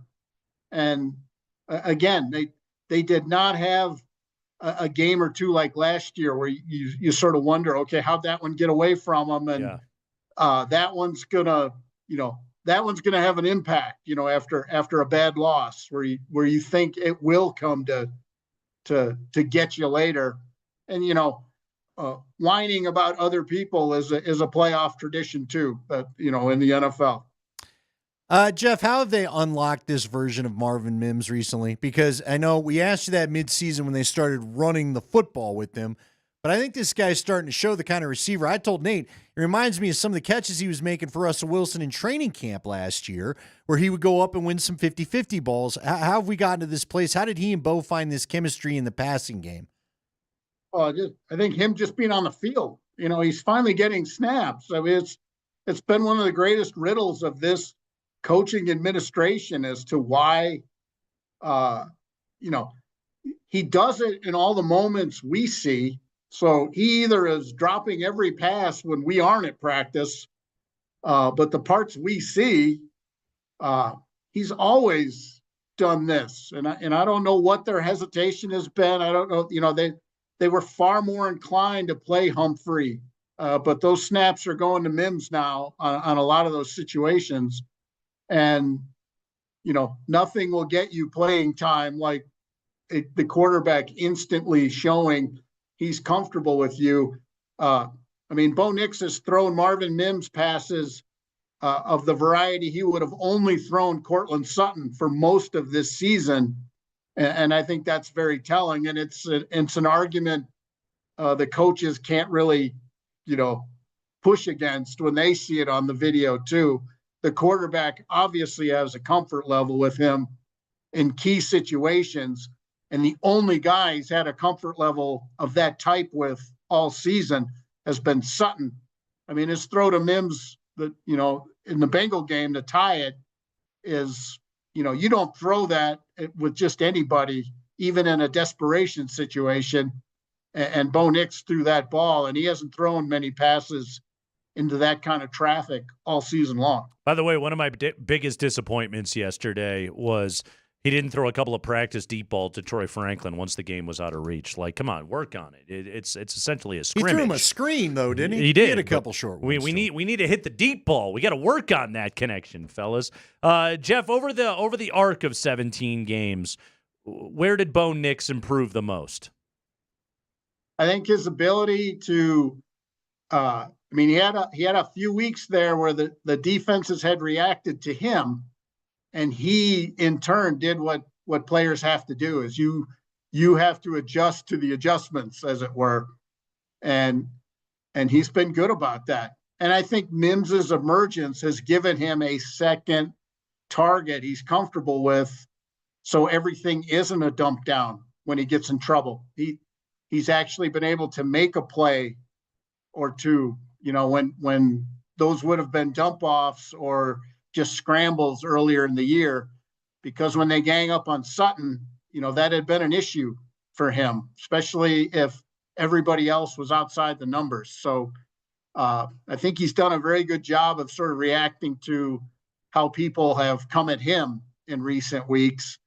And that will get tested big, this week. Now, McDermott is known for being very good at taking your favorite things away, even when they don't have sort of the personnel to be dominant all across the field, sideline to sideline on you. But he is very good at sort of removing the things you like best from the equation. How did we get to the arrival of Nick Bonito, looking back at this season? He was here last year. It just didn't translate into sacks. And I think, Vance Joseph has said he found the target, was the quote. In fact, and Von Miller has talked to me about this a lot over the years. Elvis Dumerville has talked to me a lot. Javon Curse. A sack, a real impactful sack, isn't always sacking the quarterback. It's sacking the ball.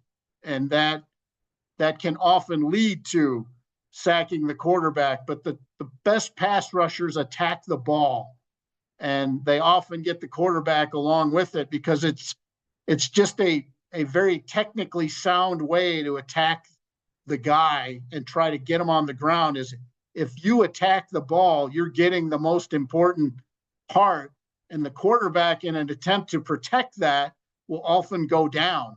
Whereas if you try to sack them around the legs or make the big hit, they can spin out of it. They can run away from it. But if you attack the ball, that turns pressures into sacks. And he was top 5 in the league in pressures last year. And this year he hasn't pressured at high a rate because he's playing more snaps, one, but he has turned more of those plays into impactful sacks, turnovers, things that really mess up an offense, because he is attacking the ball. Yeah, well, they're playing the guy this week where you got to really focus on attacking the ball. That's Jeff Legwald, everybody.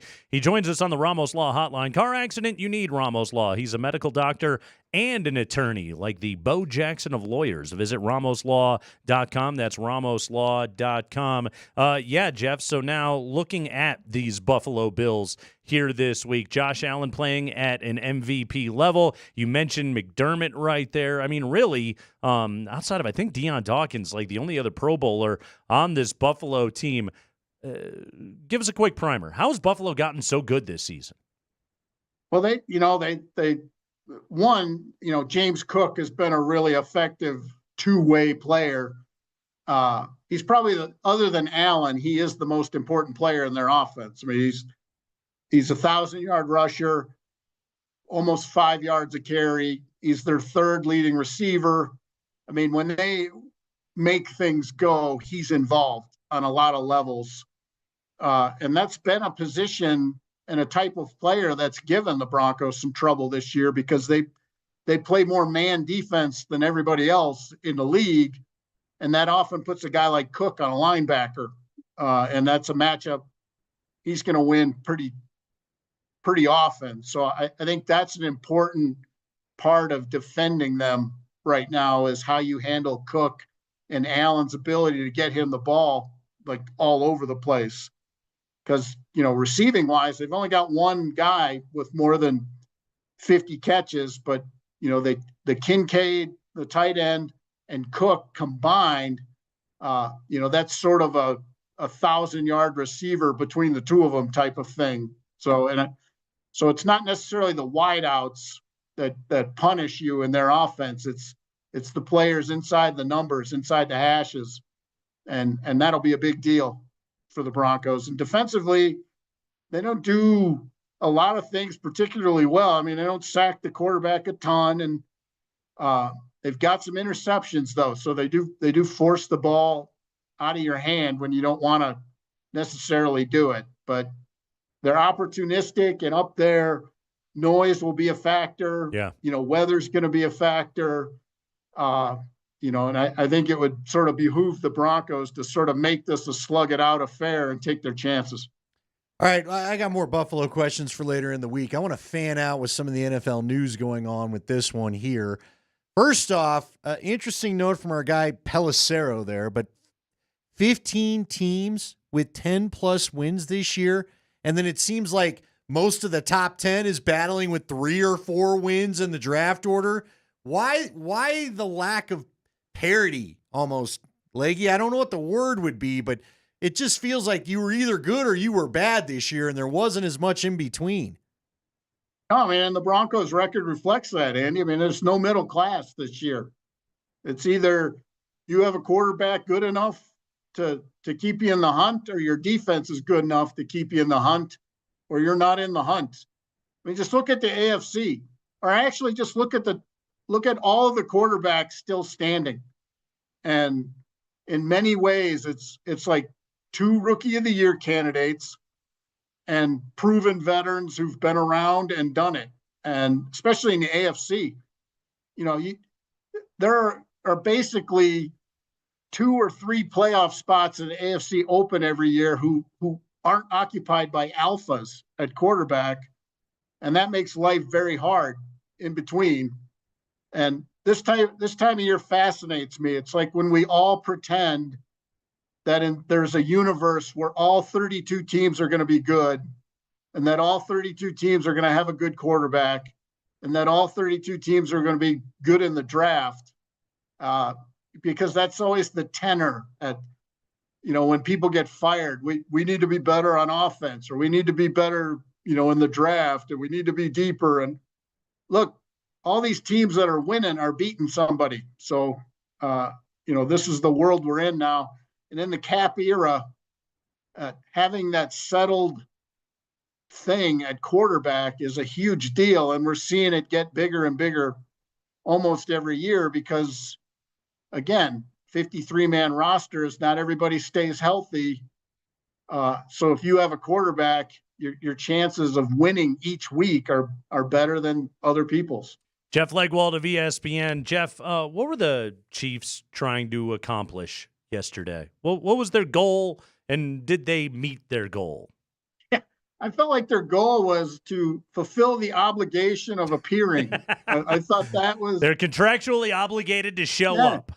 They had to have a final game of the season. I mean, I'm more than honest enough to say I missed this one. I thought they would give some cameos at least because of the gap, 23, 24 days in between games. I just, that just seems like so much to me in my little world. But I thought there would be a few cameos, but he didn't play anybody at any position, and look, backup players in the NFL are good football players. I'm not diminishing what it takes to be in an NFL lineup.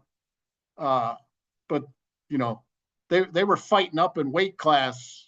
The Broncos played their starters deep into the fourth quarter, because they needed the game. And Steady time they was needed short no yesterday. doubt. Yeah, it was. They needed no doubt, but I really was a little surprised. I knew Mahomes wasn't going to play, and Kelsey wasn't going to play, and Chris Jones wasn't going to play. You knew that, but he really took it a step further, and we'll see how it works out. But that inactive list might be the greatest game day inactive list ever assembled. 3 Hall of Fame worthy players on a game day inactive list. Yeah, might beat the Pro Bowl roster. All right, real quick, got about a minute.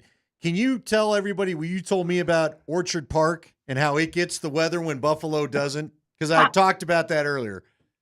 It's I covered the Bills way back in the middle '90s, and Orchard Park's in the snow, one of the snow belts there. So like, you can be in downtown Buffalo, and there's not a flake of snow falling. And you could drive southeast to Orchard Park, and there will be 1.5 feet on the ground. It's just one of those weird weather phenomenon places, and the stadium just happens to be in it. And it's always windy. I've never covered a game there that hasn't been windy. And, it's kind of that humid cold.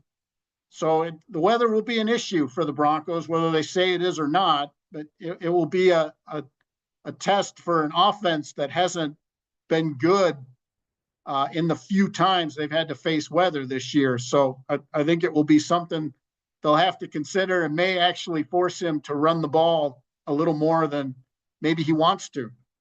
He's not going to listen to you on that one, Jeff. Jeff Legwald, everybody. Yes, Orchard Park, where the snow falls to the ground and the idiots fall on tables. Jeff Legwald of ESPN. He will have all the coverage all week long. We'll be talking to him here on Altitude Sports Radio 92.5. Leggy, good work as always, man. Thank you. Thanks, pals. We'll see you. All right, the great Jeff Legwald with us right there. Here you go, Andy. Here's a good everyone getting fired in the NFL kind of story for you. This is from Ian Rappaport. The Bears have requested to interview former Stanford coach and current Broncos senior personnel executive David Shaw for their vacant head coaching position, source said. Yeah, and they also, as we had earlier, they requested to talk to McCarthy. How often, Mike McCarthy. How many frequent flyer miles and hotel points can David Shaw rack up every single head coaching interviewing cycle? Is that guy the all-time leader in interviews without ever getting a gig? I just think people want to know if he wants to come back sometime because they remember his success at Stanford. Right. But yeah, I don't know. But he's the guy that I don't know if he does an interview well or if he's not interested. But it just hasn't seemed to pop up for him lately. Speaking of guys named Shaw, do you remember before the Nuggets hired Brian Shaw interviewed for like every NBA head coaching vacancy for what felt like a decade. And then he finally got a gig, and he was terrible. Right. But either way, I feel like David Shaw is on the list of dudes. That's how I know the NFL offseason is here. David Shaw is getting head coaching interviews. Yeah, they're all going through the cycle. When the Bears and Jets seem hell-bent and determined, anybody with a football background, Mike Stanford may be getting a call here pretty soon from those two franchises. Give me the Rolodex. We gotta call these people. Plus, the McCaskies are still working off a Rolodex. It's Kreckman and Lindahl.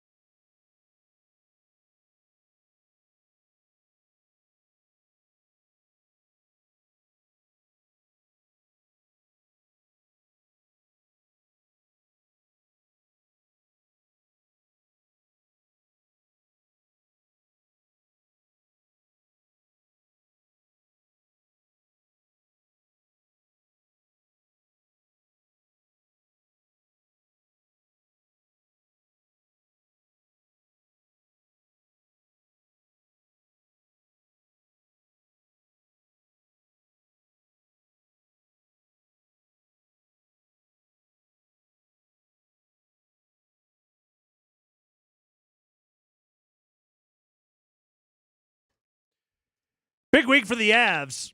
At home tonight against the defending Stanley Cup champs, the Florida Panthers. Puck drop at 7 o'clock. Berto's got your pregame coming up at 6:30. And then it is off to the Midwest. They will take on Chicago on Wednesday, the Wild on Thursday, and they'll be in the Peg coming up here on Saturday. Nuggets, a lot of home games coming up this week for the Nuggets, starting with tough back-to-back tomorrow night against Boston and then Wednesday against the Clips. Boston, by the way, lost to OKC yesterday, but a lot of you probably didn't see it. It was during the Bronco game. They scored 27 total points in the second half of that game. Wow. Yeah. Just getting it done. By the way, one of our smart Twitchers says that the Jets have now asked to talk to Led Tasso about their open coaching position. Well like done. that? Well done. Yeah, that's where it does feel weaponized. That felt weaponized right there. I thought that was kind of funny. The Jets they're bound and determined to talk to everybody. Everybody. Who's the oldest? Are they going to pull Bill Cowher off the desk to talk to? Remember when everybody every year wanted to talk to Bill Cowher? This is the year he's getting back in it. And it turns out he was like, nah, I like this 1 day a week work. And I just go in there and talk some football and go Actually, home. it turns out the stress of being an NFL head coach sucks. I make good money at this gig, and I'm just going to sit here and do this. Dude, Jimmy Johnson never came back? Some dudes, like some... There's the psychos like Belichick that are like, I'll do anything to get back in. I need a room of football players to be standing in front of every single day. And other guys, they get out of the life and they're like, this ain't bad. Hey, Sean Payton was a guy that spent 1 year at Fox and was like, screw this. I am addicted to the grind. I got to get back in there and make myself miserable again. And, hey, it's worked out for the Broncos. Well, Rex Ryan wants to join him again. He can't quit talking about it. Peyton Manning's got a little of that going on. I really thought Peyton Manning would jump into something more football grindy, and it turns out he's like, I'm going to start a TV company and just do that. I'll wear a quarter zip and sit in a garage somewhere and talk to my brother about a football game. Yeah, go make 1,000 commercials a month. Not bad. Yeah, not bad work if you can get it. By the way, real quick, just one more note on the Oklahoma City Thunder. They're 30-5. 30-5 right now on the year. Andy, I'm telling you right now, Jokic is putting up his best statistical numbers, and Shea's going to win MVP this season. You think so? It's going to happen. That's all right. I'm not worried about it anymore. The other thing about it is, first off, Jokic has 3, so it'd be greedy to be mad about it. Also, Shea is playing out of his damn mind. And they got the best team in the NBA. Like, if you want to move the goalpost back to winning has to matter, well, 30-5 is pretty damn good. Are we liking the Russ Jokic chemistry all of a sudden? I'm loving the Russ Jokic chemistry. Are we going to have a conundrum going on out Aaron there? Gordon comes back? No, because obviously positionally you're better down low and you're tougher and all that with AG in there. But to your point, Andy, it's sort of like, okay, but where are we finding the Russ minutes? Because we've talked about this before. Jokic has never played with a playmaker at that level. Does Russell Westbrook come with his drawbacks? Sure. Yeah. Naturally he does. But some of the comments that he has made of late, and there was a good one that I saw on Twitter this morning. Our buddies at DNVR had tweeted this out, but it was Russ talking about like him and Jokic are getting to that place where it's like eye contact. They just gotta they gotta look at each other, and the mind meld is going on. Jokic and Jamal have had it for a very long time, but with Westbrook, it's like, okay, you're a guy that gets to you sit at the big table. You know, like you guys are like basketball academics when it comes to knowing the game and thinking the game and understanding how to be able to create on the floor and the geometry of it all. And that's like when you think back on why did Jokic want Russell Westbrook around? Did the team need more toughness? Absolutely. And Westbrook brings that. But also Jokic was probably looking at that guy and going, okay, that guy's on my level. Yeah, I would remind some of the guys, and I don't think they all necessarily need the reminder, but just take a look at it and remember when you won the title, you all had that competitive fire that Russ shows when it's go time. Yeah. And I think that's what Jokic loves. Frankly, I think it's what Michael Malone loves about it. And I know Jamal took responsibility for the Friday night loss, saying I didn't shoot well. It's on me. Look, I appreciate you saying it, but at some point it's got to change. Because there's just too many times if you're not going to make a trade, and there's points where I get a little hesitant about, the MPJ, if he's going to hit his threes, then maybe you got to back off the trade talk. Now, as you and I have said, they're in a real corner because there's nobody else of value that you can talk about trading. Right. But Jamal, you've got to get right or this thing's not going to work. And you got to get back. Like Russ, when he has a bad shooting night, he doesn't turn off the competitiveness. No. You got to give him that. He doesn't need his shot to fall to have all the other things that he does, probably because he's so used to watching his shot not fall. That's fair. And that's kind of how he's made it that. in the NBA. All right, so the next 4 for the Nuggets. And I'm just going off calendar week, okay? Home against Boston. Only 5-5 over the last 10. Just lost in OKC yesterday. Home against the Clippers. You need this game, by the way, to secure a critical tiebreak scenario with those teams. And the Clippers and the Nuggets are sort of right there record-wise. You got Brooklyn, who's traded everybody already and is actively tanking. And then you go to Dallas on Sunday. Luka's not going to play in that game. Kyrie. He's got a bulging disc and is out at least 2 weeks. Also, I commend your pronunciation right there. Well done, I was sir. with somebody who once mispronounced that in a news report about something else. It did not go well. It's a fun one, right? She also there. did not appreciate us keeping it around for yucks in the off time. But we've all done it. I think that problem was going around Fox Sports. Whoa! So Boston, L.A., Brooklyn, and then Dallas on Sunday. Okay, so obviously 4-0 would be cool. They're probably not going to do that. 3-1? 3-1's a good week, right? Sure. Yeah. 3-1 is a good week with these opponents coming up right here. I'm so torn because I won't, look, I watched both Friday and Saturday with frustration at points, obviously. Sure. And what was weird about Friday, it felt like Friday was the game you were going to pull away and win, then you didn't. And then I wondered, well, we'll go the other way. And it did Saturday, where it looked like they were going to take the game Right. Saturday. And all of a sudden you found a way to get right and get that one. And overtime wasn't even really competitive. And I keep telling myself they're the 4th seed, or at least they were going into the weekend. And I had said to you before we left for the day, it is funny because, again, the off-season conversations with no emotion injected into it, we're always like, just stick around, just stay out of the play-in. And I still largely feel that way. Yeah. But, man, you watch them get weird in some of these games, and you should have had Friday. That it does drive me a little nutty. Not the first time they've had a bad finish to a game against the Spurs. But yeah, I agree with you. I thought they were taking that game, and then just they got sloppy down the stretch, and they had too many bad possessions and didn't get stops when they had to have them. Frankly, I didn't love overtime Saturday until they started pulling away. I thought overtime might not go their way. I ended up winning that game by 11. This one goes to 11. These go to 11. We have so much Broncos. That and Bills. one can be played anytime I want to say it, but too much Josh Allen, and all of a sudden you're on a picket line.